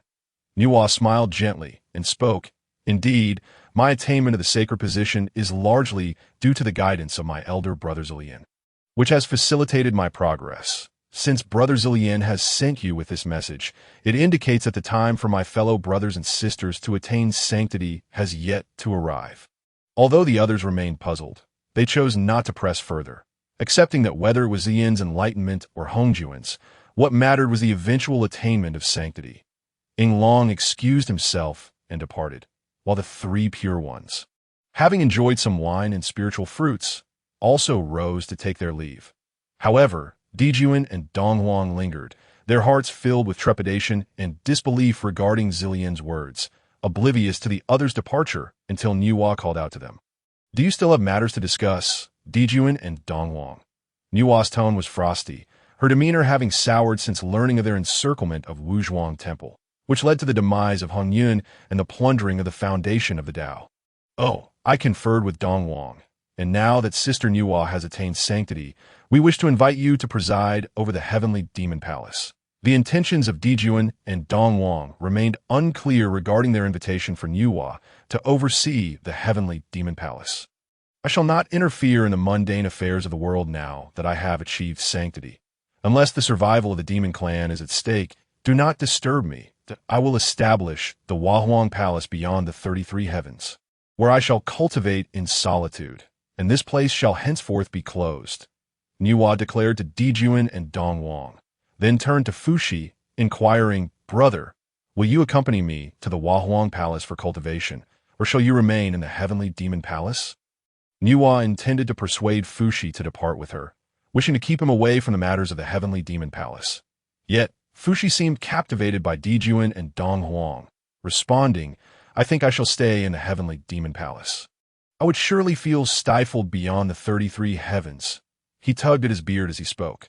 Then, I kindly ask you to take your leave, my 2 disciples. I am about to close this place of cultivation. Nuwa stated to Dijuan and Dongwang, clearly indicating that it was time for them to depart. Understanding her intent, the 2 graciously took their leave, while Fushi also bid farewell to Nuwa, following Dijuan and Dongwang back to the heavenly demon palace. As Nuwa sat alone in the desolate hall, watching their retreating figures, she murmured, I hope you 2 tread carefully and do not scheme against me and my brother. Otherwise, do not blame me, Nuwa, for disregarding the bonds of kinship within the demon clan. A fleeting glimmer of coldness flashed in her eyes as she quietly vanished, leaving the once lively hall eerily empty, save for the steam still rising from the warm tea upon the table. A testament to the recent gathering on the island of the 3 immortals, atop Penglai Peak, Zillian sat in meditation upon the Tao platform of his bamboo dwelling. Guanjing and Humier were below, though their activities differed. Guanjing was deeply immersed in his practice, while Humier gazed intently at Zillian, her eyes twinkling with mischief. Sensing her scrutiny, Zillian opened his eyes and, bemused, asked, Little Fox, why do you gaze at me so? Master, I have noticed that since you attained sanctity, you seem to have transformed into a different person. Humier replied, her gaze unwavering. Zillian raised an eyebrow, smiling slightly as he inquired, Pray tell, in what way have I changed? Have I improved or deteriorated? Should your answer please me, I shall bestow upon you this treasure. With that, Zillian produced the 99 soul-separating gourd he had previously acquired from Han Yun, manipulating it in his hands. Wow, such a beautiful gourd. Is this a gift for me? Master, Humier exclaimed, instantly captivated by the gourd, longing to claim it as her own, though she knew it was unlikely to be hers any time soon out of course, provided you offer an honest answer. Fear not, I shall not hold you accountable for any perceived disrespect. Zillian reassured the still hesitant Humier. Very well, then I shall muster the courage to express my thoughts. Before you achieved sanctity, Master, you always bore a stern expression, and I dared not even breathe in your presence for fear of displeasing you. Yet, after your attainment, you have become more akin to an ordinary person and have begun to smile, that I no longer feel the oppressive atmosphere around you. And overall, I prefer the current version of you. Master, Humier concluded, casting furtive glances at Zillian and the alluring gourd in his grasp, her demeanor reminiscent of a mischievous little fox intent on stealing a treat. Zillian, pleased by Humier's words, felt a surge of joy within. This was the outcome he desired, for it allowed him to find a sense of belonging within this primordial world. Observing Humier's furtive glances, he chuckled and tossed the gourd to her, saying, Use this treasure wisely. Do not employ it unless in dire circumstances, for it is perilous. I shall impart to you its methods of use. With that, Zillian pointed his finger, and a golden light entered Humier's brow, conveying the gourd's secrets to her. Chapter 51. The Descent of the Human Clan. Previously, it was mentioned that upon Nuwa's attainment of sanctity, all gathered at Mount Buzhou to congratulate her, save for Zillian, who had only sent Yinglong to present the innate spiritual treasure, the Qian Kuan Ding, urging Nuwa to safeguard it, for it bore a significant connection to her. Zillian also conveyed through Yinglong that the time for others to attain sanctity had not yet come. So there was no need for haste. When the time was ripe, Zillian would certainly reveal the path to sanctity. After departing from Nuwa at Mount Buzhou, the 3 pure ones made their way back to Kunlun Mountain. Upon entering the Grand Hall, the southern extreme celestial being approached them. Kneeling and greeting, I pay my respects to the Master and the 2 esteemed uncles. Rise, Primordial said lightly. Why are you not in the back mountain? Contemplating the Tao with your fellow disciples? The southern extreme celestial being stood and replied, Master, it is to inform you that Brother Yuncheng is to await those individuals at the Yuzhu Cave in central South Mountain. Today, he has brought a total of 12 individuals, and I humbly request Master to assess them for potential disciples that, I see. Since they have arrived, I shall take a look if they are fated to be my disciples. I shall certainly accept them. If not, then it cannot be helped, Primordial responded, feeling a surge of joy at this fortunate turn of events. Although he had not achieved sanctity as hoped, with Zillion's promise, he felt reassured. Now, with Yuncheng bringing more individuals for him to select as disciples, he believed those associated with Yuncheng and the southern extreme celestial being were unlikely to be lacking in aptitude. With that thought, Primordial rose and said to Laozi and Tong Tian, Brothers, I shall return shortly. With that, he departed with the southern extreme celestial being. The southern extreme celestial being led Primordial to the side hall of the listening announcement pavilion. Before they reached the entrance, he called out, Brother Yuncheng, Master has arrived. Do not delay in welcoming him. As soon as the southern extreme celestial being spoke, Yuncheng dashed out from within, kneeling before Primordial, proclaiming, I greet you. Master, Yuncheng has fulfilled his duty and brought the individuals. I beseech Master to evaluate them. Primordial helped Yuncheng to his feet, saying, Well done. Thank you for your hard work. Yuncheng, overwhelmed with gratitude at Primordial's praise and concern, replied, Thank you, Master, for your kindness. Primordial led Yuncheng and the southern extreme celestial being into the listening announcement pavilion, where he took his seat at the head. Yuncheng and the southern extreme celestial being stood to either side behind him. Primordial surveyed the 12 individuals before him, noticing they were all cultivators of the Tao, unperturbed by his arrival, continuing their practices without interruption. They sat cross-legged on the ground, hovered in midair, stood, or reclined, and Primordial found himself intrigued rather than offended by their indifference.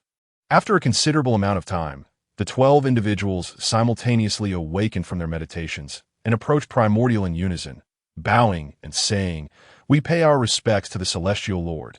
Primordial raised his hand to gesture for them to cease their formalities, saying, There is no need for such excessive courtesy. Would you kindly introduce yourselves? The 12 exchanged glances and nodded, one stepping forward to speak. I shall go first. My name is Guang Chengzi, and my dwelling is in the Taoyuan Cave of 9 Immortals Mountain. With that, he stepped back, and another individual emerged, declaring, I am Chi Taiwa, a practitioner of the Yunshao Cave on Mount Taiwa. Upon concluding his remarks, he retreated, and the remaining individuals stepped forward one by one to introduce themselves. They were none other than the renowned 12 Golden Immortals of the Chan School, who later served beneath the original Heavenly Master. They are as follows: Guang Chengzi of the Peach Garden Cave at Jushian Mountain, the Red Cloud Immortal of the 2nd Immortal Mountain, Magu of the Yellow Dragon Real Person at Jialong Mountain, the Fearful Lushun of the Golden Light Cave at Qianyuan Mountain, the Jade Emperor of the Flying Cloud Cave at Tai Mountain, the Lingbao Master at the Yuanyang Cave of Kongtong Mountain, the Wenshu Guangfa Heavenly Lord, who later became the Bodhisattva Wenshu, the Universal Worthy Real Person, who later became the Bodhisattva Samanabhadra, the Compassionate Voyager at Luojia Cave on Puto Mountain, who later became the Bodhisattva Avalokitesvara, the Jade Essence Real Person at the Golden Mist Cave of Yuling Mountain, and the Taoist Master at the Yuwu Cave of Jinting Mountain, along with the Pure and Virtuous True Monarch at the Xiang Cave of Qingfeng Mountain. After each of these individuals had introduced themselves, the original Heavenly Master laughed heartily and rose to address the assembly. I wish to accept you all as my disciples. Do you have any objections? These 12 had come in response to the summons of Yunzongzi and the Nanjing Elder, hoping to be accepted as disciples of the original Heavenly Master, with the Master now before them. Their agreement was immediate. They stepped forward in unison, bowing deeply before the original, expressing their gratitude. Thank you, Master, for your profound grace. We shall surely propagate your teachings and uphold your lineage. After the 12 completed their bowing ceremony, The original assisted each of them to their feet, designating Guang Chengzi as the third senior brother, with the others arranged accordingly, the pure and virtuous true monarch being the youngest. Subsequently, they all paid their respects to their senior brothers, Yun Zongzi and the Nanjing elder, engaging in pleasant conversation. Observing his new disciples, the original stroked his white beard, a smile of satisfaction gracing his face. Since accepting so many disciples, Tong Tian felt a tinge of embarrassment. However, accepting disciples was no trivial matter, and he did not wish to complicate things with those of lesser aptitude. Thus, he endured the situation. Yet it was not long before Tong Tian found himself exhilarated, as he too began to accept numerous disciples who sought to study under him at Kunlun Mountain. The reason behind this was the actions of Duo Bao, who, while conversing with Yun Zongzi, learned that Guang Chengzi and the others had been recommended by Yun Zongzi and the Nanjing elder to the original heavenly master. This piqued Duo Bao's interest. After all, who among the cultivators of the vast wilderness did not have one or two close companions? Particularly so for Duo Bao, who was known for his love of adventure in search of treasures.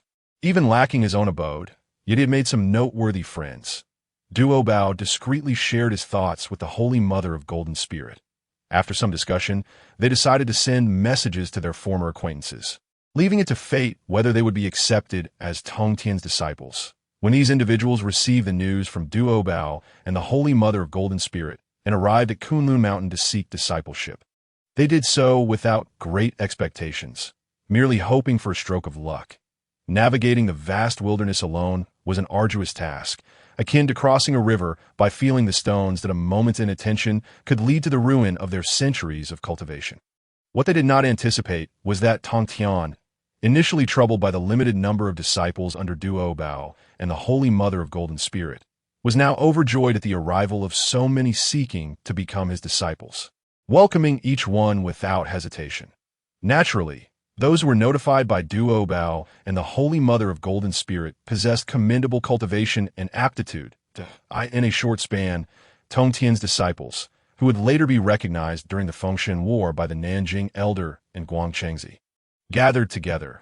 Among them were Duo Bao Daoist, the Holy Mother of Golden Spirit, Zhao Gongming, the Three Heavens, the Wudong Holy Mother, the Turtle Spirit Holy Mother, the Golden Hoop Immortal, the Pai Lu Immortal, the Dark Cloud Immortal, the Long-Eared Light-Settling Immortal, the Golden Tooth Immortal, the Qiushou Immortal, the Lingya Immortal, and others. The original Heavenly Master, witnessing Tong Tian's fearless acceptance of disciples, grew increasingly displeased that he had spoken to Tong Tian on several occasions, urging him to be selective in his choices. Yet Tong Tian paid little heed, merely smiling at such remarks and proceeding as he wished. The original, filled with ire, sought counsel from Laozi, only to be told, "Let him be." After that, he fell silent, resigned to turn a blind eye to the situation, considering it a fleeting matter. Even when Tong Tian's disciples greeted him with respect, they met with indifference, further aggravating Tong Tian's disciples' dissatisfaction with their uncle. Since their return from Buzhou Mountain, Emperor Jun and Dongwang Tai had inexplicably formed an alliance with Jin and Juni, frequently traveling westward, their intentions unclear. They had even attempted to visit Zilyan, only to be obstructed by Yinglong outside the Three Immortals Island, preventing a meeting. Perhaps due to their busy schedules, Emperor Jun and Dongwang Tai had forgotten about their conflict with the Witch Clan, allowing a period of tranquility to persist across the vast wilderness. However, discerning eyes could see this calm was merely the quiet before the storm, a brewing tension hidden beneath the surface, suggesting that a great battle was imminent.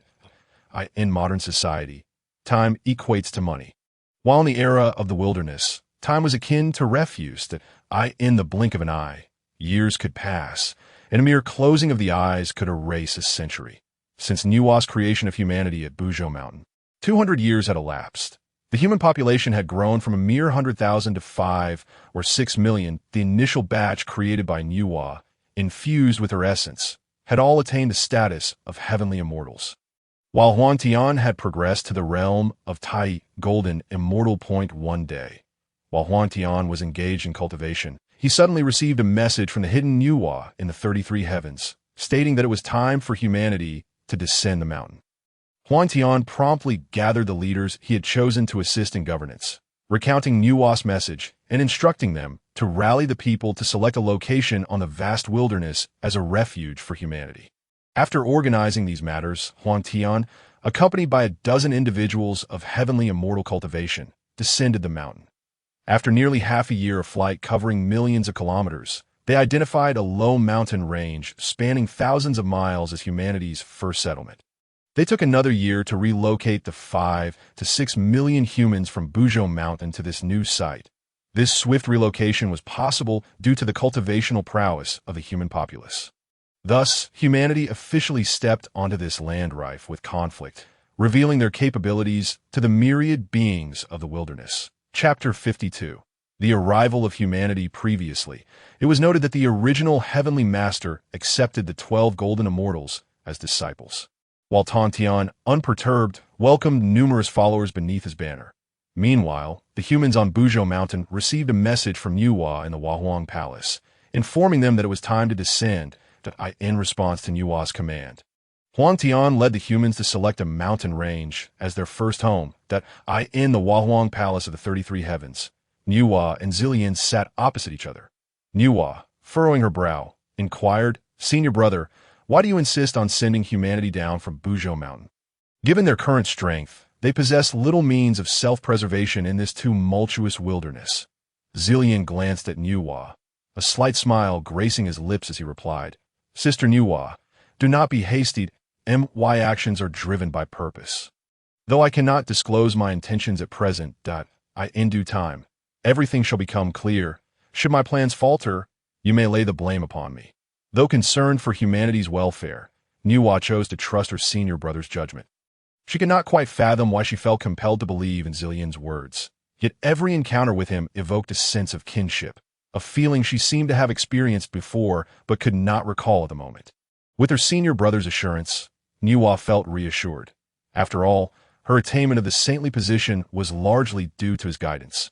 Observing Zillian's smile brought her a sense of comfort, and her tone softened considerably. Seeing that Nuwa's affairs had been successfully settled, Zillian rose to take his leave. "Sister Nuwa, now that matters here are resolved, I shall take my leave." He bowed respectfully to her. "Why the haste, senior brother? Is there something I have neglected to mention?"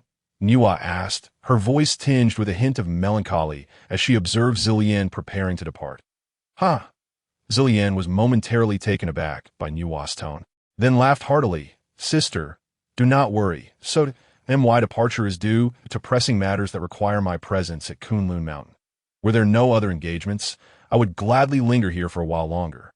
Nuwa inwardly chuckled at Zillian's words, pondering why he felt so familiar to her. Could it be the lingering essence of humanity's spirit at play? Upon hearing Zillian's intentions, Nuwa was momentarily speechless, her cheeks flushing slightly. Before she quickly realized the implication and asked in astonishment, "Are you heading to the Sanqing Palace? Could it be that the moments for Laozi, the original, and Tong Tian to attain saintly status are also upon us?" Zillian remained silent, merely nodding in affirmation before vanishing from the Huahuang Palace, leaving Nuwa alone in the Grand Hall to ponder deeply. In the Sanqing Palace, Laozi, who had been in deep meditation, suddenly opened his eyes, a look of joy illuminating his face as he addressed the original and Tongten. "Brother Zillian is coming. Come, my younger brothers, let us go out to greet him."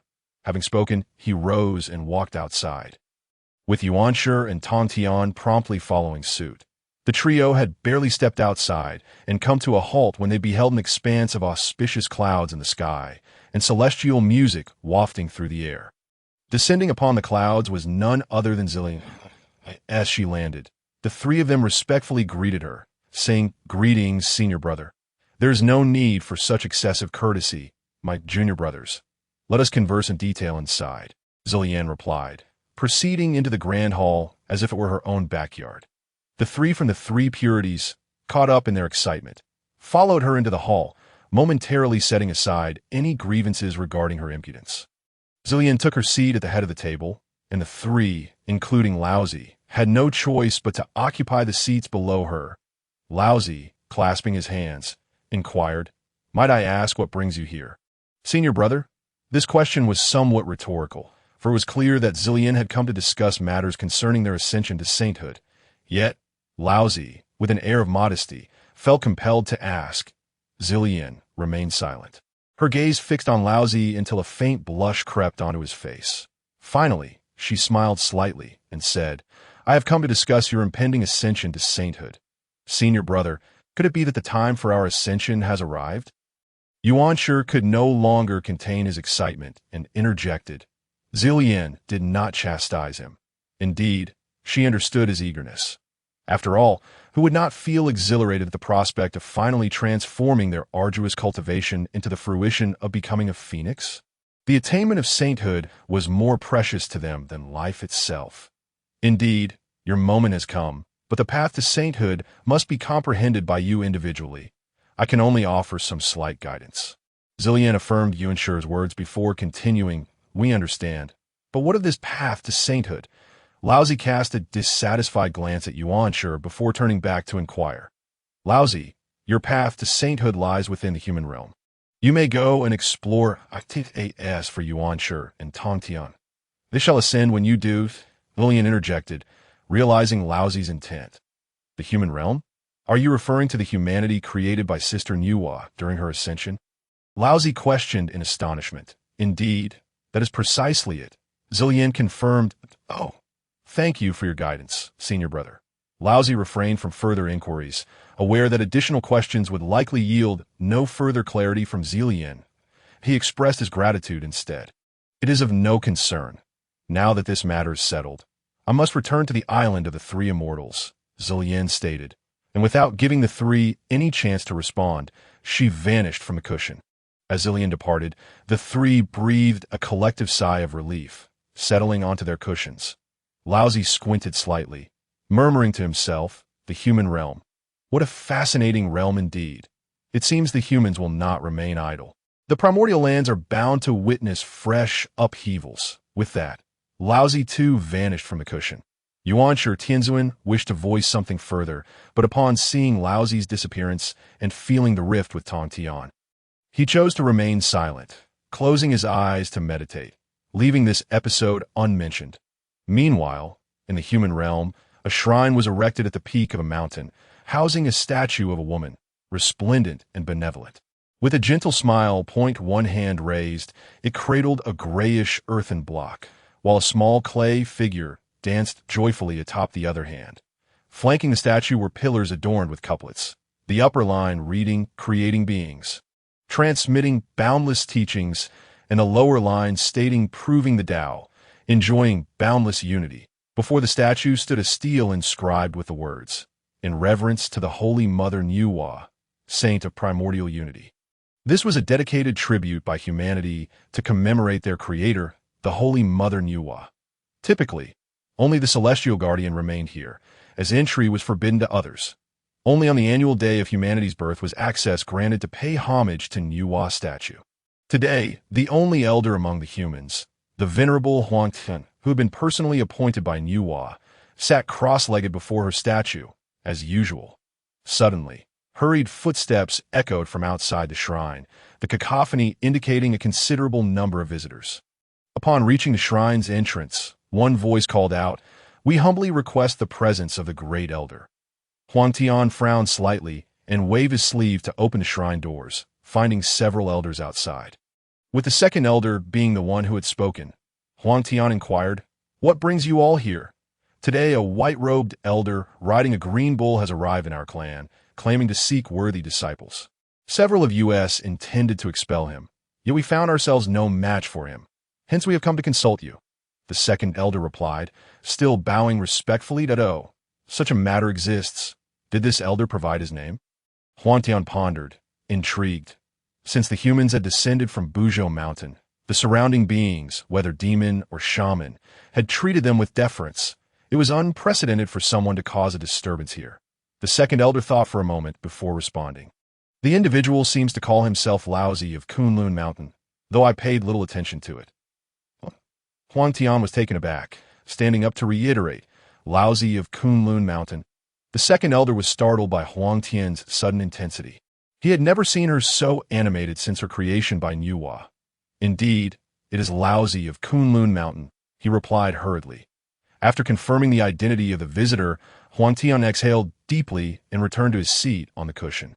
Lost in thought, the second elder observed her silence and ventured, "Great elder, what do you think of this individual?"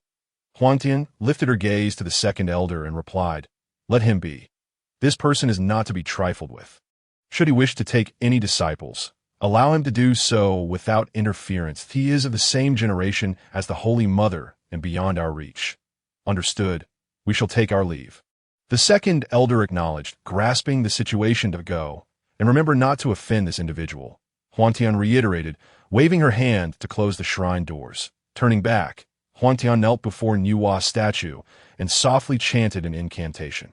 In an instant, radiant golden light enveloped the statue, projecting a human figure upon the ground. Who else could it be but Niuwa? Upon witnessing her divine manifestation, Huangtian hastily bowed, saying, "Huangtian of the human realm pays respects to the Holy Mother. May you be well." Though this Niuwa was but an image, she appeared as substantial as flesh, gently lifting the kneeling Huangtian and smiling warmly. "Why do you call upon me, my dear?" Niuwa playfully tapped Huangtian's nose. Chapter 53. Do you have disciples, Jehovah? As previously mentioned, after departing from the palace of Niuwa, Lilian visited the Three Purities Palace on Kunlun Mountain, informing Laozi and the others that their time for ascension had come and urging Laozi to seek his path among the human settlements before returning to the island of the Three Immortals. Meanwhile, an individual had arrived in the human realm, causing a disturbance, and the elder Huangtian had issued a command not to offend this person. What was the origin of this disturbing individual that prompted such caution from Huangtian? Having been playfully tapped by Niuwa, Huangtian stuck out her tongue and embraced her waist, burying her head in Niuwa's bosom, exclaiming, "Mother, you smell so delightful." Niuwa chuckled, covering her mouth with her hand. All right. You are Huangtian, the great elder of humanity. If others were to witness you like this, they would surely be astonished. Mother, I no longer wish to be this great elder, always maintaining a serious demeanor. It is exhausting. Huangtian complained, rubbing her head against Niuwa's embrace, that I understand your fatigue, but the humans are my creation. They are my children that I cannot entrust them to others, and being beyond the 33 heavens, I cannot watch over them daily. Thus, I need you to assist me in looking after them, Niuwa replied, gently patting Huangtian's back. I understand. It is just that Huangtian wishes to spend every day with Mother, which is why I said so. Since you have entrusted me with governing humanity, I shall ensure I do not let you down, Huangtian declared resolutely, lifting her head to meet Niuwa's gaze. Mother believes in you. My little girl is the best, Niuwa said, embracing Huangtian tightly with a kind expression. Oh, by the way, did you call for me for a specific reason? Niuwa recalled, looking down at Huangtian to inquire. I almost forgot the important matter upon seeing you. Mother, Huangtian, with a slight flush of his face, spoke earnestly. Mother, you once mentioned that the Venerable Laozi, one of the three pure ones, is currently among the human race. That I heard from the second elder that he seems to be seeking disciples. I wonder what his intentions may be. Nestled in Niuwa's embrace, Huangtian looked up at her with a serious expression. Oh, Niuwa, upon hearing Huangtian's words, slightly furrowed her brow and murmured to herself, has the second senior brother also arrived? Could it be that what Senior Brother Zillion said is true, that the opportunity for the second senior brother to attain sanctity lies within the very human race I have created? Observing the furrowed brow of Niuwa, Huangtian extended his small hand and gently smoothed her forehead, inquiring sweetly, Mother, what do you mean by that? It is nothing to concern yourself with. Let him do as he wishes. Your cooperation is all that is required. After all, he is your mother's elder brother, and it would not be wise to offend him. You understand? Niuwa advised Huangtian. Yes, Mother, I understand. I have already instructed our kin not to provoke him. Huangtian replied, nodding obediently. Come here, Niuwa said, pulling Huangtian from her embrace. Let me see how my little Huangtian is progressing in his cultivation. That I hope you haven't been slacking off. That I have not been slacking. Huangtian pouted. I have already reached the Tai golden immortal level. Just look. With that, he unleashed his aura, proudly displaying his prowess before Niuwa. As Niuwa watched Huangtian flaunt his abilities, Warmth filled her heart. Wasn't this the very feeling she had hoped for when she created humanity? Though the path to becoming a saint had occupied her thoughts for so long, it now seemed that even saints experience solitude. How fortunate she felt that the heavenly Tao had allowed her to attain such a status, granting her so many children. As she reflected on this, the kind light in her eyes intensified. "What are you pondering again, mother?" Huang Tian, expecting praise for his cultivation, noticed Niwa lost in thought once more. He approached her with curiosity. It's nothing. My little Huang Tian is truly remarkable. However, you must continue to work hard in your training. Do not become complacent simply because you have achieved a higher level. Remember, the path of cultivation is like rowing upstream. If you do not advance, you will inevitably fall back. Niwa gently patted Huang Tian's cheek. Understand, mother, I will not slack off and will dedicate myself to my training. Huang Tian assured her with a nod. "Oh, by the way, mother has taken on another disciple, a junior brother. One of these days, I will have him come play with you for a while, but you must promise not to bully him." Niwa instructed Huang Tian. "Oh, a junior brother, how wonderful. Let him come. Mother, rest assured I will not bully him." Huang Tian exclaimed joyfully upon hearing about his new junior brother. He then inquired, "What level of cultivation has he reached?" "He has attained the level of a Luo Tian immortal." "But," Niwa began. "But what? Is his cultivation stronger than mine? Surely, I would not dare to bully him if that were the case. I would be fortunate if he did not bully me." Huang Tian responded. Sigh. Niwa sighed and continued. "Although his cultivation surpasses yours, there is something amiss. He could be rather foolish at times." She pointed to her own head, explaining that when his mother gave birth to him, it was a difficult ordeal. "Had I not happened to pass by, it is likely neither mother nor child would have survived. Although I saved them both, the child turned out this way," she lamented, shaking her head. "So that is how it is. Your little junior brother is indeed pitiable. But fear not, mother. I will never bully him." Huang Tian comforted Niwa. "Yes, I believe in you, for my little Huang Tian has the kindest heart," Niwa replied, regaining her composure. Thank you for your praise, mother." Huang Tian tightly hugged Niwa's arm and then looked up to ask, "By the way, what is your junior brother's name?"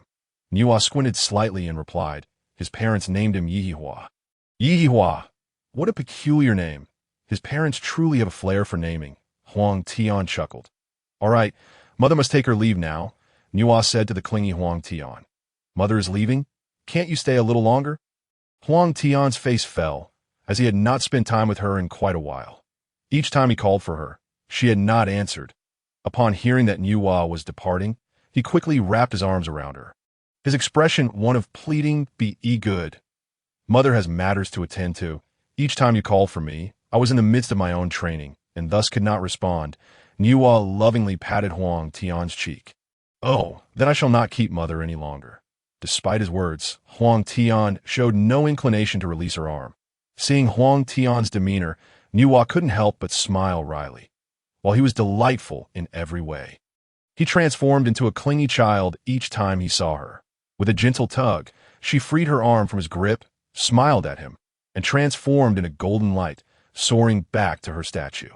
Disappearing within as Huang Tian watched Niwa's figure fade into the statue, he let out a soft sigh and returned to his meditation cushion.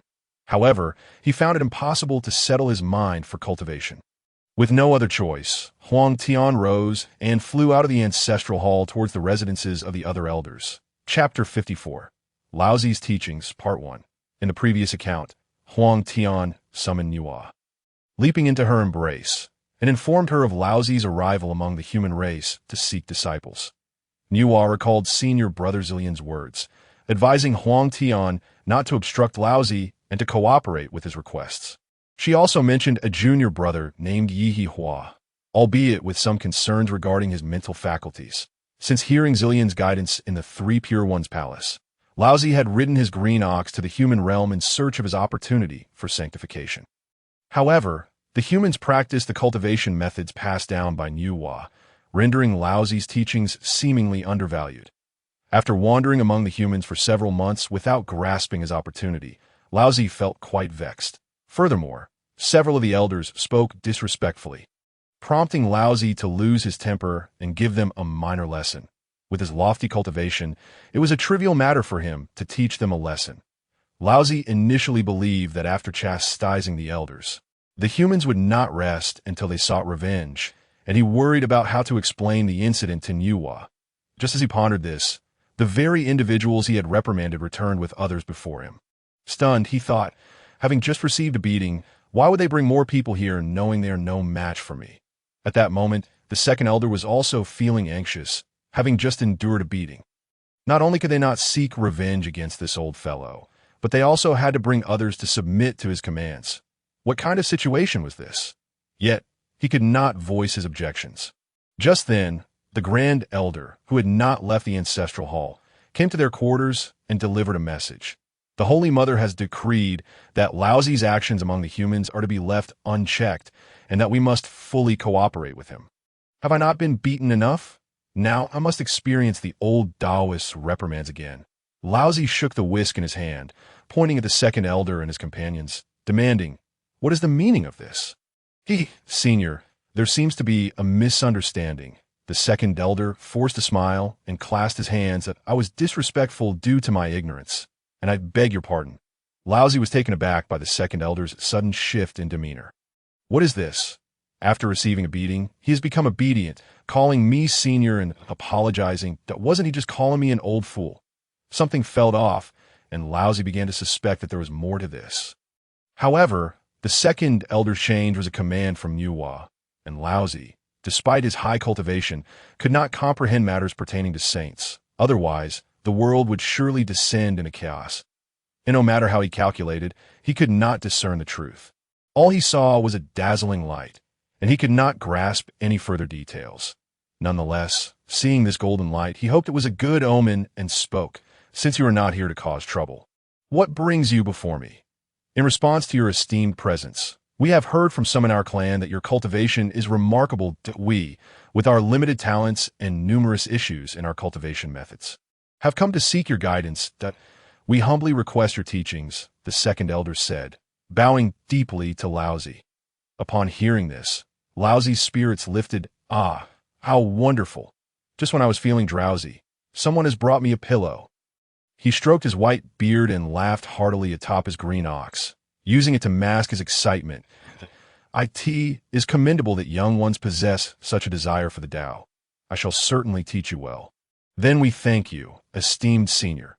Although the second elder remained skeptical and unconvinced about Laozi's profound understanding, he still felt compelled to maintain a facade of respect.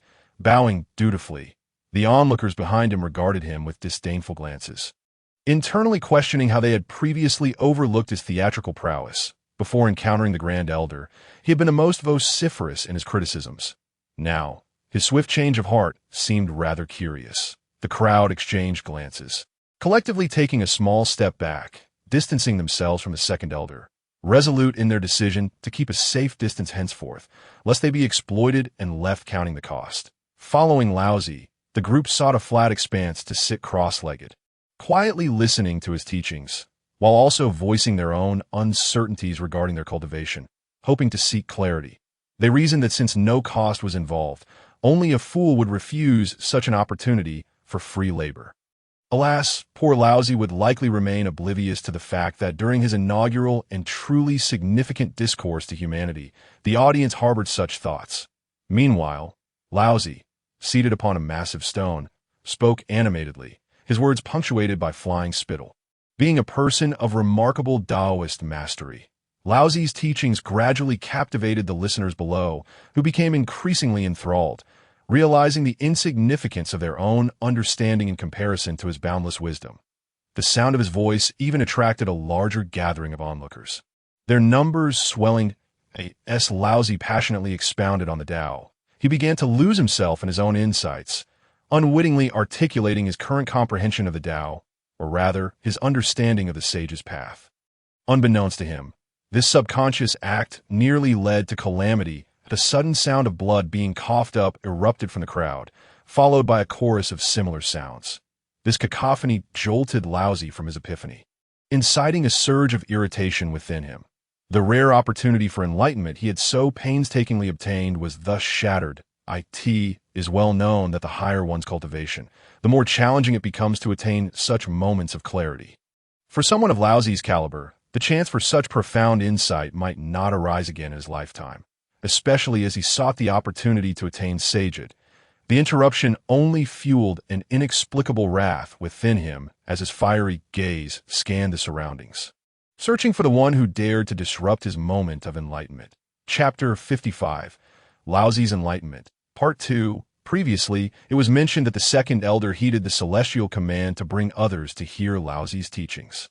Initially, they merely intended to feign interest, yet gradually found themselves drawn in by Laozi's discourse. Who could have anticipated that he would abruptly attain a moment of clarity and, in a moment of unconsciousness, divulge the profundities of the sage's path, resulting in widespread bloodshed among the audience? Laozi, having been disturbed from his rare moment of enlightenment, surveyed the scene below, noting many who lay on the ground. Blood at the corners of their mouths, those still seated exhibited fluctuating complexions, alternating between golden and pale hues, evidently struggling on the brink of madness. Upon realizing the cause of their plight, Laozi was momentarily taken aback, swiftly recognizing that his inadvertent revelation of the profound sage's path had led to this calamity. Ordinarily, such knowledge would be a boon for those of higher cultivation, but the majority of these individuals were of too low a level, primarily at the celestial stage, with some not having attained even that. For them, the sage's path, so difficult to grasp, was akin to a lethal poison. Fortunately, the unfortunate souls who had coughed up blood disrupted his enlightenment. For had they continued listening, the consequences would have been far graver than mere bloodshed or madness. By the time Laozi grasped the intricacies of the situation, it was too late. Gazing at the fallen individuals, he felt a surge of panic. What could he do? While he possessed the ability to save them, it would require time and effort for each one individually, and he feared that many would be lost in the process, their cultivation irreparably damaged, perhaps even rendered incapable of ever practicing again. This was a burden he could not bear. Like an ant on a hot stove, he paced back and forth, occasionally casting a stabilizing spell upon them to help fend off their inner demons for a longer duration. Just as Laozi was consumed by worry, a ripple in space occurred, and a small 9-tiered tower along with a golden vine descended from the heavens, hovering above the crowd and Laozi. The tower emitted a radiant array of colors, enveloping the people within, enhancing their physical condition and healing their severely damaged meridians and consciousness. The vine released golden halos that intertwined with the rainbow light, pulling back those teetering on the edge of madness. Restoring their lucidity, a voice echoed in Laozi's ear. Laozi, my junior brother, since you have gleaned some insights into the path to sagehood, why not return to Kunlun Mountain to meditate and deepen your understanding? What are you waiting for? Upon hearing this, Laozi felt a flush of embarrassment and replied, What you say is true, senior brother Zillian, but these people... He cast a concerned glance at the individuals enveloped in light, his face betraying his compassion. Fear not, for I, along with your senior brother, shall remain here. There will be no unforeseen mishaps. Although these individuals have faced this ordeal, it may not be entirely detrimental. Once they fully awaken, their cultivation may advance significantly, and they will likely encounter fewer obstacles on their future paths, spoke the voice of Niuhua. Initially, she had been irritated with Laozi for inadvertently causing so many of their kin to teeter on the brink of madness. However, upon witnessing the genuine concern in Laozi's expression, her resentment dissipated, and she offered words of comfort. Upon realizing that Niuhua bore no ill will towards him, Laozi felt a great sense of relief. Very well, I shall trust in you and my senior brother, he said, bowing his hands towards the sky to go ahead. My brother, Niuhua replied. With that, Laozi took his leave, understanding that any further discussion was futile. Attaining enlightenment and achieving sagehood was paramount. After Hongjun departed, Niuhua and Zillian activated their treasures, causing the previously dim light to flourish. Under the soothing radiance of these two artifacts, the people began to recover swiftly from both physical and mental afflictions. Observing the rapid improvement of their condition, Niuhua sighed softly. Brother, I truly do not comprehend why you restrained me earlier, preventing me from confronting the second elder. Zillian sighed in return. Sister Niuhua, although you created humanity and regard them as your children. Do not think that such reasons justify perpetually shielding them beneath your wings. If you do, they will never attain true strength, and one day, even with your protection, they will fade into the annals of history. Remember, only through trials can they rise to greatness. Nuwa fell silent for a long while. Finally speaking, I understand that protecting them in this manner ultimately harms them. Yet I think, Brother Zillian, you cannot fathom my feelings. Laughter erupted from Zillian, echoing through the sky, and after a while, he regained his composure. Nuwa, perplexed, inquired, Brother Zillian, what is so amusing? Is my sentiment truly so laughable?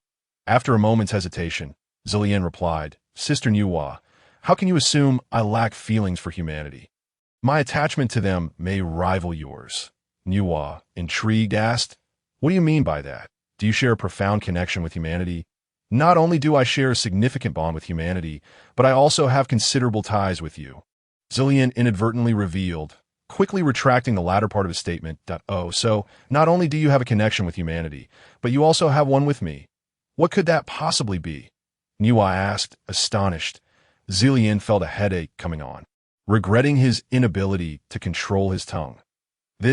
It is not the right time to discuss it in due course, you'll understand, he said, increasing the intensity of his focus on the treasures, eager to expedite the process. Not the right time again. If it were any other matter, I would understand, but your reluctance to divulge this information seems more like a feeble excuse, Nuwa retorted. Nuwa spoke with a hint of reproach. However, it seemed that Zillian did not heed Nuwa's words. Once the human race beneath the halo had returned to their original state, Zillian swiftly retracted the Qian Kuan Tower, choosing not to linger any longer with Nuwa. With no recourse, Nuwa watched as Zillian hastily departed, resigning herself to retract her vine, yet resolutely resolved to inquire about their connection the next time she encountered Zillian. Dear readers, have you seen how many collections and votes other authors receive? And then look at my own collections and votes. I am overwhelmed with a sense of despair. Could you not lend me your support with more collections and recommendations? Is it possible that my work truly fails to capture your interest? In Chapter 56, The Return of the Saints, Part 1, it was mentioned that as Laozi anxiously pondered how to save the enchanted human race, a small tower and a vine appeared in the sky. It turned out that Zillian and Nuwa had extended their hands to rescue them. Zillian suggested Laozi retreat to the Sanqing Palace for seclusion and enlightenment, in a moment of carelessness while conversing with Nuwa. He inadvertently revealed his connection to both the human race and Nuwa, but fortunately retracted the latter part of his statement, though it still aroused Nuwa's suspicion. Laozi departed from the human realm, returning to the Sanqing Palace on Kunlun Mountain. Just as he arrived, Yuan Shi and Tong Tian were in the Grand Hall addressing the cultivation queries of their disciples. Upon seeing Laozi's return, they both rose to their feet. Yuan Shi exclaimed, Brother, you have returned. I wonder if... Yet before he could finish, Laozi interrupted him with a wave of his hand. Without uttering a word, he cast a glance at Yuan Shi and Tong Tian, then vanished from the Grand Hall. Yuan Shi and Tong Tian exchanged puzzled glances, wondering what had come over their elder brother, why he remained silent. However, judging by his expression, they suspected he might be on the brink of achieving sanctity.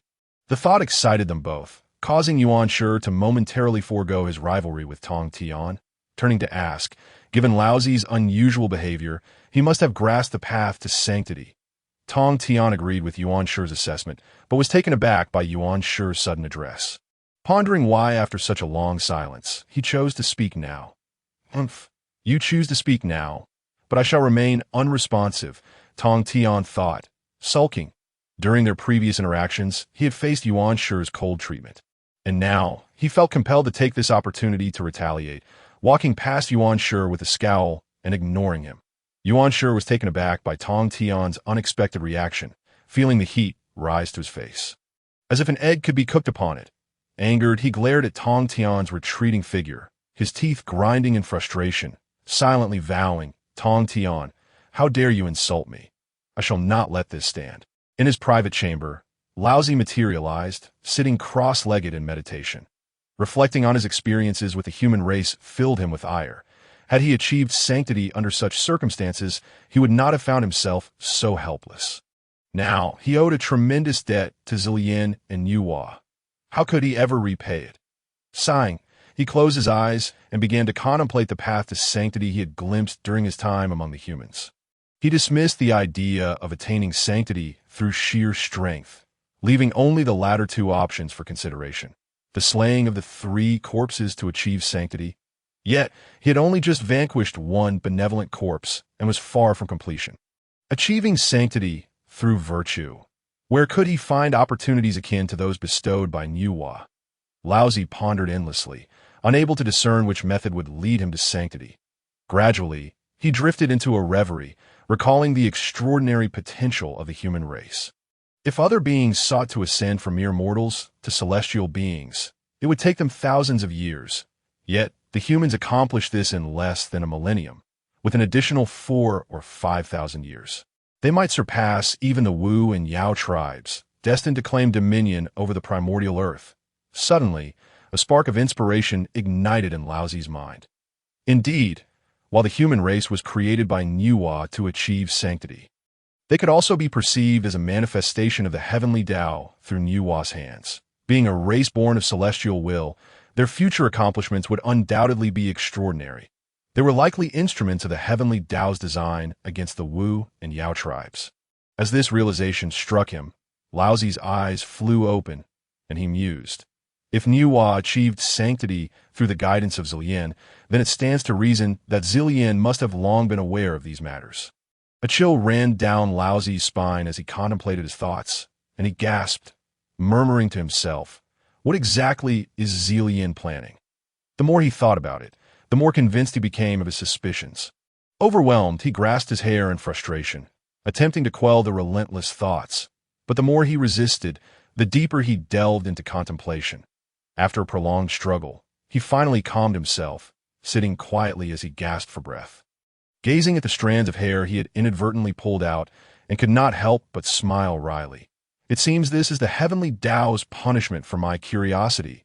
Were it not for the legacy of Pangu, I might have lost my essence and become a mindless shell in this world. Yet, despite the perils faced, I have discerned the path to sanctity. However, it also meant that he could no longer participate in the myriad affairs of the primordial world, lest he provide the heavenly Tao with pretexts to deal with him. Laozi found himself uncertain whether to feel joy or sorrow. He had aspired to attain sanctity, achieving eternal existence and freedom, yet had unwittingly uncovered this monumental conspiracy. Even if he achieved sanctity, this knowledge would haunt him like a demon, only to be truly transcended once he reached that legendary realm beyond the heavenly Tao. Regaining composure, Laozi resumed his meditation on the mat, restoring his depleting spirit in the 33 heavens within the Zhixiao Palace. Hongjun also closed his eyes in meditation, yet a subtle smile graced his lips. Leaving others to wonder what thoughts occupied his mind, that on Penglai Peak at Sanxian Island, Zillian smiled to himself. I never anticipated that Laozi would come to understand this matter. Yet it matters not. He would not dare to speak of it. One must possess self-awareness, for even sages are merely human, are they not? With that, he too closed his eyes and returned to his deep meditation. After a period of cultivation, Laozi finally restored his depleting spirit. Given his elevated level of cultivation, it took considerable time to fully recuperate, underscoring the extent of his mental expenditure. Upon emerging from the Sanqing Palace, he summoned Yuan Shi and Tong Tian, conveying to them, "I am to achieve sanctity. You too shall observe, for it may aid in your own paths to sanctity." Upon hearing Laozi's words, Yuan Shi and Tong Tian were filled with excitement, having long awaited this moment. They eagerly nodded in agreement. In Chapter 57, The Return of the Saints, Part 2, it was recounted that while Laozi was in seclusion at the Sanqing Palace, pondering the insights gleaned from the human race, he inadvertently comprehended the schemes of the heavenly Tao and Zillian, an intricate conspiracy involving the human race and the Wu and Yao tribes, which nearly ensnared him in peril. This realization thrust Laozi into a dilemma, where he felt compelled to ignore worldly affairs to escape this awkward predicament. As he observed Yuan Shi and Tong Tian nodding eagerly, a wave of regret washed over him. He was about to unwittingly lead his two brothers into a conspiracy fraught with peril. Who said that sages were immortal? Who claimed that those who did not achieve sanctity were mere ants? Under the heavenly Tao, sages were but stronger ants, nothing more. Laozi reined his thoughts, fully aware that his actions were misguided. Yet felt powerless. He had to conceal his guilt towards them while simultaneously nudging them forward. This sensation was entirely new to him, a mixture of helplessness and bitterness, just as Laozi prepared to ascend and establish himself in sanctity. A fluctuation in space heralded the arrival of a treasure tower, shining in deep yellow, hovering before him. Simultaneously, Zillian's voice echoed, "Laozi, my younger brother, since you seek to achieve sanctity, this artifact is perfectly suited as the foundation for your teachings." Laozi was taken aback, his excitement growing as he gazed at the tower before him. "Thank you, elder brother, for bestowing upon me such a treasure." He bowed deeply 3 times toward the direction of Sancian Island. "No need for such formality. This object is destined for you. Take it," Zillian replied, and the treasure tower descended into Laozi's hands. Yuan Shi and Tong Tian, witnessing Laozi, who usually exuded an air of composure, now caressing the tower with tears of excitement in his eyes, were both astonished and asked, "Elder brother, what kind of treasure is this that moves you so deeply?" Laozi, wiping the corner of his eye with his ample sleeves, remarked, "This object is indeed extraordinary. Oh, what remarkable treasure could it be? Even if it were a congenital treasure, I cannot fathom your excitement. Senior brother, I have never heard of such an artifact among the treasures of chaos." Tong Tian inquired, "A congenital treasure?" Laozi glanced back at Tong Tian. Shaking his head, "This item is merely a postnatal spiritual treasure." Both Yuan Shi and Tong Tian exchanged surprised glances, with Yuan Shi asking, "If it is merely a postnatal spiritual treasure, why then are you so exhilarated?" Without lifting his head, Laozi replied, "This artifact was birthed from the heavens and the earth after the primordial god Pangu opened the sky, named the Tower of Heaven and Earth, Xianhuang. Though it is postnatal, its defenses surpass even those of the treasures of chaos." Hiss! Yuan Shi and Tong Tian, both knowledgeable, had indeed heard of this wondrous treasure, and they had once sought it in vain. Their astonishment, it now lay with Zillian, bestowed upon their senior brother for the purpose of sanctification. Envy flickered in their eyes as they thought. Zillian first gifted Nuwa a Qian Kuan Ding, and now he has presented this tower to Laozi. What treasures does he possess? The two were even tempted to rob Zillian, though they knew they were no match for him. Laozi, regaining his composure, ascended into the air, raising the treasure tower which transformed into a height of several dozen meters. He proclaimed loudly, "I am Laozi, the essence of the primordial god Pangu, the foremost of the 3 pure ones of Kunlun Mountain, having studied the great Tao under Hongjun. Today I establish a grand aspiration here. I, the teacher of humanity, shall found a sect to enlighten mankind, with the heavens as witness. The human teaching is established." As soon as Laozi uttered these words, the Linglong Tower soared to the abode of humanity, showering boundless Xianhuang energy, nourishing the human tribe. Drawn by this opportunity, the multitude of humans knelt in unison, proclaiming loudly, "We pay our respects to our teacher. May our teacher attain the ultimate unity."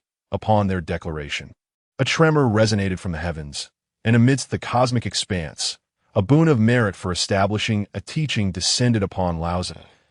As Laozi bore the merit of Pangu's creation, the two merged seamlessly, allowing him to instantaneously attain the status of a saint.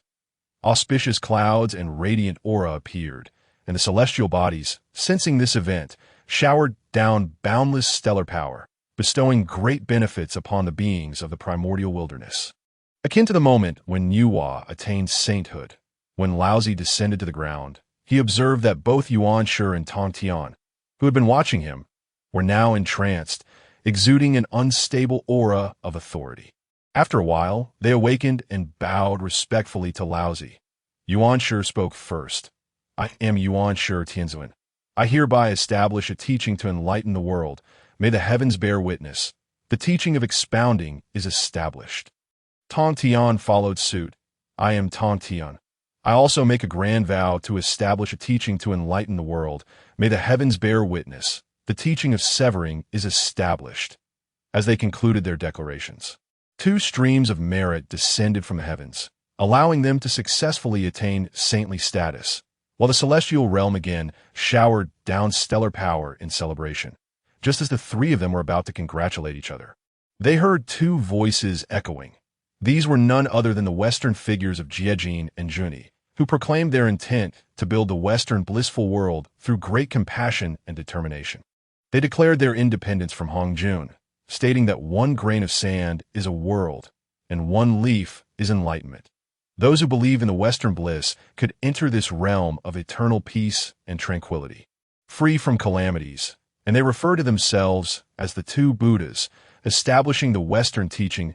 As their voices faded, the heavens granted their desires, showering them with golden light of merit, enabling them to attain saintly status. While the celestial stars again showered down their blessings in celebration, Laozi and the others, upon hearing Jiejin and Junyi's declarations, sneered dismissively. Tong Tian remarked, "Eternal peace and tranquility, what a ruse! Without attaining sainthood, one is but an ant. Under great calamity, one will surely turn to ash." With that, he strode towards the grand hall. Yuanshi Tianlin, also wearing a scornful expression, vanished from sight, while Laozi ambled forward, muttering, "Without attaining sainthood, one is indeed an ant. That is the greatest deception of all. And yet, it is a scheme so grand that it leaves the afflicted with no voice, while foolish souls fall into the trap one by one." Laozi glanced at the Linglong Tower he held, then raised his gaze towards the direction of the 3 Immortals Island, saying, "Perhaps only my senior brother Zilian and the teacher from beyond the heavens are exceptions. Perhaps this conspiracy was devised by the 2 of them in collusion with the Tao of Heaven." Chapter 58. Gathering at the Purple Celestial, Part 1. Previously, it was mentioned that as Laozi attained sainthood, Zilian bestowed upon him the Tower of Heaven and Earth, Xianhuang, as the foundation for establishing his teaching. Laozi was unable to contain his excitement, while Yuanshi and Tong Tian, inspired by Laozi's attainment, also achieved their own saintly status. Meanwhile, Jiejin and Junyi from the West established the Western teaching and attained sainthood, openly declaring their independence from Hongjun and the Huangting scripture, declaring themselves as Buddhas in the 33 layers beyond the heavens. A ripple in space heralded Zilian's arrival before the gates of the Purple Celestial Palace. He surveyed the palace with a gentle sigh, having not intended to come, yet recognizing that he must confront what he could not evade. The gatekeeper, upon seeing Zilian's arrival, approached with respect and said, "Greetings, senior brother Zilian. The master has instructed that should you arrive, you may enter without announcement." Zilian nodded in acknowledgement, taking measured steps toward the main hall. Upon entering, he found Hongjun Daozu seated as ever upon the high Dao platform, eyes closed in meditation. Zilian approached and greeted. Zilian pays his respects to the teacher. Hongjun opened his eyes, gazing silently at Zilian. Feeling somewhat uncomfortable under Hongjun's scrutiny, Zilian asked, "Why do you look at me so intently? Is there something amiss with Zilian?" Upon hearing Zilian's question, Hongjun let out a long sigh, saying, "So you have come." Zilian understood Hongjun's implication and replied calmly, "I did not wish to, but I must." Hongjun, surprised by Zilian's words, studied him for a moment before asking, "Are you not afraid that I might act against you?" Zilian smiled slightly, seemingly assured. "I am afraid, indeed, yet you cannot act, for this is the only way. Your compassion would not allow you to refrain." Suddenly, Hongjun burst into laughter, tears streaming from his eyes. "I anticipated you would say that. Compassion? I have not hindered you in that matter, have I? Am I truly compassionate? You do not wish to, do you?" Zilian replied, fixing his gaze upon Hongjun until he noticed the flicker of evasion in his eyes, prompting a victorious smile to surface. "This is the decree of the heavens. It is fated for them to perish, and one can obstruct it. Not you, nor this is destiny." Hongjun shook his head with a bitter smile, saying, "I know you are clever, but I did not expect you to be this astute. Pangu, who fell, likely never anticipated that his plot would be uncovered so swiftly by you, nor that you would dismantle it so thoroughly. Do you not consider your bond with him?" Zilian felt a momentary discomfort at Hongjun's words, but quickly composed himself. I admit I once struggled with this, yet I chose to ACT. It is not that I disregard my brotherly bond with him. Rather, I am confident that I can execute a plan even more perfect than his. Upon hearing this, Hongjuan's previously smiling countenance turned grave, even somewhat agitated. Have you found a way? Zilian nodded slightly before shaking his head. Smiling. Not to be disclosed, not to be disclosed. Hongjun gazed into the endless void above and nodded. There's still something I do not understand. Can you enlighten me? Zilian clasped his hands and replied. Teacher, feel free to ask. I shall explain what I can. Very well. Why do you assist humanity so ardently? Is it merely to thwart this plan? Hongjun voiced his curiosity. Zilian, thinking Hongjuan's inquiry was about something more profound, reflected for a moment before answering, because I am of the human race. Impossible. Hongjun exclaimed, leaping in surprise as if it were the first time he had ever been astonished since his inception. How can you be of the human race? Were you not enlightened amidst the chaos? Impossible. Absolutely impossible. You will come to know, but not now, Zilian replied vaguely, offering no further clarification. Hongjun felt a twinge of frustration, pondering whether he was the teacher or Zilian who was truly aligned with the Tao of heaven. Why did he find himself less informed than Zilian? Hongjun shook his head and sighed. I ask but one favor of you. When the time is ripe, save me, will you? Zilian, seeing Hongjuan's demeanor, nodded. If I succeed, I will certainly save you. If I cannot. Zilian left the sentence unfinished, knowing that failure would likely spell his own demise. Well, the time has come. Summon them. Hongjun nodded, saying, it is time to call them. Upon concluding his words, Hongjun tore through the fabric of space and declared, come to my Zixiao palace to see me. The resonance of Hongjuan's voice reached the ears of the three pure ones and Yuhua, while the figures of Jin and Junti had already established their own paths, rendering any further summons unnecessary. The assembly was momentarily taken aback. This was the first time in many years that their master had called upon them so directly. What could this signify? Although they had attained the status of saints, they dared not exhibit any complacency, and thus they traversed the rift in space to arrive at the realm beyond the 33 heavens. Upon entering the Zixiao palace, they discovered that aside from Hongjun, Zilwan had already taken his seat upon a meditation cushion. It was uncertain whether he had been there all along or had just arrived. If the former, it would be acceptable, but if the latter, his cultivation was truly formidable. Among the crowd, only Laozi shifted his gaze between Hongjun and Zilwan, his expression a mix of astonishment and contemplation, as if pondering something profound. Zilwan sensed the scrutiny directed towards him and turned just in time to meet Laozi's gaze. That he offered a slight smile, which Laozi interpreted as a clear warning. Hastily, Laozi nodded in acknowledgement and redirected his attention to Hongjun. Observing Laozi's evasive demeanor, Zilwan merely smiled, unperturbed, aware that Laozi likely harbored reservations about him. He glanced at Hongjun, signaling him to proceed with the announcement. Hongjun, feeling somewhat exasperated, shot a glare at Zilwan. Neither Yuanshi Tian nor Tong Tian had noticed the exchange of glances between Zilwan and the two, yet they overlooked one crucial observer, Yuhua. Though her cultivation was the least among them, her perceptiveness as a woman allowed her to grasp the entire situation. While her expression remained placid, tumultuous waves stirred within her heart. Had it seemed as though Zilwan was issuing commands to their master? Yuhua felt bewildered, denying her own observations with fervor. Yuhua, our master is waiting. Why have you not taken your seat? Zilwan inquired, unaware that Yuhua had been keenly observing his earlier behavior, seeing her still standing there in a daze. He prompted her. Yuhua, still oblivious, replied, oh, and seated herself upon her designated cushion. Zilwan, noticing her lingering stupor, found it peculiar, but deemed it inappropriate to inquire further. Fortunately, she had settled down, ensuring no disruption to Hongjuan's forthcoming announcement. In the 59th chapter, Gathering at Zixiao, Part 2, it was previously mentioned that the assembly had successively attained sainthood, and Zilwan had arrived in Zixiao Palace to meet Hongjun.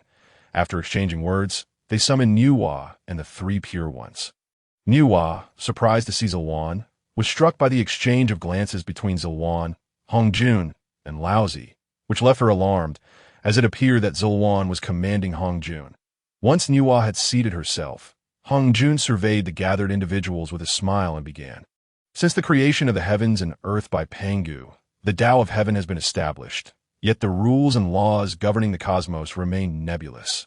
Now, after eons have passed, you have all achieved the status of saints.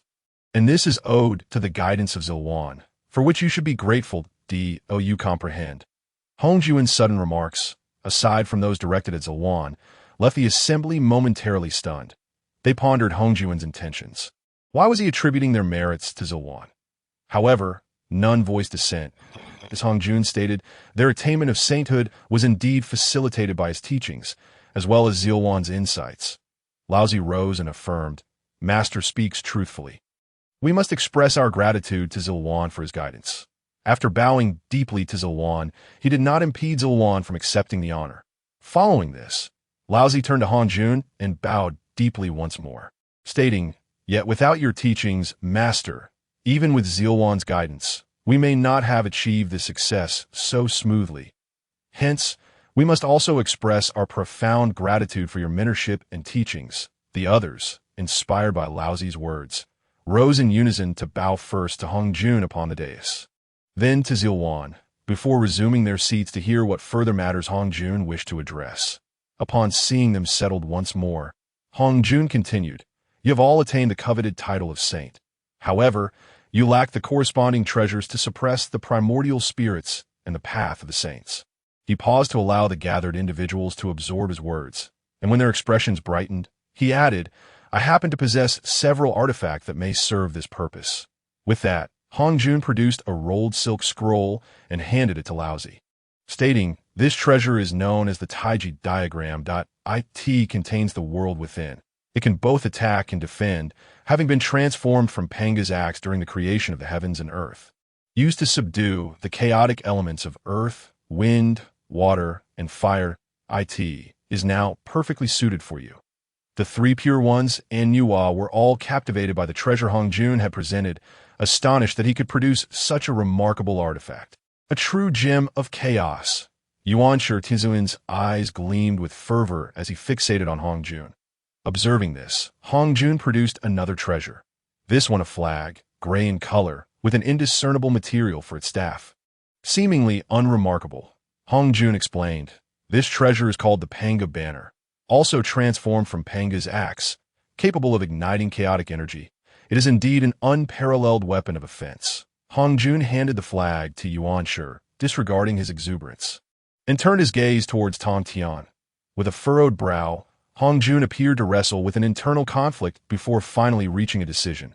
Tong Tian, initially, I could not bestow this artifact upon you, yet having granted treasures to your second and third brothers, I cannot be unjust. With a gentle sigh, he produced 4 swords and a piece of azure cloth, presenting them to Tong Tian. This treasure is the first weapon of punishment in the cosmos, perfectly aligned with your nature. It is called the Zhuxian sword formation, comprised of the Zhuxian sword, Levexian sword, Xianxian sword, and Zhuexian sword, along with the corresponding formation diagram. Once these swords are unleashed, even the most powerful beings, be they the Luo immortals or Vajra-arhats, shall find themselves bloodied and without salvation, utterly annihilated. It is exceedingly lethal. Even saints cannot withstand its might. You must exercise caution in its use. The Hong Jun's tone grew exceptionally grave as he concluded his statement. Tong Tian and Laozi could scarcely believe that Tong Tian had received such a formidable artifact. This would surely place him above the two in their triad. Yuanshi, no longer reveling in his acquisition of the Panga Banner, turned a shade of deep crimson.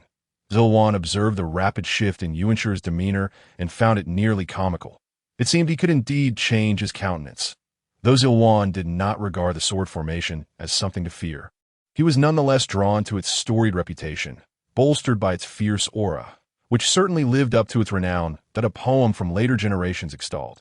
Neither copper, nor iron, nor steel concealed beneath Mount Sumeru's heel. No need for yin and yang to forge. Can water and fire not temper its edge? Zhuxian's might, Levexian's demise, Xianxian's radiance ignites the skies. Zhuexian's transformations, endless and profound, The Luo's blood stains the ground. It seemed there was no exaggeration in those lines.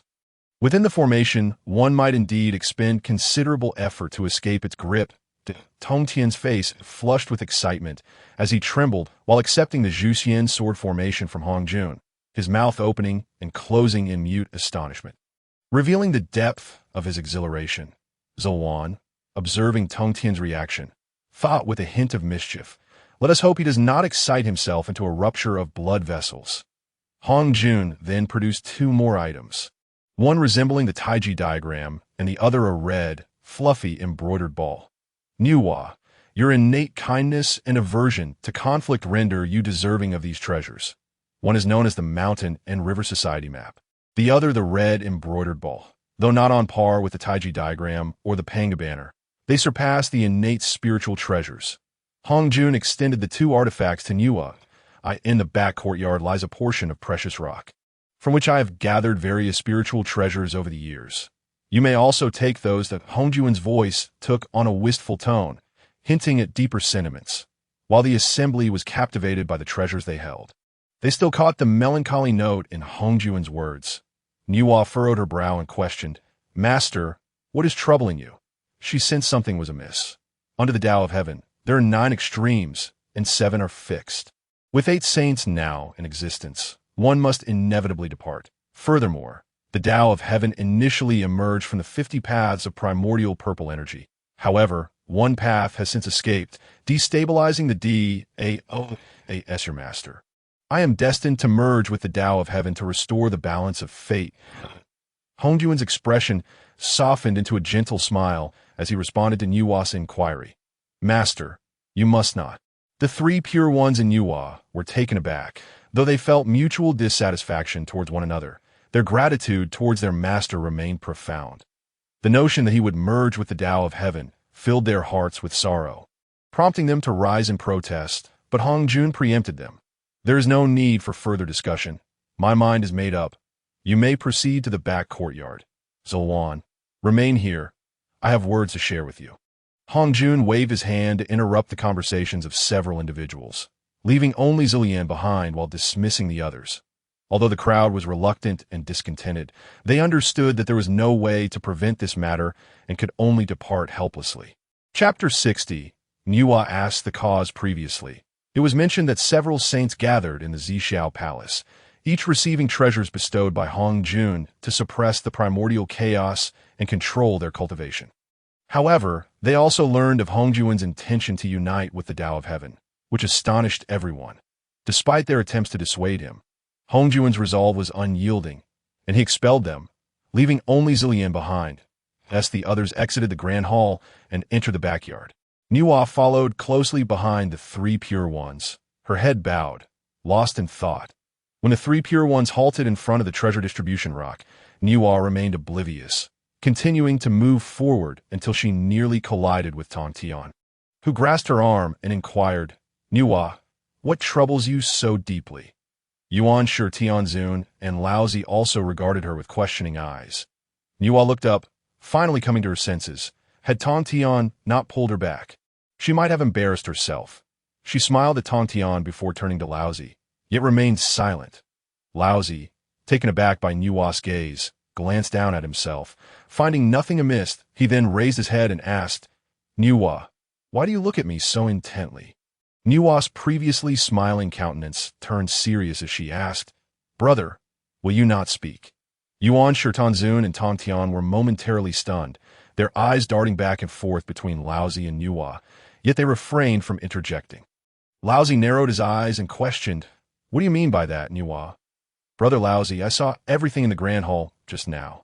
"Why did Nuwa's expression turn cold, and the words slipped out?" "Silence," Laozi barked.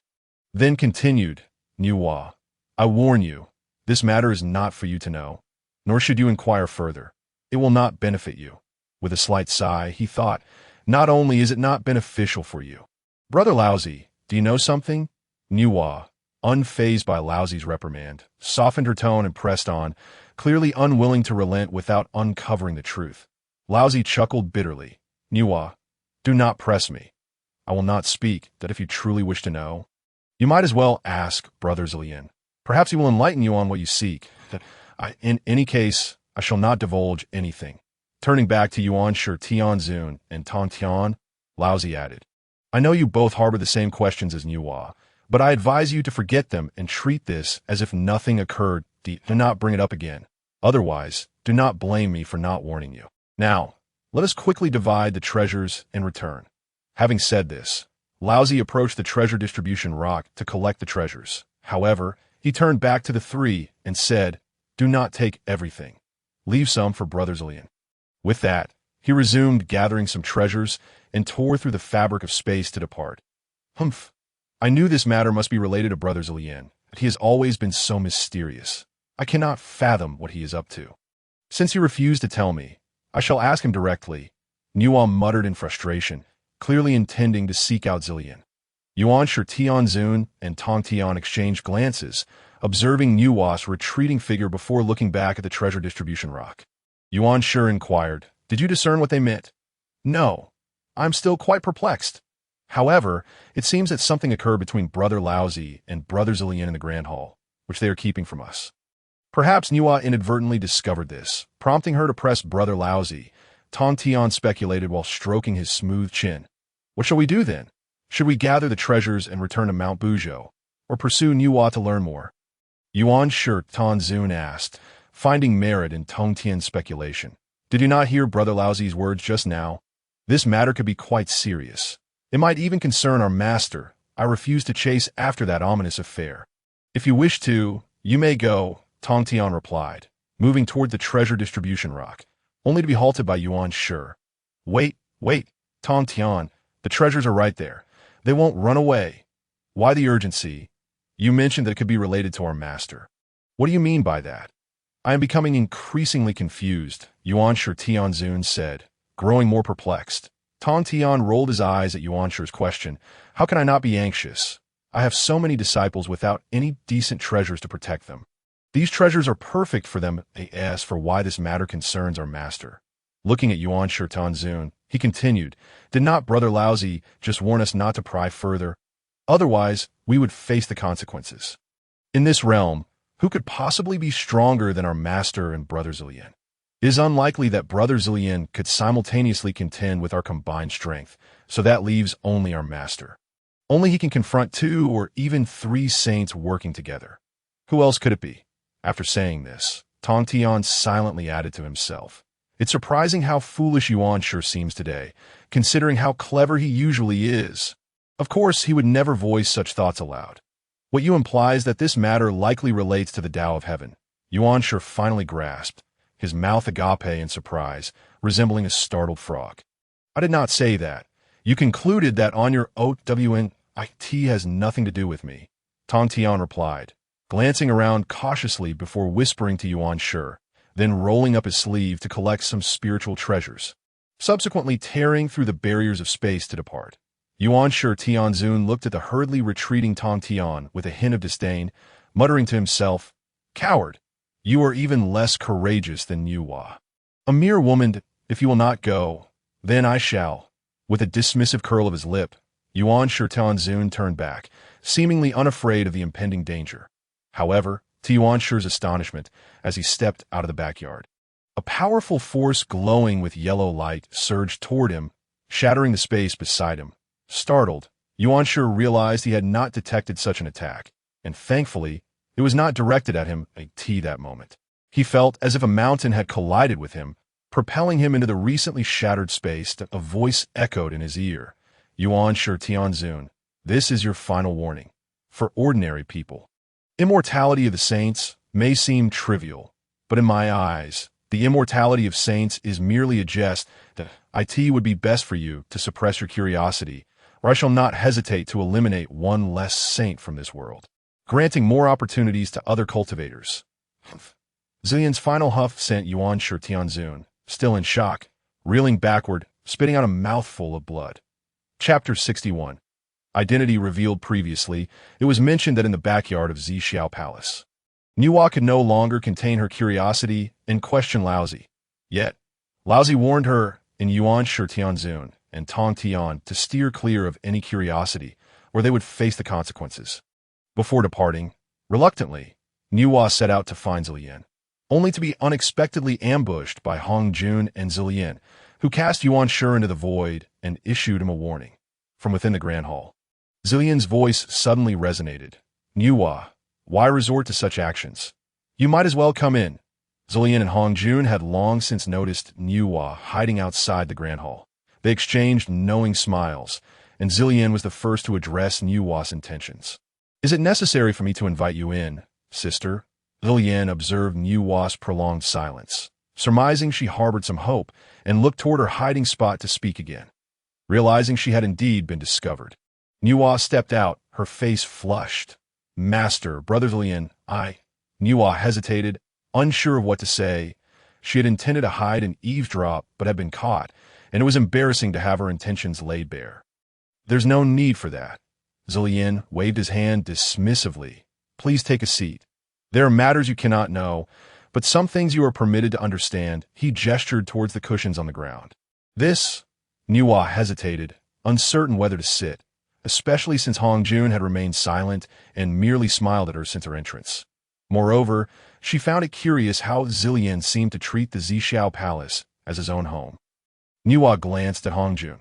Since Brother Zillian wishes to share some insights with you, you may as well sit and listen, Hong Jun remarked, aware that Niuhua might take some time to adjust to the current situation. Niuhua, are you wondering why I can be so audacious and rude in front of our master? Zillian, understanding Niuhua's confusion, asked once she had settled down. Niuhua glanced up at Hong Jun and then at Zillian. Before nodding, yes, indeed, I sense that there exists some unspoken secret between you and the teacher, Niuhua candidly remarked. May I inquire when you first became aware of it? Zillian continued to question Niuhua. Well, it was when I first entered the Zixiao Palace. I noticed the exchange of glances between you, Laozi, and the teacher, which led me to suspect that something was amiss. Moreover, Laozi seems to harbor a certain wariness towards you, while his gaze upon the teacher is filled with confusion. Niuhua elaborated, Zillian, how surprising it is that despite your brilliance, you can still be momentarily befuddled. Who would have thought that Niuhua would notice these subtleties? Hong Jun interjected playfully. Zillian, with a wry smile, shook his head. I too did not anticipate that Niuhua's perceptiveness would be so acute, able to discern our concealed matters merely from a fleeting glance. Teacher, what exactly is being concealed between you and my senior brother? Niuhua inquired, her brow furrowed in confusion. Alas, Niuhua, as one of the demon race, I ought not to divulge this to you. However, just moments ago, the teacher insisted that I should inform you, for it is something you ought to know. Zillian replied, casting a glance at Niuhua, who was listening intently, then looking towards Hong Jun, who nodded in affirmation. Zillian continued, this matter is significant yet trivial at the same time. Oh, senior brother Zillian, what could it possibly be? Spare me your riddles and speak plainly. I am on the verge of impatience, Niuhua urged, sensing Zillian's hesitation. It concerns the teacher and me, Zillian began, only to be interrupted by Hong Jun. Hey, don't involve me in this. This is entirely your doing, Hong Jun quickly interjected, attempting to distance himself from the conversation. Zillian cast a glance at Hong Jun's innocent demeanor, feeling an urge to strangle him, yet realizing he needed his assistance and must remain composed.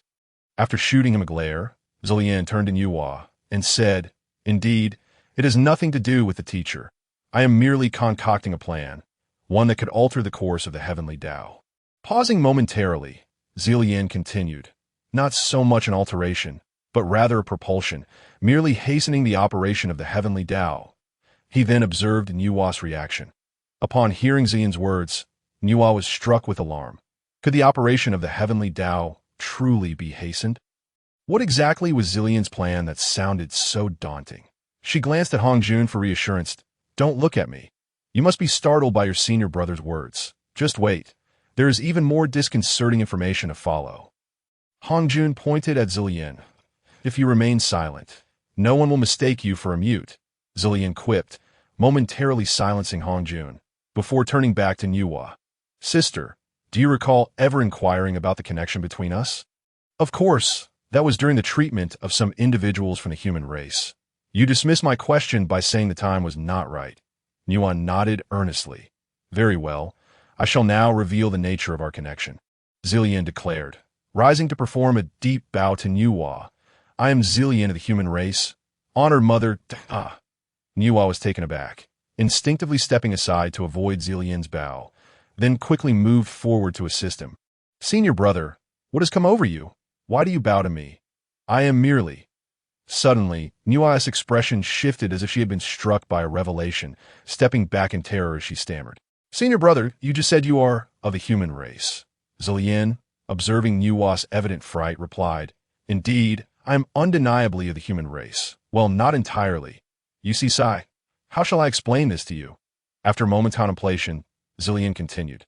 You may understand it as my soul being of human lineage, while this body was formed anew amidst the chaos. Do you believe this? I believe Nuwa, who had just moments ago been overwhelmed with shock, responded with an unexpected calmness. Hong Jun was taken aback by Zillian's revelation of his human identity, astonished that Nuwa remained so composed, prompting him to emit a soft sound of disbelief. Zillian, too, was momentarily stunned by Nuwa's unflappable demeanor. Pondering, is it possible that my revelation of being human has left this mother of the human race speechless? If that is the case, my transgressions are indeed grave. Amit Ba, what a blunder! Zillian, momentarily forgetting his status as a sage, began to mentally recite mantras. Chapter 62. Entrusting the human race, as previously noted, Zillian had revealed to Nuwa the matter of her eavesdropping outside the Zhixiao Palace, and together with Hong Jun, they summoned her inside. Zillian disclosed to Nuwa that he too was of the human race and bowed to her. Expecting her to be astonished at his origins, to his surprise, Nuwa remained remarkably composed upon hearing his words, leaving both Zillian and Hong Jun in a state of bewilderment. Giggling, Nuwa laughed upon witnessing the astonished expressions on Hong Jun and Zillian's faces. Teacher, senior brother, are you both surprised by my calmness in response to this revelation? Indeed. Zillian and Hong Jun nodded fervently, expressing their confusion that in truth, ever since I created the human race and they attained sanctity, I have suspected that senior brother Zillian is of human lineage, though I cannot ascertain why. It feels undeniably true that my intuition firmly believes that senior brother is indeed human. Nuwa mused, seemingly lost in thought. Why is that? What makes you so certain? Zillian queried. Perhaps it is because I crafted the human race. Nuwa responded that I have noticed a unique connection with each individual of the human race. Regardless of their form, I can sense their true identity through this special bond. I have sensed this same connection with you. Senior brother Lien, albeit faintly. Were I to be a bit farther away, I might not have noticed it. However, whenever you are near, I'm always aware of it. Lien, upon hearing Nuwa's response, nodded with a rueful smile. I see that I had thought this was a secret. Senior brother, I have always harbored a question that has prevented me from confirming your identity as a human. May I ask? Nuwa inquired. Feel free to ask. However, I may not necessarily answer. Zillian jested. Humph. Nuwa rolled her eyes and asked, the human race was created not long ago, yet senior brother Zillian attained enlightenment prior to the opening of the heavens. How can this be explained? That is the question I wish to unravel. So that is your concern. Zillian feigned enlightenment. Then can you enlighten me? Nuwa asked eagerly. Zillian glanced sideways at Hong Jun, who was attentively listening, then smiled at Nuwa. This question? Simple enough, but the time is not right to disclose it. Zillian took a deep breath, still withholding the answers that Nuwa and Hong Jun sought. Nuwa, realizing she had been toyed with by Zillian, clenched her teeth in frustration, glaring at him, rendered speechless. All right. Now is not the time for such matters. Let us discuss the plan. Zillian swiftly shifted the focus, recognizing that teasing Nuwa could lead to trouble. For a woman's curiosity can be perilous, particularly when she is a woman of sanctity. Humph. I know that if you do not wish to share, no amount of coaxing will suffice. However, I shall learn the truth eventually. Nuwa stated, Senior brother Zillian, what exactly is your plan? You have yet to utter a single word about it. Listening to Nuwa's reproach, Zillian thought, is it that I do not wish to reveal it? Clearly, it is you who are not allowing me the opportunity. Yet he dared not voice his thoughts and swallowed his words instead. My plan. To put it plainly, Is this? Zillian's expression grew serious to support the human race. Obliterate the witch and demon races and establish human dominion over the primordial world. Upon hearing Zillian's declaration, Nuwa clenched her delicate fists, then released them, lowering her gaze, lost in contemplation, refraining from voicing any objections. Zillian and Hong Jun exchanged glances, both apprehensive of Nuwa's reaction. Though Zillian was determined to proceed with his plan regardless of Nuwa's approval, he did not wish to offend her, a consequence he sought to avoid. A heavy silence enveloped the great hall, and after a long pause, Nuwa slowly lifted her head, her expression grave as she fixed her gaze upon Zillian. I wish to know, is this plan your own conception, or did the teacher propose it? Zillian had not anticipated that Nuwa would pose such a seemingly unrelated question. Nevertheless, she responded candidly, "This matter has nothing to do with you, Master. It was my suggestion, and I must personally oversee it." Nuwa inquired further, "Then why divulge this to me?" Zillian replied earnestly, "Because you are of the demon race and also the Holy Mother of humanity. This concerns you directly, and I do not wish to conceal it from you." Nuwa smiled bitterly, her expression somber, and said, "From this day forth, I shall be Nuwa, no longer affiliated with any tribe, nor shall I concern myself with matters beyond the primordial chaos. I will devote myself to quiet cultivation within the Hua Huang Palace, and will not leave unless absolutely necessary." After uttering these words, Nuwa rose to depart. To the threshold, she paused, without turning back, and addressed Zillian. "Zillian, regardless of your lineage, you are my senior brother. I have always held you in high regard, and it is thanks to your kindness that I have attained my holy status. However, if you allow any harm to befall humanity, even if my cultivation is inferior to yours, I shall not let this matter rest." With that, Nuwa vanished from the doorway. Clearly having left, Zillian, witnessing Nuwa's demeanor and listening to her words, felt as though his heart had been sharply pierced. Causing him great pain, he turned a daze to look at Hong Jun, uncertain of how to proceed. "Master, what is happening?" he sighed. Hong Jun lightly lamented, "Foolish child, she has acquiesced. It is merely that her heart is troubled." "Then I shall seek her out and clarify things," Zillian declared, rising to pursue her. Hong Jun, who had been atop the Dao platform, swiftly blocked Zillian's path, stating, "There is no need to chase after her. Even if you go, she will not meet with you. Let her be for a while. She will come to understand." After speaking, Hong Jun began to leave, adding, "I must take my leave. This Zixiao Palace is no longer of use to me. If you wish to keep it, do so. Reflect carefully, and do not betray Nuwa's resolve." With those final words, he disappeared.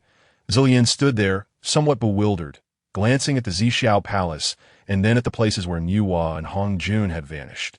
Murmuring to himself, "It seems that from now on, everything must rely on my own scheming. With Hong Jun embodying the Tao and Nuwa disregarding worldly matters, alas, how burdensome." As he sighed, Zillian too concealed his form and returned to Sanxian Island. Chapter 63. Hong Jun merges with the Tao. Previously, it was mentioned that Zillian had finally disclosed his plan to support humanity in vanquishing the witch and demon races to Nuwa. To his surprise, Nuwa did not oppose it. Rather, she declared her separation from the demon race and entrusted humanity to Zillian before retreating to the Hua Huang Palace, pledging not to engage further in the struggles of the primordial world. This left Zillian feeling a profound sense of unease. Yet he realized that he could not alter the course, as he had already laid the groundwork for this plan, i.e. the Three Clear Palace. Laozi remained seated in the position of honor, while Tong Tian sat nearby, his face a stormy shade of blue, filled with rage, not without reason, for the individuals kneeling before him had committed grievous acts. "Look at what you have done. Were it not for the elixir from your master and uncle, if I had returned any later, Jiliu's son might have lost his life. How am I to explain this to your original master?" Tong Tian thundered, chastising his kneeling disciples for their cruelty. "Master, do not blame Gong Ming and the others. It was I who could not endure their insults and acted out." Duo Bao interjected, his expression one of defensiveness. You dare speak? As the elder brother, you should have dissuaded them. Yet instead, you led the charge," Tong Tian retorted, his fury rendering him speechless.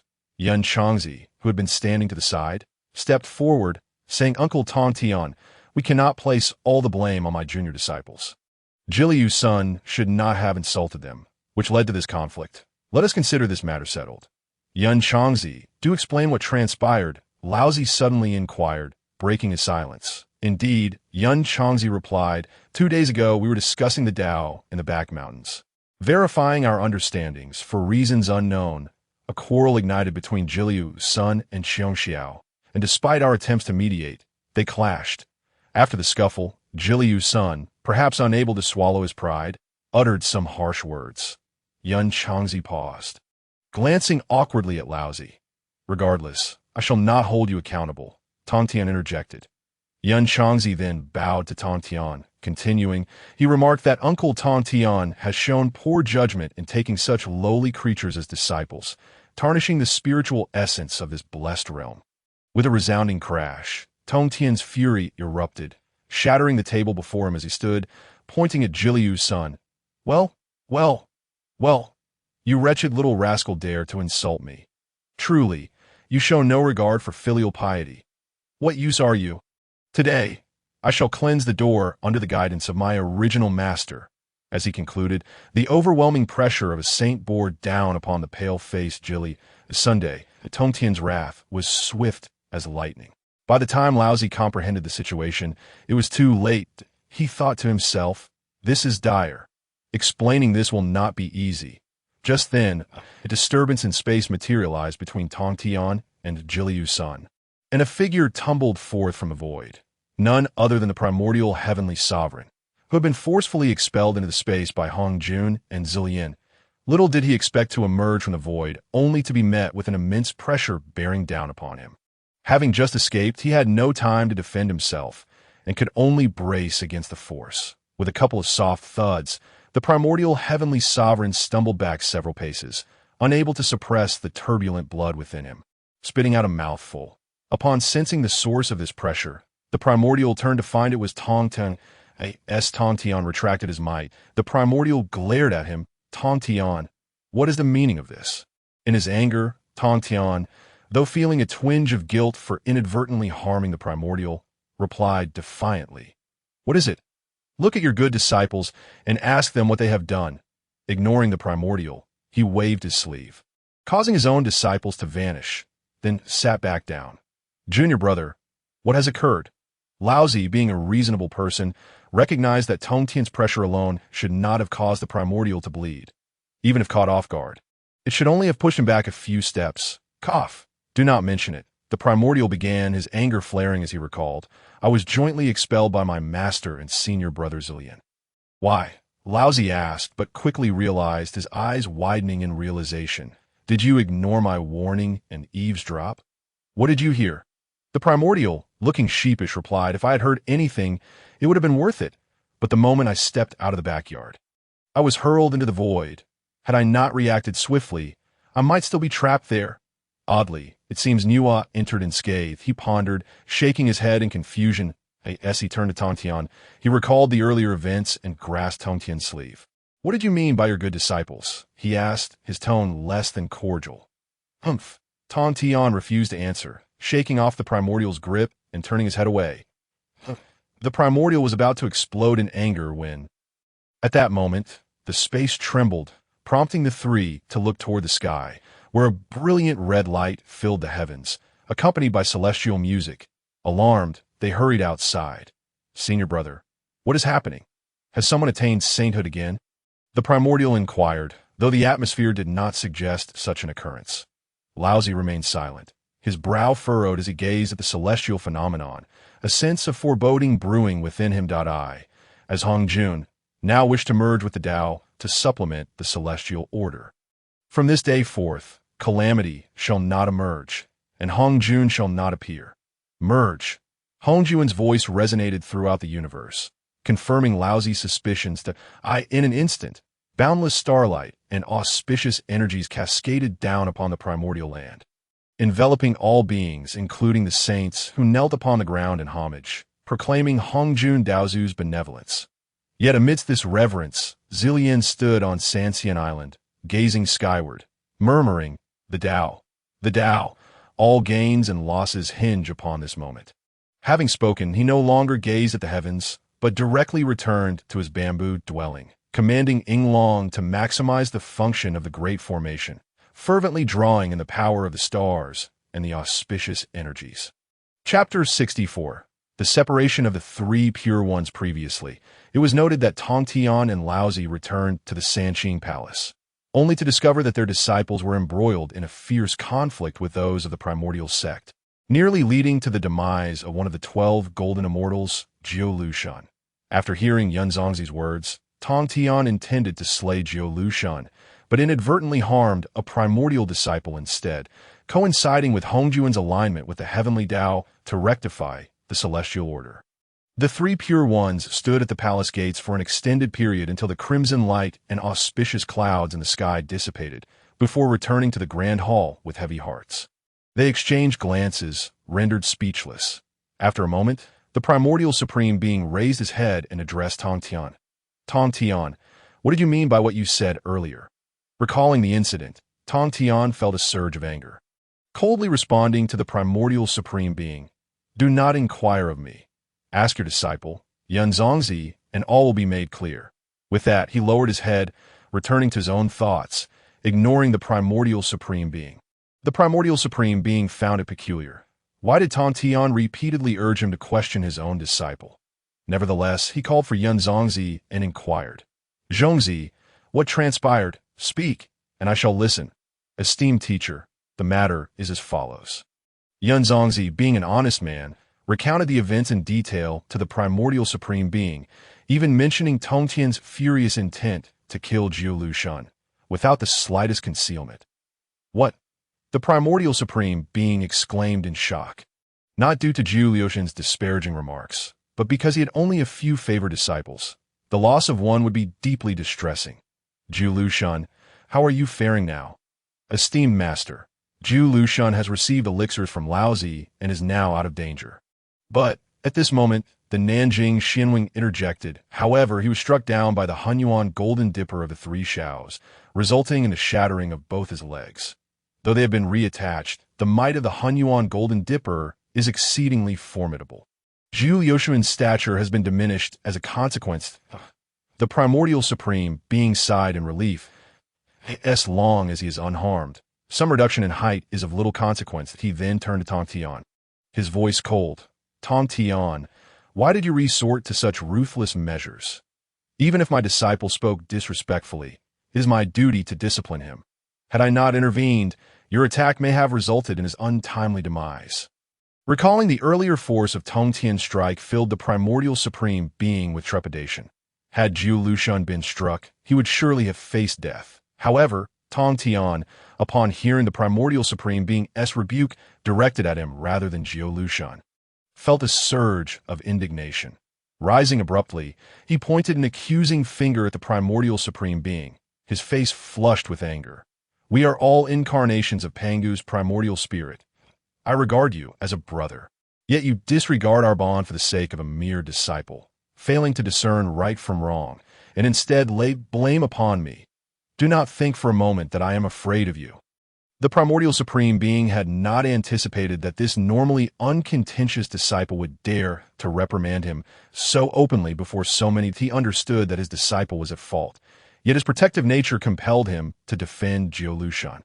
Initially intending to scold Tongtian to drive him away and create an easy exit for himself, the primordial supreme being now found himself backed against a metaphorical cliff, left with no choice but to stand firm. And what of it? My disciple, though mischievous, speaks with some truth. Look at the company you keep. You have allowed them to tarnish the pristine environment of this blessed realm.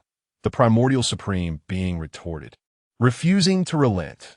This infuriates me. Tongtian, upon hearing the primordial supreme being's words, could no longer contain the rage he had just suppressed. With a flick of his wrist, he summoned one of the 4 swords he had acquired at Xixia Palace. The sword of extermination, pointing its tip menacingly at the primordial supreme being. Primordial supreme being, you dare to deceive me so? I shall not rest until I settle this today. With that, he unleashed the sword towards the primordial supreme being, evidently intent on a fierce confrontation. The primordial supreme being could scarcely believe that Tong Tian would act with such aggression. As he prepared to evade the approaching sword, a flash of white light intercepted it, resulting in a resounding clash as the white light collided with Tong Tian's sword, forcing it back, while the white light itself was also repelled. The primordial supreme being then recognized that the white light was emanating from Laozi, who had intervened on his behalf, wielding a white steel staff. Tong Tian, taken aback by Laozi's intervention, seethed with anger. "Laozi, what is your intention? Are you siding with the primordial supreme being against me? Very well, do not think that I fear the two of you. I shall see what you are truly capable of." Tong Tian unleashed the other three swords, holding a formation map, and set up a sword array within the Grand Hall. The sword array of extermination was indeed formidable. Its mere aura of lethal intent reduced the previously reinforced hall to rubble, leaving the primordial supreme being and Laozi in disarray, while Yun Zongzi and the others were violently cast aside, landing far away and spitting blood. "Tong Tian, have you had your fill of chaos? Before so many younger disciples, do you not fear embarrassing yourself?" Laozi admonished Tong Tian, then turned to the primordial supreme being, letting out a long sigh. "Since the three pure ones have reached the point of drawing sword against each other, it is evident that our destinies have diverged, that I shall no longer remain here. Xintian, let us depart." With that, Laozi took flight alongside Xintian. Humph! Upon witnessing Laozi's departure, Tong Tian retracted the sword array, casting a cold glance at the primordial supreme being, before rising and riding the clouds away. The primordial supreme being was left bewildered, pondering. What has transpired? Was it merely a conflict of opinions? Why did they depart so abruptly? He hastily called out, "Laozi, Tong Tian," yet neither turned back. The primordial supreme being, stifling his anger, muttered to himself, "Humph, let them go. With them gone, Kunlun Mountain shall indeed be quiet." He then turned to return to the Grand Hall, only to find that the hall had been reduced to ashes from their ruckus. Where could he go now? With no other option, the primordial supreme being retreated to his own abode. Laozi, accompanied by Xintian, left for Shuyang Mountain, establishing the 8 Scenery Palace, where he waved his hand to transform 2 stones into beings named Jinjiao and Yinjiao. Subsequently beginning his alchemical pursuits, forsaking worldly matters, Tong Tian, meanwhile, led his numerous disciples to the East Sea, discovering a vast island brimming with spiritual energy, which he named Golden Ao Island, that he raised the Bio Palace, establishing protective formations, and continued to impart his teachings of the Shangqing celestial path within. Thus, the 3 pure ones, who had coexisted for countless eons, were irrevocably separated, laying the groundwork for future conflicts during the Fengshan War. Chapter 65. The Western Conspiracy, Part 1. Previously, it was noted that upon learning the cause of the conflict among Tong Tian's disciples, the primordial supreme being not only refrained from blaming his own disciples, but instead sought to hold Tong Tian accountable, which greatly infuriated Tong Tian. He had intended to confront the primordial supreme being, but was interrupted by Laozi's intervention.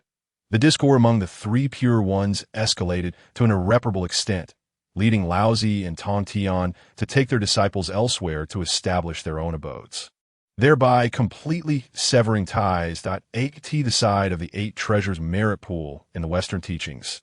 Jane and Junyi were engaged in delivering sermons to the newly joined disciples of the Western teachings, when suddenly a golden-bodied Buddha reported, "Masters, the emperors of Tianyao Palace, Dijuan and Dongwang Tai, have come to visit and wish to see you both at O." The sermon paused as Jane turned to his closed-eyed brother, Junyi, saying, "Brother, our opportunity has arrived." Junyi opened his eyes, smiling at Jin. "Indeed, brother, the opportunity has finally come." Taoism.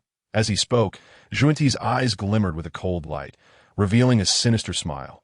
At this moment, his expression was anything but that of a Buddha, resembling more that of a malevolent spirit. "Dismiss everyone." Jin waved his hand, dispersing the listeners, and he and Junyi rose to head towards the Golden Top Pagoda to meet the 2 from Tianyao Palace. How have the 2 esteemed emperors been? Upon meeting Dijuan and Donghuang Tai, Jin concealed his treacherous demeanor, adopting a facade of benevolence, and bowed respectfully to them. "Thank you for your concern, esteemed Buddha. Thanks to you, we have been faring well lately. Dijuan and Dong Wangtai hastily returned the gesture. After a round of mutual insincerity, they took their seats. Jane inquired, "What brings the esteemed emperors to this desolate land?" Dijuan and Dong Wangtai exchanged glances, then cast sidelong looks at the attending disciple, Shunny. Their intentions were clear. Evidently, they had important matters to discuss, but were wary of being overheard. Jane and Junti, perceiving Dijuan's countenance, understood, and Jane addressed the attendants. "You may leave. Inform others not to enter unless I summon you." The multitude of disciples promptly exited upon receiving their orders, closing the door behind them. "May I speak now?" "Brother Dijuan?" asked Junti, somewhat displeased upon seeing only the four of them in the room. "It is not that I do not trust these individuals, but this matter is of great significance, and we must proceed with utmost caution." Dijuan hastily clarified, sensing Junti's discontent with his vigilance. "Brothers, the purpose of my and Dong Huang's visit today is to share with you some splendid news, an event of monumental importance to us," Dijuan declared, a joyful expression gracing his face. Jane and Junti exchanged glances before speaking in unison. What splendid news could possibly bring such joy to the sovereign? "I am dissatisfied with you both. For the plan we discussed previously has remained unexecuted due to those meddlesome individuals on Kunlun Mountain, has it not?" Dijuan retorted, not directly answering their inquiry. "Indeed, that is the case. Otherwise, we would have acted long ago instead of idly sitting here." Junti replied. "Ha!" Dijuan burst into laughter. "I have come to resolve this conundrum for you both." "How do you intend to do so?" "Please, Brother Dijuan, enlighten us," Jane inquired, clearly intrigued at tea that moment. Dong Huangtai, who had been quietly enjoying his tea, suddenly interjected, "The three Pure Ones are currently preoccupied with their own affairs and have no time to interfere with our plans." After uttering this, he returned to savoring his spiritual fruits, disregarding the responses of the other three. Jane and Junti exchanged knowing smiles, realizing that while Dijuan was astute and calculating, Dong Huang was refreshingly straightforward. Such qualities indeed contributed to his remarkable cultivation. Nevertheless, they still looked to the self-satisfied Dijuan, awaiting his explanation regarding Dong Huang's statement. Dijuan stroked his beard. "What my brother Dong Huang has said is quite accurate. The three Pure Ones are indeed unable to involve themselves in our plans." Allowing us to proceed with confidence, that he nodded as he elaborated, "Oh, Sovereign, would you kindly elaborate?" Junti, now genuinely interested, addressed him with respect. "I am unworthy of such deference. The three Pure Ones have fallen into discord and have separated." Dijuan explained while waving his hands dismissively. Junti could hardly contain himself, stepping closer and grasping Dijuan's arm. "Is this truly the case, Sovereign?" Startled by Junti's sudden action, Dijuan quickly regained his composure and patted Junti's hand, signaling him to release his grip. Internally, he was overjoyed, thinking to himself, "Even you, Junti, have moments of impatience. I had thought that sages remained unfazed by worldly matters." Yet he replied, "Of course, it is true." Embarrassed, Junti released Dijuan's arm, but continued to inquire, "How did you come by this news, given that neither Jane nor I could foresee it?" This was indeed a valid point. The three of them were sages, with cultivation slightly superior to that of Jane and Junti, rendering it improbable for them to unravel such matters. "Brother Junti, what status do my brother Dong Huang and I hold?" Dijuan asked. "Naturally, you are the rulers of the heavenly demon palace, the leaders of the demon race. What more is there to question?" Junti replied, somewhat perplexed, while Jane began to grasp the implications. "If my brother and I are indeed the leaders of the demon race, then the demons inhabiting the vast wilderness are under our command. Correct?" Dijuan continued. "Indeed, that is evident. But how does this relate to your knowledge of the three Pure Ones' discord?" Junti remained puzzled and countered. Jin, unable to restrain himself any longer, thought, "How could Brother Junti, usually so astute, ask such foolish questions today?" He quickly interjected, "Brother Junti, there are demons on Kunlun Mountain as well." After saying this, he shot a stern look at Junti. Now I understand." Junti blushed slightly and returned to Jane's side in silence. "Esteemed sovereigns, if this is the case, then our plan can indeed be executed." Jane affirmed that I also arrived at this conclusion, which is why I hasten to inform you alongside Dong Huangtai. However, I still harbor a concern, Dejuan added. What concern, Sovereign? Please share it. We can discuss it to ensure our plan is executed flawlessly. Jean gestured invitingly. My concern pertains to one individual, the seldom-seen Zillion from the three immortal islands. Dejuan voiced, a hint of ire evident in his tone, clearly harboring resentment toward her for some reason. Chapter 66. The Western Conspiracy, Part 2. Previously, it was mentioned that Dejuan and Dong Huang Tai had arrived in the Western sect to meet Jean and Juni, informing them that the three Pure Ones had become preoccupied with their own affairs and that their planned scheme could now be enacted, just as they were reveling in their good fortune. Dejuan expressed his fear that Zillion might interfere. That Dejuan's mention of Zillion, the one he most feared, caused Jean and Junti to furrow their brows, for Zillion rarely traversed the wilderness and maintained a low profile, nearly forgotten by the two of them. After a moment of contemplation, Jane remarked, in my opinion, Zillion is unlikely to obstruct our plans. I see no connection between her and the Witch clan, even if she has ties to Chaos and Pangu. Pangu has long since perished. While the Witch clan is indeed birthed from Pangu's essence, they are not connected to him, so she should not assist the Witch clan. Humph. Brother, what are you afraid of? Even if Zillion possesses great power, she is but one individual. When we previously competed with her outside of Wuzhuang Temple, she was merely at the quasi-saint level, which is why she lost to us. Now that we have both attained sainthood, and you, two sovereigns, possess formidable treasures for protection, the four of us combined should be more than a match for her. She would not dare to seek trouble and risk losing her dignity as a saint. Junti said nonchalantly, Brother Genie, it is not so simple, Dejuan cautioned. You may not be aware, but Enhua and the three Pure Ones achieved their sainthood so swiftly largely due to Zillion's guidance. This demonstrates that her cultivation is indeed extraordinary, likely rivaling that of Hongjun before he attained the Tao. Dejuan remained apprehensive. Why are you so fearful of her? Junti suddenly asked. Who says I fear her? Dejuan retorted with ire. What do I have to fear? Despite his words, it was evident that a hint of trepidation lingered in his tone, that if you were not afraid, why do you raise her stature while diminishing your own? You and Dong Huang Tai are both sovereigns of the heavenly demon palace, with Enhua as your supporter. Additionally, Jane and I are here with you. Junti pressed further. Enough, enough. Brother Dejuan, you and your junior should not let such trivial matters cause discord among us. However, I am curious as to why you do not seek Enhua's assistance. Having her join us would strengthen our power and provide additional assurance. Even if the three Pure Ones and Zillion truly attempt to obstruct us, we would be fully capable of contending with them. Jane interjected, eager to defuse the tension as he noticed Dejuan on the verge of anger due to Junti's provocation. Sigh. I too have my struggles. Dejuan sighed as he returned to his seat. Oh, Sovereign, what troubles you so? Speak of it. Perhaps Brother Juni and I can help you resolve it. Jane inquired with curiosity. Not long ago, while chatting with Dong Huang Tai, we suddenly received a message from Enhua in the Wahuang Palace, summoning us to meet. Initially, we were quite pleased, thinking Enhua had come to her senses and would lend us a hand. However, upon our arrival, she informed us that she would no longer involve herself in the affairs of the demon race and no longer considered herself one of them, urging us to fend for ourselves. Finally, she warned us against making enemies of Zillion and sent us away. Dejuan recounted with a bitter smile. Enhua has withdrawn from the demon race and will no longer concern herself with its matters. Jean and Junti exchanged glances, thinking, what on earth is Enhua up to? They then asked Dejuan, what exactly transpired? Have you offended her in some way? What else did she say?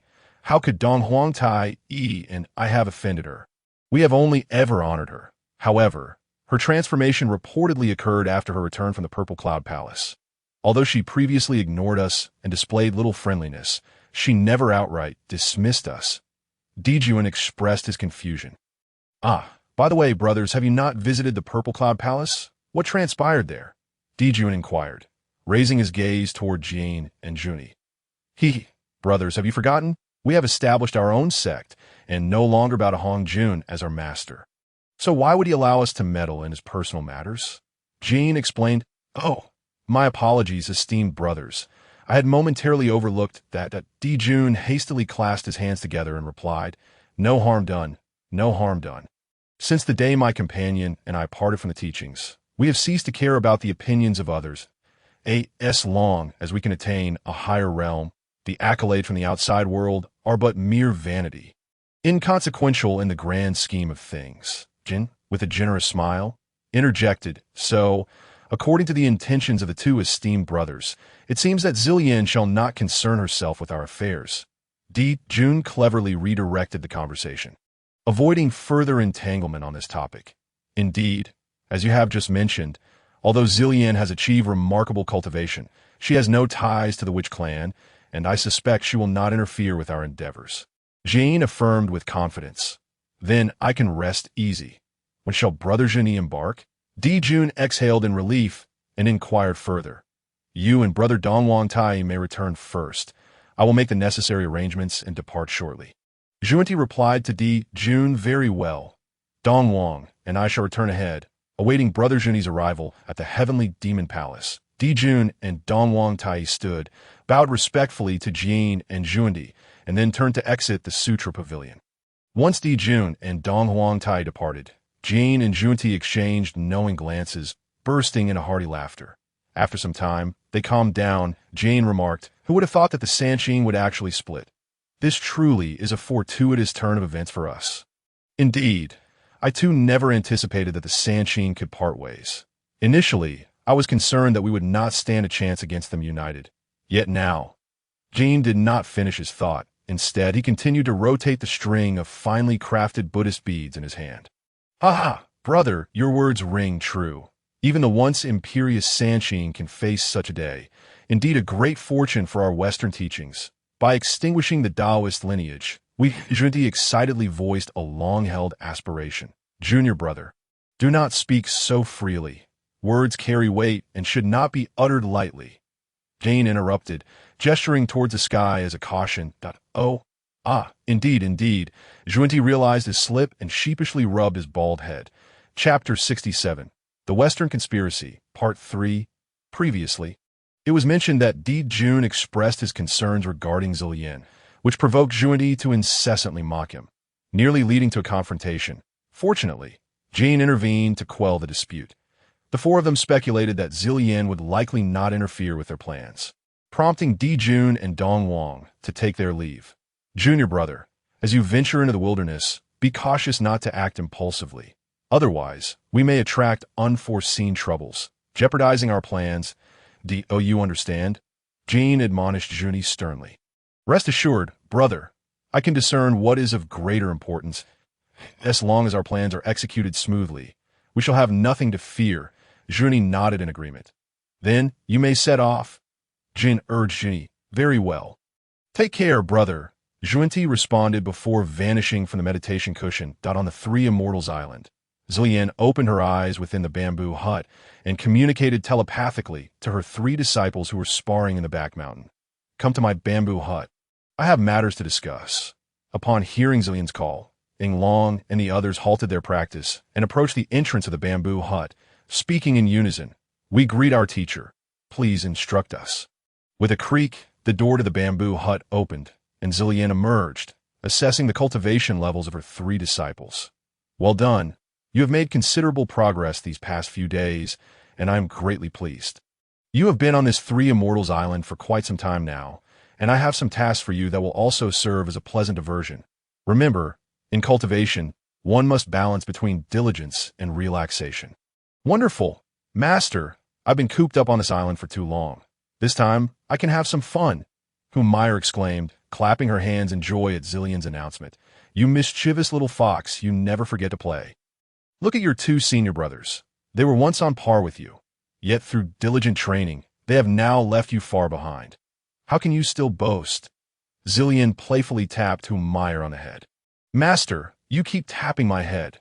You're making me slow-witted," Meyer protested, rubbing the spot where Zillian had playfully struck her. "Haha. Enough of that, Ying Long," Zillian chuckled, easing the mood after recent concerns.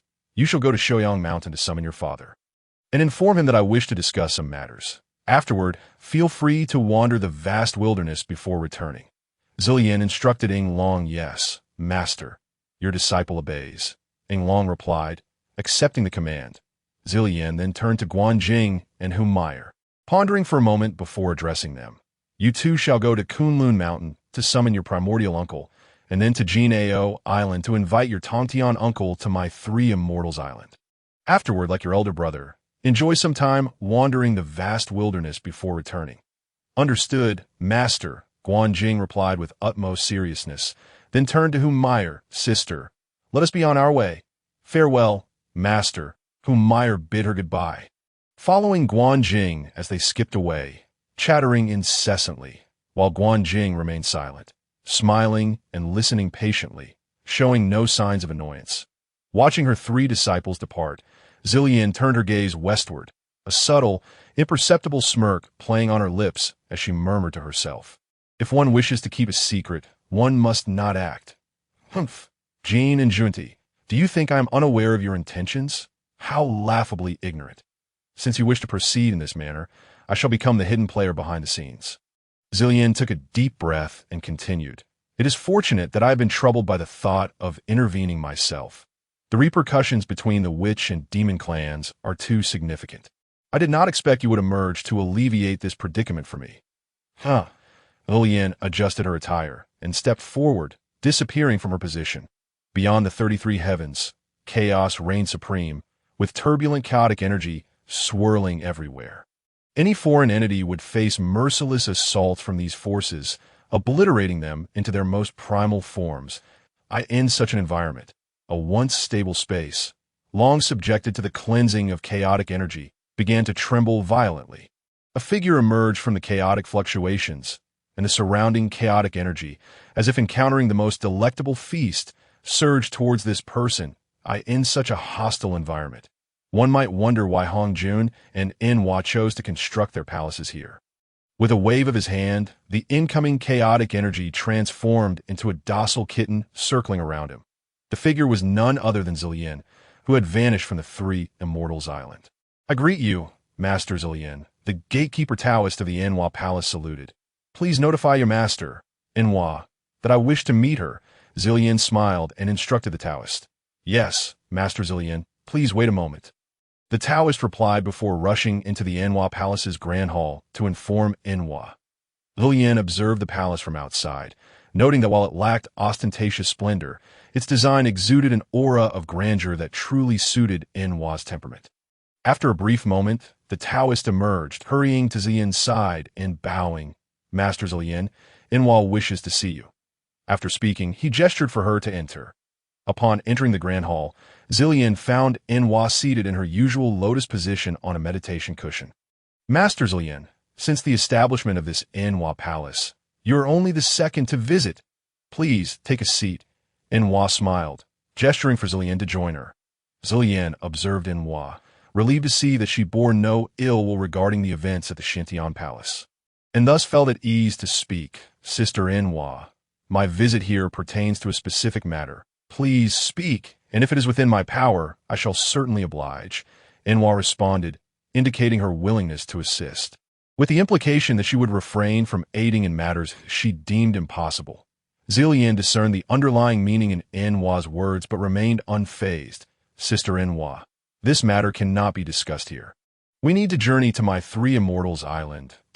Inhua was taken aback by Zillian's direct request to visit her abode without any prior discussion, an act that could be perceived as rather impolite. However, she found herself unable to decline. She lacked a reasonable rebuttal and was also curious to see what Zillian had in mind. Realizing this, Inhua refrained from questioning Zillian's motives and said, Master Zillian, please allow me a moment to prepare, and I shall accompany you. Go ahead. There is no need to concern yourself with me, Zillian replied. Zillian nodded and spoke in Chapter 68, titled Western Conspiracy, Part 4. It was mentioned that Zillian had arranged for his three disciples to journey to Laozi Shouyang Mountain, Yuanshu Tianzuan's Kunlun Mountain, and Tongtian Jiao Master's Golden Turtle Island in the East Sea, requesting their presence at his Sanxian Island for a matter of great importance. Meanwhile, he personally went to the Huahuang Palace of Nuwa to invite her. After Zillian prepared for her arrival, he returned to Sanxian Island with Nuwa. Just as the two of them settled down, A maid approached to report that Tong Tian from the EC had come to pay a visit. Zilian instructed the maid to invite Tong Tian into his bamboo dwelling. "Brother Zilian, I wonder what prompted your esteemed disciple to summon me." Tong Tian inquired after entering and exchanging greetings with Zilian and Yua. "Do not rush, Brother Tong Tian. We must wait for everyone to arrive before I can disclose the matters at hand." Zilian replied with a smile that, in the meantime, please enjoy some tea and spiritual fruits. These fruits were sourced from the chaos, and when you last visited, some were still unripe. Now, they are ripe for tasting. Ha! Then I shall indulge without reservation. To be honest, after returning from your last gathering, I found all other spiritual fruits unappealing in this boundless wilderness. Only the ginseng fruit from Brother Xinyuanzi at Wuzhuang Temple can compare to the spiritual fruits you offer, Tong Tian remarked. Upon hearing Zilian mention a few more guests, which he surmised to include Lao Zu and Yuan Shi, he refrained from further inquiries and began sampling the spiritual fruits laid before him.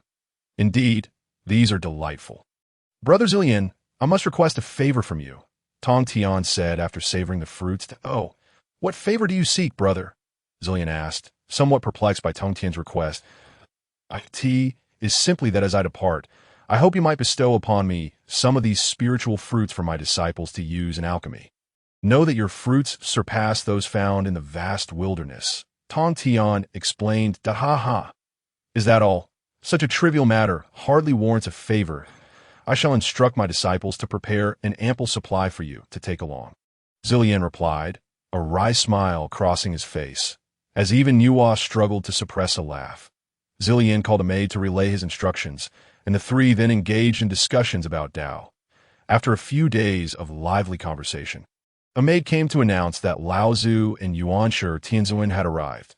Zilian promptly directed the maid to escort them in, due to their residence in the vast wilderness and the long journey.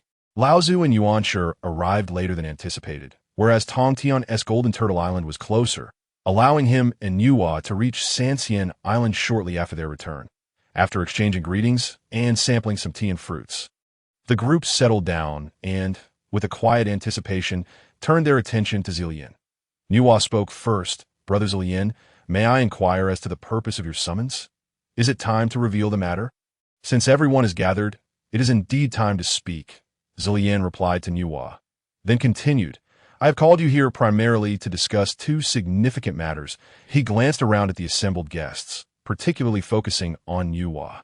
"What are these two matters you wish to address, Brother Zilian?" Lao Zu asked cautiously, his demeanor suggesting a concern for Zilian's potential displeasure. Tong Tian and Yuan Shi, however, remained oblivious to this tension, while Yua, having observed their interactions in the Lingxiao Palace, was deep in thought. She focused intently on Lao Zu's expression, reaffirming her suspicions that Zilian was concealing important information, which Lao Zu seemed aware of, explaining his caution around Zili.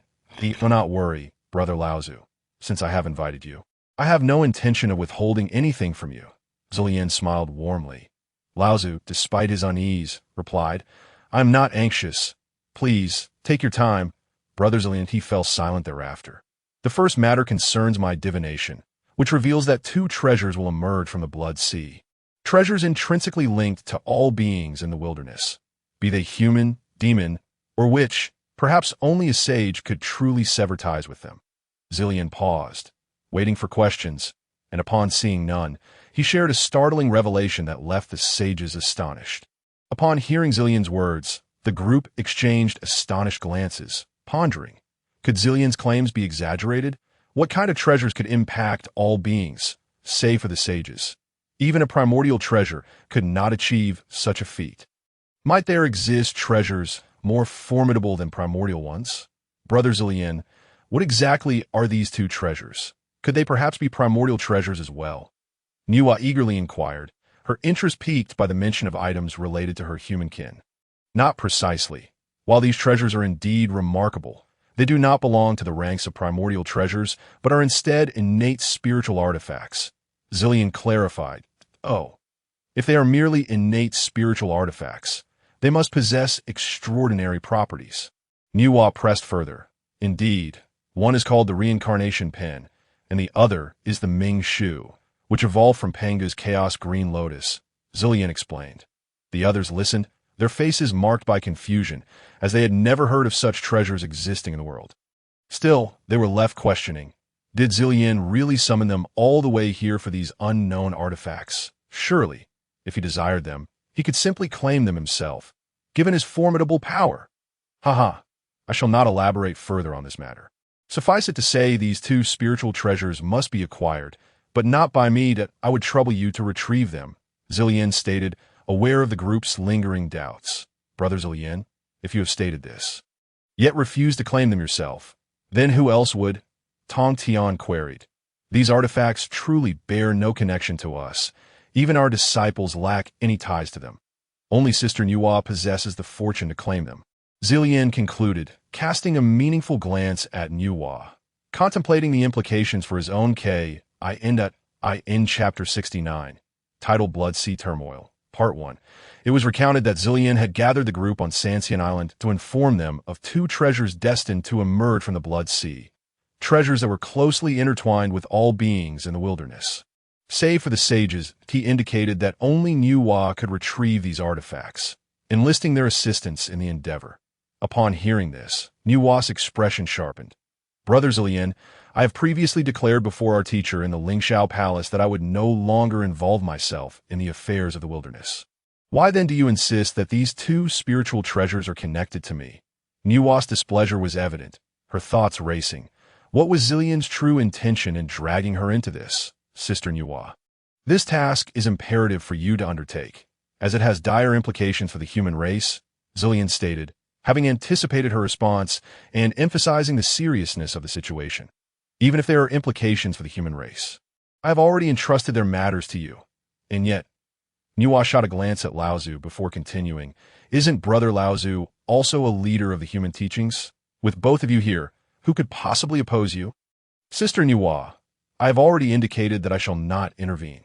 Merely relying on Brother Laozu alone may prove insufficient, Zillian responded, his demeanor remaining calm despite her objections though. Even Brother Laozu cannot guarantee complete success. I recall there's only one quasi-saint level being in the Blood Sea, the Mingi. Apart from him, who else could possibly rival Brother Laozu? Even Mingi, being merely at the quasi-saint level, would hardly stand a chance against Brother Laozu. Nuwa argued, her words gaining the support of the others present, even prompting Laozu to question whether Zillian underestimated his abilities to Sister Nuwa speaks truthfully, yet we must also consider those two from the west and the two from the heavenly demon palace. Brother Laozu, do you think you can contend with them alone? Zillian pressed, leaving no room for ambiguity in his inquiries. Brother Zillian, can you foresee that these two artifacts will draw the attention of those from the west? Tong Tian asked. However, what connection do these matters have with the two individuals from the heavenly demon palace? Tong Tian, being the most unable to restrain his words among them, stood up and clasped his hands in inquiry. Hee. Brother Tong Tian, both you and Yuan Shi, as well as Laozi, are striving to establish a great teaching to attain the sacred position. You should naturally understand that the ethereal concept of fortune truly exists. My assertion that these two treasures are related to the beings of the primordial world stems from this very fortune that I can also divulge some additional insights, Zillian stated, pausing momentarily until everyone attentively listened before continuing. The human race is destined to flourish. Although the two from the west may not be particularly outstanding among the saints, their calculation abilities are not significantly inferior to mine. You must ponder what their teaching system relies upon for growth and expansion. It is the future rulers of the primordial world. The human race. Once they bind the human race to themselves, their teaching system will undoubtedly prosper. Take that time. Your own teachings. Zillian did not elaborate further, leisurely sipping his tea while discreetly observing the reactions of those present. Laozi and Nuwa were the first to grasp the implications of Zillian's words regarding the flourishing of the human race, their expressions changing dramatically, though they remained silent. Shortly after, Yuan Shi and Tong Tian also caught on. Although they did not comprehend how Zillian arrived at the conclusion that the human race would become the rulers of the primordial world, they understood that they must not allow the two from the west to ally with the human race. Otherwise, their own teachings would surely be obliterated. Noticing the expressions on everyone's faces, Zillian set down his teacup and asked, Sister Nuwa, have you given it sufficient thought? Oh, I must mention that although this item is in your possession, it is merely being kept safe by you. When the time is ripe, its true master will inevitably reveal themselves. Upon hearing this, the last remnants of doubt and resistance in Nuwa's heart quietly dissipated. Seeing the expectant gazes of those present upon her, she spoke to Zillian. If that is the case, I shall personally retrieve those two spiritual treasures. Nuwa felt a sense of helplessness. However, given the circumstances, she had no choice but to break her vow. Upon witnessing Nuwa's agreement to take on this task, the others felt a heavy cloud lift from their minds, their expressions brightening. Little did they know that they had been deceived by Zillian. The two spiritual treasures were not exclusively meant for Nuwa to obtain. Anyone could retrieve them. However, as Nuwa was the mother of the human race, Zillian believed it would be safer for her to possess them, even though he had calculated that any of the three pure ones could retrieve them without incident. One must acknowledge that all were under the heavenly Tao, whose might was unpredictable. Who could say the heavenly Tao would not whimsically play tricks on them? Brother Zillian, you just mentioned you had two matters to discuss. Since this issue has been resolved, what is the other matter? Yuan Shi inquired. The other matter is also related to the two from the west and has ties to the witch clan. Zillian elucidated. Why is it always connected to those two from the west? It seems I should find an opportunity to properly deal with them someday. Tong Tian muttered upon hearing Zillian's words. Ha! Brother Tong Tian, do not behave like a child. The two from the west have separated from the teachings and established their own system, naturally not aligning with us. While they cannot be deemed enemies, they are certainly not friends either. Zillian responded with a chuckle. Brother Zillian is correct. I wonder what those two are plotting next. Yuan Shi echoed Zillian's sentiment before inquiring further. You should all be aware that the two from the Heavenly Demon Palace have recently been associating closely with Jane and Junti. These four often gather to discuss something. Although I have not deduced much, I have a slight understanding of the connections involved. One pertains to the Witch Clan, and the other, that would be your three pure ones. Zillian pointed out, indicating Laozi and the others. Could it be that the two from the Heavenly Demon Palace are enlisting Jane and Junti to deal with the Witch Clan? They approach me as well, but I turned them down. Nuwa contemplated for a moment that if that is truly the case, why do we see the presence of the three pure ones? Zillian dismissed Nuwa's suggestion. Indeed, Brother Zillian, what does this have to do with us? Tong Tian had been on the verge of asking, but was preempted by Nuwa. It was only after Zillian reiterated the mention of the three pure ones that he hastily inquired. It is not for any other reason, but rather a matter concerning your three pure ones. Zillian replied with a smile. A matter concerning us. Tong Tian still did not comprehend. Precisely, it is all due to the division within your three pure ones. Zillian continued to clarify. Brother Zillian, I failed to see how the schemes of Jane, Junti, and the two from the Heavenly Demon Palace are connected to our division. Laozi interjected, unable to remain seated. If it is indeed because of our division that their schemes have emerged, then the blame would fall heavily upon us. After all, it was us who initiated the separation. To be fair, it cannot be entirely blamed on you. From my estimations, their scheme may have been in preparation for quite some time. They simply refrained from acting out of concern for you. But upon receiving news of your division, they deemed themselves unthreatened and thus dared to proceed. Zillian understood Laozi's thoughts and alleviated his guilt. If that is the case, Brother Zillian, how can we thwart their scheme? Yuan Shi, unable to remain idle, clasped his hands and inquired of Zillian. Brother Yuan Shi, did I ever mention we should hinder them? And why would we want to stop them? Zillian asked with a peculiar smile. The others were truly perplexed. What did Brother Zillian mean by that? Brother Zillian, what are you really implying? Please do not keep us guessing. Nuwa could no longer contain herself and tilted her head to question Zillian. The mantis stalks the cicada, unaware of the oriole behind. They believe their plan is flawless, only to realize they have drawn water with a bamboo basket. It is all in vain.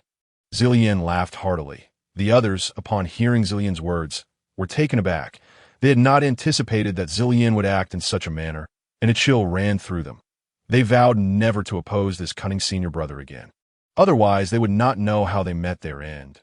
Simultaneously, they silently mourned for the unfortunate quartet from the west and the Heavenly Demon Palace, who had unwittingly provoked this treacherous individual. Zillian, observing the expressions of those present, understood their thoughts, yet he remained unfazed. In contemporary society, such matters were exceedingly commonplace. What was this? Merely a light shower. He had witnessed far more ruthless schemes. This was merely a minor affair. Very well, esteemed guests, you shall remain here on my three immortals' island for a while. When the spiritual treasures are about to manifest, you may then set forth, Zillian announced to the assembly. That would be most welcome. I have long wished to impose upon you, dear senior brother, for a time. Now that everyone is present, shall we hold a conference on the Tao? What do you think? Tong Tian was the first to express his support. Indeed, that is precisely the case. The others nodded in agreement with Tong Tian's suggestion. Then you may proceed with your discourse. I have certain matters to attend to and shall not interfere, Zillian stated, rising to leave. Brother Zillian, are there not matters that could be postponed? Your absence would surely diminish the brilliance of this conference. Yuan Shi hurriedly stopped Zillian. Why affairs cannot be delayed. Brother Yuan Shi. Zillian turned back to glance at Nuwa and added, Sister Nuwa has assisted us so greatly, even at the cost of breaking her own vow. I must prepare a generous gift for her. Hence I cannot afford to delay. Brother Zillian, my assistance is not motivated by any notion of receiving a gift. There is no need for you to trouble yourself. Nuwa, feeling somewhat embarrassed under the gaze of the others, quickly denied Zillian's words. Sister Nuwa, have you truly made up your mind? You genuinely do not want it. Zillian turned to face her directly. No, I said no. So no it is. Nuwa emphatically shook her head, resolutely refusing to. Oh, what a pity, truly a pity. I had planned to present you with an exceptionally gifted disciple, one who belongs to the demon race. However, since you do not wish for it, then which of you would like to take on a disciple?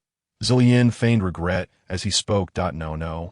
Wait, Brother Zillian, what did you just say? Nuwa, realizing something as the three from the Pure Ones were about to speak, quickly pulled Zillian back. You are going to gift me an exceptionally gifted disciple, one from the demon race. Indeed, if I can recognize it, it must be of exceptional talent. Were it not for the fact that I already have 3 disciples and that there is no fated connection between us, I would have taken him myself. Why would I offer him to you? Zillian pouted, his expression one of unwillingness. Who is he? What is his background? I want him, if you try to take him from me. Do not blame me for getting angry. Nuwa cast a direct gaze at the Sanqing and uttered a profound statement. When heaven and earth were separated, a phoenix emerged amidst the cosmos, imbued with the essence of the universe, giving birth to 2 offspring. One a peacock, the other a golden-winged roc. I wish to take this disciple of yours as the peacock, now named Kongxian. Zillian expressed her own sense of disappointment, pondering why it was that others could traverse realms to take Kongxian as their disciple, while she found herself devoid of such a fateful connection. Where might he be? Nuwa inquired, having only just realized her own bond with Kongxian through Zillian's reminder. Nuwa was elated.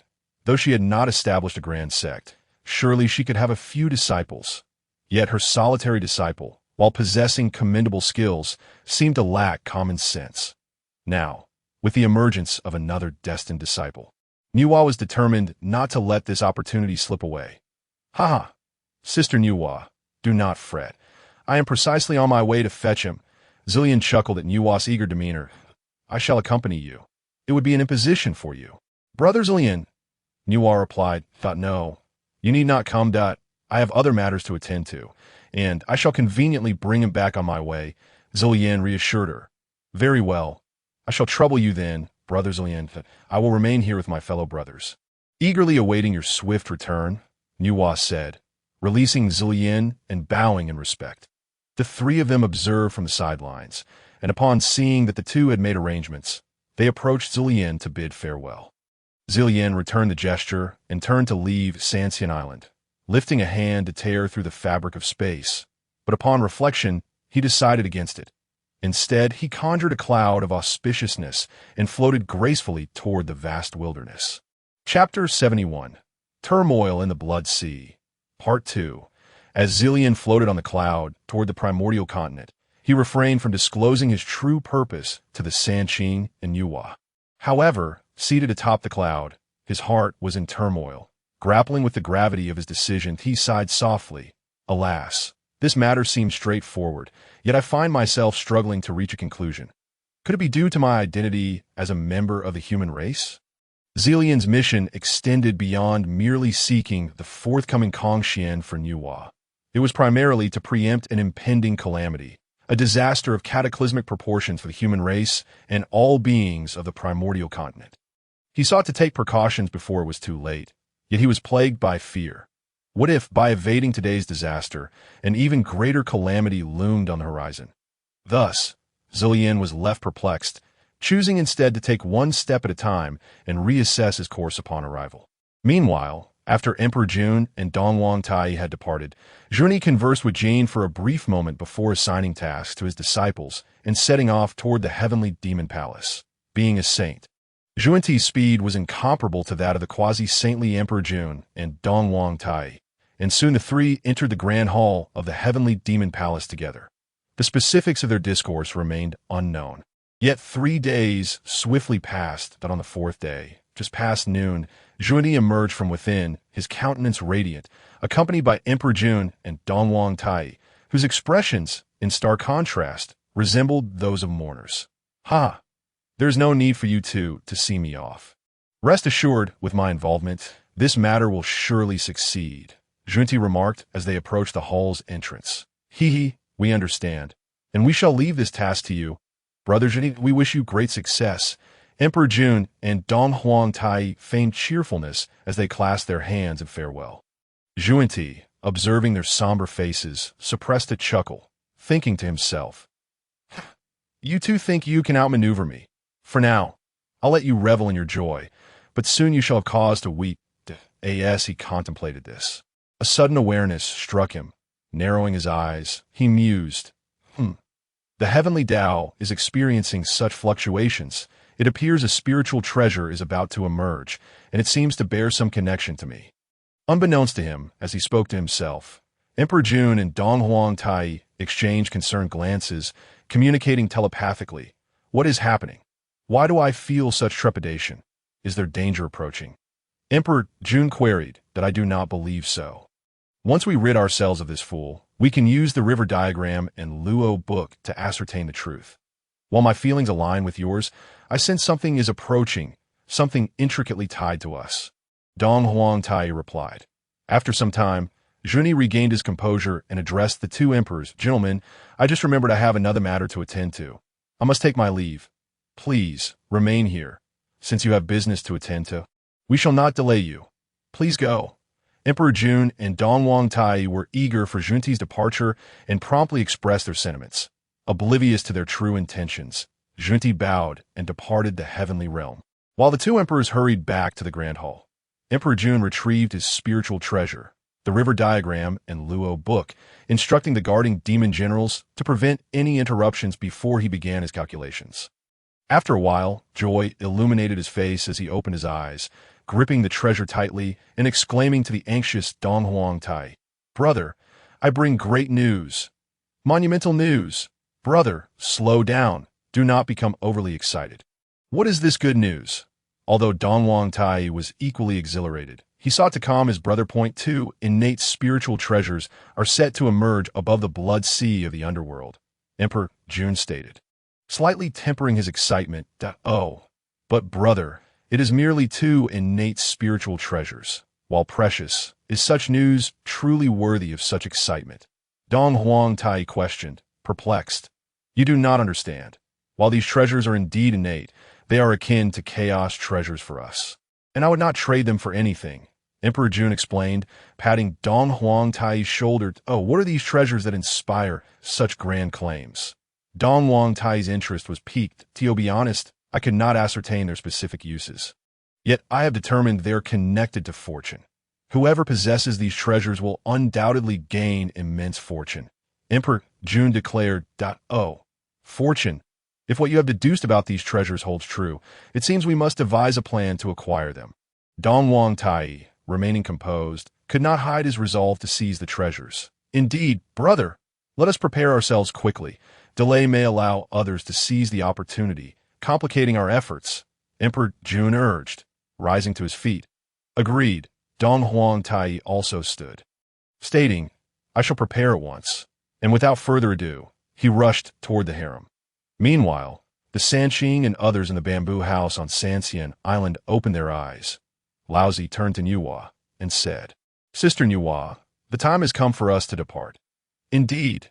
Nuwa nodded, and with a wave of her hand, she tore through space, her form vanishing within. The Sanqing followed closely, entering the space Nuwa had opened. Simultaneously, in the west, Jin also vanished from his cushioned seat, while within the Five Zhuang Temple on the Primordial land, Xinyuanzi disappeared beneath the ginseng fruit tree. In an instant, the notable figures of the primordial world converged toward the blood sea of the underworld. Far beneath Mount Buzhou, Zillian cast a glance toward the direction of the underworld blood sea, a slight smile gracing his lips as he murmured, go forth, the greater the hope, the greater the disappointment. In the end, it shall only benefit the human race." With that, he fell silent, gazing pensively at the towering Mount Buzhou, lost in thought. Chapter 72. The Appearance of the Divine Treasures, Part 1. Brother Pangu. I did not anticipate that long before the chaos was unraveled, you had already devised a scheme against me, and oh wonder you told me that although the beings of this primordial realm are intricately connected to you, they are not your incarnations, and that I need not be concerned. Zillian gazed at Mount Buzhou for a prolonged moment before lowering his head to speak to himself, his hands clenched tightly, his nails digging deep into the tender flesh of his palms, blood trickling down his fingers onto the ground. "But Brother Pangu, do you truly understand? I find myself unable to assist you in the completion of this plan. I am acutely aware of your disdain for the great Tao, your resentment towards its injustices wrought upon you, and your bitterness over how it exploited your very essence to establish the celestial path, leading to your downfall at the dawn of creation. However, I must profess that there is nothing I can do to aid you, for I am of the human race, and I cannot bear witness to our people marching unwittingly toward annihilation. I cannot stand idly by as countless beings upon this primordial earth are reduced to ashes because of your scheme. Thus, I am compelled to thwart your plan, utterly and completely at this juncture." Zillian relaxed her posture, lifted her head, and inhaled deeply, saying, "Brother Pangu, do not take offense, but the Mount Buzhou stands as your sole witness in this realm and is an essential instrument in your dominion over this world. I cannot allow its existence to persist. Only by dismantling it can I find true peace of mind. Take care, brother." With that, Zillian performed a deep bow towards the towering Mount Buzhou. Zillian then straightened her form and ascended into the air, circling around Mount Buzhou while continuously forming various seals with her hands, directing them towards the mountainous body. As the speed of her movements accelerated, the interior of Mount Buzhou began to emit faint cracking sounds, reminiscent of rocks fracturing. Yet, Zillian seemed oblivious to these disturbances, relentlessly casting her spells. For 3 full days, Zillian labored without rest before finally descending to the ground, exhaling a long breath of pent-up air, her previously stern countenance now graced with a slight smile. At last, it is accomplished. I had anticipated a more arduous task, yet it unfolded with such ease. With these words, Zillian glanced into the distance and added, "Gong Gong, I have prepared a grand gift for you, which I hope you and the other ancestral witches will find pleasing." Upon concluding her statement, Zillian vanished without a trace. The blood sea of Yumming. An anomalous existence within the primordial expanse is a vast ocean composed of blood, stretching over 1,000,000 miles. When the great deity Pangu opened the heavens and the earth, all his tainted blood coalesced at his navel. Transforming into this blood, it is filled with the most vile blood of the cosmos and the most brutal spiritual energy. This land is a forbidden zone. Even those who have attained the quasi-saint level must tread lightly here. For dwelling within this realm of supposed death is a formidable being, a creature birthed from the blood sea itself. He named himself Mingi Laozu upon awakening his intellect, and has learned from Hong Jun beneath the Zishao Palace. Though he has yet to attain the status of a saint, he stands among the foremost figures of the quasi-saint level. With the foul blood, he has forged 480 million incarnations. Known as the Blood God Child, proclaiming that as long as the blood sea exists, Mingi shall not perish. Today, Mingi was engrossed in his secluded studies, contemplating the mysteries of the universe, when he suddenly sensed a tremor in his external consciousness. What is amiss?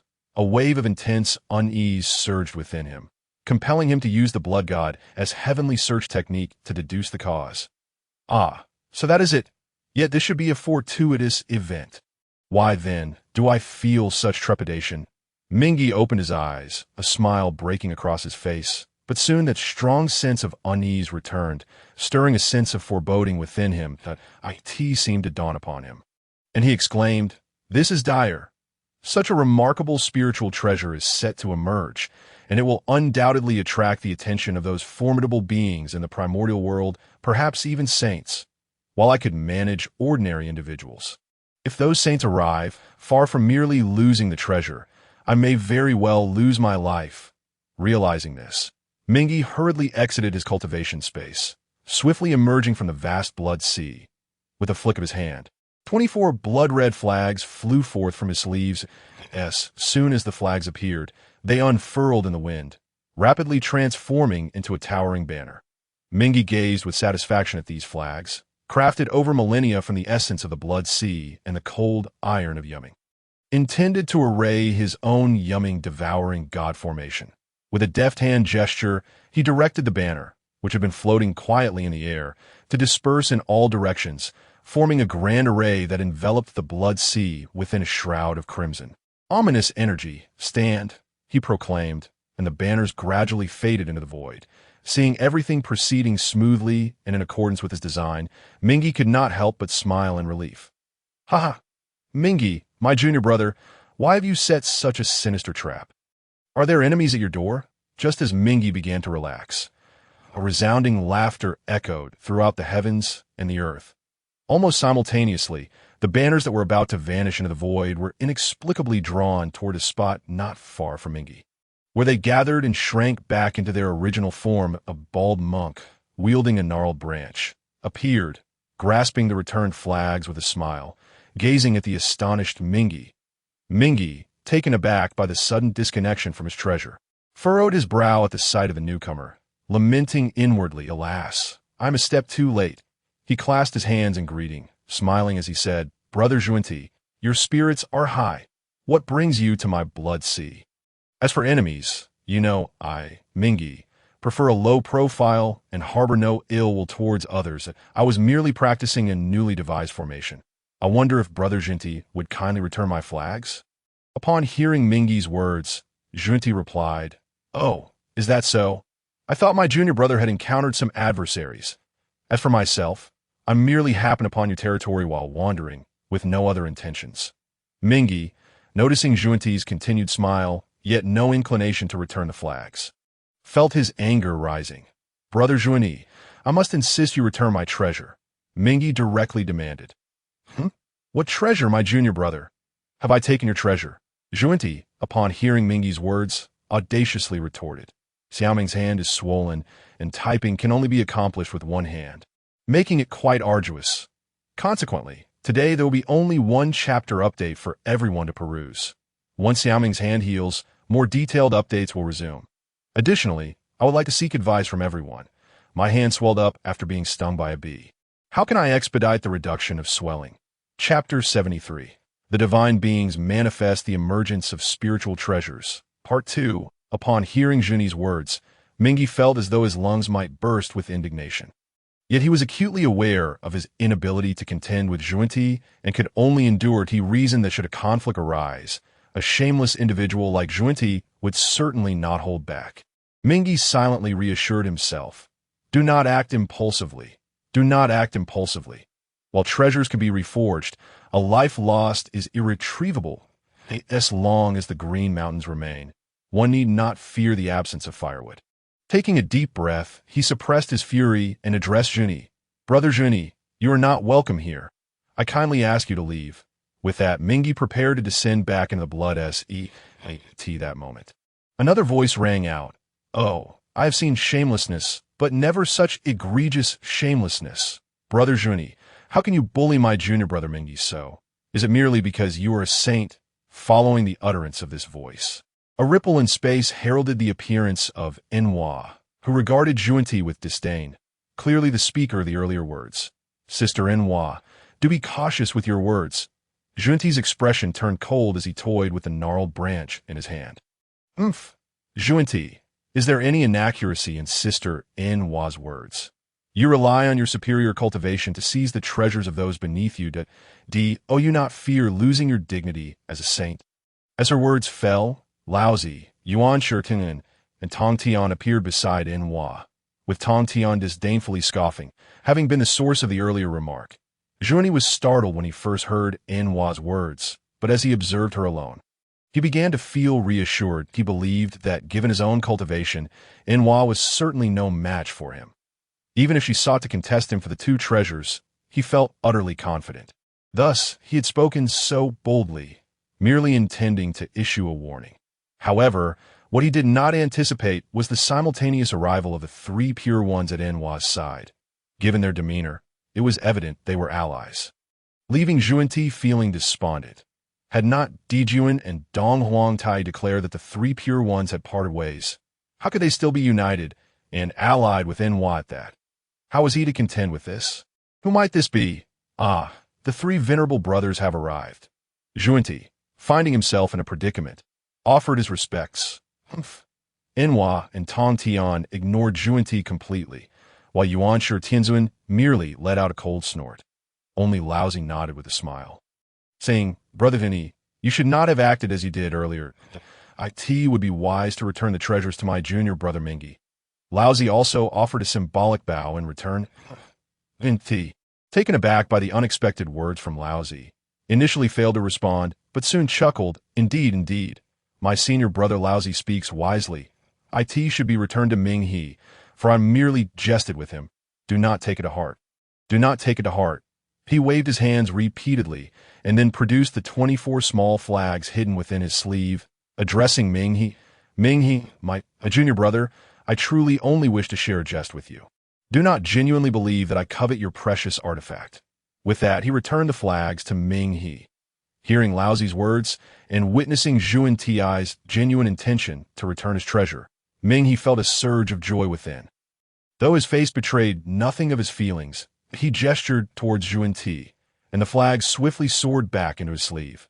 Without acknowledging Zhuanti further, he approached Enhua and the three pure ones. Bowing respectfully, I pay my respects to the three esteemed brothers and sister Enhua. There's no need for that. Ming He, in the future, when you practice your formations, be sure to exercise caution to avoid any further jesting from others. Enhua advised, casting a sidelong glance at Zhuanti. Zhuanti was initially incensed by Ming He's disregard, but upon hearing Enhua's taunt, he felt the urge to retaliate. However, he quickly reconsidered. He knew he was no match for them. Even if he were to confront Enhua and the others, he would inevitably suffer defeat, and thus he swallowed his indignation, choosing to remain silent. Esteemed brothers and sisters, may I inquire what brings you to my realm of the Blood Sea? Ming He feigned ignorance, fully aware of their purpose. Ming He, there is no need to play tricks on us. Surely you must know our intentions. Yuan Shi Tianzun raised an eyebrow and replied. Realizing his words were amiss, Ming He felt no anger towards Yuan Shi. After exchanging a few pleasantries, he withdrew to a corner to await patiently. During this time, several others arrived, all at the quasi-saint level. Enhua cast a curious glance at them. Among this assembly, she recognized only three individuals, Dijun and Dong Huangtai from the Heavenly Demon Palace, as well as Jun Yuanzi from Fai Zhuangguan. However, she noted with surprise that none from the Witch Clan had come. Enhua pondered the situation. Although the Witch Clan did not cultivate the primordial spirit and were thus oblivious to the heavenly secrets, surely they should have sensed the impending emergence of the spiritual treasures. Why had they not arrived? Could it be that they deemed themselves unworthy of contention for these artifacts? After much contemplation, this was the only explanation that seemed plausible. The quasi-saints present, upon witnessing the arrival of 6 saints vying for the spiritual treasures, understood their chances of obtaining them were slim. Yet unlike Zillian, who was well-versed in the treasure's significance, these individuals remained curious, eager to discern the nature of the artifacts that attracted so many. Consequently, none chose to withdraw, The crowd stood vigil over the desolate blood sea for 7 days, during which numerous seekers of the treasures arrived, while a few despaired and departed.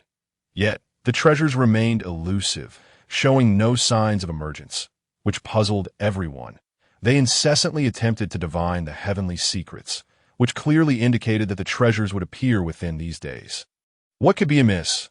Even Nuwa, the 3 pure ones, and the likes of Zhuan-Ti found themselves growing anxious at that moment. The previously tranquil spiritual energy of the cosmos began to oscillate violently, emitting a resonant humming sound.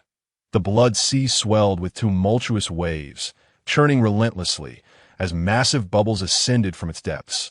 Upon breaching the surface, these bubbles burst, startling the impatient onlookers in the sky, who realized the treasures were about to manifest.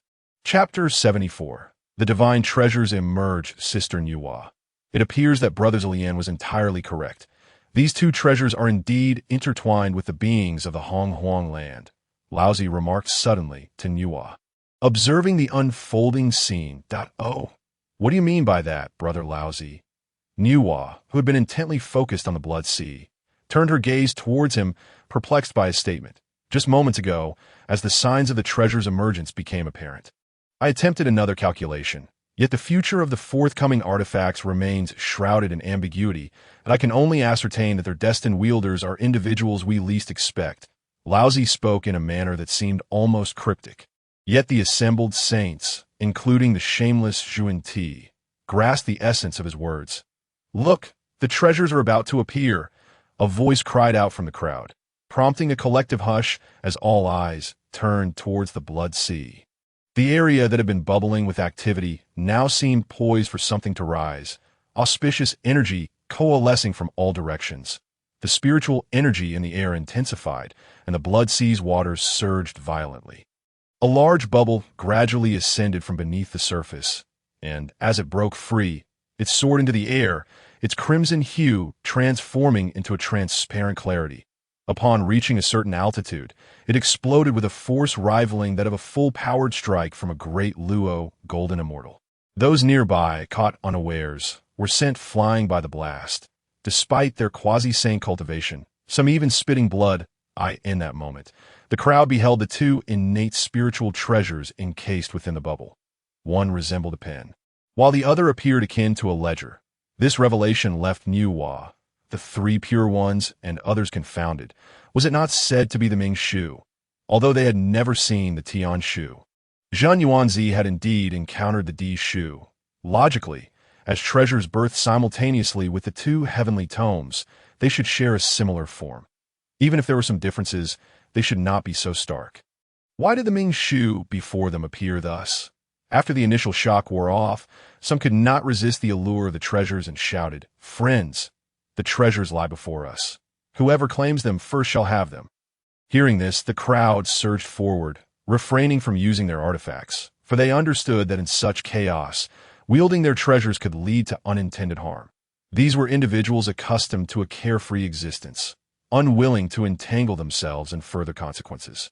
Thus they resorted to physical means to seize the treasures. Humph! Such mere ants! How dare you act so brazenly?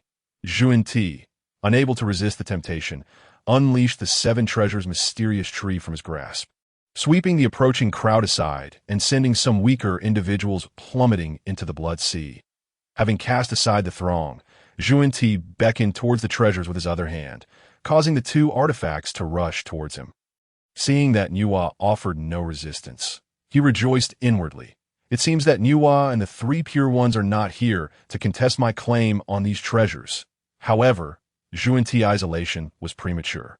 Before he could dwell further on this thought, a beam of white light shot above the treasures, exerting an overwhelming force that held the artifacts suspended in midair.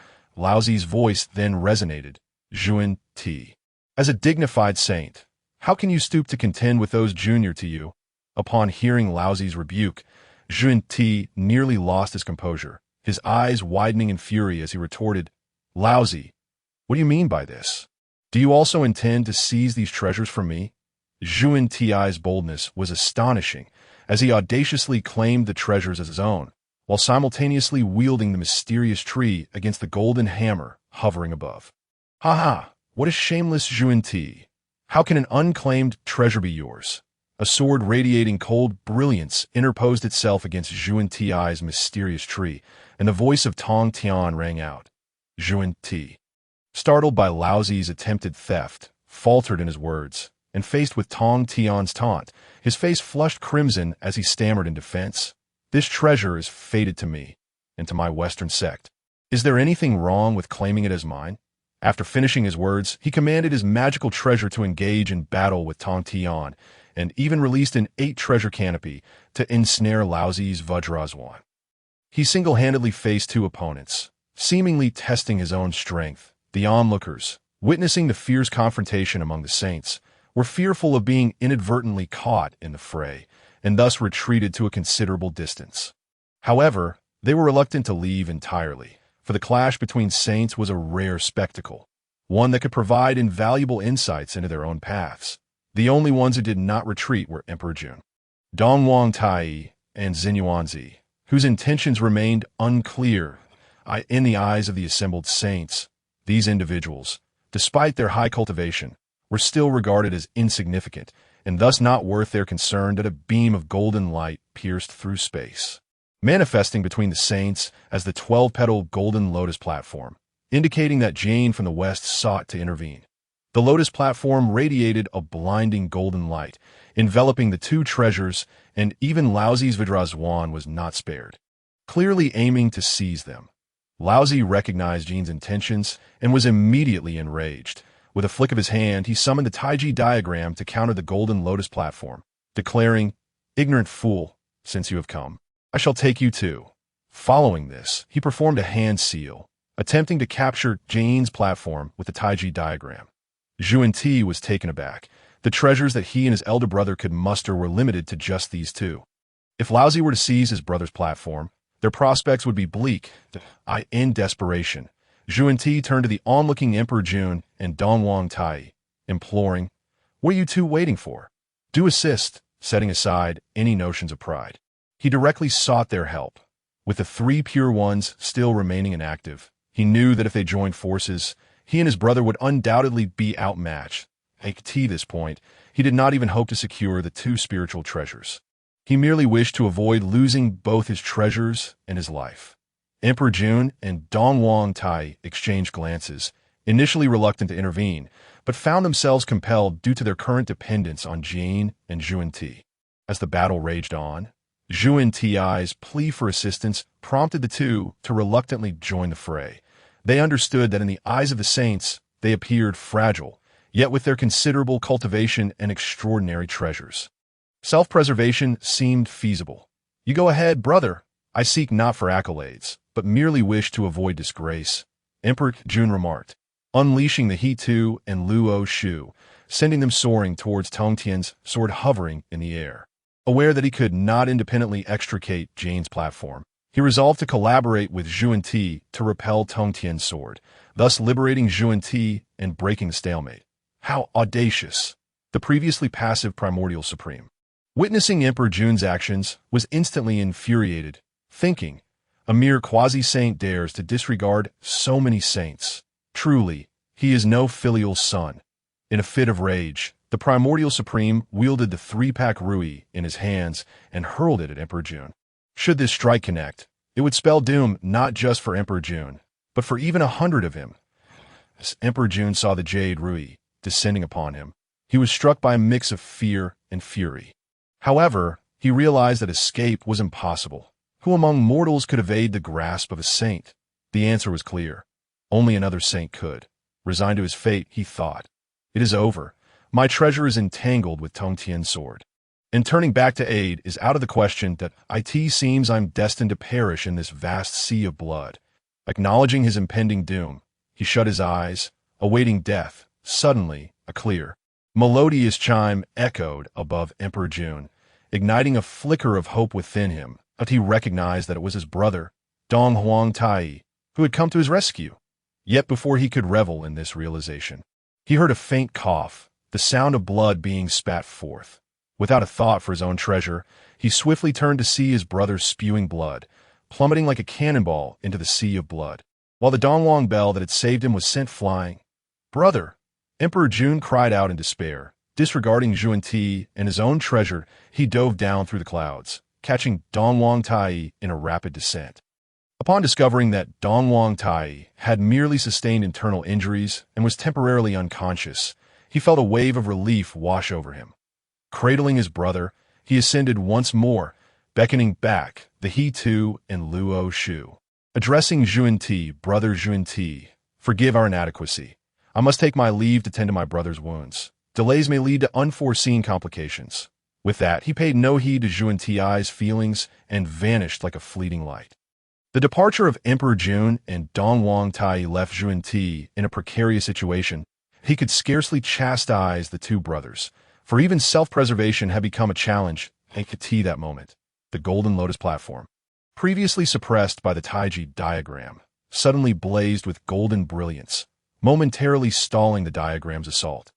Seizing this fleeting opportunity, the Lotus platform soared forth, abandoning any greed for the treasures it had ensnared, including Laozi's Vajrazwan.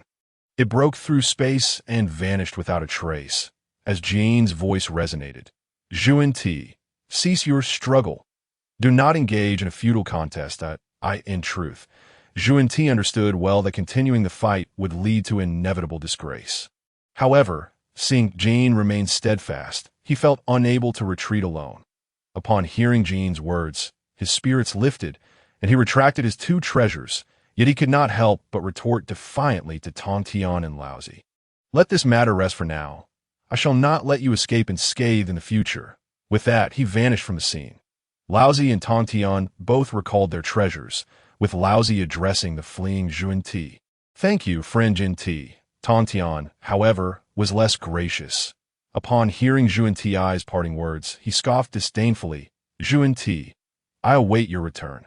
Zhuan Ti found some solace in Laozi's words, but was nearly driven to the brink of fury by Tong Tian's remark. His form trembling with suppressed rage, he vowed silently, Tong Tian, I shall not rest until this vendetta is avenged. The onlookers had not anticipated such a dramatic conclusion to the confrontation. Yet, upon hearing Tong Tian's taunt, they nearly erupted with laughter, reflecting. Even saints indulge in verbal sparring at times. Some even imagined what Zhuan Ti's expression must have been upon hearing those words. Enhua, it is your turn to take action. Laozi reminded his companion.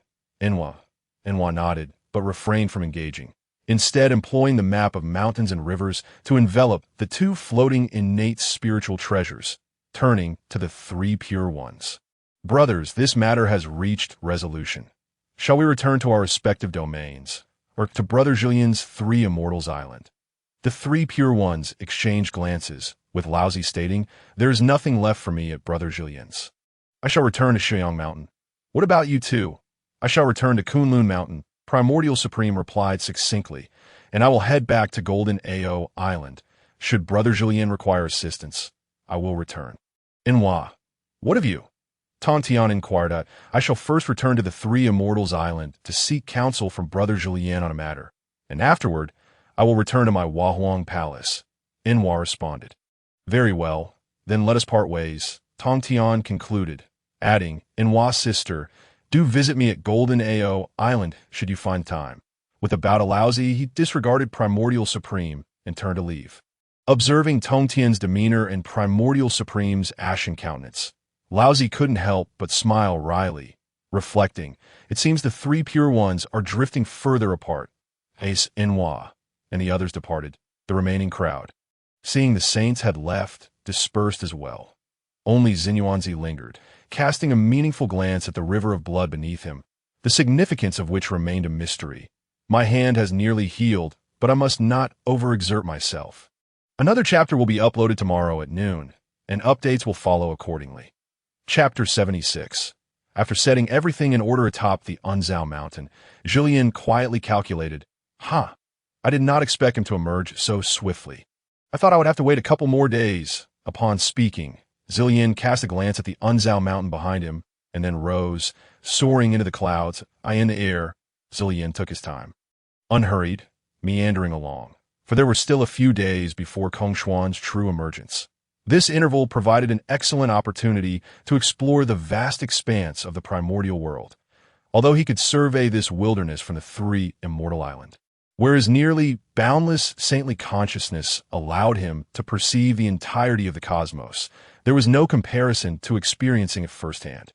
Ever since Huang Tian received the transmission from the Saintess Enhua, leading the human race down from Unzao Mountain, the initially designated settlement, though not overly large, had become inadequate to accommodate the rapidly growing human population. With the increasing number of newborns, the population base expanded significantly. Yet the surrounding resources for sustenance dwindled. Those who had attained a certain level of cultivation fared better, having severed their dependence on grains and instead drawing upon the spiritual essence of heaven and earth to satisfy their needs. However, when compared to the entirety of the human race, those who had achieved cultivation were still far too few.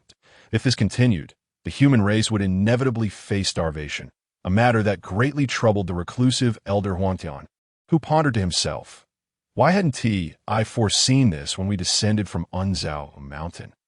Recently, for reasons unknown, even the mother Enhua had become unreachable. If only I could receive her guidance. I wouldn't be in such a quandary. What shall I do if this persists? Huang Tian had just surveyed the living conditions of the human race and sat atop the back mountain, furrowing his brow in deep contemplation for a solution. After flying for a while, Zillian suddenly halted, as if something intriguing had caught his attention.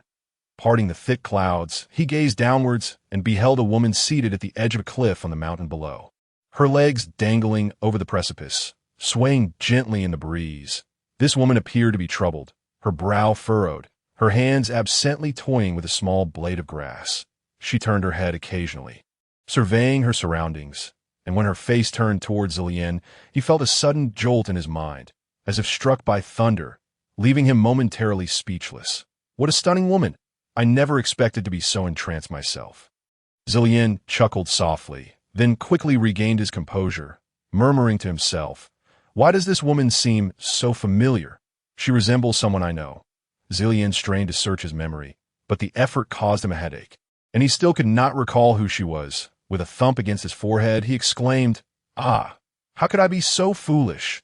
He then extended his hand to calculate, and after a while he opened his eyes, realizing, so it is her. No wonder I felt this sense of familiarity. Zillian sat upon the clouds, observing the woman below, lost in thought. Yet from her alternating expressions of frowning and smiling, it was evident that she was grappling with inner turmoil and conflict. Alas, let us proceed step by step. I should descend and take a look at it. Seems she is in trouble. It pertains to the human race. Although I'm a saint, I'm also a part of the human race. I shall lend a hand. With this resolve, Zillian descended from the clouds, landing behind the woman. Who goes there? The sound of Zillian's landing startled Huang Tian, who swiftly turned, on guard as he regarded Zillian. Gazing at Huang Tian from a close distance, Zillian's initial feeling of astonishment only intensified. Suppressing his emotions, he spoke, "Are you by any chance Huang Tian?" Huang Tian, hearing Zillian's inquiry, did not respond but grew even more vigilant. "Ha ha!"